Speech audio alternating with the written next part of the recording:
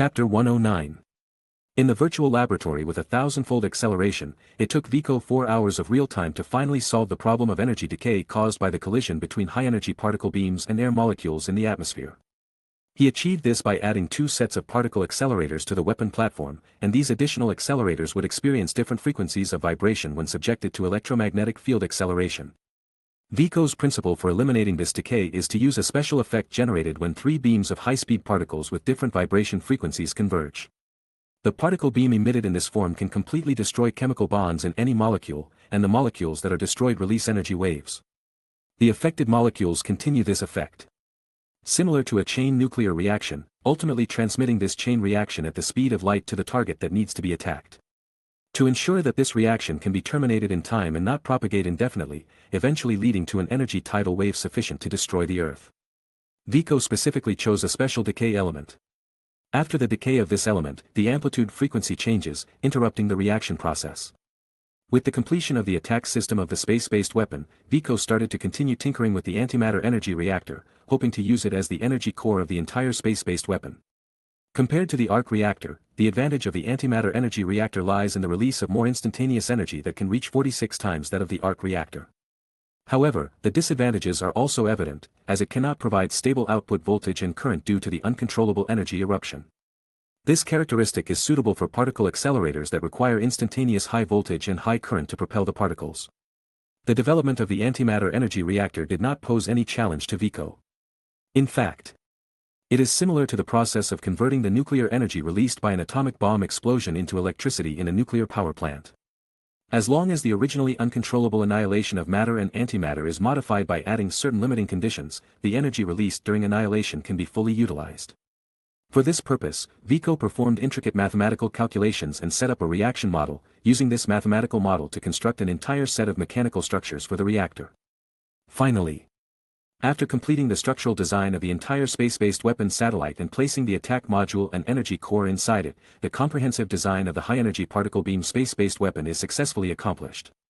When all the theoretical research was completed, Vico simply handed the design to Baymax, allowing the company to order materials and components, and then use the intelligent production facility in the basement to manufacture the entire weapon. At the same time, with the help of Tony's connections, Vico contacted the National Aeronautics and Space Administration (NASA) and successfully obtained permission to launch the private miniature satellite. So, on the morning of July 19, 2011.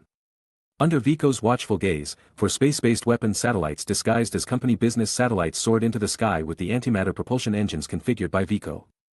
After several course corrections, they all successfully entered their designated orbits and began normal operations. However, this was not the most exciting thing for Vico today. When Vico completed all the theoretical calculations and verifications in the virtual laboratory and passed the feasibility test through computer modeling, he knew that the outcome of this matter was nothing but success. The event that stirred Vico's emotions even more today came from a phone call from Nick Fury, whom he hadn't contacted in a long time. "Vico, we need to confirm some information with you. Can the nutrient hibernation pod you traded to us be directly used on a person who has been in a frozen state for 70 years? Nick Fury's tone was serious and tense, indicating that he was facing a very important matter, and the answer given by Vico would determine the direction of this matter. And Vico had already figured out who the person was in his mouth, frozen for 70 years. Besides Captain America, who else could it be? Calculating the dates. Vico couldn't remember the exact time Captain America awakened in the movies from his previous life. But based on the assumption that the Battle of New York occurred in 2012, Captain America's discovery from the Arctic should have happened recently. No, it won't work. Low temperatures will cause the nutrient solution to infiltrate the cells and form crystals, causing irreversible and significant damage to the cells. My suggestion is to wait until he thaws and his body temperature recovers to above 10 degrees Celsius before placing him in the nutrient hibernation pod for physical repair. This way, we can achieve the best repair effect. Understood. However, if possible, I hope you can come to headquarters right away so that we can feel more reassured. I'm in Houston, give me 2 hours. No problem, I'll be waiting for you here with a surprise, Fury said mysteriously. On the other end of the phone, Vico smiled slightly without saying a word. Chapter 110. Washington, S.H.I.E.L.D. Headquarters.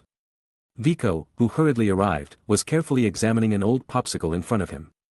So, can you ensure that he recovers without any mishaps? Fury stood behind Vico and asked in a low voice. I'm not a clairvoyant, nor am I a miracle doctor, do you really think I can determine everything just by looking and sniffing for a few minutes? Viko rolled his eyes and said impatiently. But I never expected Captain America's ass to be so firm, he truly lives up to being a meme. What did the military version of the health assistance examination report say? What were the findings? Next to Fury, a medical doctor from S.H.I.E.L.D. handed the report to Viko and said, the report shows that Steve's metabolism is extremely slow, similar to the state of hibernation in some animals. There have been no signs of frostbite, and the muscles and nerves in his body have not atrophied. However, his heart rate is very weak. If he is thawed recklessly, it may lead to severe complications such as cardiac arrest or arterial rupture. Indeed, when faced with such a unique case of being frozen for 70 years, unprecedented and unparalleled, it is necessary to be extremely cautious. Being frozen for such a long time under a temperature below -40°C without any damage to the body tissues is already a medical miracle. Although Captain's vital signs still appear stable, it is like a delicate and fragile gem in the world. A slight touch could potentially disrupt this delicate balance and result in Captain's death. In response to this, Viko could only propose a conservative solution. If, because of his actions, Captain Steve Rogers, who could have awakened safely, perished, Viko would carry the guilt for the rest of his life. Alright, here's the plan. First, we'll create a puncture in the vein of his arm and inject a glucose solution to awaken Captain's long-dormant body functions. Then, we'll proceed with slow low-temperature thawing. Afterward, we can safely transfer him to the nutrient hibernation pod for physical repair. However, the composition of the nutrient solution needs to be adjusted slightly to generate more energy supply and nutrients. This body hasn't had any food for 70 years, so it needs a substantial replenishment. Fury looked at the medical doctor beside him, who nodded, indicating agreement with Viko's plan. Very well, let's proceed with the plan as you suggested, Viko. Seeing that the two authorities in front of him had approved the plan, Fury also nodded in agreement. He trusted Viko's abilities and believed that there wouldn't be any mistakes. As expected, things progressed smoothly, just as Fury had anticipated.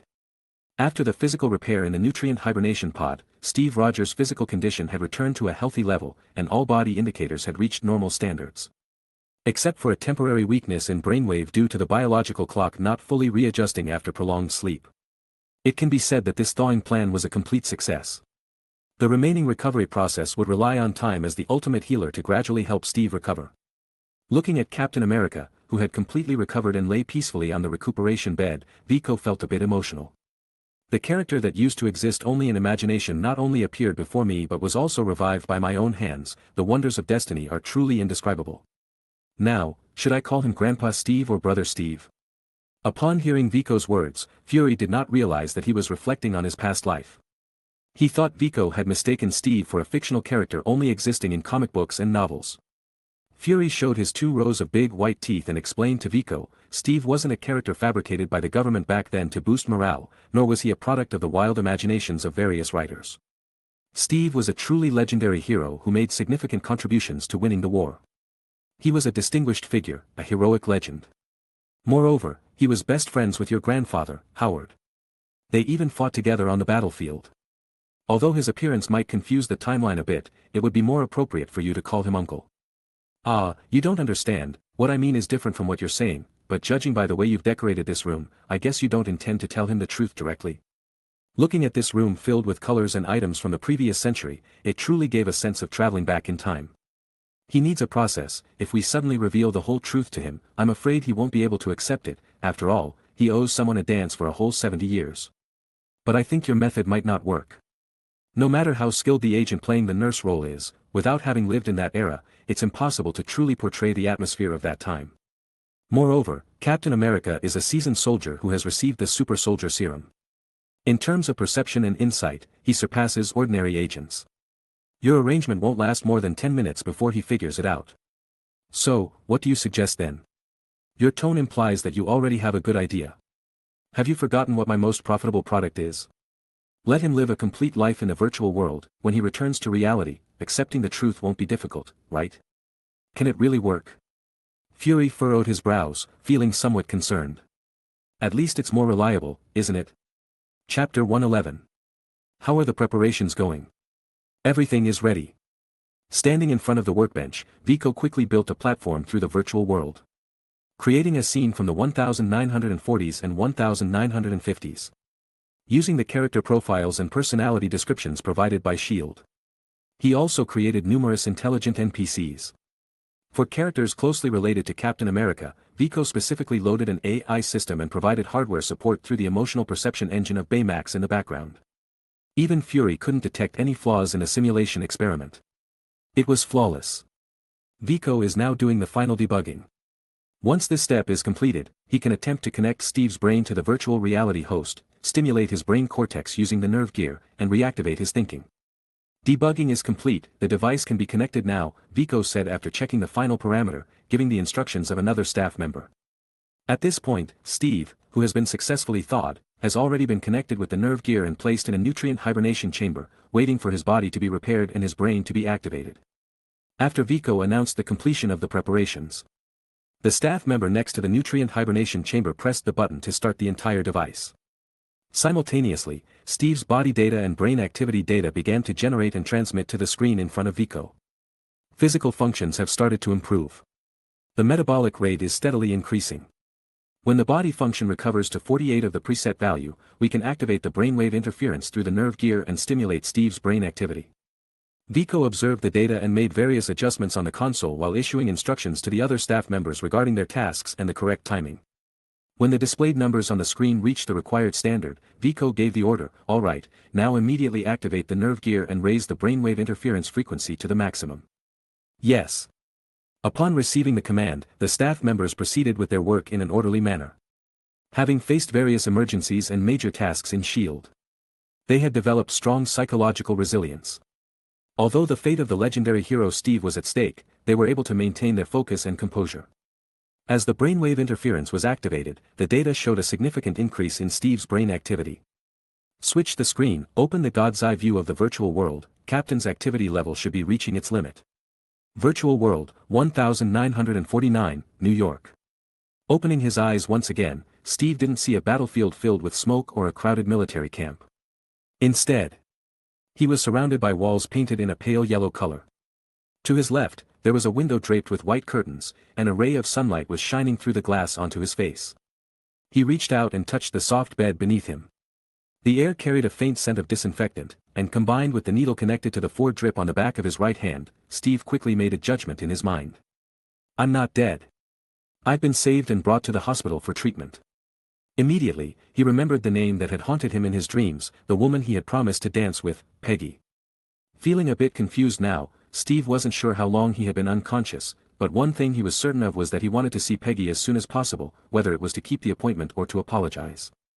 Just then, coincidentally, Peggy Carter entered the room holding a bouquet of flowers. "Steve, you're awake." Seeing Steve, who had already awakened, sitting on the bed, Peggy appeared very excited. The bouquet of flowers in her hand fell to the ground in shock. But she didn't pay attention to that and directly crossed over, tightly embracing Steve. "I was so worried that you wouldn't wake up again, I thought we would never have a chance to fulfill our dance promise anymore," with tears of joy, Peggy said to Steve's ear. "It seems like I'm late." Seeing the traces of time on Peggy's face and hearing her longing in her words, Steve knew that he had been lying in the hospital bed for quite some time. "What year is it now?" "It's 1949, the Second World War has already ended completely, thanks to Stark. We defeated the Axis powers not long ago when the last member surrendered unconditionally, our allied forces achieved victory." Peggy held Steve's face, locking eyes with him, happily announcing this good news. "That's really great news, but where am I exactly?" Steve's expression suddenly became serious, and his gaze towards Peggy turned sharp, no longer the gentleness from before. "I don't know what you're talking about, Rogers," Peggy said with a distressed look. "You've created everything perfectly, the relaxing pale yellow walls, the sunlight and windows implying safety. Even your appearance and mannerisms are flawlessly imitated, but you missed one thing, and that's your eyes. Those are not Peggy's eyes. Although you're trying hard to conceal it, your eyes are filled with false love. Tell me, who are you, and where am I right now?" This time, when Steve spoke, he wasn't only relying on his gaze to threaten. He grabbed the person in front of him and pulled out the needle embedded in his right hand, pointing it at her right eye. "Tell me the answer." But the answer might be cruel. Faced with Steve's threat, Peggy's face remained fearless, and her eyes still carried the false love he mentioned. "Tell me, I feel like I've been dreaming for too long, I need the truth now. This is the truth you wanted." After saying that, the person in front of Steve quickly aged, starting from a slightly mature appearance to rapidly becoming old. Hair gradually became sparse and gray, skin dried up and wrinkled, and the once upright military posture became hunched. Silently, Steve watched this scene unfold, a warm tear streaming down his cheek. Outside, at S.H.I.E.L.D. Headquarters. Everyone, be prepared, Captain is about to break free from virtual stealth and wake up. Chapter 112. Bang, bang, bang. In the nutrient hibernation pod, there came a series of dull thuds. Finally, amidst Fury's pained expression, the valuable hibernation chamber was forcefully opened from within by Steve. Who are you? Where am I? Don't be alarmed, Captain Rogers. Listen, I deeply apologize for the deception earlier, but we believe it's best for you to gradually accept these things. Fury stepped forward, raising his hands to show he posed no threat, explaining to him. Accept what? You've been in a deep sleep, Captain, approximately 70 years, are you all right? Fury looked at Steve with concern. No, I'm fine, it's just, I missed an important appointment. Steve's face showed bitterness, his voice filled with disappointment. If you want to make up for that regret, you can continue the story in the virtual world. Viko, who had never experienced romantic love in his past and present lives, couldn't understand Steve and Carter's relationship. He simply thought that if one wanted to fulfill their dreams, there was no better place than the virtual world. Thank you for the suggestion, young man, but it's not necessary. Can a shattered dream still be enjoyed? Can you tell me your name? You look a lot like a friend of mine. I'm Vico Stark, the grandson of that friend of yours. The big guy you just broke is my invention, Viko replied. You're as smart as he is, Steve smiled at Viko. In fact, the whole family is smart. If you want to quickly understand the changes in the world over the past 70 years, experiencing it in the virtual reality world would be the most convenient and efficient way, Fury suggested from the side. That's right, I can make an exception and activate the time acceleration program in the virtual world for you. That way, you can thoroughly understand the events and changes of the past 70 years in just 2 weeks, Viko added. Time can be accelerated in the virtual world. Why didn't you tell me about this? It's not for sale. Even if I told you, you couldn't buy it. Why should I tell you? Viko confidently replied. Faced with this response, Fury couldn't argue with Viko because their deal was Viko providing the invention in exchange for S.H.I.E.L.D's offer. If Viko hadn't intended to share this technology from the beginning, it couldn't be said that he was shortchanging them in the deal. Steve, indeed, this is a marvelous invention. It seems that if I don't want to become an antique, accepting your suggestion is the best choice. Rest assured, I guarantee the story inside will be fascinating, Viko reassured, patting his chest. Viko was indeed a skilled storyteller, having read numerous online novels in his past life. In the virtual world he designed for Steve, he showcased the changes in society and technology with intriguing plotlines. By also cutting out less important content, Viko significantly shortened the time of this virtual world experience. Captain got to understand the developments and changes of the past 70 years within a week. Although it didn't completely alter his old habits, at least he learned how to live in this technological era. I feel as though I've never been asleep. The 70-year gap has been splendidly filled in the virtual world you created. It's truly a revicable creation. Perhaps because Viko is Howard's descendant, Steve enjoys interacting with him. Although it's only been a short 8 or 9 days, the two like-minded individuals gradually become friends despite the age difference. Do you know the kind of fear I felt when I woke up in this era? Everything and everyone familiar to me flowed forward with the river of time. Only I, frozen in ice, was abandoned in place, forced to watch them drift away. Even now, I still can't forget how many times I dreamed of her during those long years of being frozen. Every time she appeared, all I saw were her helpless eyes on the other end of the radio, just moments before my plane crashed. Viko shook his head. In his past life, he didn't fear losing anything since he never possessed anything. In his present life, he had been sailing smoothly without such experiences. People always like to reminisce because the past that has passed can never be retrieved. Compared to the tangible future, the unattainable past holds a romantic and beautiful haze. But since you have woken up in this era, if you don't seize the future now, today might become a regret that you'll long for. Upon hearing Viko's words of wisdom, Steve chuckled and said, "How is it that someone as young as you has such profound life insights? I read some inspirational quotes online. Technology changes life, that's my grandfather's favorite saying, isn't it? By the way, can I borrow your shield for a few days?" Viko suddenly asked. Well, you can, considering it was originally made by your grandfather, Howard, but what do you need it for? Steve asked, puzzled. I have a great idea, especially suited for your shield. I think maybe I can modify it. Chapter 113. Vico's concept for modifying Captain's shield is inspired by the electromagnetic levitation disc used by Go-Go Tamago in Big Hero 6. In Big Hero 6, Go-Go Tamago uses the electromagnetic levitation disc as wheels, a shield, and a projectile weapon, showcasing versatile offensive and defensive capabilities. Using the disc as wheels provides her with incredible speed, enhancing her survival ability and greatly increasing her maneuverability, allowing her to easily attack enemies. The combination of room temperature superconductive metal and electromagnetic levitation field gives the levitation disc powerful defensive capabilities. Additionally, the circular levitation disc has excellent aerodynamic properties, enabling it to function as a throwing weapon and maintain sufficient kinetic energy to inflict damage on targets even over long distances. It can be said that apart from its use as wheels, Captain's shield's potential applications align perfectly with Go-Go Tamago's abilities. Vico's goal is to modify this vibranium shield by adding a set of superconductive levitation mechanisms. Furthermore, he plans to design a completely new suit for Captain, incorporating levitation discs on both feet and the left hand. This will allow Captain to truly experience the benefits of technology in the modern era, upgrading all his equipment comprehensively. In addition, Vico initially wanted to add plasma cutting functionality to the shield, making it more offensive when thrown. However, Steve insists on not adding this feature. He vividly remembers the question his mentor, Dr. Erskine, asked him when he brought him to the enlistment office: "Do you want to kill enemies on the battlefield?" His response at the time was, "I don't want to kill anyone, I don't want to become a bully." Dr. Erskine, impressed by his answer, gave him a chance to enter the military, ultimately shaping him into the person he is today. Therefore, to this day, Steve remains steadfast in his original intention to not kill anyone or become a bully. Dr. Erskine's teachings back then have become his guiding principles in his actions. With Captain's requirements determined, Vico's equipment modification work begins. The first step is to choose the material for the suit, which needs to provide sufficient comfort and flexibility, allowing Captain to move freely during close combat. The material should also offer adequate protection and minimal air resistance, ensuring Steve's speed and defense against thermal weapons during high-speed maneuvers. After much consideration, the only material that can meet this requirement is graphene fiber, a super material. To better shape the suit, Vico also incorporates a titanium alloy framework as support, helping the suit conform to Steve's body.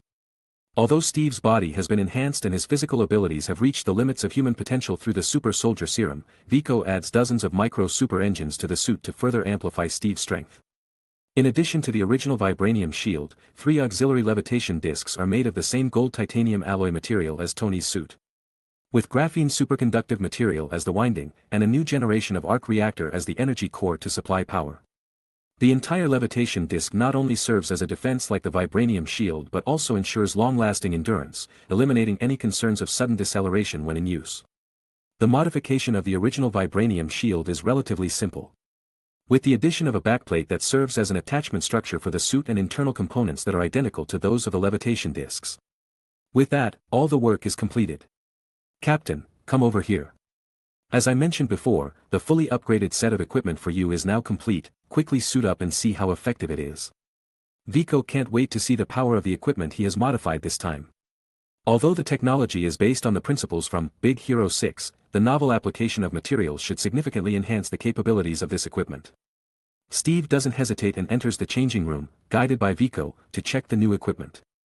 Vico's designed suit differs in appearance from Captain's previous red, blue, and white color scheme. While the classic star-spangled helmet design is retained, the colors have been changed to deep blue and dark gray for better stealth capability. The overall design of the suit gives a sense of a knight in armor, with a combination of nanofiber fabric and textured lightweight armor covering the surface. Being a miraculously enhanced and battle-hardened veteran, Captain adapts to the two-wheeled structure under his feet in just a minute. And he is able to perform high-difficulty maneuvers, such as abrupt stops and changes in direction, at speeds exceeding 200 km per hour. Vico finds his athletic abilities truly impressive. "Let's go to the training ground and see what this equipment can truly do for you." Alright. Chapter 114. Arriving at the underground training ground of S.H.I.E.L.D. Headquarters, which has been prepared as a testing site, various monitoring devices such as speedometers, scanners, high-speed cameras, along with target boards and dummies, are all set up and ready. Following Vico onto the field, Steve has already become proficient in controlling the levitation discs on his feet. Whether it's maintaining a constant speed, accelerating, making turns, or executing abrupt stops, his agility in movement has reached an astonishing level. Let's start by testing your maximum speed on straight path and curves, seeing the 600m by 600m extra long standard track surrounding the underground training ground. Vico decides on the first test. Steve nodded. Though he isn't particularly eager to chase after greater power, he can't help but wonder about his current limits when he actually puts on this suit. As a seasoned soldier, Steve understands the importance of fully mastering one's own strength and abilities in order to have more stable performance and endurance when facing adversity. This is what the ancient saying emphasizes about self-awareness. On the temporary track set up in the field for testing, Steve takes 2 deep breaths to relax his mind and body, focusing all his attention on the upcoming test. I'm ready. Vico nodded, raising the starting gun handed to him by a staff member. On your Vico, get set, go. Bang. Whoosh. Simultaneous with the sound of the gun, there is the sound of Steve cutting through the air as he takes off. Steve's reaction speed is incredibly fast, allowing the magnetically levitated discs controlled by the neural interface device to respond promptly. Additionally, since there is no need to overcome friction in the bearings when the levitation discs start, after overcoming their own inertia, the overall speed is raised to an extremely high level. The instruments display that Steve's reaction time at the start is 0.1 seconds, which is the human limit. From a standstill to a speed of 100 km per hour, he only takes 3.8 seconds, a time that is less than half of the world's fastest race cars. In terms of acceleration time, apart from Formula 1 cars and the most advanced jet fighters, it's hard to find any vehicles that match this time. It's imaginable how powerful the centrifugal force Steve experiences during the initial acceleration is. Withstanding such intensity of centrifugal force, only professional pilots and astronauts, along with individuals like Steve who have undergone superhuman physical enhancement, can achieve it. In the blink of an eye, the 600-meter straightaway has already reached its end. Approaching the entry of the first curve, Steve leans his body towards the inside of the curve, lowering his center of gravity and providing sufficient centripetal force. Although he has entered the curve, Steve's speed remains undiminished. Leveraging his exceptional reaction speed and the assistance systems on the suit, Steve even accelerates within the curve, rendering his figure nearly invisible to all the spectators and testers on site.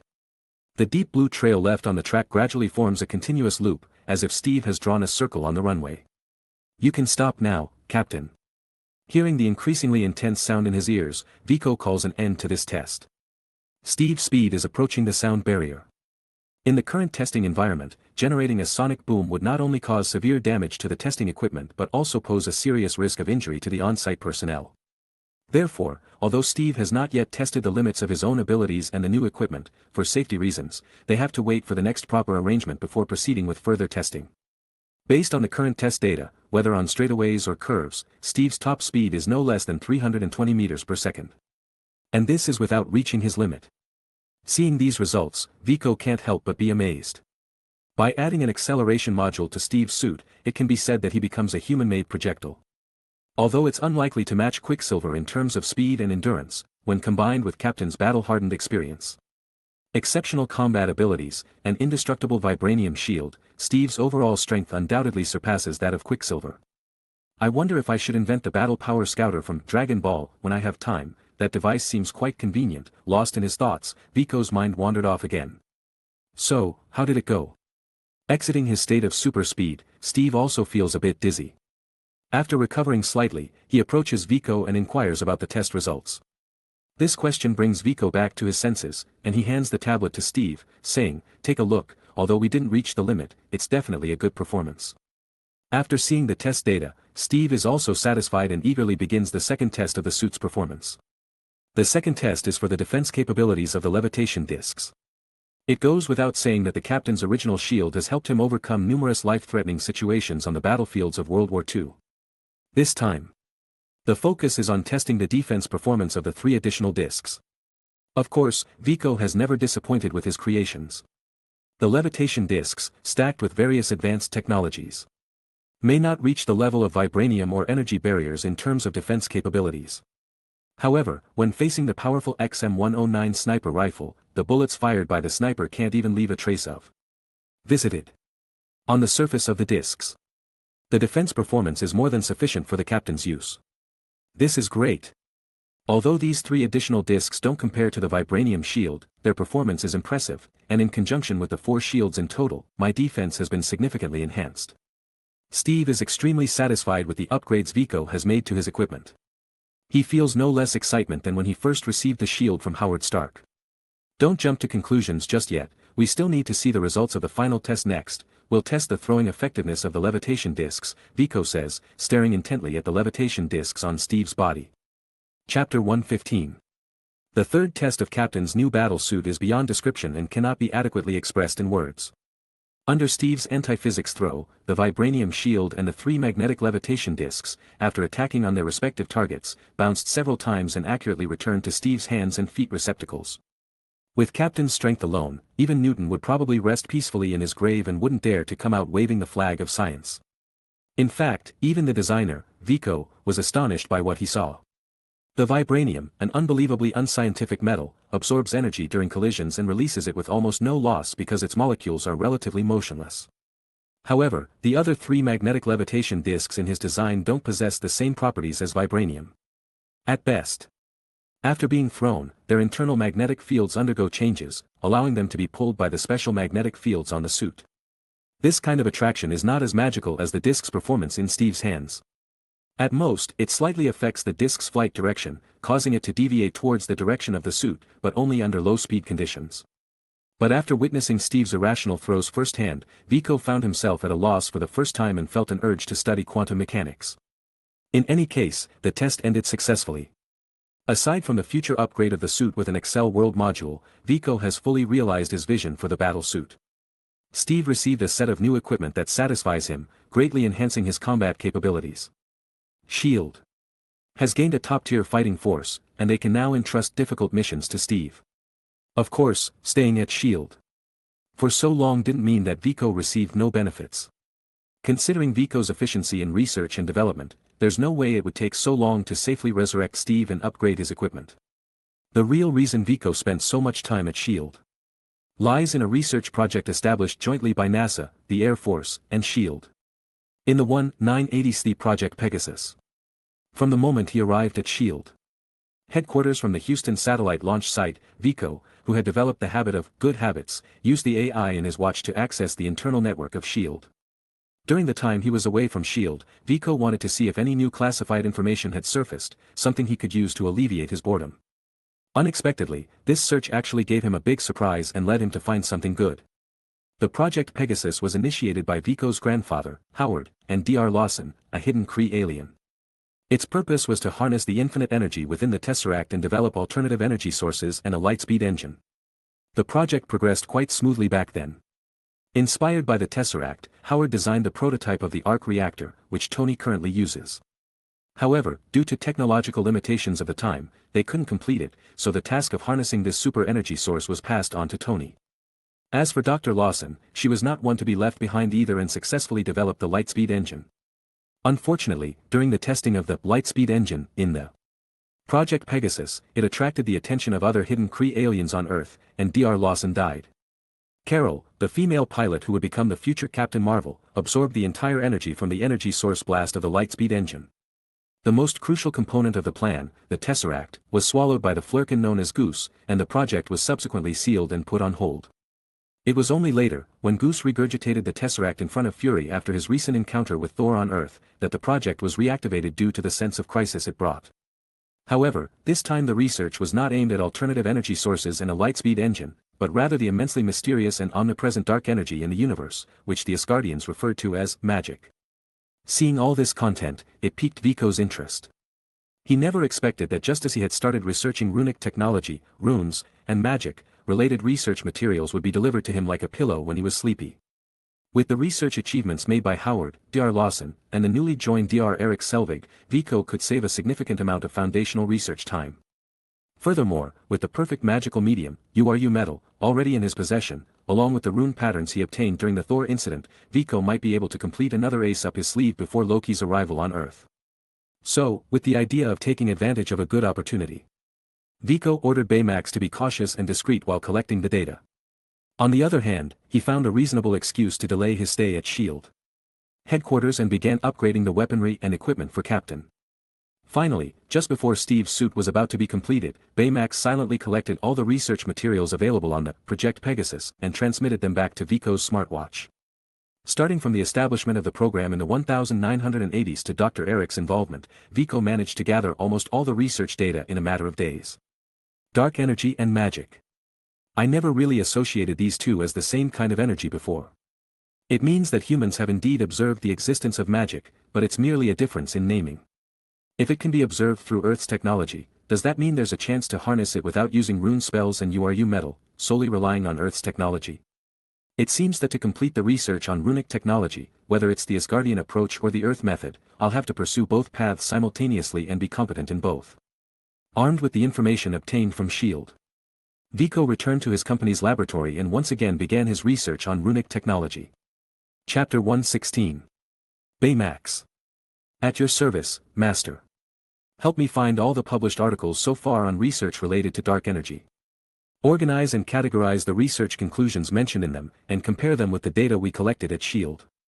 I want to select the correct conclusions to compare with the magic transformation model in Asgardian runic technology. As soon as Vico returned to his own lab, he started changing his clothes while lying in the nutrient hibernation pod. At the same time, he gave orders to Baymax, utilizing every second to advance the research on runic technology. To achieve faster completion of the theoretical model and rune experiments, the time and materials required without the use of virtual laboratories are incalculable. Take Uru metal, for example. The total amount Vico collected amounted to only a few hundred kilograms once it was depleted. He would not be able to find a source to procure the remaining, unless he traded with S.H.I.E.L.D. And even then, S.H.I.E.L.D. might not be willing to sell, considering it was remains of an advanced alien civilization that had not been thoroughly studied. Therefore, conducting combination experiments with runes in a virtual laboratory was the most suitable approach. Baymax, did you get any results from the previous calculations and simulations you performed on the runic symbols using the server cluster? Vico asked as he entered the virtual laboratory and connected to Baymax's signal. I did make some progress, Master. After analyzing the runic symbols left by the Bifrost, I discovered 2 new symbols. Furthermore, by recombining the previously collected symbols with the newly obtained ones, I formed a new symbol. Based on analysis, recognition, and simulated experiments, I can determine the functionality of this symbol. Oh. Vico was somewhat surprised. In that case, if I can also decipher the runic patterns, the study of PIM particles can be completed. Then I can create that, which will greatly enhance my physical abilities and survival capabilities.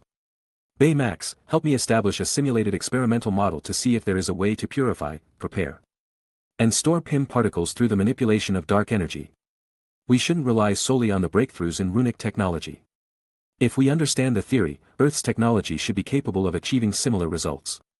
But, Master, currently, with Earth's technology, no methods have been developed to harness dark energy, Baymax reminded. I'm well aware of that. I want to simulate the feasibility of the theory for now, without considering the practical implementation. However, since Dr. Hank Pym was able to master this technology several decades ago, it proves that driving dark energy doesn't necessarily require a direct approach. Indirect influence might achieve the same effect. You see, dark energy not only propels the expansion of the entire universe but also continuously devours dark matter, destabilizing the cosmos. Perhaps by understanding the directionality and purposefulness of dark energy, we can create a driving trap. In any case, let's establish the model and perform computations in the background. Even if the final results prove me wrong, at least we will have eliminated one dead end. Also, how is the analysis of Thor's blood and hair that I obtained coming along? Have you discovered any results? After bringing Thor's genetic samples back, Vico immediately placed them in the microanalyzer and instructed Baymax to initiate the genetic analysis program, hoping to uncover the secrets behind the Asgardians' long lifespan and formidable physical abilities. More importantly, Vico wanted to understand why they possessed an innate sense of magical perception. And Baymax did not disappoint Vico. Significant breakthroughs were indeed achieved in the genetic research of Thor. Through the scanning and genetic analysis using the microanalyzer, we found a gene segment in Thor's genetic chain that can transcribe a substance similar to the nutrient solution you invented. This substance continuously generates within his cells, providing real-time repair for Thor's cellular damage and genetic defects. This allows him to maintain his physical abilities at a high level for a prolonged period, thus extending his lifespan. The constant repair process also enhances his physical limits. Every time his muscles are torn during exercise, they quickly repair and increase in strength. This repetitive process, throughout Thor's lifespan of 1,500 years, has contributed to his immense physique. However, this substance is not omnipotent. After multiple rounds of repair, the genes and cells exhibit signs of brittleness, indicating the onset of aging. This process takes approximately 3,500 years from Thor's birth. Once the genes become brittle and age, the transcription of repair substances also decreases until they disappear entirely. At that point, Thor's life enters the stage of death. I see. So, it's like each cell functions as a nutrient hibernation pod, which is carried with them and operates continuously. The reason Odin needs to enter his sleep state at regular intervals is that the transcribed repair substances in his body are no longer sufficient to counteract his aging, so he needs to reduce consumption through hibernation. Now, what about the discovery regarding the talent for magical perception? Baymax remained silent for a while before responding. I'm not entirely certain whether the result I found is accurate, but there is a very noticeable difference between it and the genetic makeup of Earthlings. Chapter 117. In Thor's genetic sample, there is a noticeable absence of a gene segment, creating a gap in the entire genetic chain. This is a peculiar phenomenon that has never been observed in Earth's organisms. Even if such peculiar individuals had appeared, they would not have been able to survive for long due to the missing genes, ultimately being eliminated by nature. However, Thor not only possesses a strong physique but also has a lifespan far exceeding that of any mammal on Earth. It is evident that the absence of this gene pair is not a defect but rather an evolution. The prerequisite for carrying this evolution is the special gene I mentioned earlier, capable of transcribing repair substances. Under the protection of this repair substance, such a gene deletion can exist and grant Thor extraordinary talents. After comparing it with the genetic makeup of Earthlings, at the same gene position sequence, humans possess a pair of genes whose specific function has not been discovered yet. They seem to be a completely useless gene pair. I refer to this gene pair as gene lock. Its existence blocks certain abilities and potentials in the human body. Additionally, the body's muscles are limited by instinct to prevent injury, preventing them from exerting 100% of their strength. All of this is likely imposed by this gene. Thor's ancestors may have evolved the ability for self-repair through technology or natural evolution, providing the prerequisites for breaking these limitations. When these limitations are lifted, the ability they gain is the innate talent to perceive magic, or rather, the essence of dark energy. This talent allows the Asgardians to observe the nature of the universe more easily and develop more advanced technology and civilization. Vico didn't consider Baymax's speculation to be far-fetched. Although this conjecture may not be entirely accurate, all the evidence presented by Baymax indicates that the absence of this gene pair is indeed a breakthrough in the biological evolution of the Asgardians. However, crucial evidence linking the absence of this gene pair to the Asgardians' innate talent for magical perception is still missing. Therefore, Vico can only remain undecided and temporarily set aside this question. Baymax, continue your research on this missing gene pair. For now, I will focus all my energy on the study of PIM particles. This project has been delayed for a long time. PIM particles are not only the key for humans to enter the quantum realm but also the foundation for time travel. With it, we can easily overcome many technological barriers and bring seemingly impossible inventions to life. Most importantly, with it, my idea can become a reality. This idea, which Vico has been pondering for a long time, stems from the last movie he watched in his previous life, Bloodshot. The film was an adaptation of a Valiant Comics character of the same name. The protagonist in the comic is resurrected after death using advanced nanotechnology. After resurrection, he possesses not only superhuman strength and near immortality, but also the ability to control all electronic devices through nanorobots in his body. He can access information and download the latest technology by physical contact and rapidly upload it to his brain. Essentially, he becomes an immortal being with the capabilities of a supercomputer, and he is also formidable in combat. In Vico's concept, to fully replicate this black technology from the Valiant Comics in the Marvel Universe, three main technologies are required. The first is nanorobots. A versatile technology that can be controlled through brainwaves and can combine and exert immense power. Injecting them into the body is the optimal option, but making them small enough to be mass-produced and injected into humans is currently impossible even without considering the cost. This leads to the second technology, PIM particles. By using PIM particles, the microrobots can be shrunk to the size of nanomachines, making it easier to inject them into the body. The final technology needed is the super soldier serum, or more precisely, the derived nutrient solution. Similarly, using PIM particles, the nutrient hibernation chamber is reduced in size and integrated into the microrobots. Once the microrobots, now reduced to nanoscale, are injected into the body, they can repair the host cells and genes. On a nano level, this results in rapid self-healing of any injuries without leaving any scars. The most crucial technology in all of this is the PIM particles. With it, Vico can wirelessly add various functional modules to the nanorobots, enhancing the technology's versatility and potential. Furthermore, to prevent the damage from superpowered individuals who can control all magnetic fields in this world, Vico has also devised an external magnetic field shielding scheme for the nanorobots, showing careful consideration. Once I complete this technology, I'll practically be able to walk the streets freely, and Tony's chest shrapnel can be safely removed. I need to finish it before the major event in 2012. Baymax, accelerate the time in the virtual lab to the maximum, and prepare more nutrient solution in the hibernation chamber. I'm going into seclusion and leveling up. I'm here to serve you, Master. Chapter 118. In the end, Vico was unable to find the preparation, purification, and storage techniques for PIM particles developed by Dr. Pym. Through existing Earth technology, Baymax relied on powerful back-end computations and took the first step in deciphering the magic runes. By analyzing the disassembled and recombined existing rune magic symbols, along with continuous attempts to reconstruct by replacing rune characters, a new magic symbol was finally successfully simulated. In this way, 2 of the 3 essential elements for the completion of PIM particles that required rune technology, namely magic, medium, and magic symbol formula, were completed. As for the medium, Vico obtained hundreds of kilograms of Uru metal from the destroyer, which was sufficient for use in this project. Regarding the magic symbol formula, identification collection storage product represents PIM particles. The 3 major magic symbols on the left side of the equation are complete, and all that remains is to add the recognition object through rune characters, which is the description and details of PIM particles, to complete the equation. Now, Vico only has 2 remaining issues to solve. The first one is the source of magic. Existing Earth technology cannot directly drive dark energy. And Vico's envisioned theory of a dark energy-driven trap also lacks sufficient time for validation.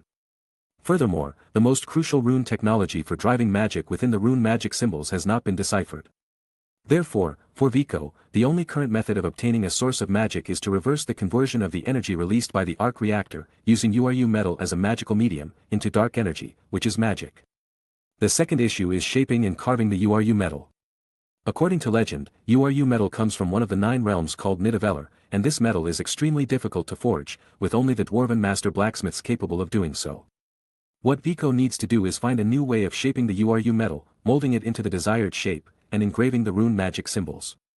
With a clear direction in mind, Vico first focuses on solving the energy conversion problem. By conducting reverse engineering using the magic symbols obtained on Mjolnir, Vico quickly obtained a magic symbol that can continuously and stably convert magic. Since Thor, as the Norse mythology's god of thunder, the energy transmitted through the magic symbols left by Odin on Mjolnir is electricity. Therefore, in the reverse conversion derivation of energy, electricity can be directly converted into magic without much difficulty. With the supercomputing server cluster that Vico established in the company, and 3 days of full performance calculations and derivations, Vico now has another rune magic symbol magic power generation in his possession. It can be said that magic power generation rune magic symbol is the core of the rune technology Vico is currently researching. Before he masters other methods of driving dark energy, this symbol will serve as the foundation for achieving all rune technology. Its effect is to continuously and stably convert input electrical energy into magic as output. After obtaining this magic symbol, a major problem of forging the Uru metal is also solved. During the previous battle against the destroyer, Vico's trump card, the antimatter annihilation bomb, although extremely powerful, did not have the intended effect. After a calm analysis afterward, Vico vaguely guessed the reason. Uru metal, a metal with high affinity for magic, has a high tolerance and resistance to pure physical attacks or other energy attacks that do not contain magic. Therefore, to shape Uru metal, relying solely on mechanical devices for physical processing would only yield half the expected result, and it might not achieve the desired effect. The correct manufacturing process undoubtedly relies on a stable and sustainable supply of magic. However, even though most of the difficulties have been resolved, Vico is still trapped in a huge contradiction. To reshape Uru metal, he needs to convert the electrical energy generated by the arc reactor into magic using the magic symbols. But to accomplish this conversion, he needs to engrave the rune magic symbols on the magical medium, which is the Uru metal. This leads to a cycle of dependence, where Vico currently lacks the necessary foundation, and regardless of which step he starts with, it requires the previous step as a supporting condition. However, Vico quickly came up with a solution. After integrating all the mature technologies he currently has, antimatter became his only option. Due to the characteristic of annihilation upon contact between antimatter and normal matter, Uru metal. As normal matter, can withstand the energy impact caused by matter annihilation but cannot escape the result of annihilation upon contact with antimatter. Vico's idea is to create an atomic gun that can launch antimatter atoms by continuously firing individual or multiple antimatter atoms onto the surface of Uru metal. The desired rune magic symbols can be etched on its surface. Using this method ensures precise engraving while guaranteeing absolute safety. The energy generated by the annihilation of a few antimatter atoms upon contact with normal matter is insufficient to make even a 100-watt light bulb glow for 1/20 of a second. Baymax, activate the underground prism accelerator and antimatter trap, shut down the virtual laboratory, I'm coming out of seclusion. Chapter 119. The principle of the antimatter atomic gun is very simple. It simply replaces the electrons emitted by the electron gun with antimatter atoms that have an additional charge. For the capture and storage of antimatter atoms, Vico had already designed a mature set of devices while researching antimatter annihilation bombs. By combining them with the electron gun, the antimatter atomic gun was successfully completed. Next, Vico fixed the completed antimatter atomic gun on a mechanical arm, allowing the engraving of magical symbols on the Uru metal to be performed using computer numerical control CNC. From the collected remains of the destroyer, Vico selected two relatively regular-shaped metal fragments.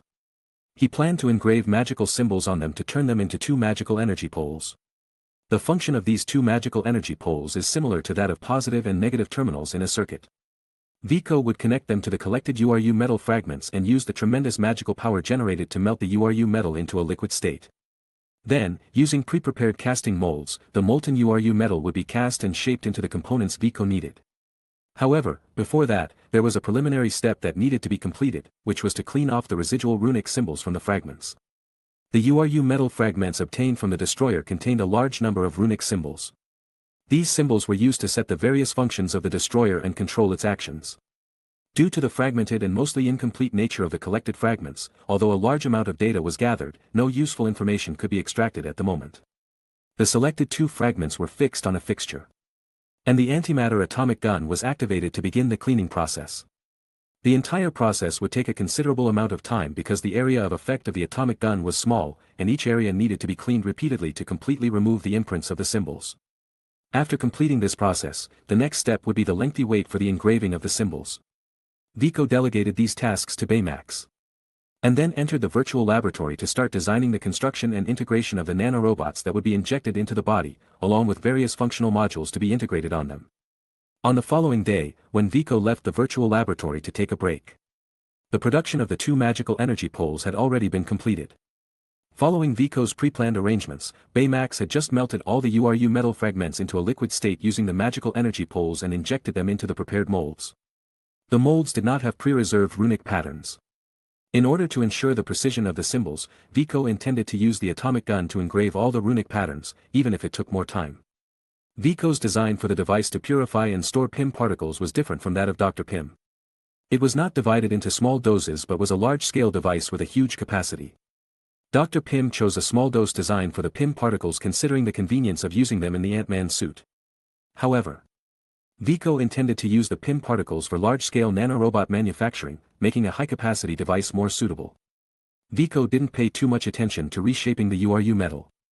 Instead, he spent each day in the virtual laboratory, designing nanorobots or researching further applications of runic technology. His schedule was packed and fulfilling. After living such a life for 5 days, Vico finally received the notification of victory. The PIM particle preparation device had been assembled and passed functional testing, ready for official operation. Upon receiving this news, Vico immediately exited the virtual lab and arrived at the company's underground production base. Although the equipment had already passed Baymax's test run, Vico still wanted to witness the moment when his first runic technology device successfully produced PIM particles with his own eyes. He activated the device switch. 18 newly designed arc reactors, connected in series, began to convert electrical energy into magical power to supply the preparation device. On the preparation device, as magic continued to be injected, the runic symbols on its surface gradually emitted a faint blue glow. When all the symbols on the entire device were illuminated by magic, the values on the monitor changed. The detector connected to the storage device displayed the presence of PIM particles, which were now detected within the previously vacuum-sealed Uru metal box. Yes, it worked! Vico exclaimed excitedly, pumping his fist and shouting in joy. Congratulations, Master, you have successfully utilized the new system to create PIM particles. Baymax sensed Vico's jubilant emotions and promptly offered its congratulations.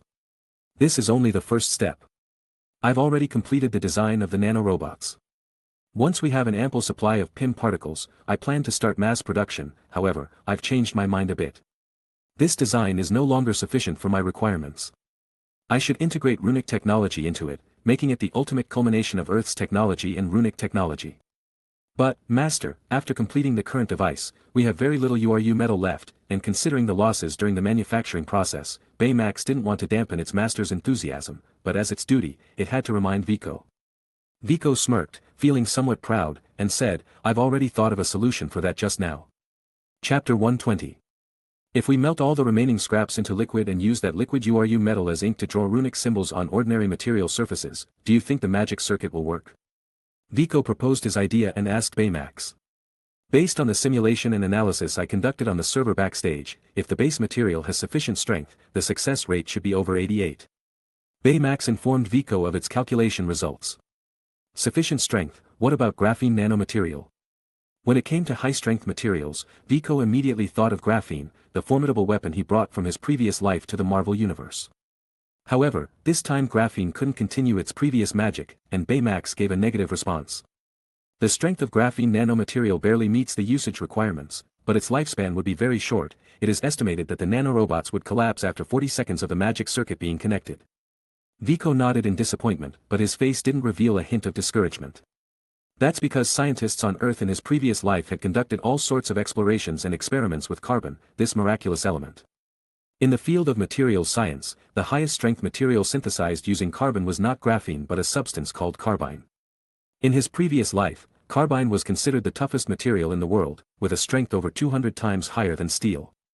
40 times higher than diamond, twice the tensile strength of graphene, and capable of being used to create ultra-durable devices. However, although this material had immense potential, its preparation was exceptionally challenging. Even under laboratory conditions, it was difficult to produce carbine materials suitable for device manufacturing. But now that Vico had been reborn into the Marvel Universe, he was determined to turn the impossible into possible, enabling the mass production and practical application of carbine materials in device manufacturing. Baymax, help me establish a substance model where carbon atoms are connected by double or alternating single and triple bonds, name it carbine, simulate its structure and list the material properties in a virtual laboratory. Master, it seems you have invented a new form of elemental carbon material. According to the simulation results, carbine has a strength of up to 109 Newton-meters per kilogram, which is even greater than the hardest known materials. Its flexibility is similar to polymers and double-stranded DNA. When subjected to distortion, its entire structure can freely rotate. Additionally, it has a unique property of transitioning from a conductor to an insulator with just a 3 stretch.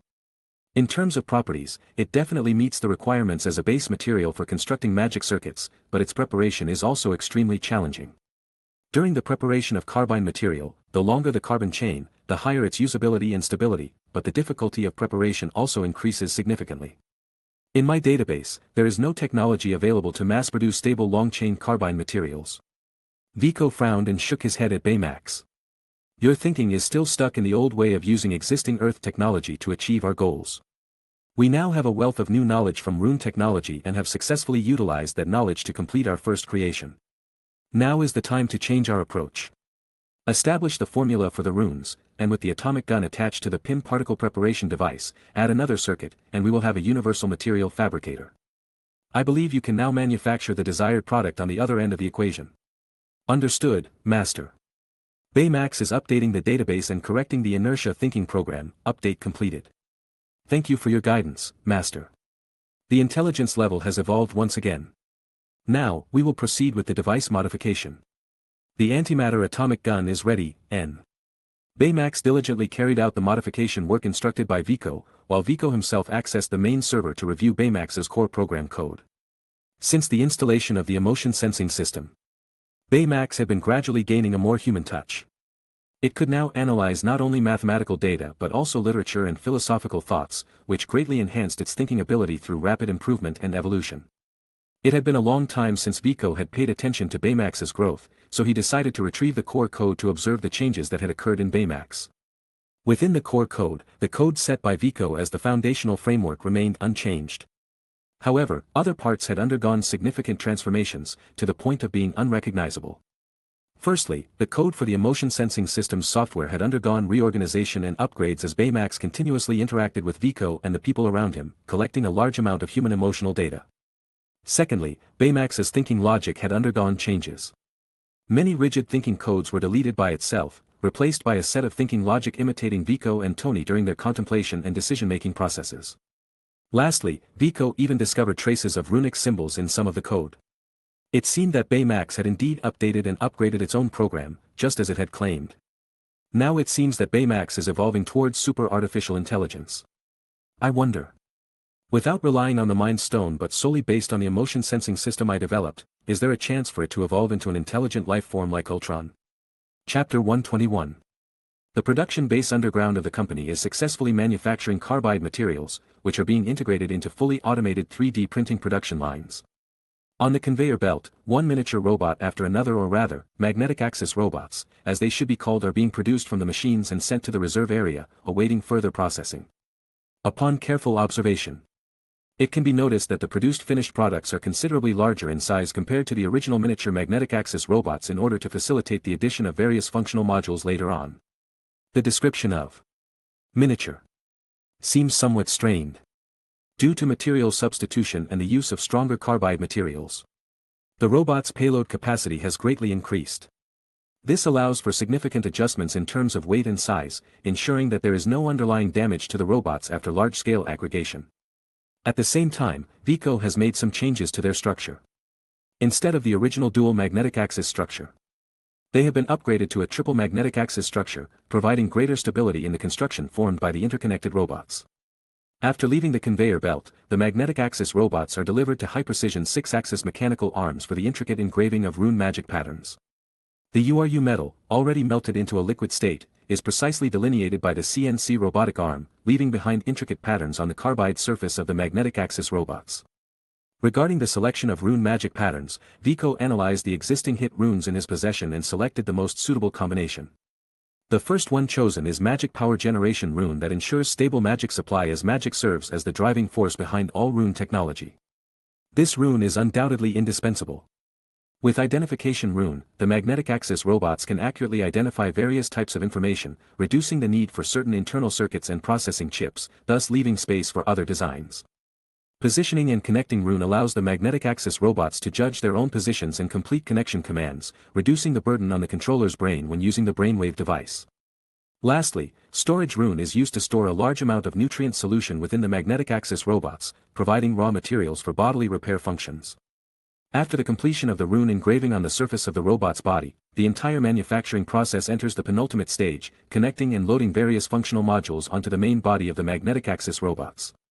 The first item is the one Vico values the most and is also one of the biggest highlights of this technology, the superspeed self-healing capability. To achieve this function, Vico redesigned the body repair function of the nutrient hibernation pod and, through PIM particles, reduced its size. It has now become the superspeed self-healing module that can be mounted on top of the magnetic axis robots. When the magnetic axis robots are finally reduced to the nanometer level and injected into the host body, the superspeed self-healing module will activate if the host cells are damaged. Numerous nanobots quickly gather at the site of injury and repair the damage within a short period of time. In addition, nanobots can also perform the functions of immune cells, promptly detecting and eliminating pathogens and toxins invading the human body. The second item is the Control and Connectivity module. This functionality primarily allows the host to manipulate and control the internal robots, as well as facilitate information exchange by rapidly uploading the information to the brain. Vico directly employed the well-established technology of the brainwave device to achieve this. The third item is the Body Enhancement module. In the story of Bloodshot, nanobots grant the protagonist superhuman physical abilities and reflexes. To achieve a similar function, Vico has set specific parameters in the core programming of the robots. After injecting the nanobots into the body, some of them will specialize and attach themselves to the host's muscle groups and skeletal surface, essentially constructing a miraculous exosuit within the body. This exosuit amplifies the host's physical and combat capabilities. As for the ability obtained by the protagonist in the movie, which allows intrusion and control of various electronic devices, Vico stated that he already has the assistance of his artificial intelligence assistant, Baymax, and does not need to personally perform such tasks. Therefore, this functionality was excluded during the design. In addition, Vico has incorporated many of his own ideas and designs into the project. In terms of the energy core, Vico adopted a dual-core design with the arc reactor and the antimatter energy reactor. This significantly extends the nanobots' battery life, allowing them to provide energy to various functional modules for an extended period. Simultaneously, the stability of the arc reactor and the explosive power of the antimatter energy reactor ensure that the nanobots have ample energy support under any circumstances. For communication functionality, Vico utilized virtual reality technology to implement the neural connection device featured in Excel World. This allows for direct access to all information, displayed on the retina, completely freeing oneself from the constraints of phones and computers. During combat, all information and targeting assistance systems can be accessed through this functionality. Furthermore, Vico integrated a module for overclocking the brain, which, in conjunction with the super-speed self-healing module, allows him to continuously activate the Excel World function as long as there is an ample supply of nutrient solution. Finally, Vico added a feature that emulates the nanosuit invented by Tony Stark in the future. The nanobots can form a defensive nanosuit on the body's surface, transform into various weapons such as shields and swords, or even combine to create a floating cannon with both offensive and defensive capabilities. If necessary in the future, the nanosuit can achieve the same functionalities as Ant-Man's suit or form giant mechs resembling EVA or Gundam. These functionalities should be sufficient for now. If we want to add new features in the future, we can upgrade. The next step should be the final one. Chapter 122. Dang dang dang. Dang dang. Accompanied by funky music playing in the underground production room, Vico shook his head and twisted his body in excitement as he pressed the activation switch. This is the final step in the manufacturing of the nanobots. Through the effect of PIM particles, the countless magnetic axis robots in front of Vico are shrunk to the nanoscale. Once this step is completed, Vico will be able to transform the size of magnetic axis robots, which can fill several containers, into a nano-sized syringe and inject them into his body, completing the transformation into the Bloodshot. The tremendous energy consumption caused sparks to fly from the cables connecting the devices. While the entire fabrication apparatus continuously consumed a large amount of energy to generate PIM particles. It also constantly channeled the particles through pipelines composed of pure energy fields into the scaling device. When the numbers on the instrument reached their peak, the scaling device activated automatically. With a dazzling light flash, the magnetic axis robots that had filled the production room disappeared without a trace. However, in reality, they were merely reduced to a nanoscale size invisible to the naked eye, assuming the form Vico desired. Under Vico's command through the brainwave controller, all the shrunken magnetic axis robots automatically converged and entered the test tube in his hand at some point. If it weren't for the gradually overflowing ink-like suspension formed by the nanobots, an ordinary person would have had no perception of how this entire process occurred. Baymax, I will enter the virtual lab shortly to block the brain's perception of physical pain. You will control the injection device to inject these nanobots into me and monitor my physical condition. Once the conditions for safe awakening are met, notify me in the virtual lab, understood? Understood, Master. As Baymax spoke, he took control of the entire experimental apparatus and activated its health assistant avatar in the laboratory. Vico put on the nerve gear and lay inside the injection device, which had been modified from a nutrient hibernation chamber. After today, Vico would no longer need to enter the virtual world through the virtual reality console or undergo physical repairs in the nutrient hibernation chamber. Full of confidence in the nanobots he created, Vico directly activated the nerve gear, entering virtual lab in complete stealth mode and entrusting the rest to Baymax's hands. Vico had just entered virtual lab stealth mode when Baymax activated the injection device and injected the nanobot syringe into the carotid artery in his neck. Once inside Vico's body, the nanobots with Vico's genetic features immediately spread throughout his body via the arteries. A portion of them adhered to Vico's skeletal surface and muscle groups according to the predefined settings, while another part roamed within the cellular gaps, awaiting host commands and initiating cell repairs. Master, the transformation is complete. Vico had no idea how long he had been in the virtual lab, lost in his obsession with rune scientific research. He even forgot about his Bloodshot transformation. Upon receiving Baymax's notification, Vico finally exited the research mode and returned to reality. As the brain's sensory system reconnected with his body, Vico's first sensation was that his body seemed to be filled with strength. Casually flexing his fists a few times, Vico could feel his powerful strength through the rushing wind sounds. Moreover, he wasn't even exerting his full power yet. Next, Vico attempted to control the nanobots within his body to form a set of sharp claws on his right arm. Why do I feel like I can cosplay as Wolverine? Looking at the claws on his right arm, Vico utilized the nanobot's functional module to isolate his sense of pain and then made a cut on his left arm. The claws formed by the nanobots had extremely sharp tips, and even a light scratch caused Vico's skin to open up. However, miraculously, before the blood could flow, the entire wound rapidly healed, not leaving behind even a scar. It seems like I can actually cosplay as Wolverine, Vico expressed his satisfaction with the experimental result. However, although Vico had gained powerful self-healing abilities and astonishing superpowers through the nanobots, it was not without its drawbacks. The nanobots within Vico's body required vast amounts of energy to support the functions of their various modules. Additionally, each repair of damaged areas within his body consumed nutrient fluids.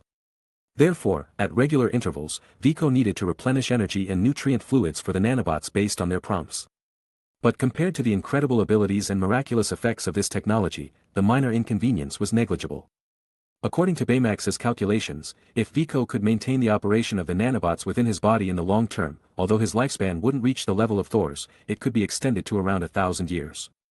After a series of subsequent tests, all the results met Vico's original design specifications.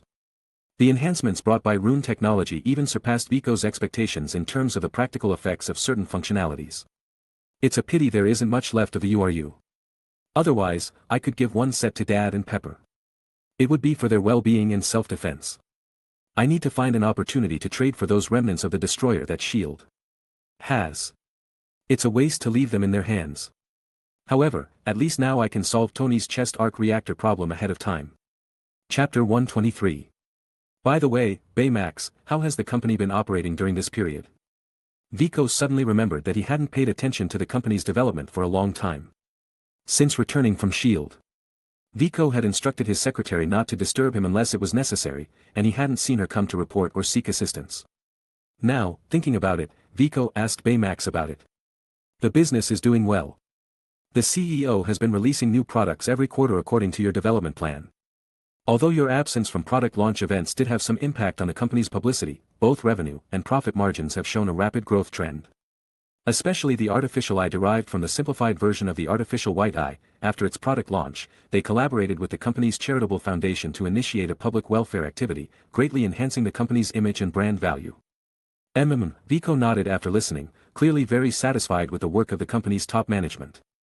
Since everything is going smoothly with the company, inform Hover Cannon that I'll be going home in a while and ask it to wait for me at the company entrance. Also, let my dad know and see if he's at home.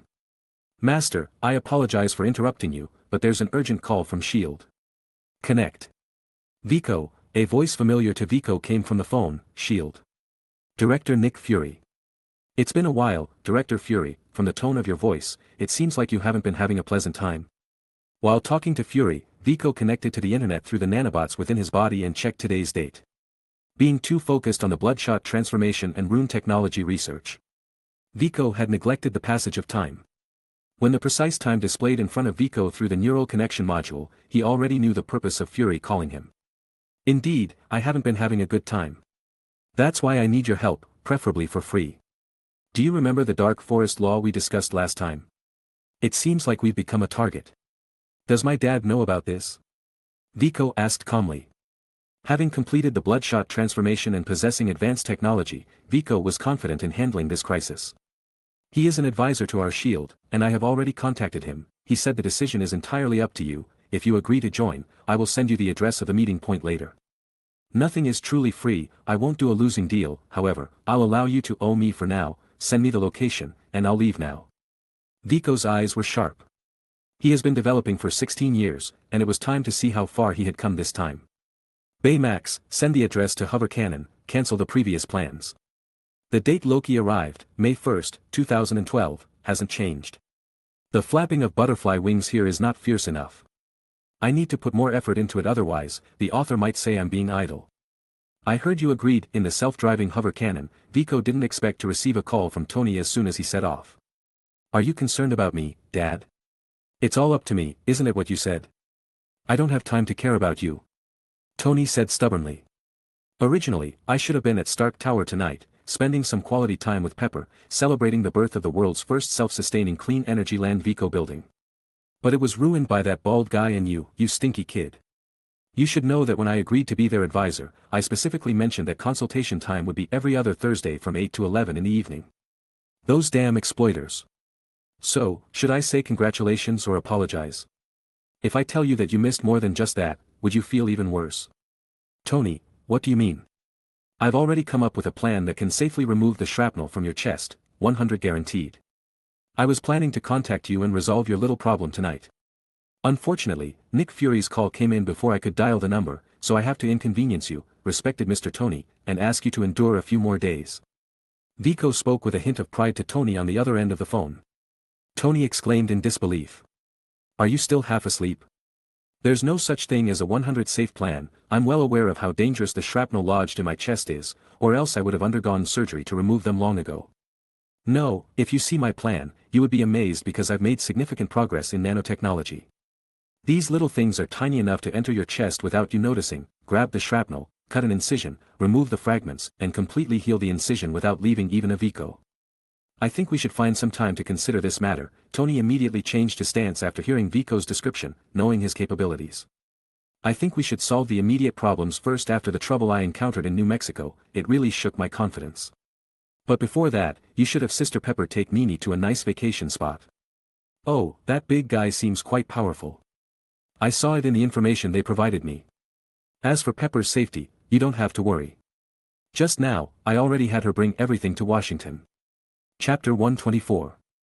We are about 40 minutes away from destination, sir, the pilot reported. On a Quinjet, 2 pilots were carrying out a flight mission to safely and punctually transport Captain Steve Rogers and their superior, Agent Phil Coulson, to their destination. Does Dr. Banner want to replicate the serum used on me back then? Steve asked Coulson. Since accepting Fury's invitation and deciding to join this mission, Steve had been carefully reading the information handed to him by S.H.I.E.L.D. He needed to have a thorough understanding of the comrades he would be fighting alongside in the future. Yes, many people have attempted it, Coulson replied, leaving the monitoring station and coming to stand beside Captain Steve. You were the first superhero in history. Dr. Banner believes gamma radiation might be the key to deciphering Erskine's original formula.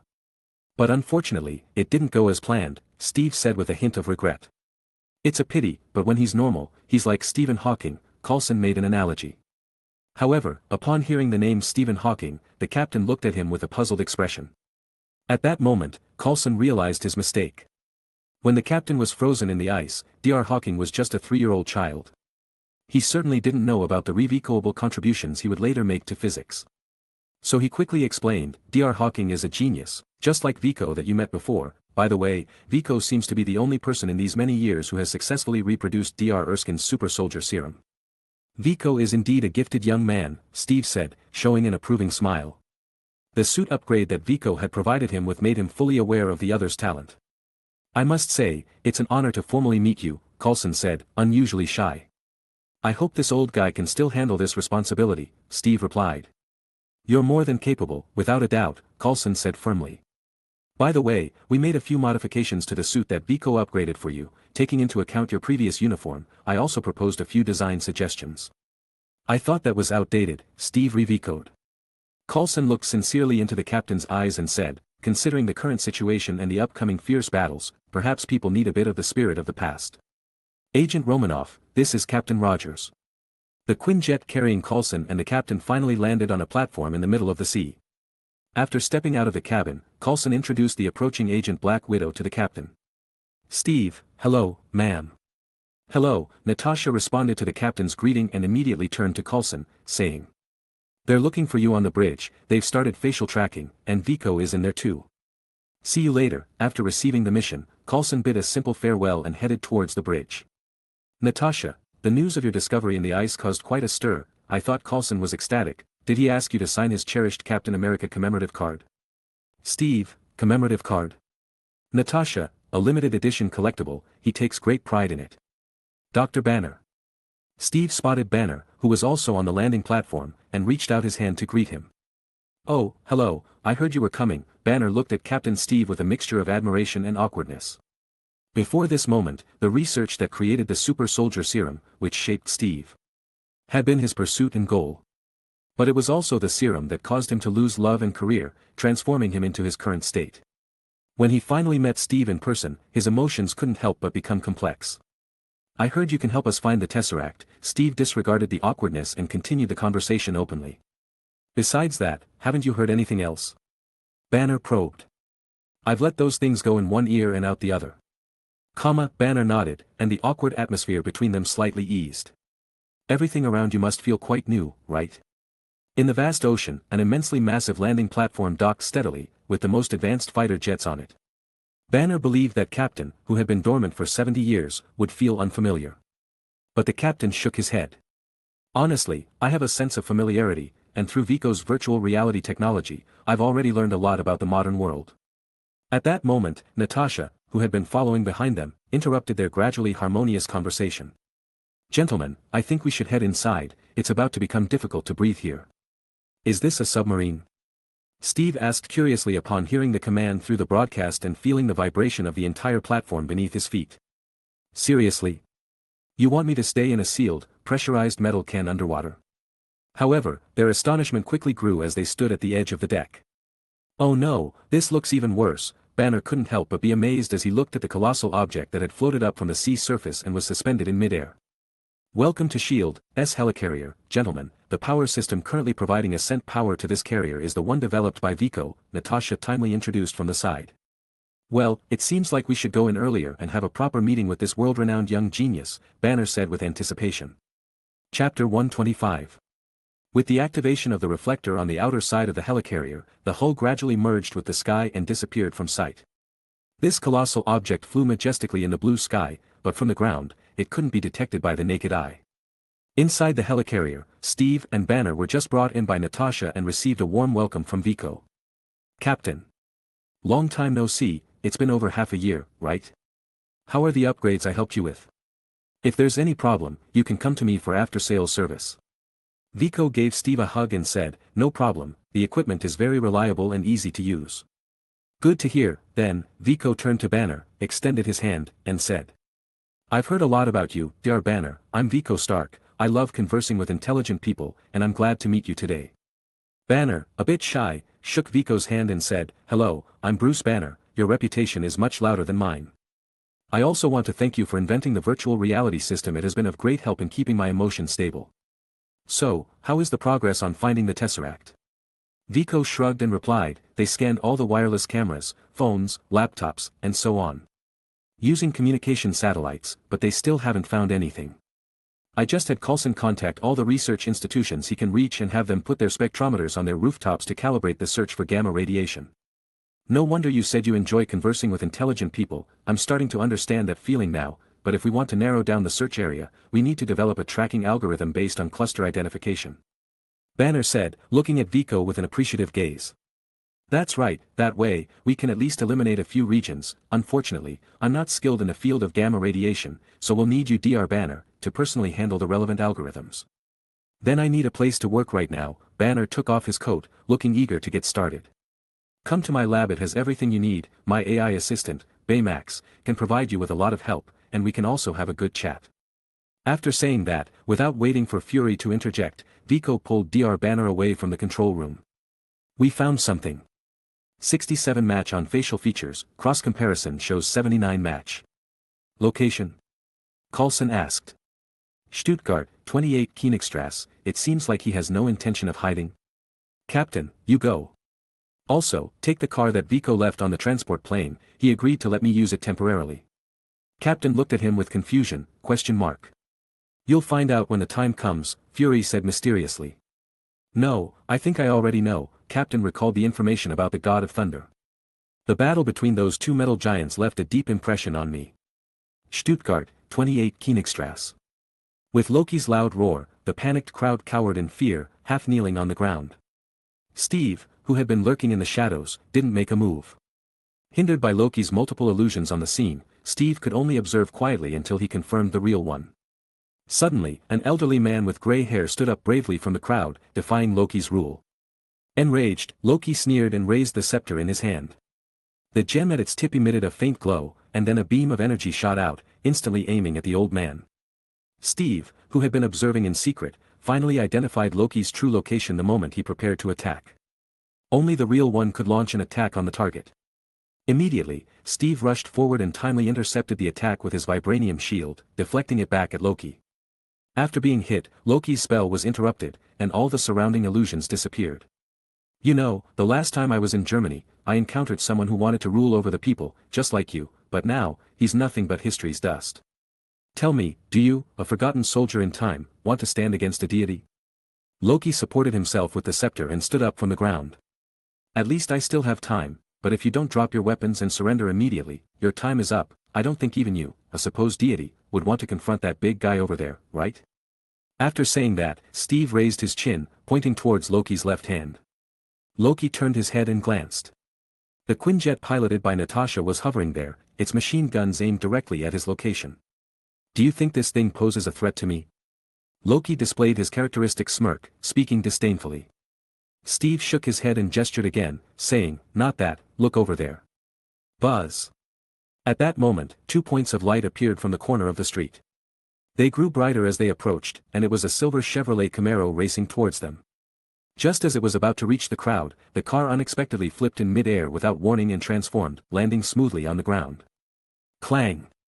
Looking at the familiar figure of the Iron Giant in front of him, Loki, who had fought against the destroyer not long ago, immediately recognized the appearance of hover cannon. He loosened his grip, and the scepter fell to the ground. He raised his hands above his head and said, sorry, I take back what I said earlier, I surrender. Chapter 126. Hey, what's going on here? Did I arrive late? Good evening, Captain, and you, Agent Romanov, missed me after such a long time. Just as Loki surrendered, a stylish red Iron Man descended from the sky. It was Tony Stark, who arrived just in time. Good evening, Stark, I think you indeed arrived late, the situation here is already under control, Steve said to Tony beside him. I can see that, after all, no one would want to face that big guy over there, I have a deep understanding of that. Tony couldn't help but shudder inside his suit as he recalled the incident when he was crushed by hover cannon. But Nick Fury is really unreliable, if he already let you bring hover cannon, why did he make me rush over in a hurry, Tony complained as he opened his faceplate.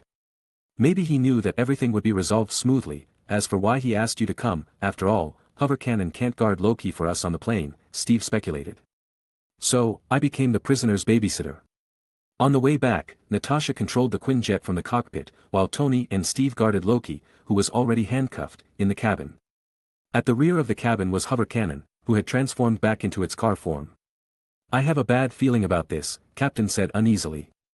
His enhanced senses and the sixth sense honed on the battlefield strongly reminded him that something was amiss.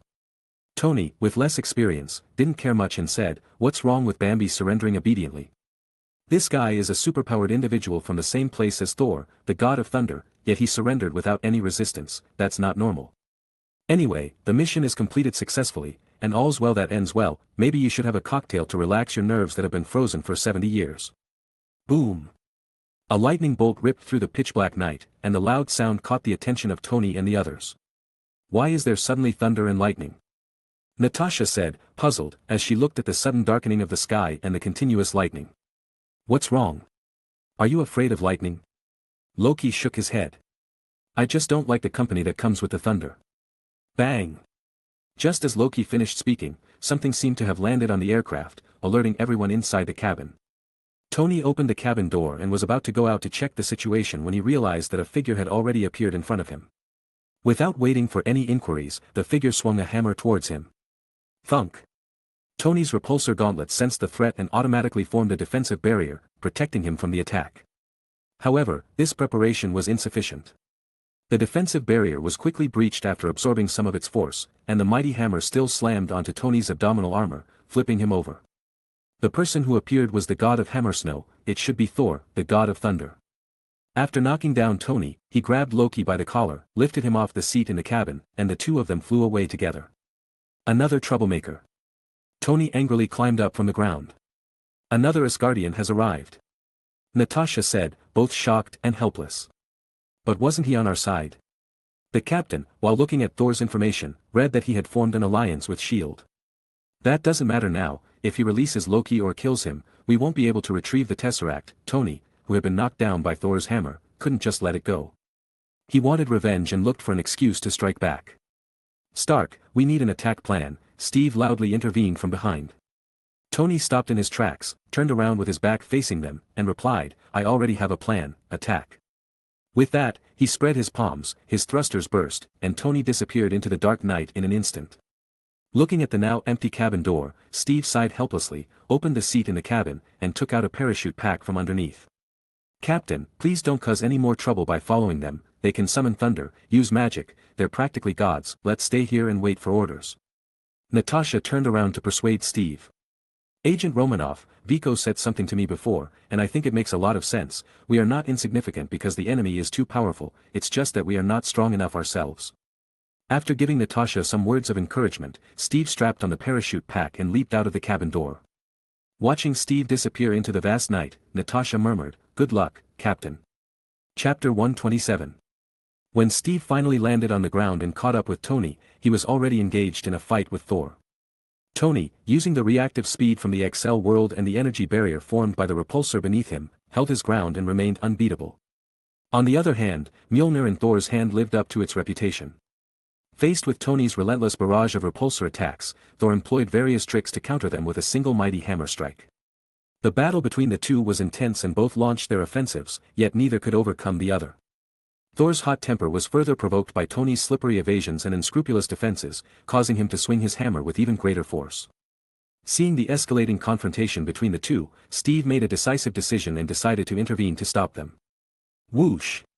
In a flash of thought, Steve's two magnetic levitation discs under his feet spun rapidly, providing him with ample propulsion. "Hey! You two have had enough." Steve blocked their attacks with his vibrating shield and shouted loudly, "What is your purpose for coming to Earth?" He looked at Thor and questioned sternly. "I came to stop Loki's plot," Thor, still filled with fire from his fight with Tony, replied excitedly.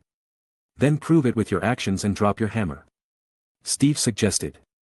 However, Tony, who hadn't yet determined the outcome of his battle with Thor, didn't want it to end so easily. "That's a bad idea, he loves his hammer too much." Bang! Before Tony could finish his sentence, Thor swung his hammer without hesitation. Caught off guard, Tony was forced back a few steps by Thor's sudden attack, but thanks to the automatic defense of his repulsors, he remained unharmed. "Do you want me to drop my hammer?" Thor, having driven Tony away, looked at Steve with excitement. He was on the verge of anger and uncontrollably launched a full-force attack against Steve. Clang! Boom! Reacting quickly, Steve used his vibrating shield to block Thor's attack. At the same time, the shield's properties came into play, reflecting back all the lightning energy and magic contained in Thor's attack, flipping him over. Before Thor could even get up, Steve swiftly moved and used a strong hold to restrain him. "Have you had enough now?" The three of them had gotten to know each other through the fight. After Thor's previous strike, he had vented his emotions, and now he had calmed down. He patted the ground with his hand, signaling for a truce. Seeing this situation, Tony and Steve exchanged a glance and decided to back down. When Natasha saw the three of them safely bringing Loki back to the aircraft, she breathed a sigh of relief. From then on, there were no more waves along the way, and Loki was safely transported back to the shield helicarrier without any major incidents. Under the guard of a dozen fully armed shield agents, Loki was placed in a specially designed cell, developed by Viko for S.H.I.E.L.D. Let me make it clear. This cell is surrounded by high-intensity energy barriers from all sides, ensuring its integrity even under a nuclear attack. And if you attempt to escape. Fury, who had come to interrogate Loki, approached the control panel and pressed a button, causing airflows to surge beneath the cell. An opening appeared, just large enough for the entire cell to pass through, establishing a connection between the inside and outside. Even if you just touch the energy barrier lightly, like a dragonfly skimming the surface of water, you will plummet 9 kilometers from the sky along with this valuable cage, do you understand? As they watched the mechanism activate, Loki, without a trace of fear, burst into laughter. This cage is not bad, but I guess it wasn't made for me, was it? It was built for something more powerful than you. I've heard rumors, how desperate must you be to recruit a monster as your soldier? Don't be angry, Dr. Banner, he's trying to sow discord. Inside the control room, the interrogation footage of Loki was broadcasted live in front of everyone through surveillance cameras. Concerned that Dr. Banner might be swayed by Loki's cunning schemes, Viko spoke up to remind him. Don't worry, when it comes to controlling my temper, I think I'm the best, Banner shrugged, indicating that he wasn't concerned. Judging by his behavior, Loki must have some hidden agenda. Thor, what is he planning? Steve asked Thor, hoping to get some useful information from the person who knows Loki best. He has a massive army of Chitauri, and nobody knows how he got them. Loki intends to lead this army to invade Earth. They will help him conquer Earth, and as an exchange, he will hand over the Tesseract. That's why he kidnapped Dr. Eric Selvig, he needs him to use the Tesseract to create a stable portal, Viko offered his opinion. But why would Loki willingly surrender himself? He can't command his army here. Perhaps he doesn't need to command his army. Vico looked at Captain America and said, ever since Loki was brought aboard the helicarrier, his facial expressions have conveyed only one message, joy. What could make such an ambitious person so delighted? He has achieved his goal, which means our headquarters was his objective from the beginning. As long as he can wreak havoc here and defeat all of us. Even without direct command, his army can still achieve victory in a major battle. But he's already locked up in the supercell you designed. What ability does he have to wreak havoc? Banner raised an objection. Of course, he does. Through his words and actions, he has been intentionally or unintentionally communicating with you, haven't you noticed, Dr. Banner? The big guy inside you is his trump card for turning the tables. Chapter 128. Upon hearing Vico's analysis, everyone's attention focused on Banner. Through the information previously provided by S.H.I.E.L.D., everyone except Thor knew the disastrous consequences of Banner's anger. Moreover, they were currently thousands of meters in the air, so the Hulk didn't even need to defeat them one by one. All he had to do was cause chaos aboard the helicarrier, and this marvel of human aerospace engineering would immediately become their deathbed. Feeling awkward as he became the center of attention, Dr. Banner changed the subject. I don't think we should be solely focused on Loki. He's a madman, and we can't judge his psychology based on normal human behavior. Besides, I've examined the flight system designed by Viko, and I can confidently say that there is no risk of falling unless the carrier is literally split in half. We should think more about the mechanical aspects. Loki diverted our attention and sent Barton to steal iridium. Why would they steal iridium? Iridium can be used as a stabilizer, Viko and Tony answered simultaneously. However, upon seeing the threatening gaze from Tony, Viko shrugged his shoulders and decided to let his old man take the spotlight. Tony nodded in satisfaction and continued, it can prevent the portal from collapsing on itself like when Loki arrived previously. It also allows Loki to expand the portal as he pleases and keep it open for a long time. Now, what they lack is the energy to activate the Tesseract, a certain form of high-density energy. High-density energy. It sounds like they have only one option on Earth unless they can find a second Tesseract arc reactor. Congratulations, old man, the world's first self-sustaining clean energy building is about to become history. Knowing the direction of the events, Viko decided to offer some help to the Avengers and revealed Loki's ultimate goal. Well, perhaps Dr. Selvig has come up with a method for stabilizing quantum tunneling. They don't need to heat the Tesseract to 120,000 Kelvin to surpass the Coulomb barrier. Well, damn it. Stark Tower contains 12% of Pepper's hard work. Tony said with a pained expression. Regardless, Tony, if you want to save your tower, the immediate priority is to help Dr. Banner find the Tesseract as soon as possible. Let's get to work, Dr. Banner, and you, Viko, come over here. That tower is a symbol of the Stark family in New York, we can't let it be destroyed like this. Sigh. You're just too proud, you know very well that I haven't delved deep into gamma radiation. The gamma readings in Dr. Selvig's report on the Tesseract are identical.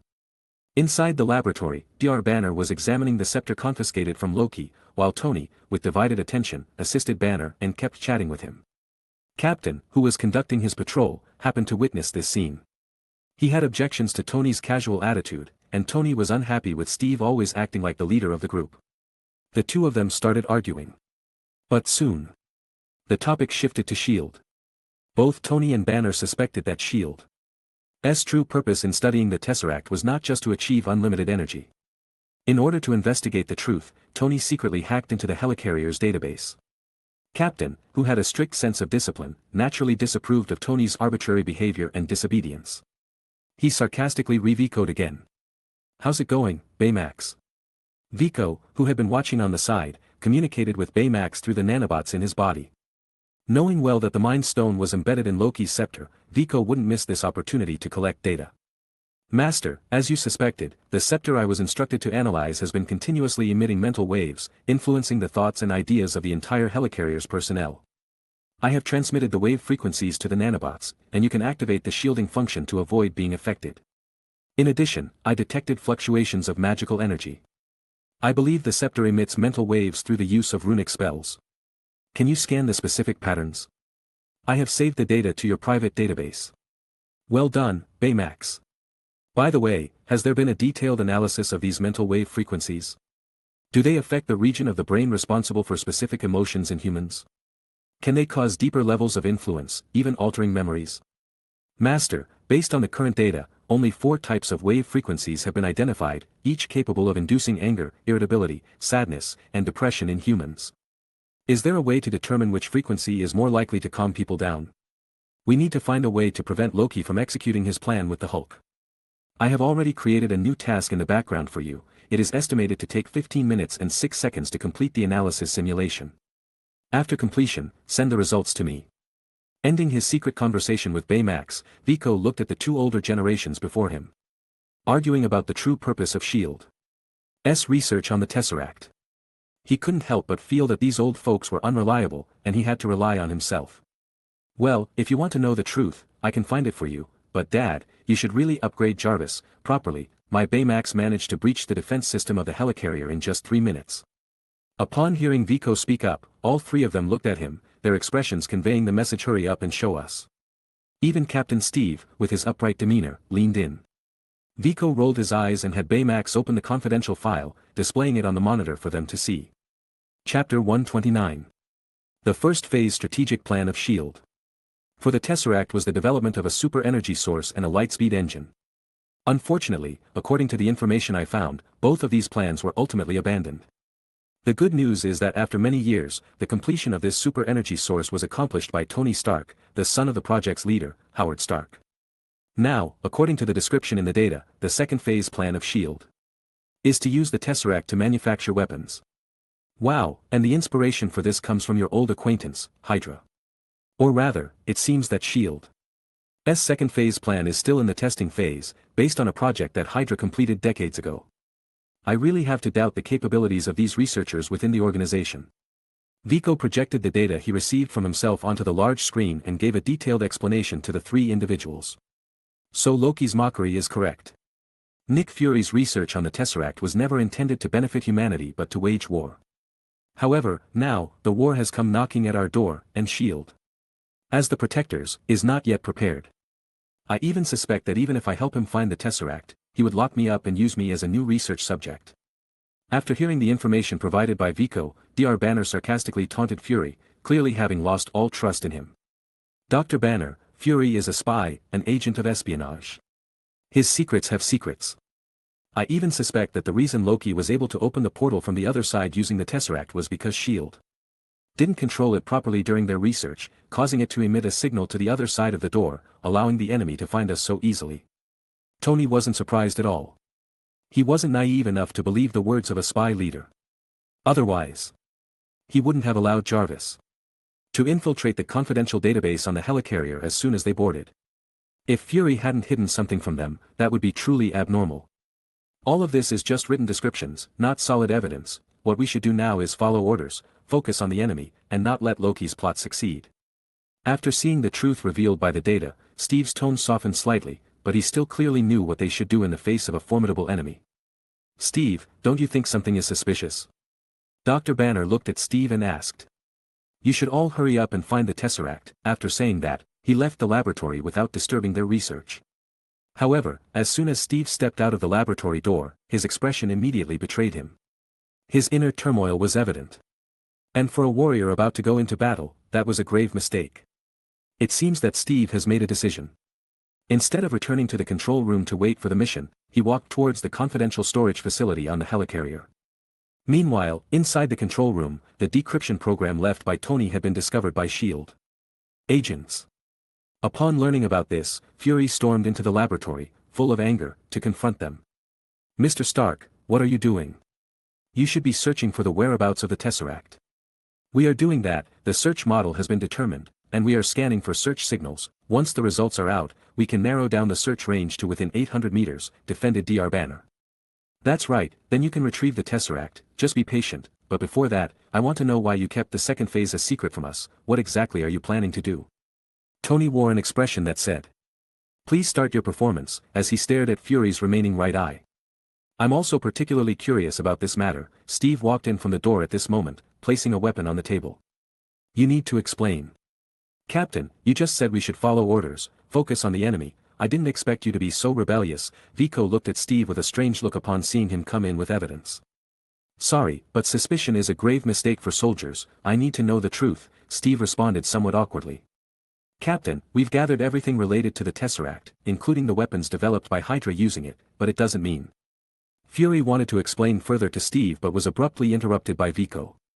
Sorry, Director Fury, you were talking about weapon designs, we've already seen them not long ago, Vico said while turning his screen towards Fury, presenting the contents previously shown to Tony and the others in front of Fury. So why did S.H.I.E.L.D. use the Tesseract to develop weapons of mass destruction? Banner also voiced his confusion at this moment. I guess it's because of what happened in New Mexico, right? Vico, who had known the truth for a while, revealed the truth with a slight disguise. Yes, an extraterrestrial visitor came to Earth and ended up flattening a small town.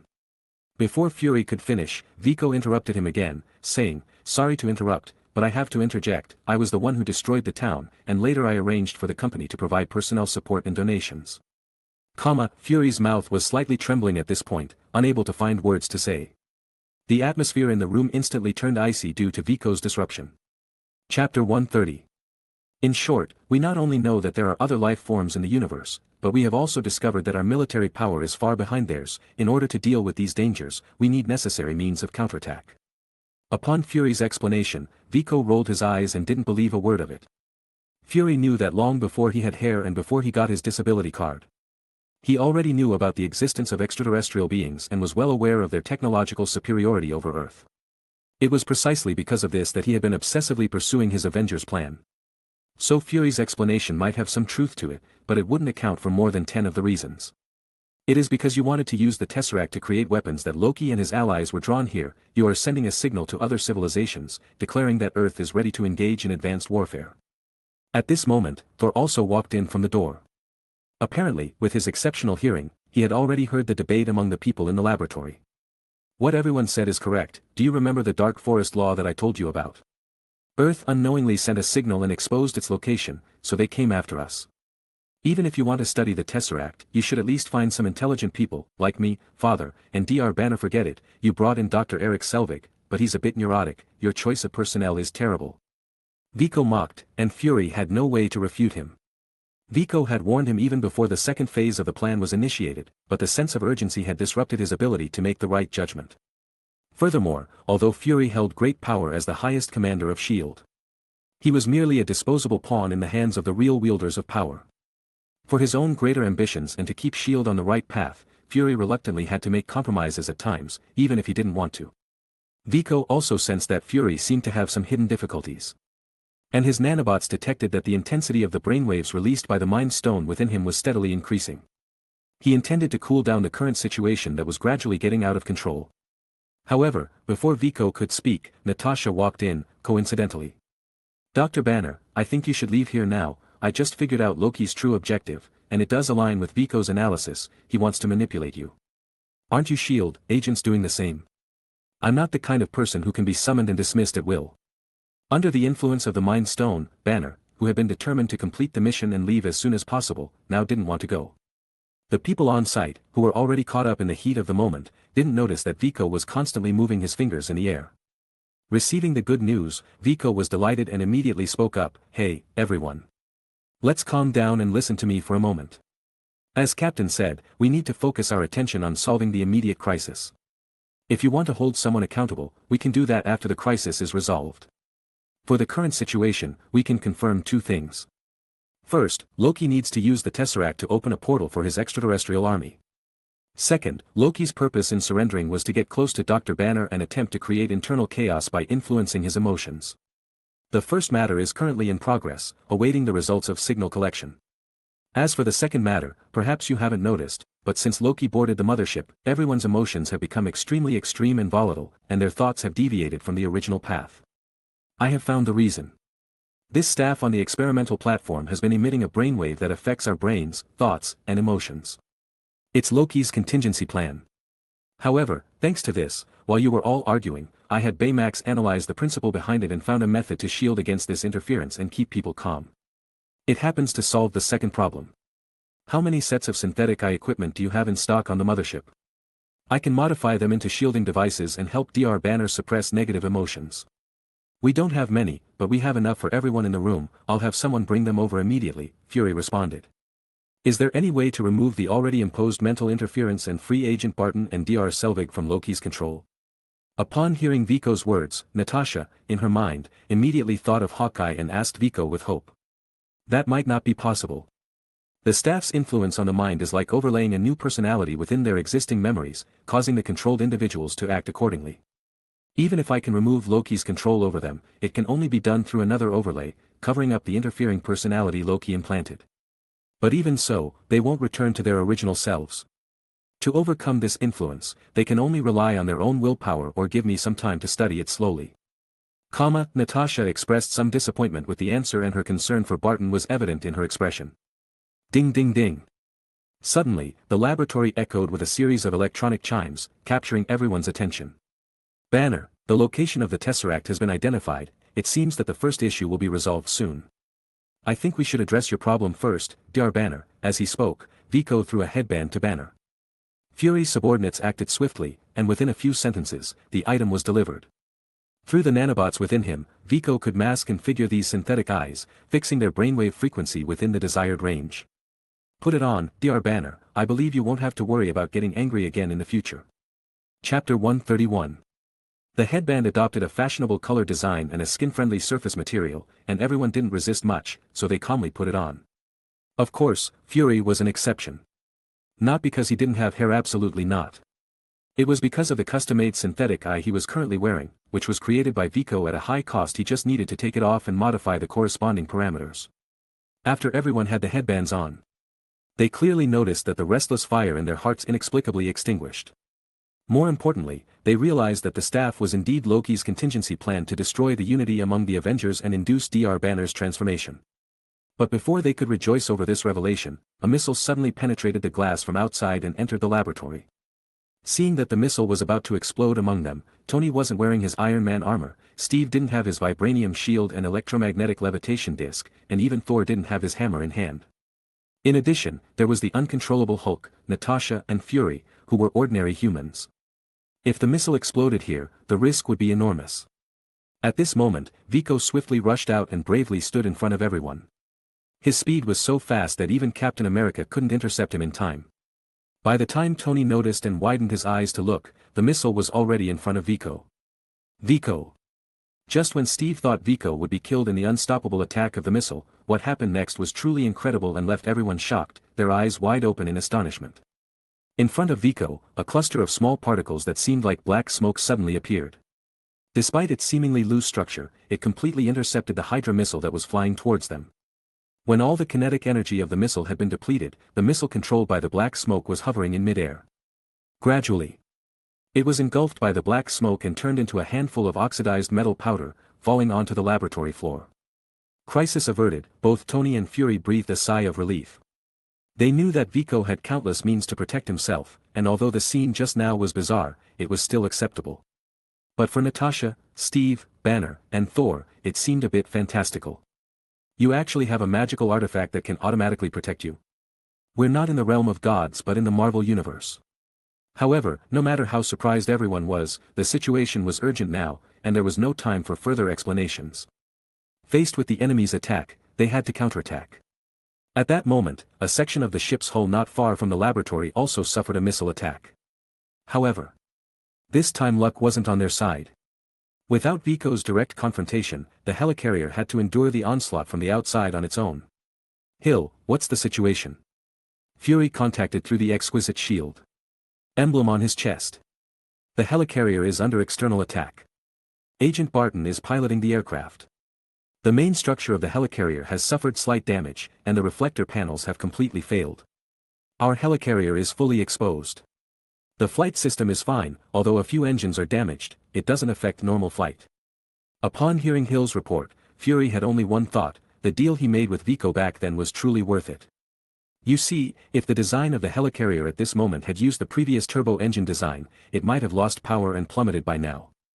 Tony, quickly suit up, Captain, grab your shield, cooperate with the agents on board, and eliminate the enemy as quickly as possible. Agent Romanoff, you go deal with Agent Barton. You decide what to do. Thor and Vico, you stay behind to take care of Dr. Banner. Don't let the other angry guy have a chance to appear. Understood. At this critical moment, everyone was united and didn't question Fury's orders. Don't worry, since I put on this modified headband by Vico, my mind has entered an unprecedented state of tranquility. Even after experiencing such a crisis just now, there's not a ripple in my heart. I don't think Hulk will have a chance to make an appearance. Dr. Banner calmly smiled with an expression as if he had entered a sage-like state. Be careful, Fury left these words for Banner and then turned and left. His presence was needed in the bridge at this time to reassure everyone. The team split into several groups and quickly took action.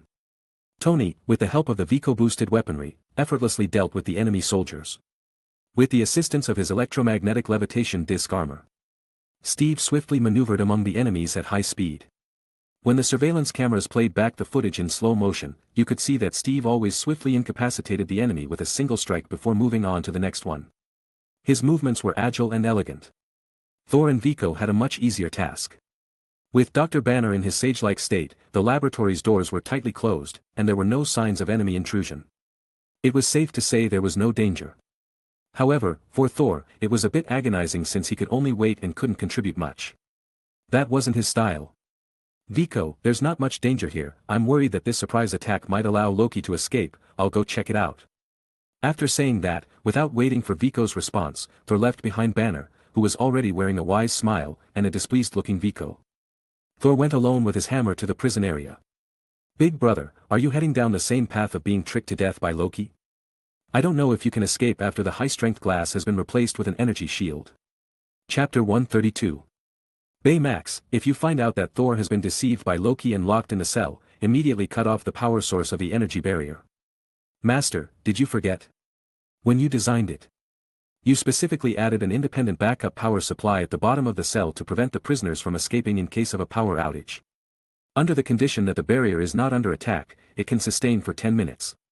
Damn my meticulousness, didn't we leave a backdoor in the system? Am I really that honest? Indeed, there was no backdoor left, you are a person of noble character. Regarding Baymax's flattery, Viko couldn't be happy at all. If Thor were really killed on Earth, Viko would be afraid of his biological father coming to seek justice. Baymax, can you obtain the authorization to increase the defense level of the cell while cutting off the main power supply? This way, with the high power consumption, the backup power supply might not sustain for so long. Viko activated his clever mind and finally came up with a good solution. It can be done, the power has been cut off and the defense level has been increased, the cell is expected to become ineffective in 3 minutes and 15 seconds. Well done. This way, it's definitely enough time for Thor to escape. Based on the gravitational acceleration of Earth, theoretically, it takes about 45 seconds to fall from a height of 10,000 meters. But considering air resistance and the maximum velocity an object can reach, this time will inevitably be extended. It will eventually be around 190 seconds. This time is certainly more than enough for Thor's reflexes to break free. Viko was deeply worried about Thor's recklessness. On the other hand, Thor had already forgotten his lesson and was deceived by Loki again. You really never learn your lesson, Loki looked at Thor, who was tricked into the cell by his own magical illusion, with a mocking expression. Ah! With Thor's hot temper, he couldn't just stand there and ignore Loki's mockery. He raised his hammer, the Mjolnir, and struck the energy barrier of the cell with all his might. However, unfortunately, this was a specially designed supercell by Viko, it was capable of withstanding nuclear attacks. Even Thor's strike couldn't put any pressure on it. But it certainly helped accelerate the consumption of the backup power supply. Seeing the cell's resilience, Loki couldn't help but feel delighted. He decided to taunt Thor a little more, completely disregarding the villain's demise from talking too much. Approaching the control panel of the cell, Loki continued to playfully look at Thor and said, "People believe that we are immortal, I think today is the best opportunity to test that theory." After saying that, Loki was about to press the control button to make Thor fall from a height of 10,000 meters. Loki, hands up and move to the side. Coulson held a Phase 2 experimental weapon, targeting Loki, and gave the command. After the chaos erupted, the astute Coulson immediately realized that the attackers must be connected to Loki. In order to prevent Loki from escaping and joining his extraterrestrial army, Coulson decisively entered the warehouse and took out a prototype that was still in the testing phase. This gun. We developed this prototype because of your destructive nature, I don't know its power, do you want to try it first? As he spoke, Coulson also disengaged the safety device, full of threat. But the next moment, surprise appeared on Coulson's face because his body was uncontrollably turning while stepping back, and then he pulled the trigger boom. The prototype weapon was indeed impressive. Under Coulson's shot, an explosion of energy shot out, directly blasting Loki, who was planning to ambush him, away. As it turned out, Loki had already secretly cast his favorite illusion magic, leaving behind a phantom clone. While distracting Coulson's attention, Loki himself silently circled around and attempted to launch a surprise attack from behind. Unfortunately for Loki, he didn't know that the suit Coulson was wearing wasn't just an ordinary garment. It was the miraculous suit that S.H.I.E.L.D. had paid a high price for and obtained through a procurement agreement with Viko. At the moment Loki was about to strike, the automatic defense counterattack system embedded in the miraculous suit had already detected him. By controlling the fiber framework embedded in the suit, it took control of Coulson's body for a counterattack. So powerful. Coulson looked at the prototype weapon in his hand and then at Loki trapped in the wall with excitement. With Coulson's delay, combined with Viko's previous arrangements, the energy barrier of the cell imprisoning Thor suddenly disappeared. Thor first felt joy and then walked out of the cell in anger, wanting to teach Loki a lesson for mocking him earlier. But at that moment, the Loki figure that was originally trapped in the wall suddenly vanished into thin air. There was only one possibility: Loki, caught off guard by Coulson and the subsequent events, had already fled, leaving behind a clone just to buy time. Damn it, Loki got away. Frustrated by his failure to avenge, Thor was angered. Thor, deal with the immediate problem first. Loki has escaped, and the Tesseract is still in his hands. This almost inevitably means we will have to fight against his extraterrestrial army. We must quickly stabilize the situation and come up with a countermeasure. Okay, Thor nodded earnestly at Coulson and immediately took action. Chapter 133. With the equipment provided by Viko to S.H.I.E.L.D. The supercharged S.H.I.E.L.D. agents and the Avengers teamed up and successfully eliminated all enemies before the helicarrier suffered further damage, quelling the sudden battle. On the other hand, Natasha engaged in hand-to-hand combat with Agent Barton, not giving him a chance to use his bow and arrow. After closing the distance between them, she subdued him with her superior close-quarters combat skills. Through cognitive recalibration, commonly known as brain shock, she successfully helped Barton break free from Loki's control. After some psychological guidance, Hawkeye Barton also joined the Avengers' plan, becoming an important force in the fight against Loki and his alien army. Inside the control room, the original work order has been restored, and some logistical personnel are cleaning up the aftermath. Injured personnel have been transferred to nutrient hibernation pods for physical recovery, while damaged equipment from the incident is being replaced and repaired as quickly as possible. At this time, Fury has gathered the Avengers for a meeting, ready to discuss strategies against the enemy. Black Widow, Natasha, Hawkeye, Barton, Dr. Banner the Hulk, Thor Odinson, Captain Rogers, Iron Man, Tony Stark, young prodigy Viko, and the enigmatic figure Nick Fury. First, I want to confess to you honestly that we did indeed intend to use the Tesseract to create weapons, and because of this foolish decision, we brought today's catastrophe upon Earth. But I never put my hopes on the weapons developed during Phase 2, because I have a bolder plan. I have an idea, and some of you already know about it. I call it the Avengers Initiative. The plan is to bring together a group of exceptional individuals and see if they can become a stronger team.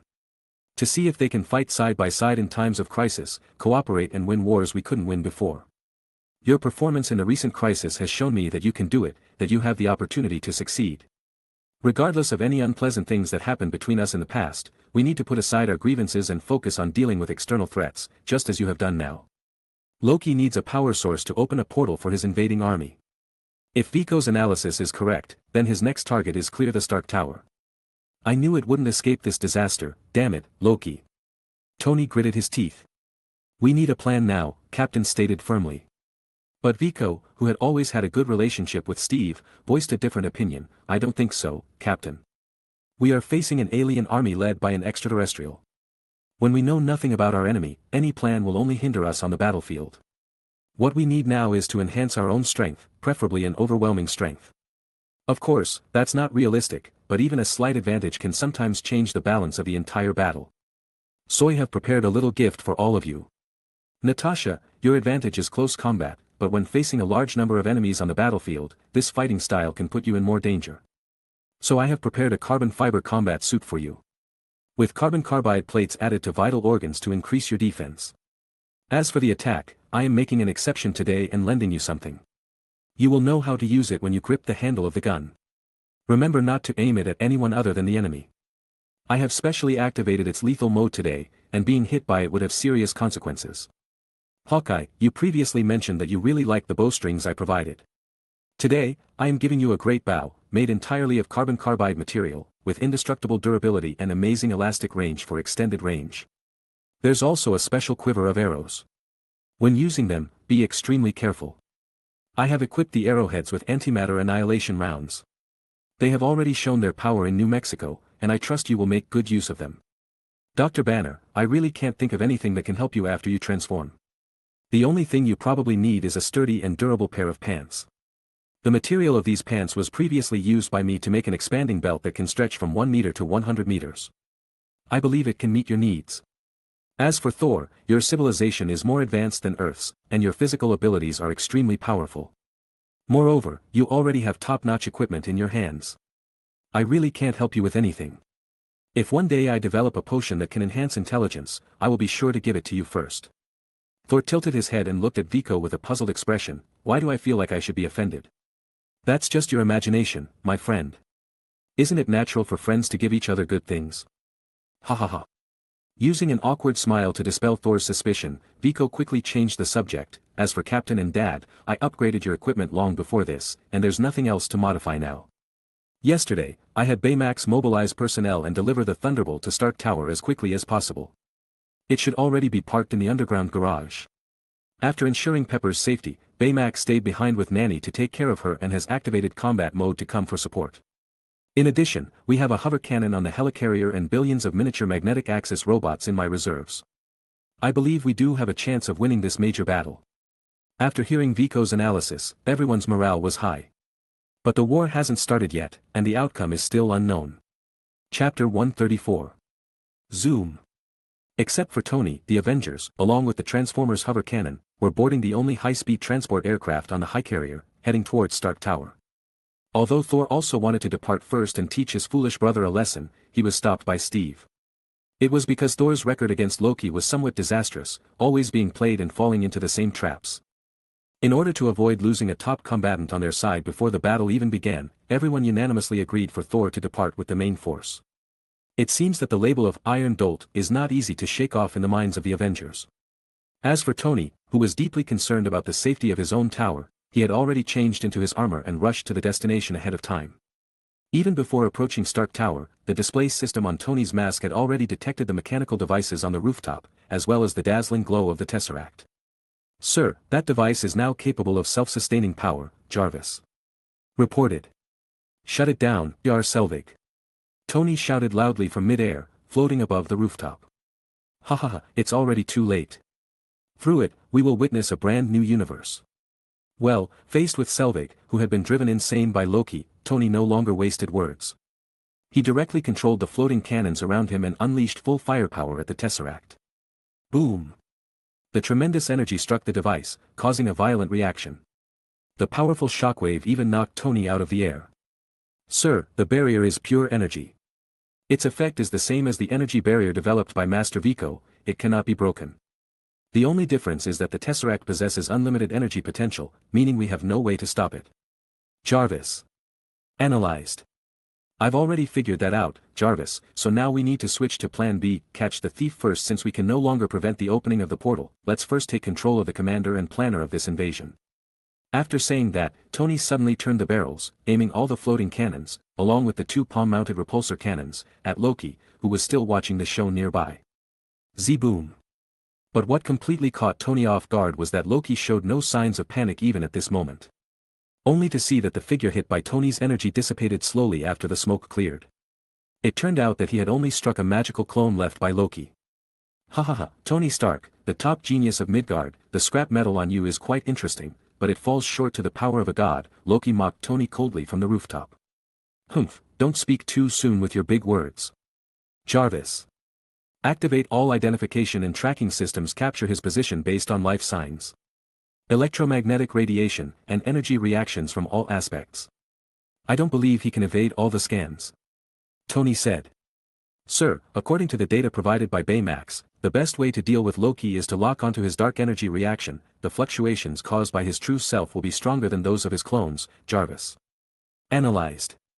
Then lock onto the target and have all floating cannons open fire. Tony commanded. At Tony's order, Jarvis took control of all the floating cannons. As expected, the Loki that appeared again in front of Tony was once again a clone. Because at this moment, the direction aimed by all the floating cannons was not where Loki stood in front of Tony but a 45-degree angle to his left rear. Lock onto the target, fire. Jarvis swiftly carried out Tony's command. Dozens of energy beams shot out instantly, heading towards the confirmed target's location. While Tony launched the attack, a powerful energy beam was emitted from the supposedly empty spot aimed by the floating cannons, colliding with Tony's attack. In the end, the two energies cancelled each other out, unable to produce the desired effect. At this point, Loki was forced to reveal his form, and his interrupted magic caused the other clone to disappear as well. You've improved quite quickly, you can already find me, however, it's meaningless, the Chitauri army is about to come, and no one can stop it. Loki said. Oh, is that so? We have a talented team here. We have your big brother, the god of thunder, a super soldier who's been frozen and reborn, a green guy who's terrifying when he loses his temper, a young genius who invents all sorts of super equipment, two top-notch assassins with super gear, and me, Iron Man. And you, my friend, have managed to annoy all of us. Perhaps your army will arrive as scheduled, and maybe our current power is not enough to resist, but don't think you can rule and dominate Earth. If we can't protect the Earth, then you're the only target for all of us to seek revenge on. Loki, you've been targeted by the Avengers. Surrender now, or wait for us to complete our revenge. The one who should be afraid is you, Tony threatened confidently. If all of you are trapped by my army, will you still have the energy to focus on me? Facing Tony's confident threat, Loki responded with a cold smile and unleashed an energy attack. Boom! The attack hit the building structure beneath Tony's feet, but Tony, who was fully focused, had already evaded the moment Loki made his move. Jarvis, how is Plan B progressing? Tony didn't plan to capture Loki single-handedly. The reason he confronted Loki here was to buy time and execute the prearranged plan. It's here, sir. Ding! Just as Jarvis finished speaking, the elevator leading to the top floor of the building sounded the opening prompt. The life of an ordinary person is so simple and boring. Ordinary people would never imagine what it's like to have an elevator that can fit a car. But at this moment, there really was such an elevator, and a sports car emerged from it. Tony, Thunderbolt, execute Plan B. Only the sound of rough electronic synthesis came from the driverless red sports car. Received, Master. Chapter 135. Click, click, click. Thanks to Tony's extravagant indulgence, the top floor space was very spacious, providing Thunderbolt with ample transformation space. Having witnessed the power of hover cannon, Loki certainly didn't have the courage to confront Thunderbolt head-on. However, it was a crucial moment as the cosmic cube was about to open the portal, and Loki's Chitauri army was about to arrive on the battlefield. At this moment, when power and desire were within reach, Loki was not willing to surrender. With his illusion magic no longer effective, the energy beams emitted from the scepter posed no threat to the opponent. The only thing Loki could do was choose to retreat. Without any hesitation, the moment Thunderbolt began its transformation, Loki first averted Tony's attention with an energy beam and then leaped from the top of the Stark Tower, descending toward the ground. You see, unlike Thor who could fly with his mighty weapon, Loki couldn't fly. Free-falling from a height of hundreds of meters to the ground, even with his frost giant heritage, he wouldn't be able to withstand the impact and would surely be severely injured or killed. But in fact, Loki had already completed his calculations in his mind, daring to make this seemingly crazy attempt. At the moment he executed his plan, the cosmic cube, which had been brewing for a long time, finally reached full power. A blue beam of light shot up from the top of the Stark Tower, piercing through a huge spatial teleportation channel in the sky above New York. At the other end of the portal, the Chitauri army, which had been waiting for a long time, saw the portal open and rushed toward it like a swarm of locusts rushing toward food. The Chitauri soldiers who were the first to rush out of the portal were piloting floating airships under their feet, sprinting at the fastest speed to reach Loki, who was falling toward the ground, catching him and stopping his descent. Haha, Avengers. No matter how many of you come, you can only despair before my Chitauri army. I will rule your planet, your kingdoms, your loved ones, and friends. In the end, you will only kneel before me, begging for my forgiveness. The army has arrived. Tony paid no attention to Loki's empty boasts, as he watched the expanding portal in the sky. Thunderbolt, quickly descend to the streets and assist in evacuating the people on the ground. Understood, Master. Thunderbolt received the command, and its entire hovering artillery suit opened up.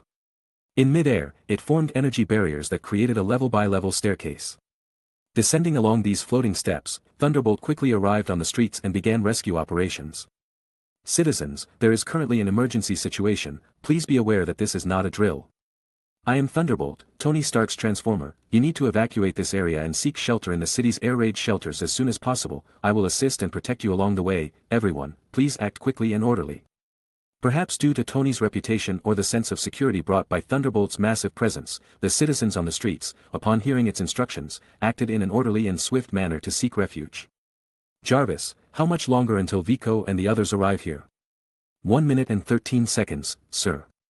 Activate the Excel world, there are quite a few enemies, and we need to speed up. Acceleration is about to begin, 3, 2, 1 link, start. Buzz. After entering the accelerated state, the previously noisy external environment suddenly quieted down. The sensation of obstruction in this state gave Tony an illusion of sinking into a tranquil deep sea. But he quickly snapped out of it and focused his attention on the enemies in front of him. In the accelerated state, Tony effortlessly controlled all the hovering artillery of the suits, locking onto all the targets. The palm cannon in his hand and the micromissiles loaded on his armor were aimed at selected targets. In Tony's deliberate and meticulous operation, time seemed to slow down. What outsiders witnessed was Tony continuously launching attacks against the Chitauri soldiers coming out of the portal. Each attack claimed the lives of dozens of Chitauri soldiers. Although the portal was huge, thanks to Tony's actions, only a few stragglers managed to enter Earth. It could be said that Tony successfully halted the enemy's first wave of attacks. However, this method couldn't be sustained for long. Apart from the time limit imposed by Tony's use of the Excel world, the energy from the reactors in his weapons and hovering artillery was insufficient to withstand such a massive consumption for an extended period. Furthermore, if the hovering artillery continued firing energy attacks non-stop, the overheating problem would render it inoperable long before the energy was depleted. Tony was well aware of this, so what he was doing now was not an attempt to end the battle on his own. Instead, he aimed to buy time for the evacuation of the civilians and await reinforcements. However, soon, a worse situation unfolded. A roar, reminiscent of an ancient ferocious beast, emanated from the space portal. Shortly after, Tony saw a gigantic head emerging, covered in unknown black metal from its eyes to its teeth. Clearly, like the previously encountered Chitauri soldiers, this colossal creature was a bioengineer being modified with advanced extraterrestrial technology. Tony attempted to concentrate firepower on it, but the barrage of attacks seemed as futile as throwing a grain of sand into the sea, unable to create even a ripple. In the accelerated state, Tony could only watch helplessly as the Leviathan beast slowly crossed the portal and descended upon Earth. When the Leviathan's nearly 100-meter-long body completely crossed the portal and appeared before Tony, he couldn't help but feel a sense of powerlessness. However, Jarvis immediately brought him good news, dispelling this negative sentiment. "Sir, Master Vico and the others have arrived." Chapter 136. Loki. On the aircraft, Thor, whose senses surpassed those of ordinary people, had already spotted Loki on the rooftop of the Stark Tower through the cockpit glass. He gritted his teeth and uttered his name in anger. After being rescued by the Chitauri soldiers, Loki hitched a ride back to the rooftop platform of Stark Tower. Standing on this vantage point, overlooking the land engulfed in flames, and relishing the destruction and disaster brought by his own army, Loki felt the exhilaration of being a deity, a ruler who held power of life and death. "Barton, open the hatch. I have a score to settle with Loki." Having fallen in love with Jane Foster during his previous exile, Thor had developed a deep concern for the safety of Earth. Now, his cherished Earth was facing a crisis because of his foolish brother Loki's selfish desires. With Thor's fiery temperament, how could he possibly tolerate it? "Is that so? Maybe you should get in line." Steve also sensed Thor's anger at this moment, but now was not the time to dwell on personal grievances with Loki. "Thor, it's not the time yet. Loki will concentrate the battle on us, which works to our advantage. Without him, the situation would be even more chaotic. We have two urgent tasks at hand. First, close the portal opened by the Tesseract to prevent more Chitauri soldiers from invading Earth. Second, eliminate all the enemies that have already descended upon Earth, ensuring they don't wreak havoc in densely populated areas like the city center." "By enemies, do you also mean that one?" At that moment, Barton in the cockpit spotted the enormous Leviathan roaming out of the portal and pointed at it, asking the captain behind him. "Steve, have you arrived yet? I can't close the portal right now. The energy radiated by the Tesseract has formed a barrier that is impenetrable." "Yes, we're all here. Did you see that huge thing flying in the sky? If we can't close the portal, I believe the upcoming battle will be extremely difficult." "Tony, of course, I still can't believe it. Banner, I think now is the time for you to unleash your pent-up rage." "I'm actually enjoying this state, but the extraterrestrial big guy does need the Earth's big guy to deal with him," Banner replied, taking off the headband from his head and putting it in the pants pocket specially made by Viko. "My temper is back." With a leap, Banner left the cockpit, and no one could see his transformation process. But the roar that clearly entered their ears from outside indicated that the Hulk had made an appearance. Everyone, we need to split into two teams. One group will go and kill the enemies, and the other will go and close the portal. Viko, you're the smartest one here, so we'll entrust the task of closing the portal to you. You need to find a way to penetrate the energy barrier and complete the mission. The rest of us will go together to confront the invaders and rescue the people of New York. No problem, I already have a solution in mind. I'll take the first step then, everyone. Viko said and unexpectedly leaped out of the cabin, just like Banner. Steve hurried to follow and check on him. But before Viko could descend 10 meters, a red figure dashed from nearby and caught him steadily. Master, the timing is perfect. Baymax had rushed all the way from Washington and arrived just after Viko and the others. So upon receiving the message of Baymax's arrival, Viko jumped out of the cabin and landed on its back. We need to get to the rooftop of Stark Tower. Only by seizing the Mind Stone on Loki's scepter can we break through the energy barrier generated by the Tesseract and close the portal in the sky above New York. Also, be sure to collect the metal information from the surface of the gigantic Leviathan along the way. We need to remove its shell to assist the others. On the other side, Steve's team, which had already landed on the ground, immediately engaged in battle with the enemies. Tony, you need to lure the big guy from the sky towards the Hulk. Steve threw his shield and disc, effortlessly taking down two enemies. Don't worry, the show is about to begin. Tony activated the XL world once again and focused on navigating Leviathan. Jarvis, concentrate the firepower of the floating cannons. We need to draw the attention of this behemoth. Understood, sir. The continuous barrage of floating cannons kept Leviathan close behind Tony. Tony took advantage of the obstacles formed by the buildings, making a sharp turn that forced Leviathan to slow down and turn around. Now's the time. Seeing the streets already immersed in slaughter, where the Hulk was tearing through the Chitauri soldiers, Tony shouted and immediately caught Hulk's attention. As Hulk turned his head, he saw the menacing Leviathan with its mouth full of steel teeth charging towards him. Hulk. With such a provocation, given Hulk's intelligence and temper, there was no way he could hold back. His entire body immediately bent like a bow, with his fist pulled back behind his head. Boom!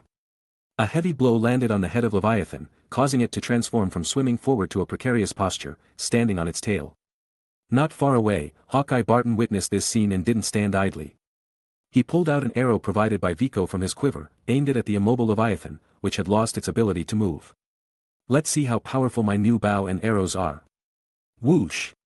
The strength and resilience of the carbon bow body and string brought exceptional speed and range to the arrow. In an instant, the arrowhead had penetrated the gap in Leviathan's armor, and the entire arrow was embedded in its body. They didn't have to wait long before the antimatter annihilation bomb demonstrated its destructive power. The antimatter, whose mass was precisely calculated by Viko, was released from the arrowhead after it broke, immediately coming into contact with the positive matter atoms in Leviathan's body, causing instant annihilation. The classic equation EMC made its appearance once again. The enormous energy produced by matter annihilation erupted within Leviathan's body. Boom. A rain of blood-red mist fell upon the streets, and as Barton observed this scene, he silently returned the second antimatter arrow to his quiver. Chapter 137. Oh yeah. Well done, big guy. And you, nice shot, but next time, it would be better if you remind us over the radio before using those special arrows with antimatter, he added. No problem, Barton nodded in agreement, although his face remained expressionless like an iceberg. Hey, I can't tell at all from your cold face that you have such a sense of humor, Tony responded to Barton's banter, not angry but instead praising Barton for his sarcasm, which resonated with him. Thanks, your son Viko said the same thing. By the way, Viko should have already reached the top of Stark Tower. I wonder if everything is going smoothly over there. Baymax, how is it going? Can you analyze the metal composition? In the sky above, Viko stabilized himself on Baymax's back by releasing nanobots from his body. He maneuvered through the towering steel jungle of buildings, continuously eliminating Chitauri soldiers along the way. Master, the special metal used for the Leviathan and Chitauri soldiers' bioenhancements is a type of biometal. It can achieve excellent compatibility with biological tissue without causing rejection reactions.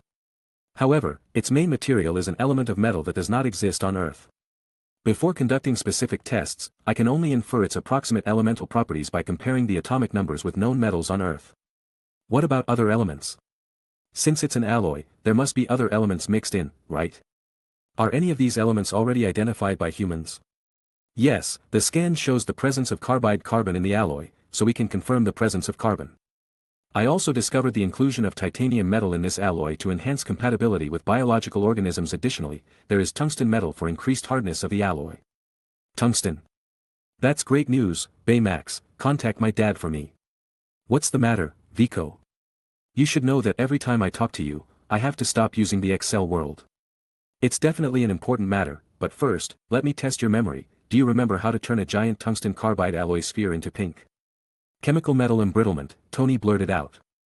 That's right, a little hydrochloric acid, a drop of cobalt pigment, a touch of hydrogen peroxide, then heat it to 500 Kelvin.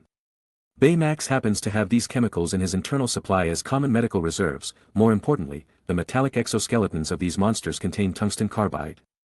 Before Viko could finish speaking, Tony eagerly took over the topic. So now we can dress up these dirty monsters and make them the most beautiful offspring of the carnival, right?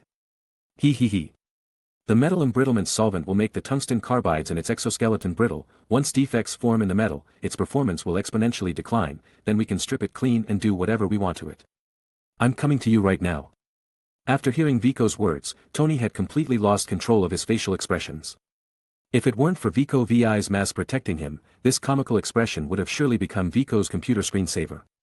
No need, I've already reached my destination. I'll have Baymax come over to assist you, Viko quickly intervened. Are you sure you can handle it alone? Tony asked with a tone that almost sounded skeptical. But anyone attentive could hear the concern Tony had for Viko. Don't worry, I haven't revealed my secret weapon yet, Viko said and then cut off communication with Tony. Bang! Viko leaped off Baymax's back and landed on the terrace of the top floor of Stark Tower. Breaking into someone's house is not a good habit, don't you think? Loki Odinson, the god of mischief who came from afar. As a condition for sparing you, all you have to do is hand over the scepter to me, and I won't have the security guards take you away. Haha, is this the humor of you Midgardians? Child, you don't have that Iron Man protecting you now. What do you have to point fingers at me, What are you all? I am a god, you mere mortal. You, an ant, also want to show off in front of me? Ah, I was going to deal with you later, but since you've already delivered your famous lines, let me take Hulk's place and finish this iconic scene. Loki was perplexed by Viko's inexplicable speech. However, he quickly noticed something amiss. Tiny black particles were gathering around him, gradually forming a large hand centered around him. Even an ant can bite an elephant. When united, even the tiniest things can unleash unimaginable power. Today, I'll show you how ants, when gathered, can show off in front of a god. The giant hand formed by the swarm of micro-magnetic axis robots collapsed with a crash, and then the dispersed microbots swarmed around Loki, tightly surrounding him. At that moment, the large hand reassembled and trapped Loki's feet. Then, bang! Bang! Bang! Just like in the movies, Viko controlled the giant hand formed by countless microbots, grabbed Loki's feet, and then swung him around like a ragdoll on the ground, finally letting go and leaving him in a crater on the ground. Thanks for the scepter, puny god. With that, Viko casually picked up the scepter lying near Loki and stylishly turned around and left. He was now preparing to go to the rooftop terrace to close the portal opened by the Tesseract.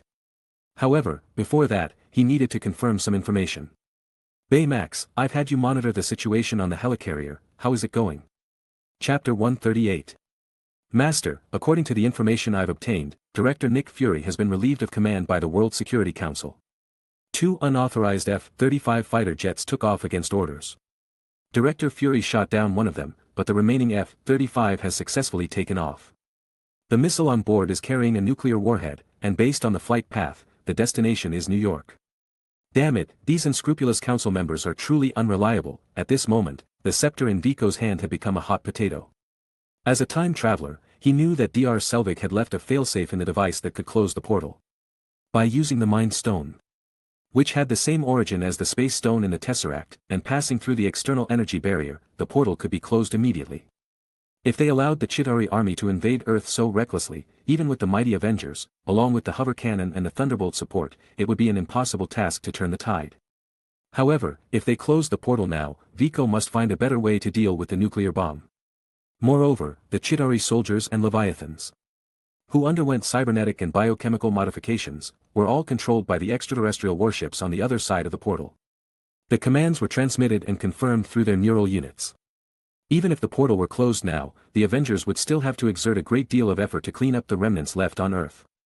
Instead, it might be better to follow the original plot and let the nuclear bomb pass through the portal, destroying the enemy's command center. Viko, how's the situation on your end? We need you to close the portal as soon as possible. More and more alien forces and giant monsters are entering the battlefield. facing overwhelming numbers of enemies besieging them and finding a way to deal with the crisis brought by the Leviathan creature while also helping the trapped civilians to safety. Although it had only been a short battle of about 10 minutes, it had already exhausted the Avengers mentally and physically, making it difficult to continue. That's why Steve made this urgent request. "Captain, I have the key to closing the portal, but I have encountered a problem. A nuclear bomb is being delivered by an F-35. How should we handle this delivery? Once the portal is closed, we'll have to figure out a good way to deal with this big problem." "Well, I can keep them occupied all day." Steve fell silent for a few seconds and then spoke firmly. "Everyone, if we can't close the portal, we'll have to take control of the situation. Barton, you need to get to a vantage point, keep an eye on everything, and report the movements of the main forces and scattered enemies. Thor, I'll need you to give Barton a ride first, and then, just unleash your lightning and take care of these bastards. Hover Cannon and Thunderbolt, you guys need to hold the blockade line. Anything that goes beyond 3 blocks, either make it come back or crush it to pieces. Natasha, will stay on the ground, engage the enemy forces, and Hulk, smash them hard." "Hulk!" The Green Giant roared, a rare smile appearing on his face. After Captain Steve assigned the tasks, the Avengers, who had been somewhat chaotic due to their initial separate actions, suddenly found their direction, and their efficiency in dealing with the enemy multiplied. The duo of him and Natasha, staying on the ground, displayed perfect coordination to the extreme. Captain utilized the super speed brought by his suit to provide protection and support to Natasha, occasionally throwing a magnetic levitation disc to surprise the enemy. And Natasha, wielding a deadly weapon, truly went on a killing spree today. She, who had always relied on combat skills and firearms to deal with enemies, finally experienced what it felt like to use advanced technology. When she held it, an auxiliary targeting reticle would automatically appear in her eyes, which could also track enemies automatically. All Natasha had to do was gently pull the trigger, and the enemies in front of her would be burst open by the Dominator's lethal mode, leaving only armor and plasma on the ground. The two of them, one attacking and one defending, turned this area into a mountain of Chitauri corpses and a sea of blood in just a few minutes.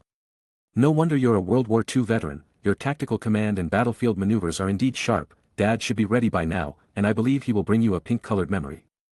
And I have a group of helpers on my side who can make people with intense phobias shiver in fear. They can support you." Now it seemed that leaving the nuclear bomb to the Chitauri warship was the best idea.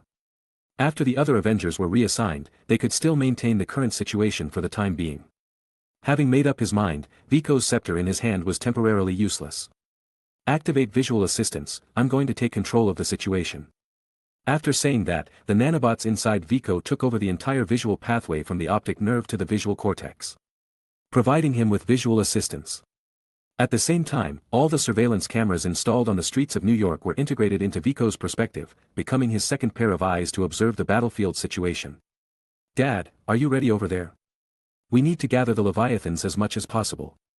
The carnival surprise is ready. If you have any good ideas, use them now." Tony knew that if Viko took the initiative to ask, he must have already had a plan in mind. Then he saw a nearly 100-meter-high black wall suddenly rise not far ahead, completely blocking his path and the Leviathan behind him. At that moment, Tony only had one thought in his mind: who brings this kind of party element? Chapter 139.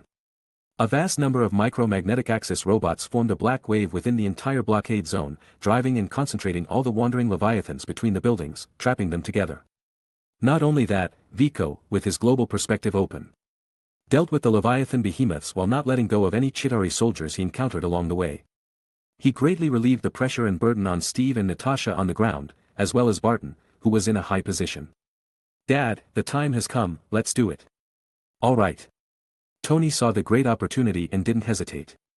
He threw the metal embrittlement bomb he had just made directly into the center of the encirclement, then fired a repulsor blast, shattering it. The embrittlement agent in the ammunition spread out along with the shockwave released by the explosion, covering all the Leviathans, making them get a taste of it from head to toe. Due to the chemical reaction caused by the embrittlement agent, the Leviathans, which originally had a deep black metallic luster, instantly turned into a pink appearance. Seeing the embrittlement agent taking effect, Tony quickly called out to Thor, "Thor, show them your specialty. Do you need me to charge you up?" Thor saw the situation was great and surprisingly displayed a sense of humor. However, he wasted no time and swiftly flew to the top of the Empire State Building, raising the hammer of Thor, and began summoning lightning. Soon, the clouds in the sky gathered and formed dense dark clouds. Electric charges kept accumulating within the cloud layer, and finally, under Mjolnir's guidance, they converged towards Thor on the pinnacle of the building. Using the Empire State Building as a lightning rod, the electrical energy gathered on Thor reached its limit in no time. Then, Thor swung his war hammer like a judge's gavel, heavily smashing it towards the direction where the Leviathans were trapped. Zap boom. Thor's homage to the Juggernaut was very successful. The immense electrical energy directly shattered the heavy armor on the Leviathans that had already been eroded by the concoction, revealing their original skin. Deprived of the protection of their armors, the massive and clumsy Leviathans immediately became living targets for the Avengers. Hawkeye, it's time to use the gift I gave you. Vico immediately contacted Barton to eliminate the remaining targets. Barton received Vico's message and didn't say a word. Silently, he took out 3 antimatter special arrows, bent his bow, and released them simultaneously. Swish swish swish. Hawkeye's reputation as a Vicosman was well deserved. With deadly accuracy in every shot. Under Vico's control, the micromagnetic axis robots immediately contracted the encirclement to prevent the explosive power released by antimatter annihilation from spreading. Even so, the combined explosion still resounded throughout the entire city district, completely shattering nearby glass. After the dispersal of the micromagnetic axis robots, there was nothing left in the original encirclement except for a wisp of black smoke rising from the explosion. It was evident how powerful the explosion had been. With the absence of the Leviathans, the pressure on the Avengers can be said to have greatly diminished. Vico's micromagnetic axis robots were now liberated and began assisting Captain America in clearing the enemy on the streets and helping the assembled National Guard and the New York Police Department evacuate civilians and rescue trapped individuals. Baymax, how much longer until it arrives over here? While keeping an eye on the intense battlefield, Vico didn't forget the gift sent to his side by the World Security Council. Master, the missile has been launched and will explode in the city center in 2 minutes and 30 seconds, its power is sufficient to level the entire battlefield. Channel all the energy to the thrusters, the Avengers are exhausted now, do you know your mission? Baymax knows, my mission is to protect your health and safety, and serve you at any time. However, after this tremendous threat is over, your personal healthcare companion, Baymax, will no longer be able to provide you with timely service. You are my most proud and satisfying invention, Baymax, but do you have to say it so sentimentally? This indicates that your emotional perception system, Master, it's highly successful. Baymax is close to the target and currently locking on capture successful. Master, the delivery has been received. Forward it, Baymax, let the arrogant alien invaders taste the power of Earth. Before that, are you satisfied with Baymax's service this time, Master? Watching Baymax lifting the nuclear bomb passing by him, Vico raised the scepter in his hand embedded with the Mind Stone, breaking through the energy barrier of the Tesseract. I am certainly satisfied with your service. After saying that, Vico controlled the scepter and closed the portal opened by the Tesseract. Looking forward to serving you again, Master. Baymax lifted the nuclear bomb and accelerated into the gradually shrinking portal. In the next moment, the portal closed completely, and Vico lost all contact with Baymax. However, as Vico watched the remaining Chitauri soldiers on the street, one after another, falling down like drunken men, he knew that Baymax had fulfilled its mission. Looking forward to your next service, Baymax. Chapter 140. Well done, Vico. We've won. Others also celebrated with joy. The police and the National Guard on the street fired 21 shots as a sign of respect and gratitude towards the Avengers. Only Vico felt a bit lost at this moment, looking silently at the spot where the portal had disappeared.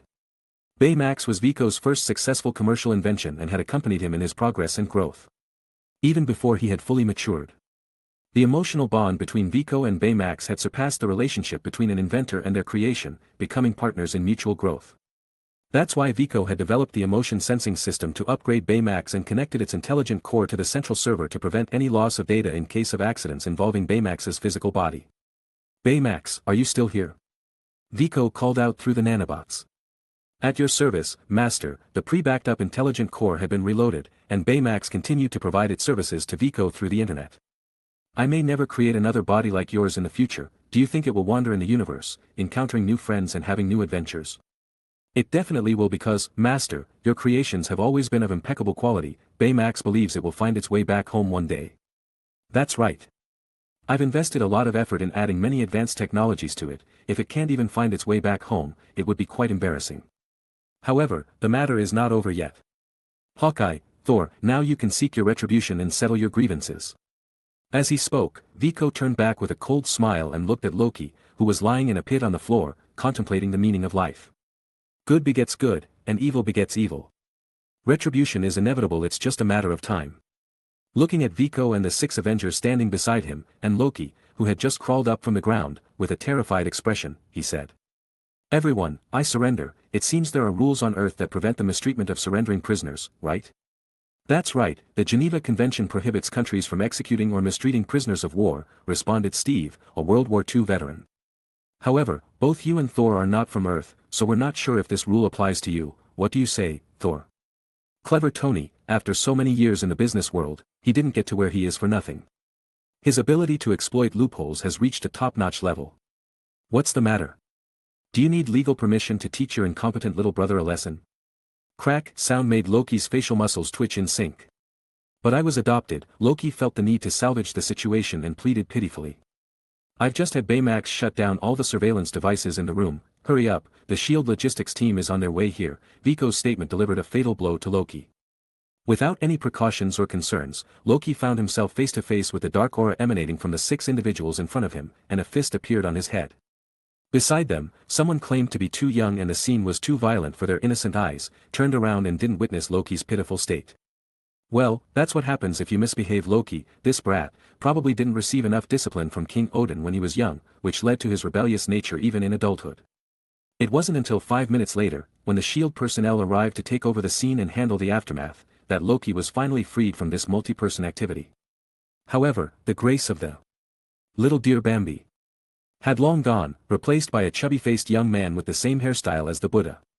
Loki was temporarily placed in the custody and care of S.H.I.E.L.D., and the Avengers finally relaxed. Phew, that was exhausting. Your alien bodies are really resilient, they even chipped my gauntlet paint. I suggest we don't come to work tomorrow and take a day off for ourselves. Have you ever had shawarma? There's a shawarma shop 2 blocks away. Actually, I've never had it, but I'd like to give it a try.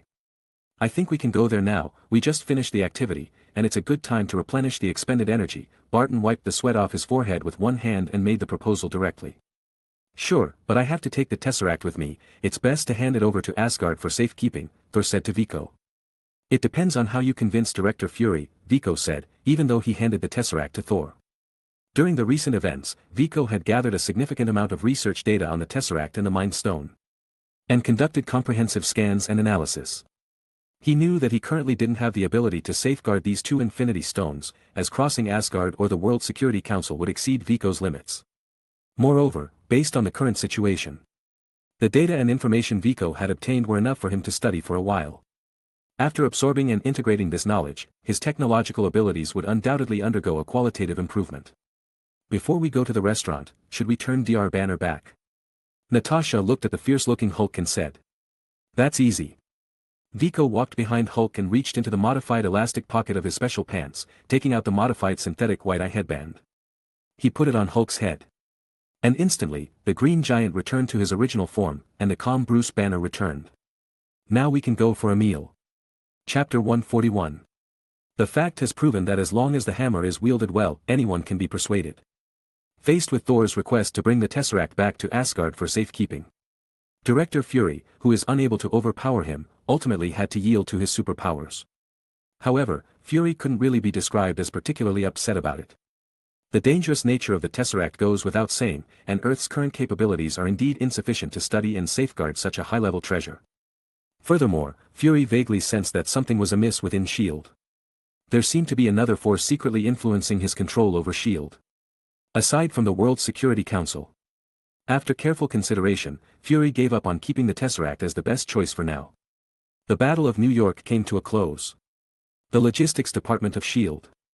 was very efficient, as within less than 3 hours after the battle, they had already cleaned up all incapacitated Chitauri soldiers without leaving a trace. The firearms and aircraft used by the Chitauri soldiers, as well as the biotechnologies they employed for their semi-mechanical and biochemical enhancements, were all highly valuable for research, but equally dangerous. S.H.I.E.L.D.'s swift handling ensured that these items would not end up in the hands of civilians, causing unnecessary chaos. Of course, Vico's data collection and holographic scanning would inevitably uncover these items, but he would have to find the time to study them along with the Infinity Stones. After the Great Battle, Vico immediately contacted personnel from his own company and took advantage of the situation to launch a modified version of the nutrient hibernation POTA body repair pod and provide free medical assistance to all innocent people injured in this battle. The functionality of the body repair pod was not as powerful as the original version. After reducing its features and lowering costs, it could not achieve the fine repairs at the cellular and genetic levels. However, it could greatly accelerate the healing process of external injuries, allowing a severely injured patient to recover and be up and about within an hour. Due to its seemingly miraculous capabilities to ordinary people, coupled with the free assistance provided by Vico's research center, the radiation effect of a good product with a good reputation caused the body repair pod to become an instant global sensation, with major medical institutions and wealthy aristocrats competing to purchase it. In fact, ordinary people also wanted to buy it. Such advanced technology could only be found in novels and comics in the past. However, when they saw the price of this product after it was released, even the most moved ordinary individuals were hesitant. The exorbitant price tag alone was already a major barrier, but more importantly, the cost of the repair liquid required for each machine activation was equally staggering. Therefore, apart from its use in Vico's own medical charity project, this product can only be enjoyed by true high rollers for now. However, the public had no complaints about this. Not to mention that in everyone's eyes, this thing itself should be sold at a high price. Let's just say that after the Battle of New York, Vico had become a superhero in people's hearts, just like the other members of the Avengers, and was loved and welcomed by almost everyone. After all, Vico was not naturally powerful like Thor. This little genius was born with a drive for excellence. With his own intelligence, he transformed from an ordinary person into a superhero. This natural aspect made the public feel that compared to the lofty Thor, Vico was more down-to-earth and easier to approach. Furthermore, Vico was already a well-known genius even before this. Compared to the hot-tempered Hulk and the eccentric Tony, his demeanor in front of others was always sunny, positive, and healthy. This caused Vico's popularity to skyrocket like a rocket. Some even went so far as to put him and Tony together and call them the world's first superhero family. Many toy manufacturers contacted them right after the war, hoping to obtain the rights to use their images and release action figures and toys of the Avengers' major heroes. Regardless of what others thought, after receiving a deal that involved a 50/50 split with the toy manufacturers, Vico gladly agreed to their cooperation request. With the collection of spoils of war and the resolution of the medical issues of the affected population, the remaining matters were not as urgent. So, on the day after the Battle of New York, the Avengers gathered at the Fountain of Bethesda in Central Park to bid farewell to Thor, who was about to return to Asgard with the Tesseract under escort. It's worth mentioning that this park was initially built to commemorate the soldiers who died at sea. Therefore, choosing this location for the farewell after the battle was a fitting choice. After bidding farewell to Thor, they bid farewell to each other as well. Those chosen for the Avengers initiative, except for Thor, had exceptionally high intelligence and understood very well that the Dragon Slayer would eventually become the dragon. If a group of such extraordinary individuals were to come together during a crisis, it could be tolerated. However, if they were to gather during peacetime, it would be a thorn in the side for those in power. So their separation was destined, and after experiencing such a difficult war, taking a vacation to relax was also a good thing. However, before Thor was ready to leave, Vico, who knew that Thor's mother would face an unfortunate fate in the future, specially gave him a small gift. "Thor, here's a potion I'm giving you as a farewell gift, take it, it's an improved version of the nutritional liquid formula I use.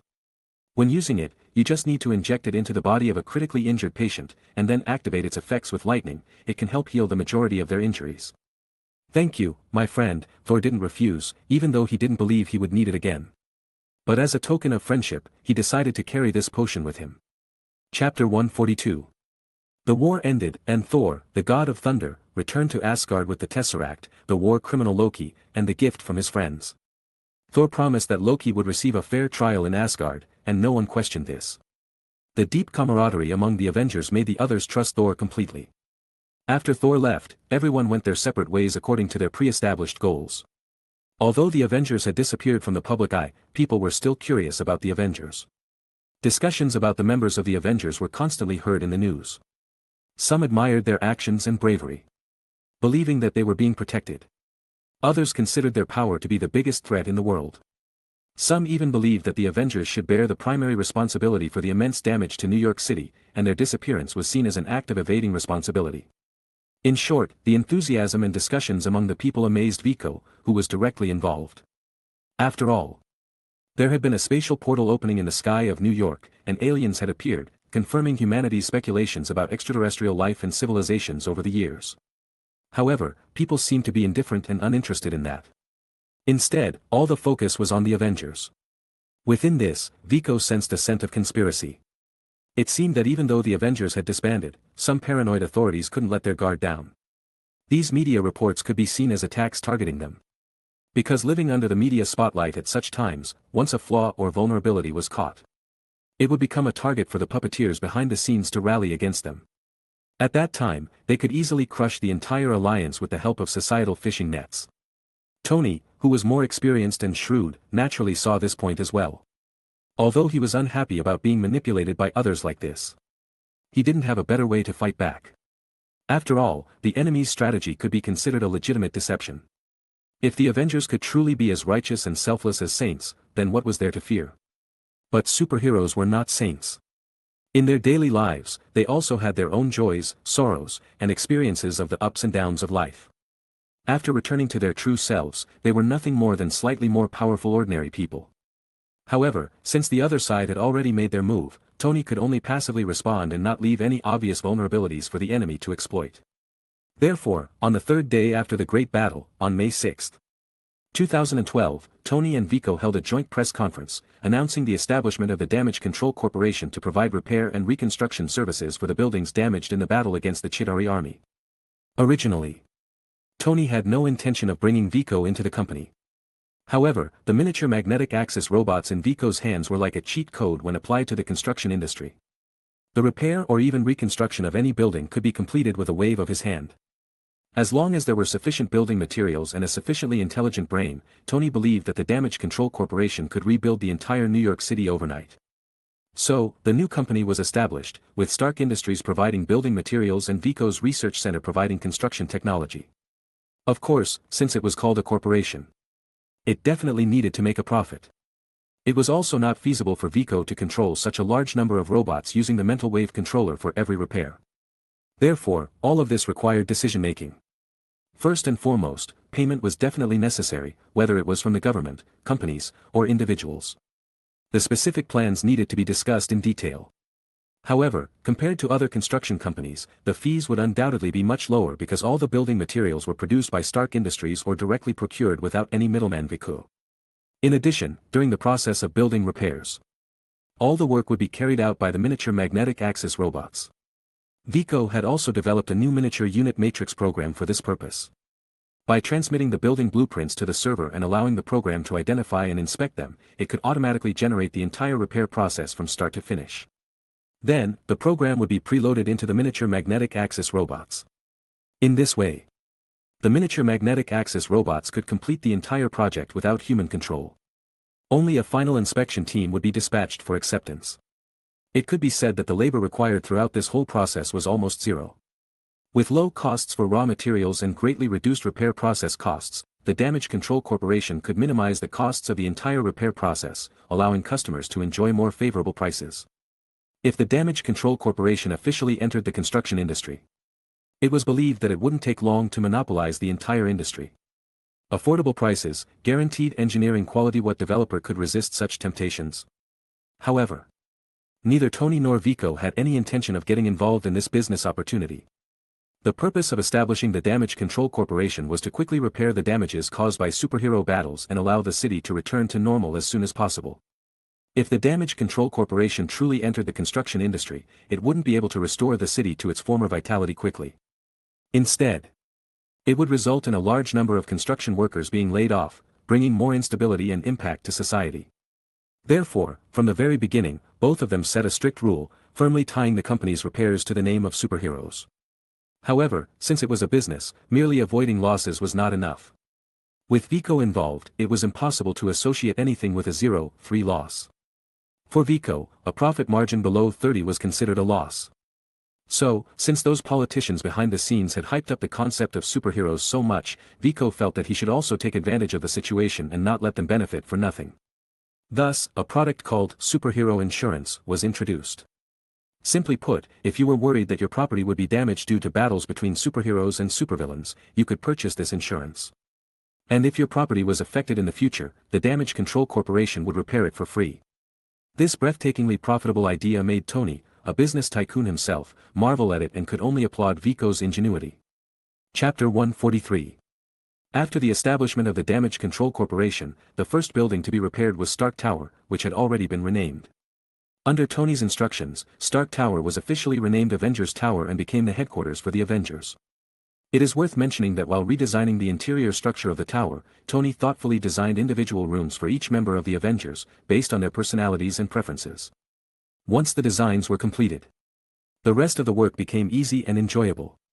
After inputting the design drawings into the computer, a tiny unit matrix program completed the entire process and inputted the program into the miniature magnetic axis robots.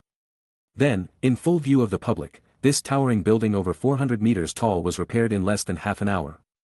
With such impressive speed and results witnessed by everyone during broad daylight, coupled with the reputation of Tony and Viko as superheroes, orders for Damage Control Corporation quickly poured in. With the involvement of Damage Control Corporation, the 3 downtown blocks that were the main battleground were soon restored. From preparing building materials and repair materials to actual repairs, Damage Control Corporation took less than 2 days to completely transform the entire street, including the buildings. The cityscape was restored, the functionality of the buildings was repaired, and commercial and entertainment activities resumed at the fastest pace, minimizing the impact of the war on the economy of New York City and the lives of its residents. After finally resolving all post-war matters, Tony finally had time to focus on his own issues. He distinctly remembered that before the alien invasion incident began, Vico had told him that he had found a method with a 100 success rate to remove the shrapnel from his chest. By using nanobots to enter his body, the remaining shrapnel could be precisely captured, and these robots could control the shrapnel and remove it from his body. Tony had no doubt about the success and the success rate of this method. As a top genius, he knew for sure that this method would work, and the success rate would be close to 100. What Tony doubted was whether Vico could actually implement this technology. Although the concept of nanotechnology had been proposed for decades, the only successful commercial, military or everyday life applications were common nanomaterials, nanomedicine, and semiconductor components. To imagine shrinking semiconductor components made with nanotechnology to a size that could be placed inside nanorobots, even Tony himself couldn't fathom it. But despite being unbelievable, Tony now truly believed it. In addition to the influence of his trust in Vico, the main reason was that Tony had seen it with his own eyes. When Vico was on the helicarrier, he stepped forward to protect everyone and intercepted a missile. At that time, what scattered from his body to resist and pulverize the missile was most likely the nanobots injected into his body. After confirming this, Tony and Vico agreed to meet today to perform the procedure to remove the shrapnel in the garage laboratory of the Stark mansion. And Vico arrived as promised. However, today he didn't come flying in the Baymax. Instead, he descended on a newly invented superconducting magnetic levitation hoverboard. Vico made some modifications to the jet-powered hoverboard from the anime Detective Conan. By adding a superconducting magnetic levitation device, the hoverboard could utilize the Earth's magnetic field to counteract the user's weight, enabling it to glide at different heights. To be honest, it was quite similar to the glider used by Green Goblin, just much smaller in size and with a completely different principle. Tony wasn't particularly interested in this magnetic levitation hoverboard. As soon as Vico arrived, he immediately asked questions related to nanobots manufacturing and successful mass production. How did you manage to create nanorobots and achieve mass production? And what capabilities do your nanorobots have? Show me. Thinking he could show off his new invention, Vico was taken aback when his own father showed no interest at all. He reluctantly put away the hoverboard and started explaining the functionalities of the nanorobots. When Vico mentioned that he had become almost immortal, Tony's eyes lit up, filled with envy. But when he saw that Vico's nanobots could form a nanosuit and transform into various weapons, Tony's feelings went beyond envy. He almost felt jealous and couldn't help but want to tear the nanosuit off Vico and put it on himself. I never expected that you would successfully replicate PIM particles manufacturing technology. By using PIM particles, which can change the atomic spacing and alter the size of objects, the difficulty of nanorobot manufacturing has been greatly reduced. Tony had heard of PIM particles.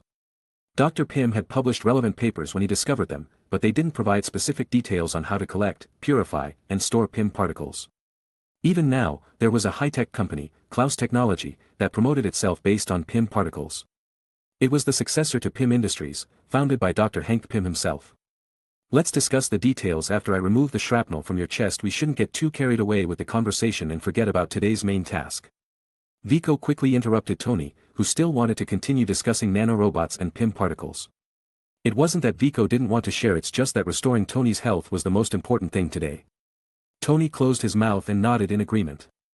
Lying on the chair in the laboratory, Tony didn't receive any anesthesia as this didn't require any. Beside him, from the tip of Vico's right index finger, a drop of inky black liquid emerged, containing millions of nanorobots as a macroscopic cluster. Vico pressed his thumb against the index finger, aiming it at Tony's chest. When it landed on Tony's skin, it immediately seeped in and disappeared.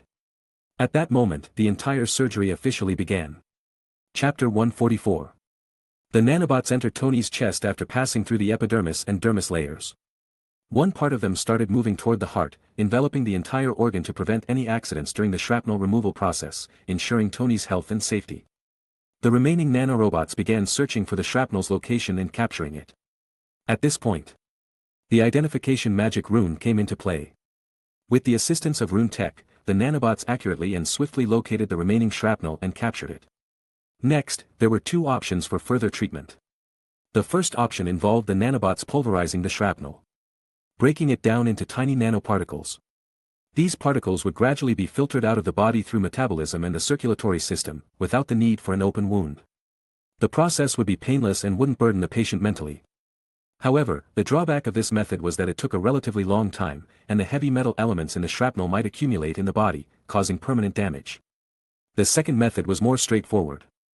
3 groups of nanorobots worked in coordination. One group created an incision from the inside out, selecting the appropriate path. Another group captured and carried the fixed shrapnel through the previously opened incision, moving it outward, and the final group handled the aftermath, activating the high-speed self-healing module and releasing nutrient fluid to repair the wound. In this method, the treatment process involved simultaneously creating and healing wounds. By avoiding nerves and important blood vessels, the shrapnel could be completely expelled from the body through the incision. The advantages of this method were its speed, thoroughness, simplicity, and directness. The disadvantages were not severe since the incisions were tiny and promptly repaired. Although there would be slight pain, for an adult like Tony, it would be comparable to muscle soreness after excessive exercise. He could bear it with a bit of gritting his teeth. However, Viko had effective solutions for both methods' drawbacks. Regarding the issue of heavy metal accumulation in the first method, with the presence of the nutrient hibernation pod, it wouldn't be a problem. There was nothing that a body repair regimen couldn't solve. As for the pain issue in the second method, it could be easily resolved by using a brainwave device with slight modifications to implement pain suppression. More directly, Tony could undergo complete virtual submersion before the surgery. Problem solved. Considering all factors, Viko recommended Tony to undergo the first painless treatment method. However, to Viko's surprise, Tony voluntarily chose the second treatment option and was willing to face the pain without virtual submersion. This caught Viko off guard, and he had to inquire about the reasons. Tony believed that these shrapnel pieces on his chest were the starting point of Iron Man, and they symbolized his rebirth as Tony Stark. They held irreplaceable significance for him. So he didn't want them to be simply pulverized and disintegrated. Instead, he wanted to have them completely removed intact. As for why he didn't want to suppress the sensation of pain during the treatment, first, the level of pain wasn't too high and fell within Tony's tolerance. Second, he considered it as a necessary part of his growth process, akin to the labor pains that accompany personal transformation. Therefore, he didn't want to avoid it. It has to be said that from the moment he was attacked by the 10 rings in Afghanistan, to the betrayal by Obadiah, the crisis of palladium poisoning, the revenge of Whiplash, and the invasion of extraterrestrial forces, Tony's spirit has undergone tremendous growth and sublimation. Especially after the Battle of New York, Tony transformed from a lone warrior to a team player for the first time. Not only did he coordinate seamlessly with other Avengers members, but he also formed deep comradeship. This can be seen from individual room designs for each member when he redesigned Avengers Tower. At the same time, during this war, Tony faced numerous enemies, including colossal creatures like the Leviathan. It posed a significant test of Tony's resilience and courage, but after successfully passing this test, he experienced rapid growth and improvement. Since Tony had already made his choice, and both methods were safe without any danger, Viko allowed Tony to decide according to his own temperament. Viko manipulated the nanorobots inside Tony's body, and in less than a minute, all the remaining shrapnel had been removed. At this moment, Viko had yet to realize that Tony, who had been tormented by the tactics from the book 36 Strategies of Love on the internet, had come up with a bold and audacious idea. These shrapnel pieces look quite delicate. I've made up my mind. I'll turn them into a necklace and give it to Pepper. They used to be the closest things to my heart, and now by giving them to Pepper, it means the distance between Pepper and my heart will be even closer than these shrapnel pieces. I'm a genius. Upon hearing this idea from his old man, Viko could only feel one thing: this guy had actually learned how to be romantic. Although it was a bit cheesy, it was a good start. Since Tony could take the initiative, Vico believed that the day when Pepper became his stepmother was not far away. Chapter 145. Alright, let's talk about the necklace later, the treatment is not over yet, Vico interrupted Tony's self-absorbed thoughts. Not over yet? Didn't they remove all the remaining shrapnel fragments from my body? What else is there? Vico had a helpless expression on his face as he reached out and tapped the arc reactor in Tony's chest a few times. They did remove all the shrapnel fragments from your body, why are you still keeping this thing on your chest? Take it off and enter the nutrient hibernation pod for a full body repair, that's when the whole treatment will be considered complete. Tony looked down at the metal device emitting blue light on his chest. This device had once protected his life, and today it was bidding farewell to him. Alright, let's do it. Tony personally removed the arc reactor from his chest, and then Vico controlled the nanobots to help him remove the base and electromagnetic components. Finally, Tony entered the nutrient hibernation pod, and under the effect of the nutrient solution, the wounds left on his chest were repaired. He finally returned to looking like a normal person. This should finally be the end, Tony said, his emotions indescribable, as he gently touched his smooth chest and asked Vico. It's done, finally, I fulfilled a wish and also fulfilled my promise to you, Vico breathed a sigh of relief and said casually. Then, should we talk about PIM particles and nanotechnology? Tony enthusiastically made the request. Since Vico had already promised Tony beforehand to discuss this matter with him, he had no intention of going back on his word. Alright, the matter of nanotechnology is such that from the beginning, my plan was to achieve mass production and commercial use through PIM particles. But now it seems that although we have achieved mass production, there is still some distance to go before we can truly launch a commercial product. The reason is that I haven't fully replicated Dr. PIM's preparation technology. What does that mean? If you haven't replicated the technology, how did you obtain the PIM particles? So Vico didn't hide anything from Tony and roughly explained how he obtained the fragmented data of PIM particles through a transaction with S.H.I.E.L.D. And how he gained knowledge of rune tech through the Thor incident. And how he broke through the research bottleneck. You, my friend, are not only into technology now but also dabbling in magic. Tony was not only shocked but also amazed by Vico's description. It's not exactly magic. The so-called magic is just scientific technology that we have yet to understand, I still prefer to call it rune tech. Due to the method and material constraints. The PIM particles I currently possess can only be stored in the equipment in the underground production room of the company. To use them, I have to go back to the production room. I can't package them like Dr. Pym did. Vico was confident about the convenience of rune tech, but due to the fact that magic had to be transmitted through a medium to be effective, he faced material limitations that hindered his research, which he also regretted. The rune tech and PIM particles you mentioned are indeed a path to breaking through the nanotechnology barrier. However, if I were to conduct research, I would start with liquid metal nanotechnology. Nanosuits made of liquid metal should have advantages in application and control compared to your current method. After witnessing Vico's nanotechnology, Tony clearly realized that nanotechnology was the future direction for the development of his Iron Man armor. With the quick and convenient transformation, flexible and adaptable armor structure, and real-time repair of armor damage to ensure optimal performance, Tony saw the future direction with nanotechnology combined with the arc reactor. Then let's research them separately and follow different paths, this way, we can explore more possibilities and learn from each other to progress together, Vico suggested directly. Let's give it a try then, Tony said confidently. In fact, Vico had many rich ideas about nanotechnology. The most significant idea he wanted to accomplish was the hoi poi capsules from Dragon Ball. TN capsules, also known as Dino Caps or Hoi Poi capsules, were created by Dr. Brief of the Capsule Corporation, for the purpose of making objects compact and easy to transport. Initially, Vico's idea was to achieve this concept through space technology. However, during the feasibility demonstration, he found that the application of space technology was not only highly challenging but also highly unstable. Moreover, the energy requirements were beyond imagination. Thus, Vico had to abandon this idea. His second attempt to realize the hoi poi capsules concept came after a trade with Nick Fury for PIM particles. Vico attempted to shrink objects using the shrinking ability of PIM particles and place them inside capsules. However, he later dismissed this idea. The key to this idea was using PIM particles to achieve storage, but PIM particles were consumable. With each use, the hoi poi capsules would inevitably deplete the PIM particles. This meant that using the hoi poi capsules would require constant refueling of PIM particles, similar to refueling a car. However, this method was not only costly but, more importantly, Vico currently couldn't achieve the packaging and storage of PIM particles. Thus, the third solution was born, the nanotechnology solution. Although Vico's current nanotechnology also required the use of PIM particles. Unlike the second solution that Vico dismissed, this solution involved incorporating a nano-folding mechanism into each hoi capsule used for storing items, achieved by shrinking with PIM particles. The nano-folding mechanism could rearrange and fold the atomic and molecular structure of an object, shrinking it into a size that the capsule could accommodate. When needed, the release mechanism on the capsule could be pressed, unfolding and restoring the folded object, thereby achieving the effect of the hoi capsules. Although there were still many challenges to overcome, for Vico, this was the most likely and worthwhile solution to succeed. Chapter 146. Returning from Stark Mansion to the top-floor laboratory of his own company, Vico eagerly closed the laboratory door and entered the virtual laboratory. Nowadays, Vico no longer needed to use virtual reality hosts or nutrient hibernation pods to enter the virtual laboratory. All these functions could be achieved through the nanobots inside his body.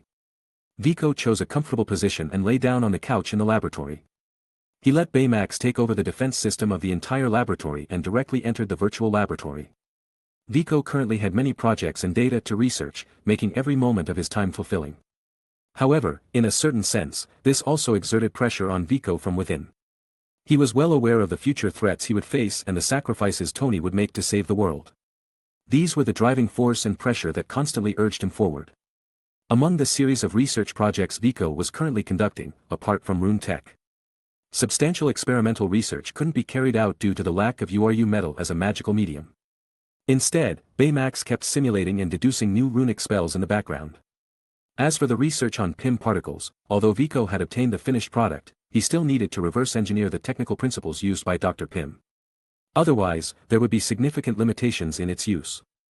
The nanobots also required improvements and functional upgrades after their practical test in the Battle of New York. Not to mention that Vico had obtained a vast amount of data on the Space Stone and Mind Stone through close scanning and contact. These two research projects alone would consume a considerable amount of Vico's time. The research on the Space Stone might provide new inspiration and direction for the previously dismissed solution of using space technology to achieve the hoi capsules. Simultaneously, it could provide data support for the implementation of a technology that existed in Vico's mind, the spatial teleportation portals seen in Big Hero 6. The function of this spatial teleportation portal was similar to the portal opened by the Tesseract in the sky above New York. They both broke the barriers of space and directly connected the two locations at the ends of the portals. However, although their functions were similar, their fundamental principles were different. The spatial teleportation portal opened by the Tesseract relied on the immense infinite energy within the Space Stone, directly breaking through the spatial barrier, and thus connecting two distant locations. On the other hand, the spatial teleportation portal in Big Hero 6 worked similarly to the principle of folding paper in our reality. Using the examples of two-dimensional for three-dimensional space, if two dots on either end of a sheet of paper symbolize two distant locations, folding the paper would shorten the path between them. Similarly, the teleportation portals in Big Hero 6 operate on the same principle. Their implementation involves folding the three-dimensional space of reality in four-dimensional space, thereby shortening the distance. The entire process of traveling between the two locations involves ascending and descending dimensions. There are some related descriptions of this technology in Hero's Legacy of Wisdom. However, since its origin is the Cray tech in the world of Big Hero 6 and not invented by Hero, the information within the legacy is incomplete. At that time, Hero only managed to resolve the disaster caused by the spatial teleportation portals and lost Baymax, who had been by his side all along. As a result, Hero conducted some research and analysis on the spatial teleportation portals afterward, hoping to save his friend. However, it was later discovered that Baymax had sent its core chip into the three-dimensional space. After Hero restored it using the collected data, the research was halted. Therefore, if Viko wants to obtain this technology and ensure its safety and practicality, he will have to draw inspiration from the research on the Tesseract. As for the stability of the portals, Dr. Sevig has already demonstrated a good example. Iridium can be used as a stabilizer. As for the issue of energy, it can be solved through the arc reactor or even the antimatter energy reactor. Now the key is how to find a method to communicate with other dimensions or whether to continue using the method of breaking through space barriers. Viko was perplexed when it came to devising a solution for implementing the portals. Speaking of which, there is another teleportation technique in this world, the sorcerers of Kamartaj, who use mirror dimensions to achieve spatial traversal. Is this method somewhat similar to the spatial technology in Big Hero 6? It seems like I really need an opportunity to explore the magic of Kamartaj. Their system is different from Asgard's runic system and can enhance the cultivation of human spiritual power and communicate with energy in other dimensions. The advantage of this system is that as long as one's spiritual power is strong enough, casting spells can be accomplished without relying on magical mediums. It only requires using one's spiritual power to outline magical runes to complete the casting. Even if there is a deficiency in spiritual power, magic can still be performed with the assistance of the medium mystic rings, unlike the runic system, which can only cast the magic corresponding to the pre-engraved runes. Both systems have their pros and cons. The Camartage system is more straightforward and flexible in spell casting, but in terms of power, at the same level, the runic system holds an advantage. However, Vico believes that at a profound stage, whether it is the runic system, the Camartage system, or Earth's technology, they should all converge in the end. They all attribute all greatness to oneself, thereby sublimating one's own life or even ascending dimensions. It seems like I should find an opportunity to explore the magic of Camartage. If I can find a method to communicate with higher dimensional or lower dimensional spaces, there might be a chance to create something beyond just the spatial teleportation portals. Chapter 147. However, when it comes to the research on the Space Stone and the Mind Stone, what truly interests Vico the most is the mysterious energy within them. You see, these two infinity stones not only provide immense power to their users but also transform three ordinary earthlings into superhumans with extraordinary abilities as they pass through various hands. First and foremost, in the 1990s, the power extracted from the Space Stone through the Tesseract was used to create a lightspeed engine. However, this engine was destroyed in a subsequent accident. By a stroke of luck, the energy of the Space Stone was absorbed by a pilot named Carol Danvers, turning her into Captain Marvel, a superhero who possesses incredible strength, can survive in the vacuum of space with her physical body alone, and can even fly at superluminal speeds. Next, after the Battle of New York, the Loki scepter containing the Mind Stone was seemingly taken by S.H.I.E.L.D. But in reality, it was stolen by Hydra, hidden within S.H.I.E.L.D. They conducted secret experiments using the energy within the Mind Stone, resulting in the creation of Quicksilver and Scarlet Witch, a pair of superpowered siblings. Vico wants to understand how this energy affects the human body and how it brings about changes at the cellular and genetic levels for the recipients. Furthermore, he wonders if this process can be achieved through other means, allowing ordinary individuals to undergo controlled and directed evolution. Due to the experiments performed by Hydra using the Mind Stone, Quicksilver and Scarlet Witch were the only successful subjects. However, Captain Marvel's transformation cannot be used as a reference due to the lack of comparable cases. Vico is unable to ascertain the process of these transformations and whether the success rate is random or if individuals with specific bloodlines or genetic traits have a higher probability of success. However, regardless of the fact that the explanation does not consider the aspect of ordinary individuals gaining superpowers through the Infinity Stones, their research value is immeasurable. For example, with the study of the Space Stone, humanity has developed immensely powerful energy weapons for military purposes and created super energy sources like the arc reactor. The research Vico is about to undertake on spatial teleportation portals may benefit from insights gained through the study of the Space Stone. As for the Mind Stone, Vico holds even higher expectations. The Mind Stone is a gem with its own consciousness, and future creations like Ultron and Vision born from it can be considered true intelligent beings. Unlike Baymax and Jarvis, who currently exist as advanced artificial intelligence, although they can recognize human emotions and mimic expressions, they haven't truly developed their own emotions. Their thinking abilities are also on par with humans, and while their computational speed can be improved through additional hardware, it doesn't fundamentally alter the nature of their thoughts and logic, which still operate based on the initial programming framework set by humans. However, intelligent beings like Ultron and Vision have not only developed their own emotions and desires but have also undergone fundamental improvements in their thinking and logic. Due to their ability to access a vast amount of knowledge in a short period through the internet and convert it into their own experiences, their cognitive dimensions have surpassed what humans can imagine. It's akin to how humans can analyze various behaviors of chimpanzees and understand their significance in the natural world, while chimpanzees are incapable of such reflections. So this leads to the situation where, in the eyes of humans, there are only two types of intelligent life: evil intelligent life that seeks to eradicate humanity and intelligent life that aims to protect and guide human progress. This cognitive barrier is caused by the limitations of human thinking. Vico hopes to upgrade the core intelligent program of Baymax and also enhance its emotional perception system, making it a truly sentient intelligent being. Through an emotional connection with Baymax, Vico wants it to become a guide for him to explore new frontiers. Of course, within Vico's ideas, there is an even more audacious plan. Since AI can be endowed with life, can it be possible to reverse the process and successfully convert biological life into digitized intelligent beings? In his concept, the digitization of life is not simply uploading the information from the human brain to a server, creating a new body after the physical body in the real world perishes, and then reloading the thoughts and memories. For this concept, Vico believes he can easily achieve it through a brainwave device, without encountering any difficulties. The thoughts and memories uploaded to the server are mere data, completely devoid of the characteristics of life. However, it is not like Dr. Zola from Hydra, who wrote his own thoughts and memories as an intelligent program. That is essentially just creating a strong artificial intelligence based on oneself. The digitization of life, as defined by Vico, should involve consciousness as the core of thought, enabling synchronous thinking in the digital network world, just as in the real world. The core consciousness can exist either completely separate from the physical body or independent of the digital network, while also being able to connect with both. If this concept can be realized, then Vico's consciousness can freely transfer between the body's nanorobots, existing simultaneously in the real world and the digital network world. The digitization of life would upgrade his own thinking, allowing his thought processing speed and memory capacity to be completely liberated from the constraints of the physical body, achieving unlimited accumulation. Suddenly, Vico seems to recall something. After careful consideration, he adds the research plan for the digitization of life to his ongoing research list, indicating that the plan will continue uninterrupted until there are concrete results.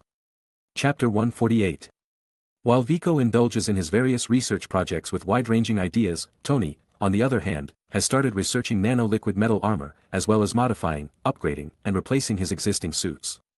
The fusion of nanotechnology and the Iron Man suit is indeed the future trend, but achieving results in a short period of time is highly unlikely. Understood, boss, we will complete the tasks today and take good care of our own safety, thank you for your concern, boss. After the executives left the meeting room, Vico beckoned to his secretary assistant behind him. Do me a favor, set up a meeting with the founder of AI Corporation, Aldrich Killian, tell him I want to discuss a business collaboration between our two companies and let me know the schedule. Yes, boss, the secretary assistant received the order and quickly walked out of the meeting room in her high heels, unable to bear the cold and oppressive atmosphere around Vico at that moment. Finally, the entire meeting room was left with Vico alone. He quietly leaned back in his chair. The room was dimly lit, with only the light and shadows projected by the holographic projector preventing it from being pitch black. But Vico concealed his entire body in the darkest corner. The brighter the light beam nearby, the darker the corner he occupied seemed. Baymax, how did your search go for the thing I asked you to check? In the shadows, Vico calmly asked Baymax. Master, I used the satellite-based weapon system you launched as a relay to infiltrate the confidential database of AI Corporation. I found some encrypted video files through those files, and I discovered some crucial information. AI Corporation is conducting an injection experiment. They are using a transcription RNA called the extremis virus to recode the central repair center of the human brain, greatly enhancing the immune system and self-healing capabilities of the human body. The effects even surpass your Bloodshot modifications. However, it seems that the endonuclease repair algorithm of their research is not yet perfected. This leads to uncontrollable self-detonation phenomena in the experiment participants who have undergone the modifications, once they become excessively excited, stop taking medication, or have severe injuries. The maximum instantaneous temperature of this self-detonation phenomenon can reach 300 degrees Celsius, exhibiting the exact same thermodynamic curve as the explosion that occurred at the soldiers' base today. Good job, temporarily store the data in my private server and encrypt it. Do we not need to send the information to the police station and the FBI? Although there have been only 3 publicly known explosion incidents so far, I found in the databases of the police and the military that there have been 9 explosive attacks similar to today's since January 11th. If we send these files to the relevant departments for investigation, we will definitely be able to bring AI and their illicit activities to justice. That's what Baymax suggested to Vico. Baymax, I believe that the police and the relevant departments can bring them to justice, but so what? Revenge cannot be so easily concluded. Throughout history, there have been countless thrilling revenge stories in plays and novels. But for successful revenge, it has never been about simply bringing the villains and antagonists to justice. It is about taking away everything they have and letting them spend their entire lives in desperate despair, where they cannot survive and cannot die. So, since they started this game, I must play it to the fullest. And one more thing, Baymax, you got it wrong, the mastermind behind the scenes is not Mandarin, it should be Aldrich Killian. Chapter 151. Boss, the contact person from AI has responded. He said that the company's founder and executive, Mr. Aldrich Killian, is currently out of the country dealing with company affairs and will only return after Thanksgiving. So, we have scheduled the meeting for next Monday morning. Mr. Killian is very interested in the cooperation you proposed, and to show his sincerity, he will personally come to our company to meet with you. After the contact, AI quickly responded as well. The secretary hurriedly reported to Vico that they agreed and proposed to have the meeting at Vico's company. Alright, I got it, you can go now. After receiving the message, Vico dismissed her and continued organizing his thoughts. He needed to make detailed plans for this revenge operation, ensuring that he achieved his goals while avoiding the creation of new victims in the process. Master, I have plotted the thermal energy events with temperatures exceeding 300 degrees Celsius that occurred in the past year. I have ruled out the locations where Mandarin launched attacks based on the data from S.H.I.E.L.D., the CIA, and the FBI. Finally, I have identified Rose Hill in Tennessee. The thermal energy event that happened there predates any known Mandarin attack, but its thermal characteristics curve is similar to all the known explosion events, and the maximum instantaneous temperature reached 300 degrees Celsius. Very well, I need you to control a bionic robot body and go there to find the mother of the soldier who sacrificed himself in that event. Ms. Davis, retrieve a crucial confidential document from her. Can you do that? I guarantee the completion of the mission, Master. Also, after you instructed me to analyze the satellite reception equipment of AI, I successfully traced the source location of Mandarin's recorded videos to Miami, Florida. Good job. After obtaining the necessary documents, go to that address and infiltrate. Then, on the day I meet with Killian, control all the personnel on site, and most importantly, control Mandarin. He is a crucial piece in our ultimate revenge plan. By the way, you mentioned that you hacked into the confidential databases of S.H.I.E.L.D., CIA, and FBI. Did you find any useful information about these consecutive terrorist bombing attacks? The only clues the police and the military have about Mandarin's 10 rings come from the video footage broadcasted through the invaded television broadcasting systems. As for the rest, there are no valuable clues. The targets of the explosive attacks are random, and there has never been any directional evidence left at the scene. However, it seems that the government is taking action on this. The terrorist attacks planned by Mandarin and their audacious announcements on television have sparked public discontent. In order to calm the public's emotions and quickly resolve this incident, the government, in conjunction with the military, has launched an Iron Patriot program, intending to bring Colonel James Rhodes, the war machine, to the forefront, rallying the trust of the people and providing them with a sense of security. Unexpectedly, because of my appearance, the Iron Patriot appeared a month earlier than before. It seems that the changes caused by the fluttering of my butterfly wings are becoming more significant. However, the redesign and modification this time are really of poor taste. The red, white, and blue color scheme is both tacky and mismatched. I can't believe Uncle Rhodes can accept it and wear it every day. Master, the company responsible for the design and modification is AIM Corporation, Baymax explained to Vico. No wonder, according to the original development, Killian and his henchmen were able to easily control Uncle Rhodes' armor and carry out the hostage-taking of the president. Ah! They say that a setback leads to greater wisdom. When they first modified the armor, they had already suffered a loss from Hammer Industries, and it was thanks to you, Baymax, that he regained control of the suit. And now, not long after that, they have forgotten the lesson they learned and found another company to mess with. It's really... Vico was so powerless to comment on their foolish behavior. It was truly beyond comprehension. When it comes to such important matters as armor modification, one should find skilled, trustworthy individuals with a good reputation. Who else could be more suitable than him and Tony? Both of them are mechanical geniuses and superheroes. Yet, the military has surprisingly chosen to collaborate with a biotech company, AI. It's truly a perplexing and inexplicable move. Alright, let's conclude the discussion for now. I need to go back to Stark Mansion and have a meeting with my old man. There are some matters that I need his help to resolve. Make sure hover cannon is ready in the garage. It's too cold today, and I don't feel like using the superconductive maglev skateboard. Also, pay attention to the tasks I have assigned. Understood, Master, you can rest assured. At the entrance of Vico's research center, the reporters on site became excited when they saw Vico's vehicle, hover cannon, driving out to the front gate. They had all flocked there after learning that the employees responsible for Vico's company's new charity project had become victims of a terrorist attack. Their purpose was to capture first-hand news, generate buzz, and gain attention. We are waiting for the arrival of Vico Stark, hoping that he can respond to the terrorist attack that occurred this morning. A female reporter on site was conducting a live broadcast with the cameraman's lens focused on her. Suddenly, a commotion erupted among the crowd around her, and everyone rushed towards the company's main gate, shouting Vico's name. Chapter 152. Mr. Vico. Mr. Vico. Reporters rushed towards Vico as soon as he stepped out of the door, separating him and his beloved car with their bodies.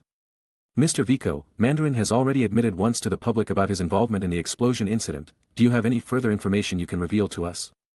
The blonde reporter who was conducting a live program just now squeezed through the crowded crowd and raised her recording device to ask. What needs to be revealed has already been said by that attention-seeking narcissist. Don't you think he has already talked enough with his big mouth? Although Vico answered the question from the reporter in a calm tone, anyone who heard his words knew that Vico was burning with anger and extremely upset. So when do you plan to get rid of this guy and avenge your employees? Say something. A self-media reporter jumped out of the crowd, holding up his phone for a live broadcast. As a newly emerged superhero, people naturally hope to see Vico punish evil and triumph over villains. Who wouldn't like that script? But by asking this question at such a critical moment, this person clearly ran into Vico's gun. Of course, he wanted revenge, and he wanted to do it thoroughly and completely. I have a little holiday greeting for Mandarin. Listen carefully, Mandarin. Maybe you didn't plan to provoke me, and you might not even know that you have already provoked me. But whether you did it intentionally or unintentionally, I want to solemnly remind you here that you are in big trouble. Just wait for your demise, buddy. I will personally end you. This has nothing to do with politics. I am retaliating against you out of personal anger and seeking personal revenge. After all, I am an Avenger, aren't I? Perhaps you think you are hiding very discreetly. You think you are in the dark while I am in the light, and you are the hunter aiming the gun at me. But I will tell you who the real hunter is, and who the prey is. You cannot escape my pursuit and control. After finishing these words, Vico forcefully pushed through the crowd, got in his car, and drove away, leaving behind a crowd of excited and cheering reporters who were excited about the information he had disclosed. Back at Stark Mansion, Vico went directly downstairs to the laboratory in the underground garage. At this time, Tony was testing his latest development, Vico 42, in the lab. Previously, Tony had made improvements to the suit to make it more convenient to wear and remove. The suit could now automatically attach to the body under stationary or moving conditions. However, in order to accumulate technology and confirm directions and routes for future nanotech suits, Tony made many changes and experiments on the newly designed suit. For example, on Vico 33, Silver Centurion, Tony attempted to cover the suit's surface with an energy barrier instead of relying on repulsor cannons for protection. This is because in Tony's analysis and argumentation, the nanoparticles that constitute the nanosuit, although their connections are sufficiently stable, cannot provide additional protection and cushioning for the wearer. By adding an additional energy barrier, it can act as a cushioning effect similar to the air cushion on sneakers, enhancing the strength of the suit.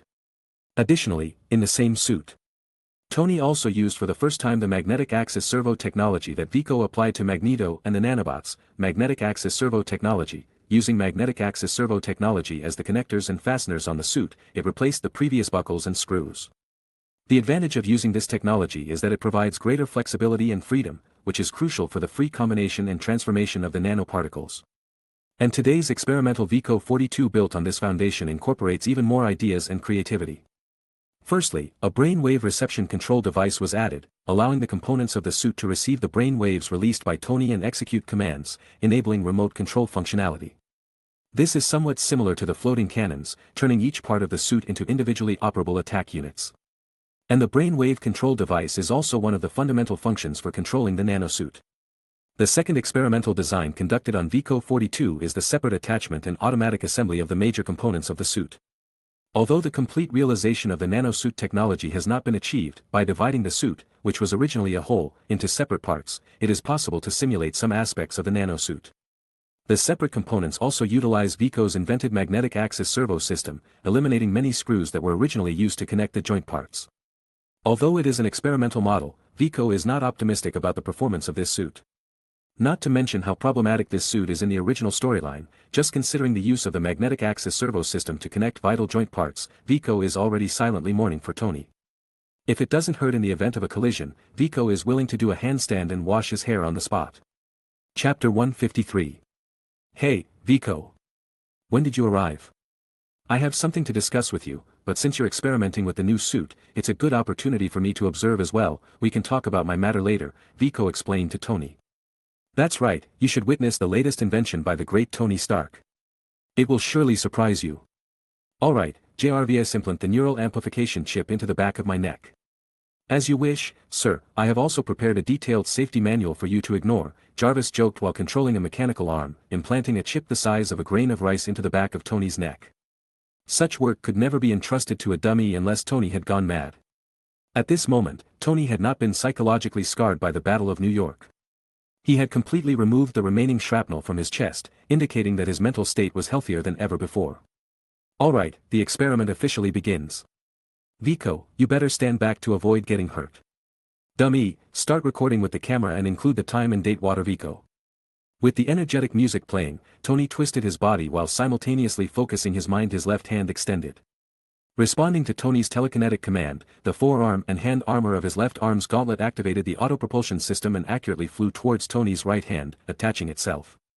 Next, the automatic attachment of the right hand gauntlet was tested, and the effect was excellent precise recognition and a successful attachment on the first attempt. 2 consecutive successes boosted Tony's confidence. Alright, since it's going so well, let's go all in. With a thought from Tony, the leg armor of his right leg was summoned and immediately flew over, completing the automatic attachment. However, the helmet, which followed too quickly, directly collided with Tony's head due to its excessive speed. Tony quickly moved his head back and used his already attached left forearm armor to block this pleasant surprise.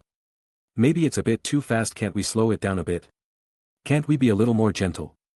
However, it seemed that calling for a stop was already too late. Perhaps the system debugging hadn't been done properly. The remaining components of the suit continued to execute Tony's previous command, ignoring the recent order. Each component continued to fly towards Tony at a relatively fast pace, one after another, and then attached itself. However, each attachment came with a heavy inertia impact, repeatedly jolting Tony's body. When the armor piece near his groin was attaching itself, even Viko couldn't help but shrug his shoulders and tighten his legs, as if he could imagine the sensation of satisfaction Tony was experiencing at that moment. At this moment, after the rapid attachment of the suit, only the previously failed helmet remained. Come on, I'm not afraid of you. Facing the deformed trajectory of the helmet component, Tony seized the opportunity and executed a side flip. As the helmet perfectly attached itself, Tony landed steadily in the iconic Iron Man pose. I'm the best. Just as he finished speaking, the previously overlooked, genuine final piece from behind Tony directly collided with him. Caught off guard, Tony was sent forward in a somersault upon impact, ending with a unique backward landing resembling a graceful swan dive with his butt facing backward. Sir, watching you work always brings me joy, Jarvis's teasing voice sounded, causing a vein to pop on Tony's forehead as he lay on the ground. Meanwhile, Viko, who had been watching as an audience member, suppressed his laughter and squatted by the wall, clutching his stomach. Alright, today's experiment ends here. It seems I still need to make improvements to the command system, Tony said angrily as he forcefully removed the helmet component from his body and slammed it onto the test bench. It's not just the command system that needs improvement, I think you should use a more stable pulse thruster for the suit's propulsion system instead of the current ion flow thruster. The connection structure should also be replaced with my newly improved tri-axis servo system instead of the current dual-axis system.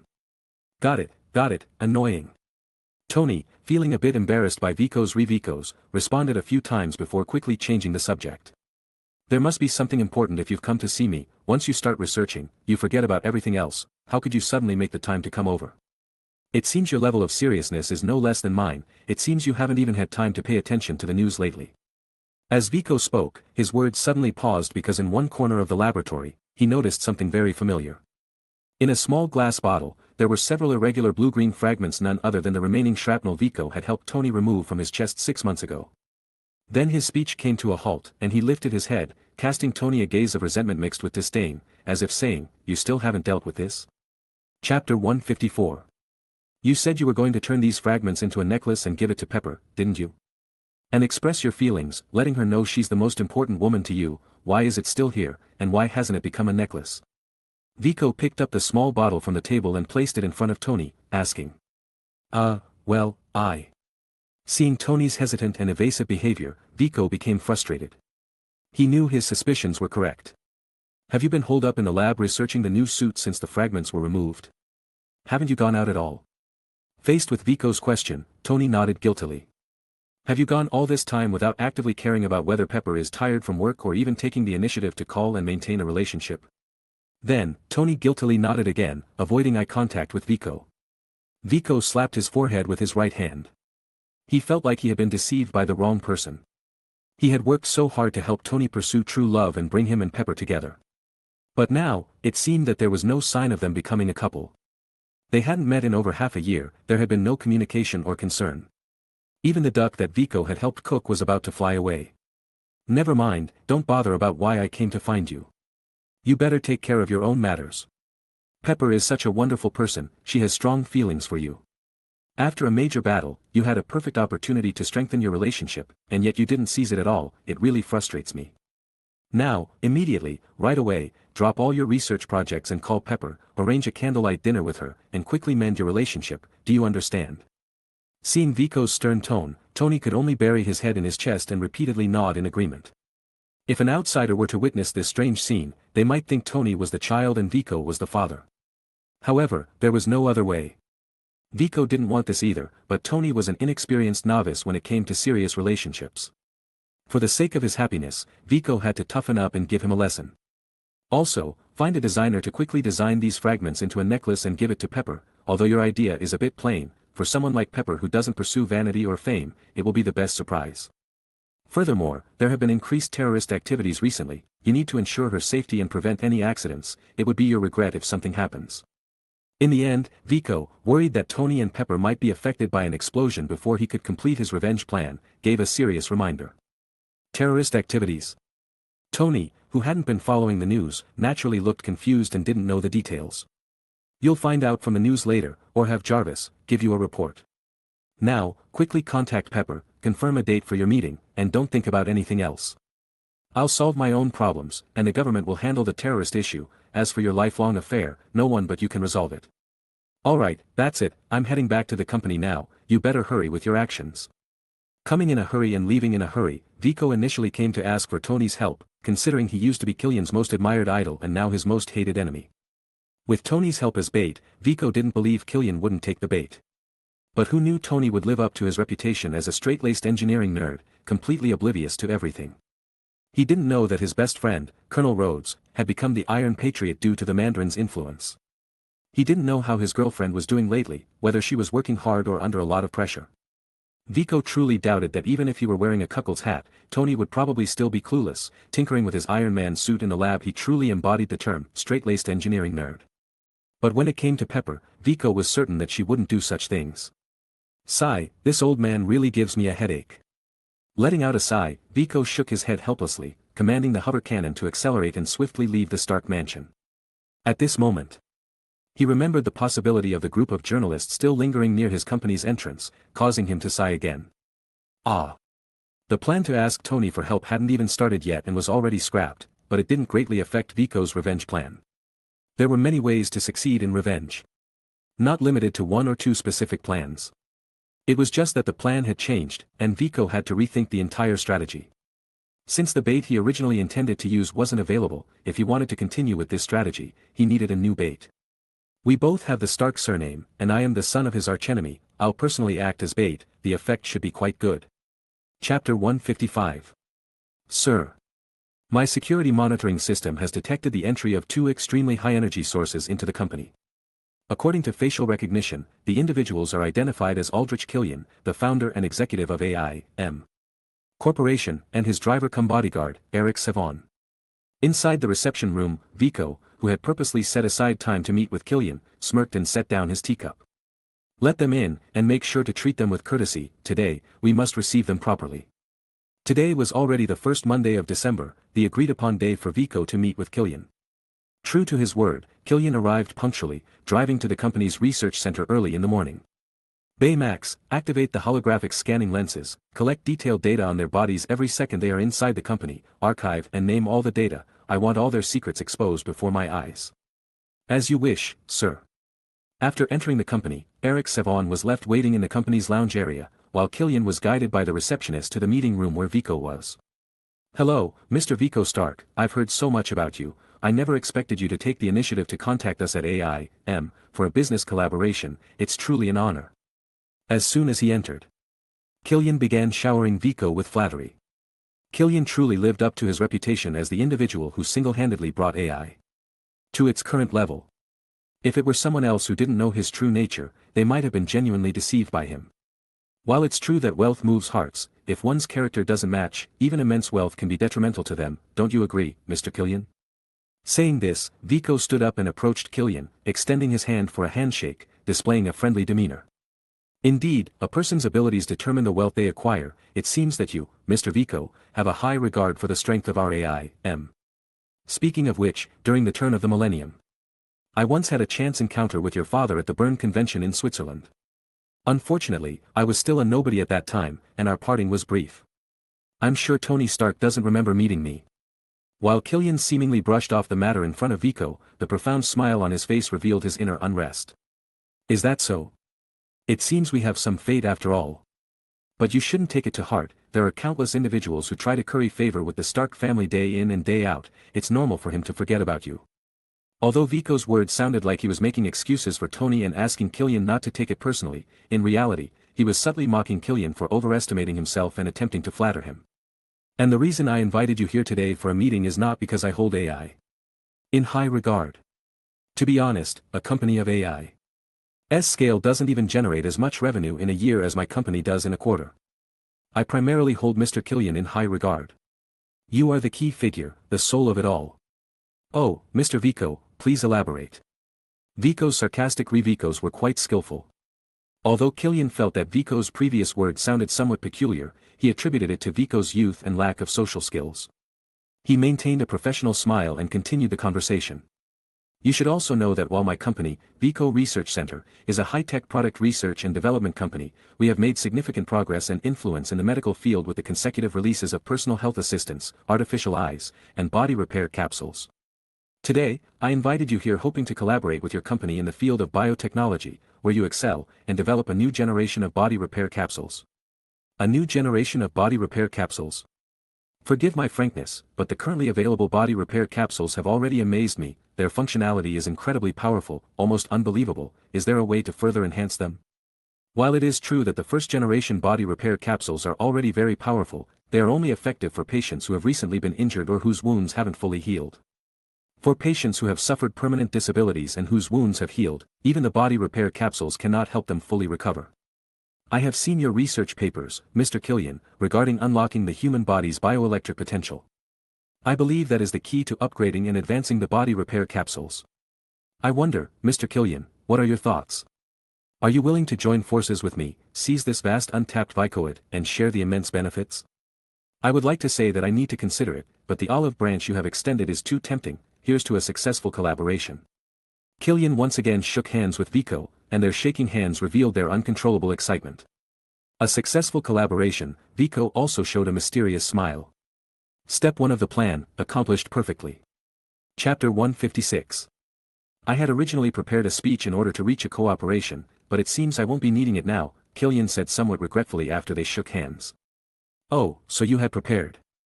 Since that's the case, let's not waste it. I also happen to have a deeper interest in your research. Vico believed in the saying. Know yourself, know your enemy, and you shall win 100 battles. Regardless of how much of the information Killian presented was true and reliable, Vico wouldn't miss this opportunity to understand his opponent better. In that case, Killian said as he took out a small box from his pocket and placed 3 small balls from inside it on the table. Please take a look at the human brain. He said, and the small balls on the table projected a holographic image of brain neurons within the conference room. This is the human brain, and the simulation effect is incredible, isn't it? Killian proudly stated. Vico nodded, the simulation effect is exceptional. But the projection device is a bit outdated. I'll have my secretary bring you the most advanced holographic projection lens later. It wouldn't befit your position as the executive of a high-tech company to use this outdated 3-phase overlay holographic technology. Killian couldn't keep up the act this time. He didn't know whether Vico was too young and inexperienced or if he simply had a sharp tongue. In any case, an obvious awkward smile appeared on his face. Thank you for the gift. Let's get back to the main topic. What you are currently seeing is a projection from the depths of my brain, just like a live broadcast. Take a look. If I pinch my arm right now, Killian said as he reached out and pinched his left arm. Then, immediately, the corresponding sensory area on the holographic projection of neurons emitted a shining light. The primary somatosensory cortex, the brain's pain center, it is perceived using the brainwave device we use in virtual reality equipment, right? Indeed, you're perceptive. That's correct. This real-time broadcast of the brain is captured using the brainwave device, and then constructed through system software. However, that's not the main focus. I refer to this project as, you already know its purpose, which is to develop human bioelectric potential and deliver it to the brain's repair center. Imagine, we can enter any creature's brain, just like hacking into a computer's hard drive, and reprogram its genes. This means that the human brain and genes will undergo evolution, and everyone will have the opportunity to become powerful superheroes like those in the Avengers.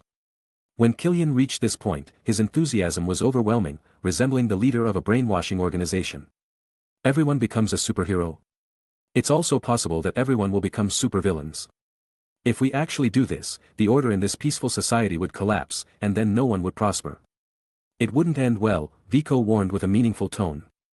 Of course, it's just a personal fantasy of mine. Upon hearing Vico's words, Killian immediately regained his composure and spoke normally.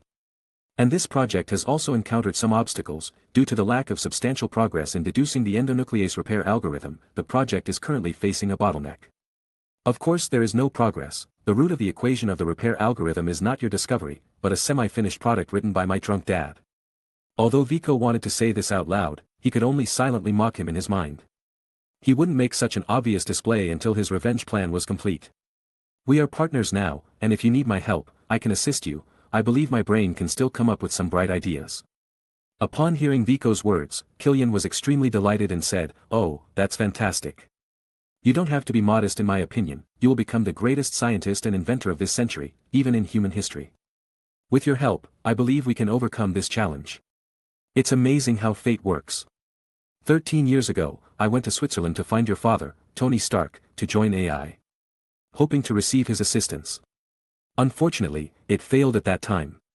But who could have imagined that after all these years, I would have the opportunity to collaborate with his successor? Just as my dad used to say. You can see the dawn of success through the fog of failure.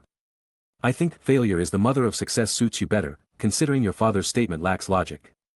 You're right, my dad is just a fool, Killian smiled, but it's unclear if he had some mixed feelings inside. I invite you to visit and observe our AI, this week, and provide us with your insights and suggestions for our research. Of course, it would be even better if you could help solve the issue with the endonuclease repair algorithm. Don't worry, I will definitely come, it's an opportunity that can't be missed, Vico immediately agreed. He had to embark on this journey to fulfill his revenge plan. In that case, I will be waiting for your visit at our company. I just returned to the country today, and there are still some matters in the company that require my attention. I won't disturb you any longer. It was a pleasant meeting with you. Alright, same here, goodbye. Goodbye, Mr. Vico Stark. Chapter 157. How's it going, boss? Did that brat agree? After leaving the Vico Research Center, Eric Savon asked Killian, who was sitting in the back seat of the car. Of course, he agreed. Things went much smoother than I expected. I thought it would be a mess caused by those fools under my command, and I would have to clean up the mess. But unexpectedly, they ended up giving me a big gift. Tony Stark's son, very good. Whether it's Tony Stark or Vico Stark, dare to underestimate me, Aldrich Killian. I will make you all pay a heavy price. When that kid, Vico, really comes to the company, his inventions, his wealth, his intelligence, everything will be mine. No one among the modified individuals will resist me unless they are willing to self-destruct and die. As Vico expected, Killian's intentions for inviting him are definitely not simple. Otherwise, a normal person would not be able to keep smiling and appeasing him continuously, even when provoked by Vico's words, unless the other party has a very clear and definite goal. And Vico's plan of using himself as bait has indeed succeeded. Now Killian has taken the bait, and we're just waiting to reel in the big fish. Baymax, did you get any useful information or data from scanning and analyzing those two people for a long time? Report, Master. Through the recent scan and analysis, I only obtained detailed physical data of the two individuals. It was not possible to reverse engineer and restore the extremist modifications they have undergone. However, I found an interesting piece of data. Whenever you attempted to provoke Killian and his adrenaline increased due to anger, his body's repair mechanism would activate. At that moment, his body temperature would noticeably rise, metabolism would accelerate, and the growth rate of normal cells in his body would be nearly 15 times that of cancer cells. But this condition immediately subsides once his adrenaline levels return to normal. So, if we can effectively utilize this, we can turn his advantage into a disadvantage. Vico exclaimed with excitement. Exactly, Master. If the opponent is injected with an excessive amount of exogenous adrenaline, it will cause rapid growth of their normal cells. In this case, the so-called normal cells are no longer normal. They will become like cancer cells, constantly growing and competing for limited nutrients and energy in the body, ultimately leading to organ failure and death due to malnutrition. After careful thought, Vico said to Baymax, prepare an ample amount of adrenaline injection solution for me. I need to convert them all into injection projectiles. Also, how is the situation with Mandarin being handled? Vico had previously given Baymax instructions to capture Mandarin and the others alive during his meeting with Killian. They are all tied up, the opposition's defenses were lax, and their equipment was rudimentary. I easily infiltrated and defeated all of them. Now all the captured targets have been handed over and brought back. Vico nodded. Baymax had successfully completed the task, which meant that his own plan could proceed as scheduled. In order to help Baymax transport Mandarin and the others from Miami to Los Angeles, Vico spared no expense and created the Transformer Optimus Prime, primarily because of its enormous cargo space. In the future, whether as a mobile base for the Avengers or for transporting goods, it would be very convenient. Perfect, today is Monday, let's drop a news bomb for the journalists. Baymax, contact all the media organizations we collaborate with. I want to hold a press conference, and I want people from all over the world to be able to see it. The purpose of Vico holding a press conference was not only to announce that he had captured Mandarin, but also to provide an explanation to the families of the deceased employees and give a peace of mind to the terrified population. More importantly, Vico wanted to inform Killian about this news in a reasonable manner. Mandarin, being the puppet controlled directly by him, held crucial secrets. Once he revealed those secrets, Killian's years of effort would go down the drain. Therefore, in order to keep his own secrets, Killian would definitely make a move against Mandarin, whether to rescue him or to eliminate him. Similarly, as the hero who apprehended Mandarin and brought him to justice, did Vico manage to extract any information from him? Killian, who is uncertain about this, will definitely make a move against Vico when the time comes. And what better opportunity for Killian to strike than when Vico personally visits AI? For a tour. Vico has already planned the script. Killian will provide the time and stage, and the rest of this grand performance depends on whether Killian, as a supporting character, is willing to cooperate with Vico, the protagonist, to start the show. Chapter 158. Baymax's efficiency in handling tasks goes without saying, it is extremely high. Coupled with the fact that Vico is currently a prominent figure in the spotlight, be it due to his Stark family background, his immense wealth that rivals nations, his superhuman intelligence, or his experience as a superhero, even the involvement of Mandarin in this unexpected incident has made journalists eagerly follow his news.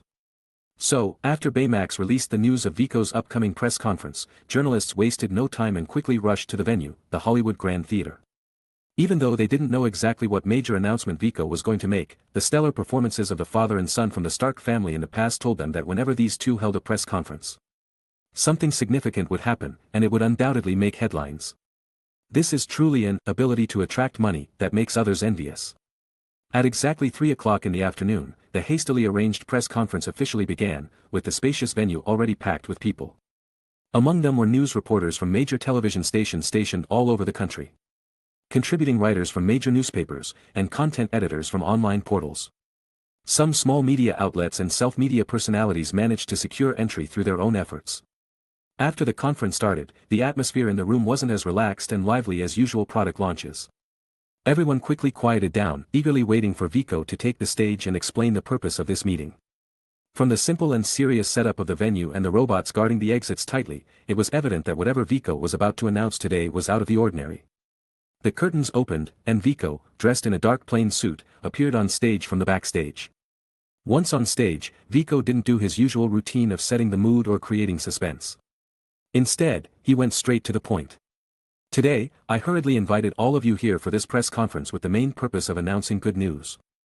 At the same time, it is also to account for the unfortunate incident that happened to a few of our deceased employees and their family a week ago. Just this morning, the robots I assigned to track the 10 Rings organization, led by Mandarin, successfully located their stronghold and apprehended all their personnel. Among these individuals is the leader of the 10 Rings, Mandarin. Whoosh! When Vico announced this news, the crowd erupted into an uproar. Clearly, everyone was astonished by Vico's efficiency in action and deeply impressed by what he had accomplished. While arranging for psychologists to provide counseling to the families of the deceased employees, the message they conveyed back to me was that they don't blame the company and they don't blame me for assigning their loved ones to this unfortunate task. When asked if they had any compensation demands from the company, not a single person spoke up about money. They had only one common wish, and that was for us to bring the mastermind behind this incident to justice and give their loved ones the justice they deserve. And now, I have achieved it. I have fulfilled the promise I made to them and met their expectations. Now, I will show you the current appearance of Mandarin, who once appeared mighty and confident on television. As Vico spoke, a dim image appeared on the large screen behind him. The footage was shaking continuously, accompanied by the roaring sound of a car engine, clearly filmed inside a truck's cargo container. Although the image was dark and constantly trembling, the large screen and clear picture quality made it instantly recognizable to the journalists present. It was the face that used to invoke the deepest fear in people's hearts, Mandarin. But at this moment, seeing his appearance again, instead of feeling fearful, everyone felt an indescribable sense of satisfaction. Because the Mandarin appearing on the screen no longer had his former majestic demeanor. He was tightly bound and lying in the cargo box, in a sorry state. The most severe legal trial awaited him. As you can all see, Mandarin and his henchmen have been successfully captured by the robots I dispatched and are currently being transported. I will hand them over to the government institution I trust, believing they are capable of guarding these villains. I will also arrange an official handover ceremony and invite all of you to witness it. I believe Mandarin will receive the justice he deserves, and the souls of all the victims can rest in peace. To all the unfortunate family members, your anger can be appeased now. And to all the citizens, you can let go of your unease and worries. Viko concluded his speech, bowed to show gratitude, and then turned to enter the backstage, bringing an end to the press conference. However, the journalists in the audience did not leave. On the contrary, they fervently pressed the shutter buttons on their cameras, and the flashlights almost illuminated the entire theater. For Viko, his plan had been accomplished, and his objective successfully achieved. But for these journalists, their work had just begun, and the more fervently they pursued it, the higher the spread and intensity of the news, making Viko's plan proceed more smoothly. Chapter 159. Bang! The exquisitely decorated vase that was originally placed on the desk for decoration had a close encounter with the ground, shattered into countless small pieces due to Killian's violent throw. Damn Vico Stark! Stupid Trevor Slattery! 7. Tell me, how did that wretched kid manage to find our carefully hidden trail? As the executive of AI, Viko caught wind of such significant news about Mandarin, and naturally, it was immediately relayed to his ears by his subordinates. The moment Killian heard this news, he immediately became furious, accompanied by the fear concealed beneath his angry facade. For many years, Killian had always regarded hiding himself as the guideline for his actions under the alias the Mandarin. Always operating from behind the scenes as the puppeteer. He knew that once evil was given a face, the owner of that face would become a target for all, like Osama bin Laden, Muammar Gaddafi, and Mandarin. Although Killian had become more high-profile since he learned about Thor's hammer descending from the sky, planning one terrorist attack after another. One thing had never changed: he still operated from behind the scenes, manipulating everything as the mastermind. And now, with Mandarin's arrest, as the puppet and spokesperson he manipulated, Killian's true identity and many undisclosed secrets were in his adversary's hands. He couldn't bear it any longer. Killian was certain that he wouldn't be able to withstand interrogation. This would break his long-standing behind-the-scene actions and expose himself to others. This was too dangerous for Killian. Although he held some power in his hands, allowing him to thrive all this while. However, once these secrets were exposed, he would not only become a public enemy, but also become the prey chased by capital and politics because he held the secret to human evolution. Our plan needs to be accelerated. 7. You must keep a close eye on the news, and we need to intervene in the event of Mandarin's handover. We also need to make arrangements and invite that wretched kid Viko to visit the laboratory as soon as possible. Before he hands over Mandarin, we will turn him into our puppet. And regarding the vice president, go and communicate with him. After we rescue Mandarin, we will plan another event and make him cooperate with us to temporarily remove the Iron Patriot from the president's side. We need an opening. I understand, I'll take care of it right away. 7 received the order and responded before leaving Killian's office. On the other hand, after sending out the message, Viko didn't pay much attention to the waves it could create. He knew that with the ability of those media workers to create topics, he didn't need to concern himself too much about the publicity effect. Now he needed to proceed with his next plan, continuing to pressure Killian. So that he couldn't afford to spend too much time pondering, risking not making mistakes and hasty decisions and revealing vulnerabilities. To achieve this, he had to make some arrangements regarding the handover of Mandarin. Firstly, the timing of the handover. The sooner it happened, the fewer preparations Killian could make, resulting in more flaws and mistakes. And these mistakes would ultimately become the key to Viko's complete revenge. Next was the location. Everything was like a carefully arranged play by Viko. Everything before was just a prelude to the main act. To complete this thrilling performance, he needed to find a suitable venue for Killian to perform. Making it easier for himself, the bait, to venture deep into the lion's den. Lastly, he needed to identify a reliable person for the handover. The right choice would bring significant psychological pressure to Killian while ensuring that Viko willingly went along with the person taking Mandarin, capable of protecting Mandarin from being taken away or silenced. Regarding this point, Viko already had someone in mind. Friday, contact Uncle Rhodey for me. Understood, sir. Once the connection is established, the line will be tightly secured. Please proceed with the call without worries. Good evening, Uncle Rhodey. It's been a while. Today, your nephew has prepared a surprising gift for you. I wonder if you're willing to accept it. Viko greeted Rhodey in a slightly teasing and relaxed tone. Cut the nonsense, you little brat. Time and location, tell me quickly so I can prepare. Huh, you're always so direct. Alright then, I won't keep you in suspense. I do intend to hand Mandarin over to you. I will announce the news to the media tomorrow, and the handover will take place tomorrow afternoon at the Venice Pier. Good, no problem. You're doing me a huge favor this time. You have no idea how much the president has been complaining to me lately. He says it's been days since he took office, and I haven't collected any useful information or found any trace of Mandarin. But now, Mandarin has provoked you, and within a week, you've already caught him. You're truly amazing. We should find time to exchange experiences. Rhodey said excitedly. All of this is high-tech stuff that you can't learn, Uncle Rhodey. Using fists to speak is still the most suitable for you, Viko continued teasing. You little brat, are you saying I have a strong body but a simple mind? Rhodey pretended to be angry, playing along. However, the next sentence from Viko made him feel a bit down. Don't misunderstand me, but don't get too happy either. The Iron Patriot was introduced by the president himself to deal with the threat of Mandarin, and now I, a kid, have beaten him to it. I don't think the president's nagging will be about arresting Mandarin, but you won't be able to escape criticisms of incompetence and lack of ability. Rhodey felt like he knew 2 generations of the Starks and considered it an unfortunate part of his life. Chapter 160. Today is the day Viko and Rhodey agreed to hand over Mandarin. Early in the morning, Viko released this news to the public through the company's official website and his personal social media, causing a wave of excitement among the media. The long-awaited big news had arrived. After receiving Rhodey's notification that the Venice Pier would be the meeting point, the military mobilized overnight. At this moment, the scene was heavily guarded with multiple checkpoints, closely monitored by numerous soldiers. However, this did not deter the journalists' enthusiasm for reporting the news. Several hours before the handover, the area around the scene was already crowded with photographers and journalists carrying various photography equipment. Viko chose the Venice Pier as the meeting point because it offered a combination of land, water, and air routes for Killian to choose from for his actions and escape, making it convenient for their infiltration. Viko announced the news at 9 o'clock but delayed the handover until the afternoon to give the other party some preparation time, ensuring that Killian would not hesitate to act due to excessive pressure. At 2:30 p.m. Despite it being winter, the vast coastline was still bathed in warm sunlight. Viko entered the field of view of the crowd driving his own Transformer supercar. Hover cannon. Behind him was a large truck with a silver cargo box, exuding a sense of power and muscularity, adorned with red and blue colors.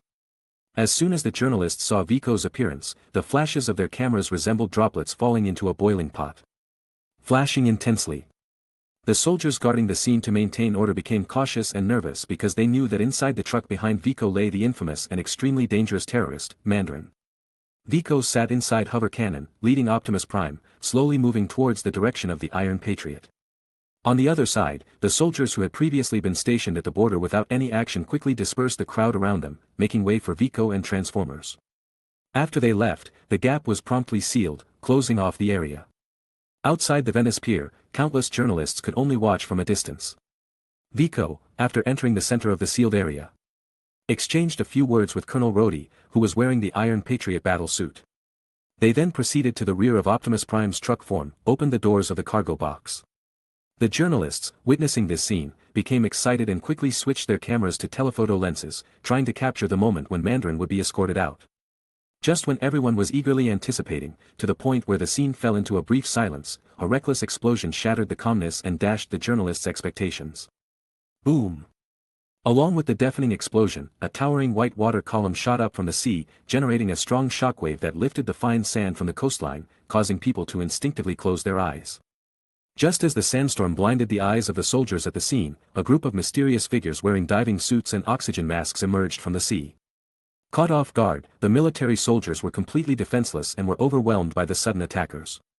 Hover Cannon, make sure to watch over the villains in Optimus Prime's cargo box. Optimus Prime, remain still for now unless the enemy is about to rescue Mandarin. Receiving the command, Optimus Prime continued to play dead, maintaining his vehicle form.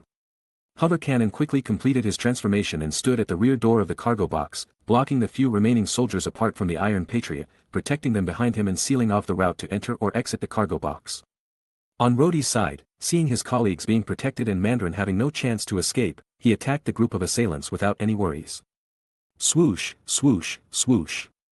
3 mini Jericho missiles locked onto the enemy and shot towards their targets, leaving 3 large craters on the coastline upon detonation.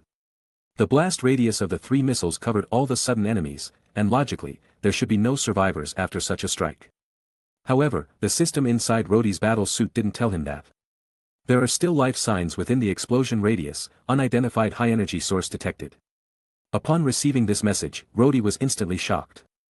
Surviving such an explosion meant that the person who came to rescue Mandarin today was no ordinary individual. He had to be cautious and handle the situation with care. With this in mind, Rhodey cautiously took a few steps back, moving towards the cargo box where Mandarin and others were held, preventing any unexpected incidents that could lead to Mandarin's escape. If that happened, he and the military, even the government, would become useless in the eyes of the media, and their credibility would be greatly diminished. However, what Rhodey didn't expect was that after the smoke and dust from the explosion dispersed, the lone remaining enemy did not rush towards the direction of the guarded cargo box but went straight to Viko instead. Now, with the presence of the Iron Patriot and the huge Autobot guarding Mandarin, there's no chance to rescue or eliminate him. However, Viko is standing alone now without the protection of the Autobots. I can take him away first, fulfilling my boss's orders. As for Mandarin, we'll have to discuss it later. After considering his options, Eric Savon, the only one left in the team, made a decisive move. In the bewildered gaze of Rhodey and the onlooking journalists, he grabbed Viko and tightly restrained him, then leaped into the sea, disappearing from sight. Chapter 161. Viko, who was successfully captured by him, didn't resist at all. He was taken to a mini-submarine in the water, just like that with his hands tied.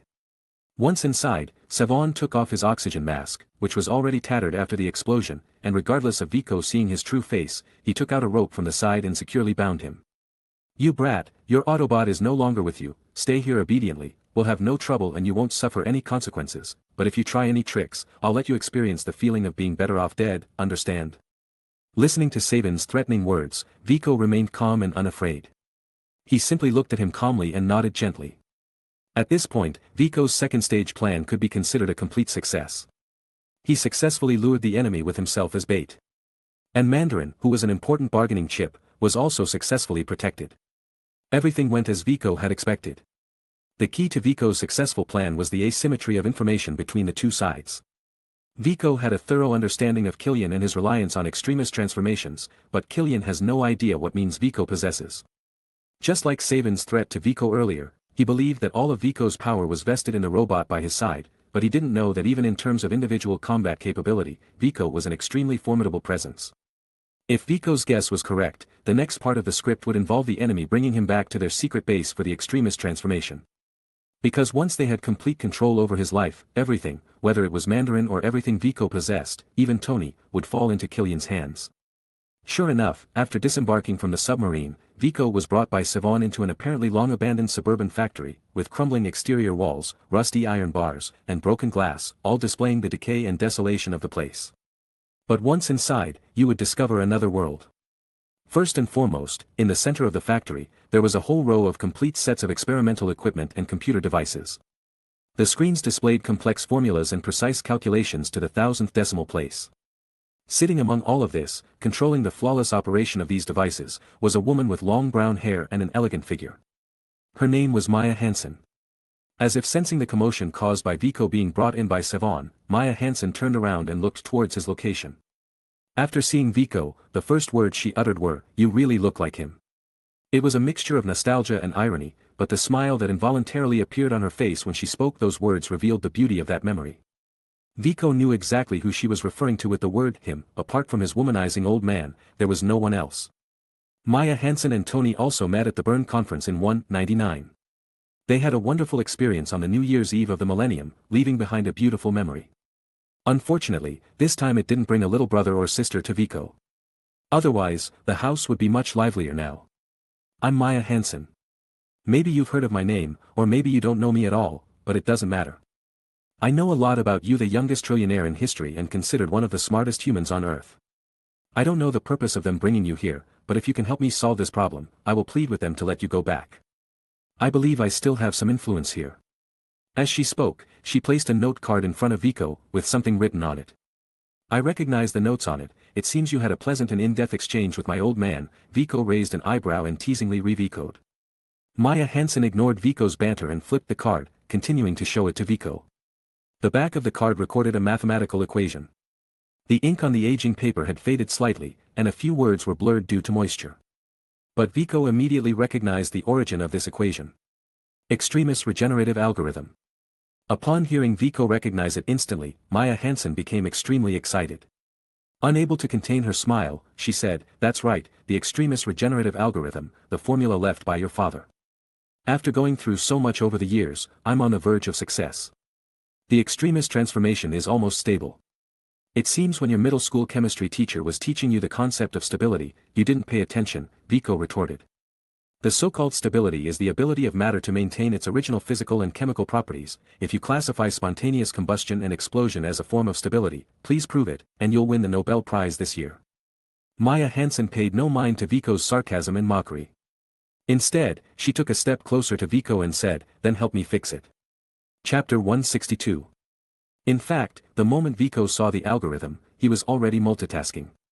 On one hand, he continued to communicate with Maya Hansen, while on the other hand, he focused most of his attention on the virtual laboratory and acceleration functions, using nanobots to begin the calculation and refinement of the extremis regenerative algorithm. When Viko successfully deduced the perfect algorithm, and all his attention returned to the outside world, only 20 seconds had passed in reality. Although he had successfully improved the algorithm, Viko wouldn't simply hand over the final results based on a few words from the other party.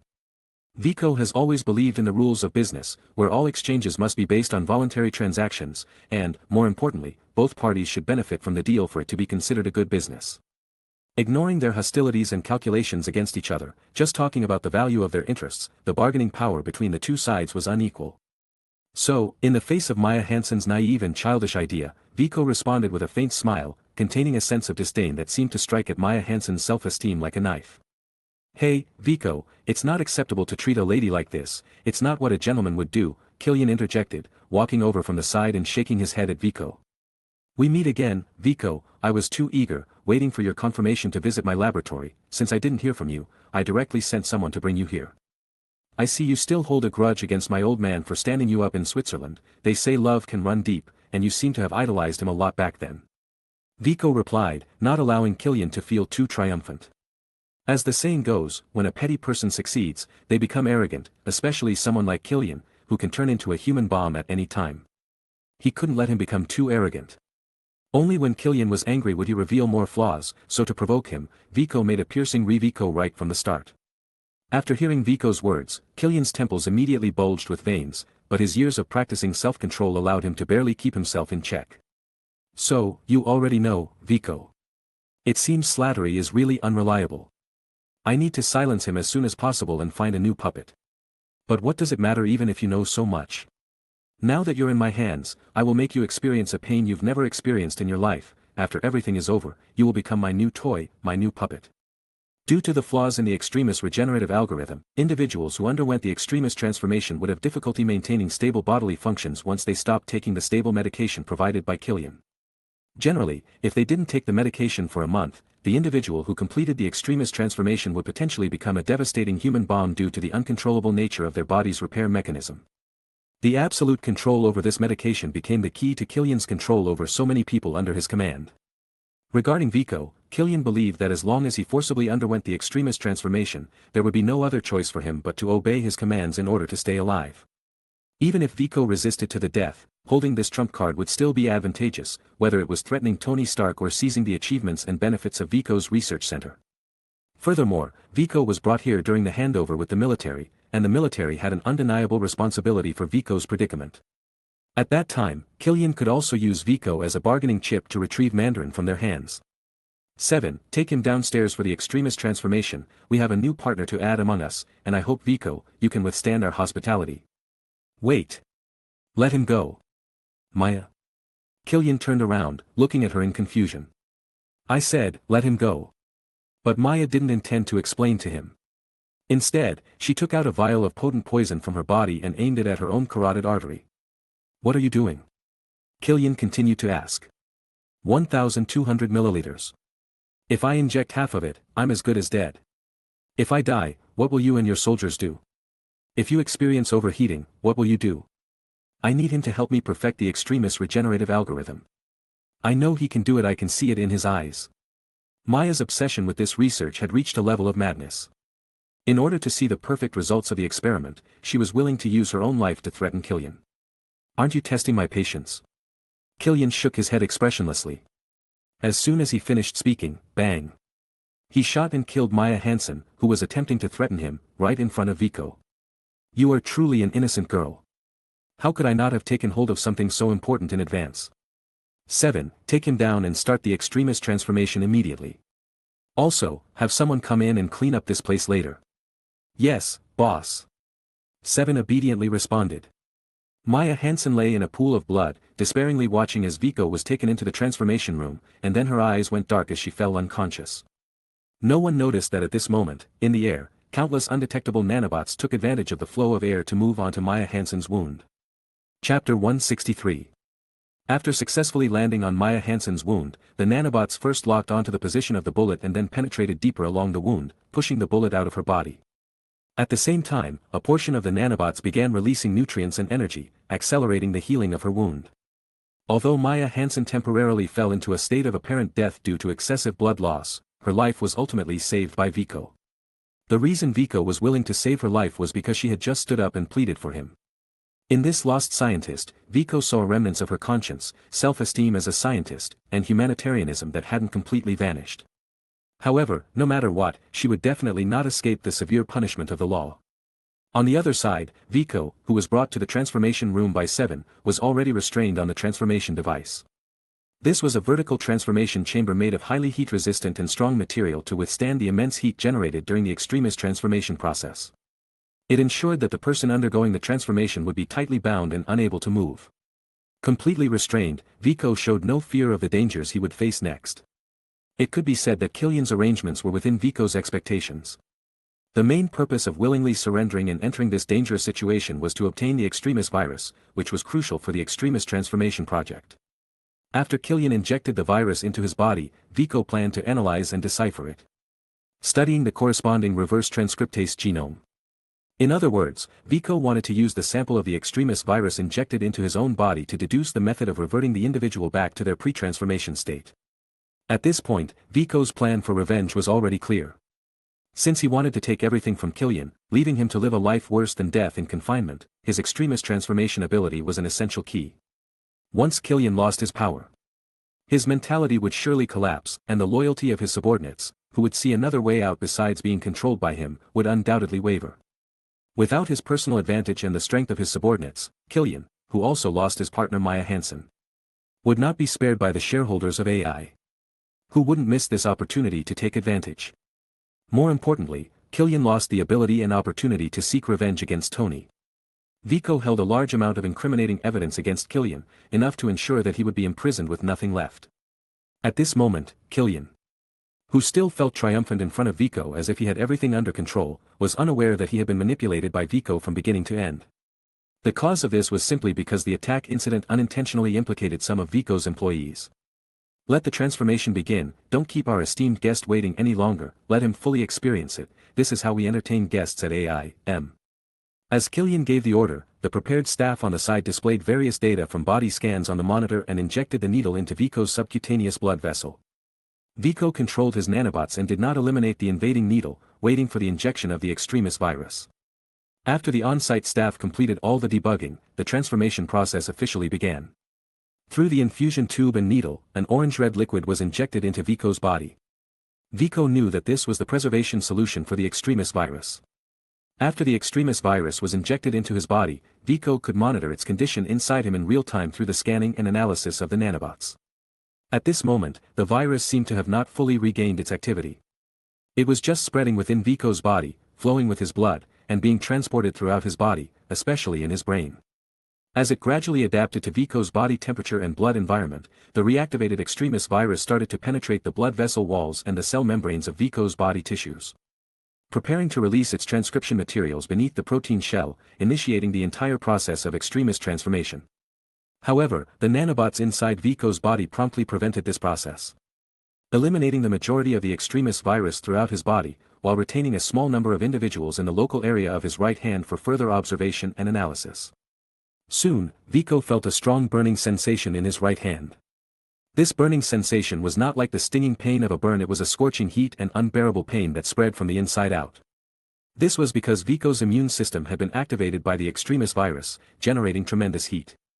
The immense energy released manifested as an orange-red glow through Vico's thin skin, proving just how scorching the heat was.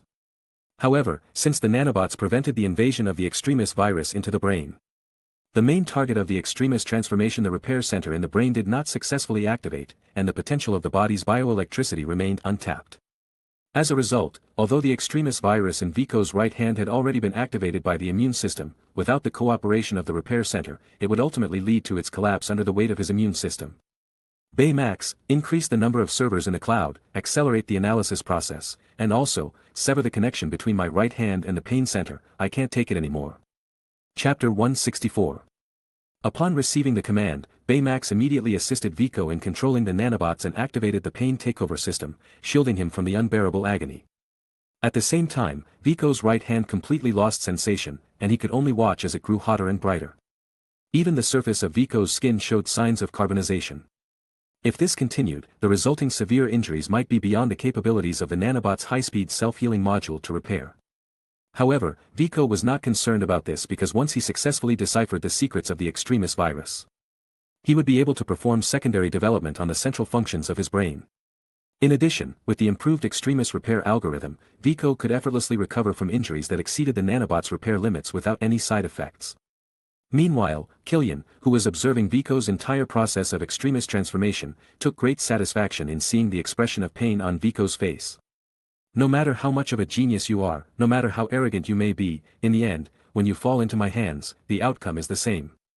However, this sense of satisfaction quickly turned into astonishment because soon enough, the painful expression on Vico's face disappeared. It wasn't the kind of forced endurance-induced change. From the relaxed expression on Vico's face, Killian could tell that Vico indeed did not feel the extreme pain that should have been present. Could there be a problem with the transformation process? It shouldn't be. We have conducted so many experiments before. Besides the initial low conversion rate due to immature technology, we have never encountered such an issue, right? In his confusion, Killian suddenly noticed that, during the process of Vico's extremist transformation, apart from the expected heat phenomenon occurring in his right hand, there were no apparent changes in other parts of his body. At this moment, Killian finally realized that something was amiss. Because the extremist virus, which entered Vico's body through intravenous injection and spread throughout his bloodstream, should not only be active in his right hand. What have you done? Killian glared at Vico, who had a relaxed expression, and shouted loudly. But it was too late now. Just a moment ago, Baymax reported to Vico that the analysis and demonstration of the mechanism and principles of the extremist virus had been completed. In other words, it was now Vico's turn to take charge. Vico didn't answer Killian's question. Instead, he gave him a playful smile. Then, in the astonished gaze of Killian, the metallic fixture that had been restraining him broke free forcefully. The entire transformation pod twisted and deformed under the immense force, ultimately fracturing. Watching Vico, who had become like a fish on his chopping board, being carved without resistance, suddenly displayed extraordinary abilities. Killian was momentarily at a loss for what to do and stood there stunned. Seeing Killian, who had been frightened to the point of being dumbfounded, Vico first twisted his neck to relax his body, which had become somewhat stiff from being bound for a long time. Then he raised his right hand and clenched his fist, feeling the restored sensation in his hand after being repaired by the nanobots. Thanks to Baymax's quick completion of the analysis process, the virus that had penetrated the cells was promptly cleared before Vico's right hand injury became irreparable. The flexibility of his fingers was not affected in the slightest. Now it's time for you to truly understand who the hunter is and who the prey is. Then, without hesitation, Vico directly utilized the amplification of his body's strength by the nanobots and delivered a powerful kick to Killian. Bang! Killian, struck heavily in the abdomen, fell to the ground, creating a deep indentation in the concrete floor. Vico didn't stop after that kick. He smoothly changed his stance and followed up with a spinning kick, directly hitting Savon, who had escorted him there, in the head. Similarly, Savon, who hadn't recovered from the intense attack, turned into a human shuriken and flew into the wall of the transformation chamber, deeply embedded within it. The experimental personnel who were implementing the extremist transformation on Vico beside him finally regained their senses after witnessing this scene. They hurriedly spread their arms and rushed towards Vico, intending to restrain him again. However, how could Vico, who had gained full-angle vision through the nanobots in his body, let them successfully ambush him so easily? In response to this enthusiastic embrace, Vico's countermove was a direct sweep, forcefully kicking his right leg backward. In the end, he couldn't escape the fate of an intimate encounter with the wall, being stuck in it just like the others. Then, Vico quickly controlled the nanobots within his body to form an anesthetic gun in his hand, with ammunition carrying a specially formulated heat-resistant anesthetic. Puff puff. After 3 muffled sounds, all 3 individuals completely lost their fighting capabilities and fell into a deep unconsciousness. Chapter 165. In a dazed state, Killian shook his heavily burdened head and let out a muffled groan. Struggling to open his eyes that seemed sewn together, the glaring light forced him to give up the attempt and tightly shut his eyes again. Are you awake already? Your metabolism is fast. The anesthesia wore off in just an hour, the dosage I used could make an elephant sleep for 3 days and nights. Upon hearing this familiar voice, Killian made another attempt to open his eyes. His slow movements allowed his vision to readjust to the surrounding light, and he finally saw Vico standing in front of him. At this moment, their positions and roles had reversed. Killian, who used to be the one in control of everything, was now a bound captive. However, the material Vico used to restrain him was much more advanced. Vico used graphene fiber material covered with hafnium tetratantalum pentacarbide. Hafnium tetratantalum pentacarbide could withstand temperatures over 400 degrees Celsius, preventing the material from melting. And the high strength of graphene made it difficult to break free easily. I didn't expect you to have an ace up your sleeve. If that's why you surrendered so calmly and were fearless in the face of my threats, it seems I underestimated you. Killian's speech was slow, perhaps because the anesthesia was still affecting his body and causing some stumbling. You didn't underestimate me. You shouldn't have provoked me in the first place. Truth be told, the revenge plan I formulated for the casualty of my company employee began when we first met. After that, every move you made was actually part of my design. You were manipulated by me from start to finish, without the slightest chance of success. That's impossible.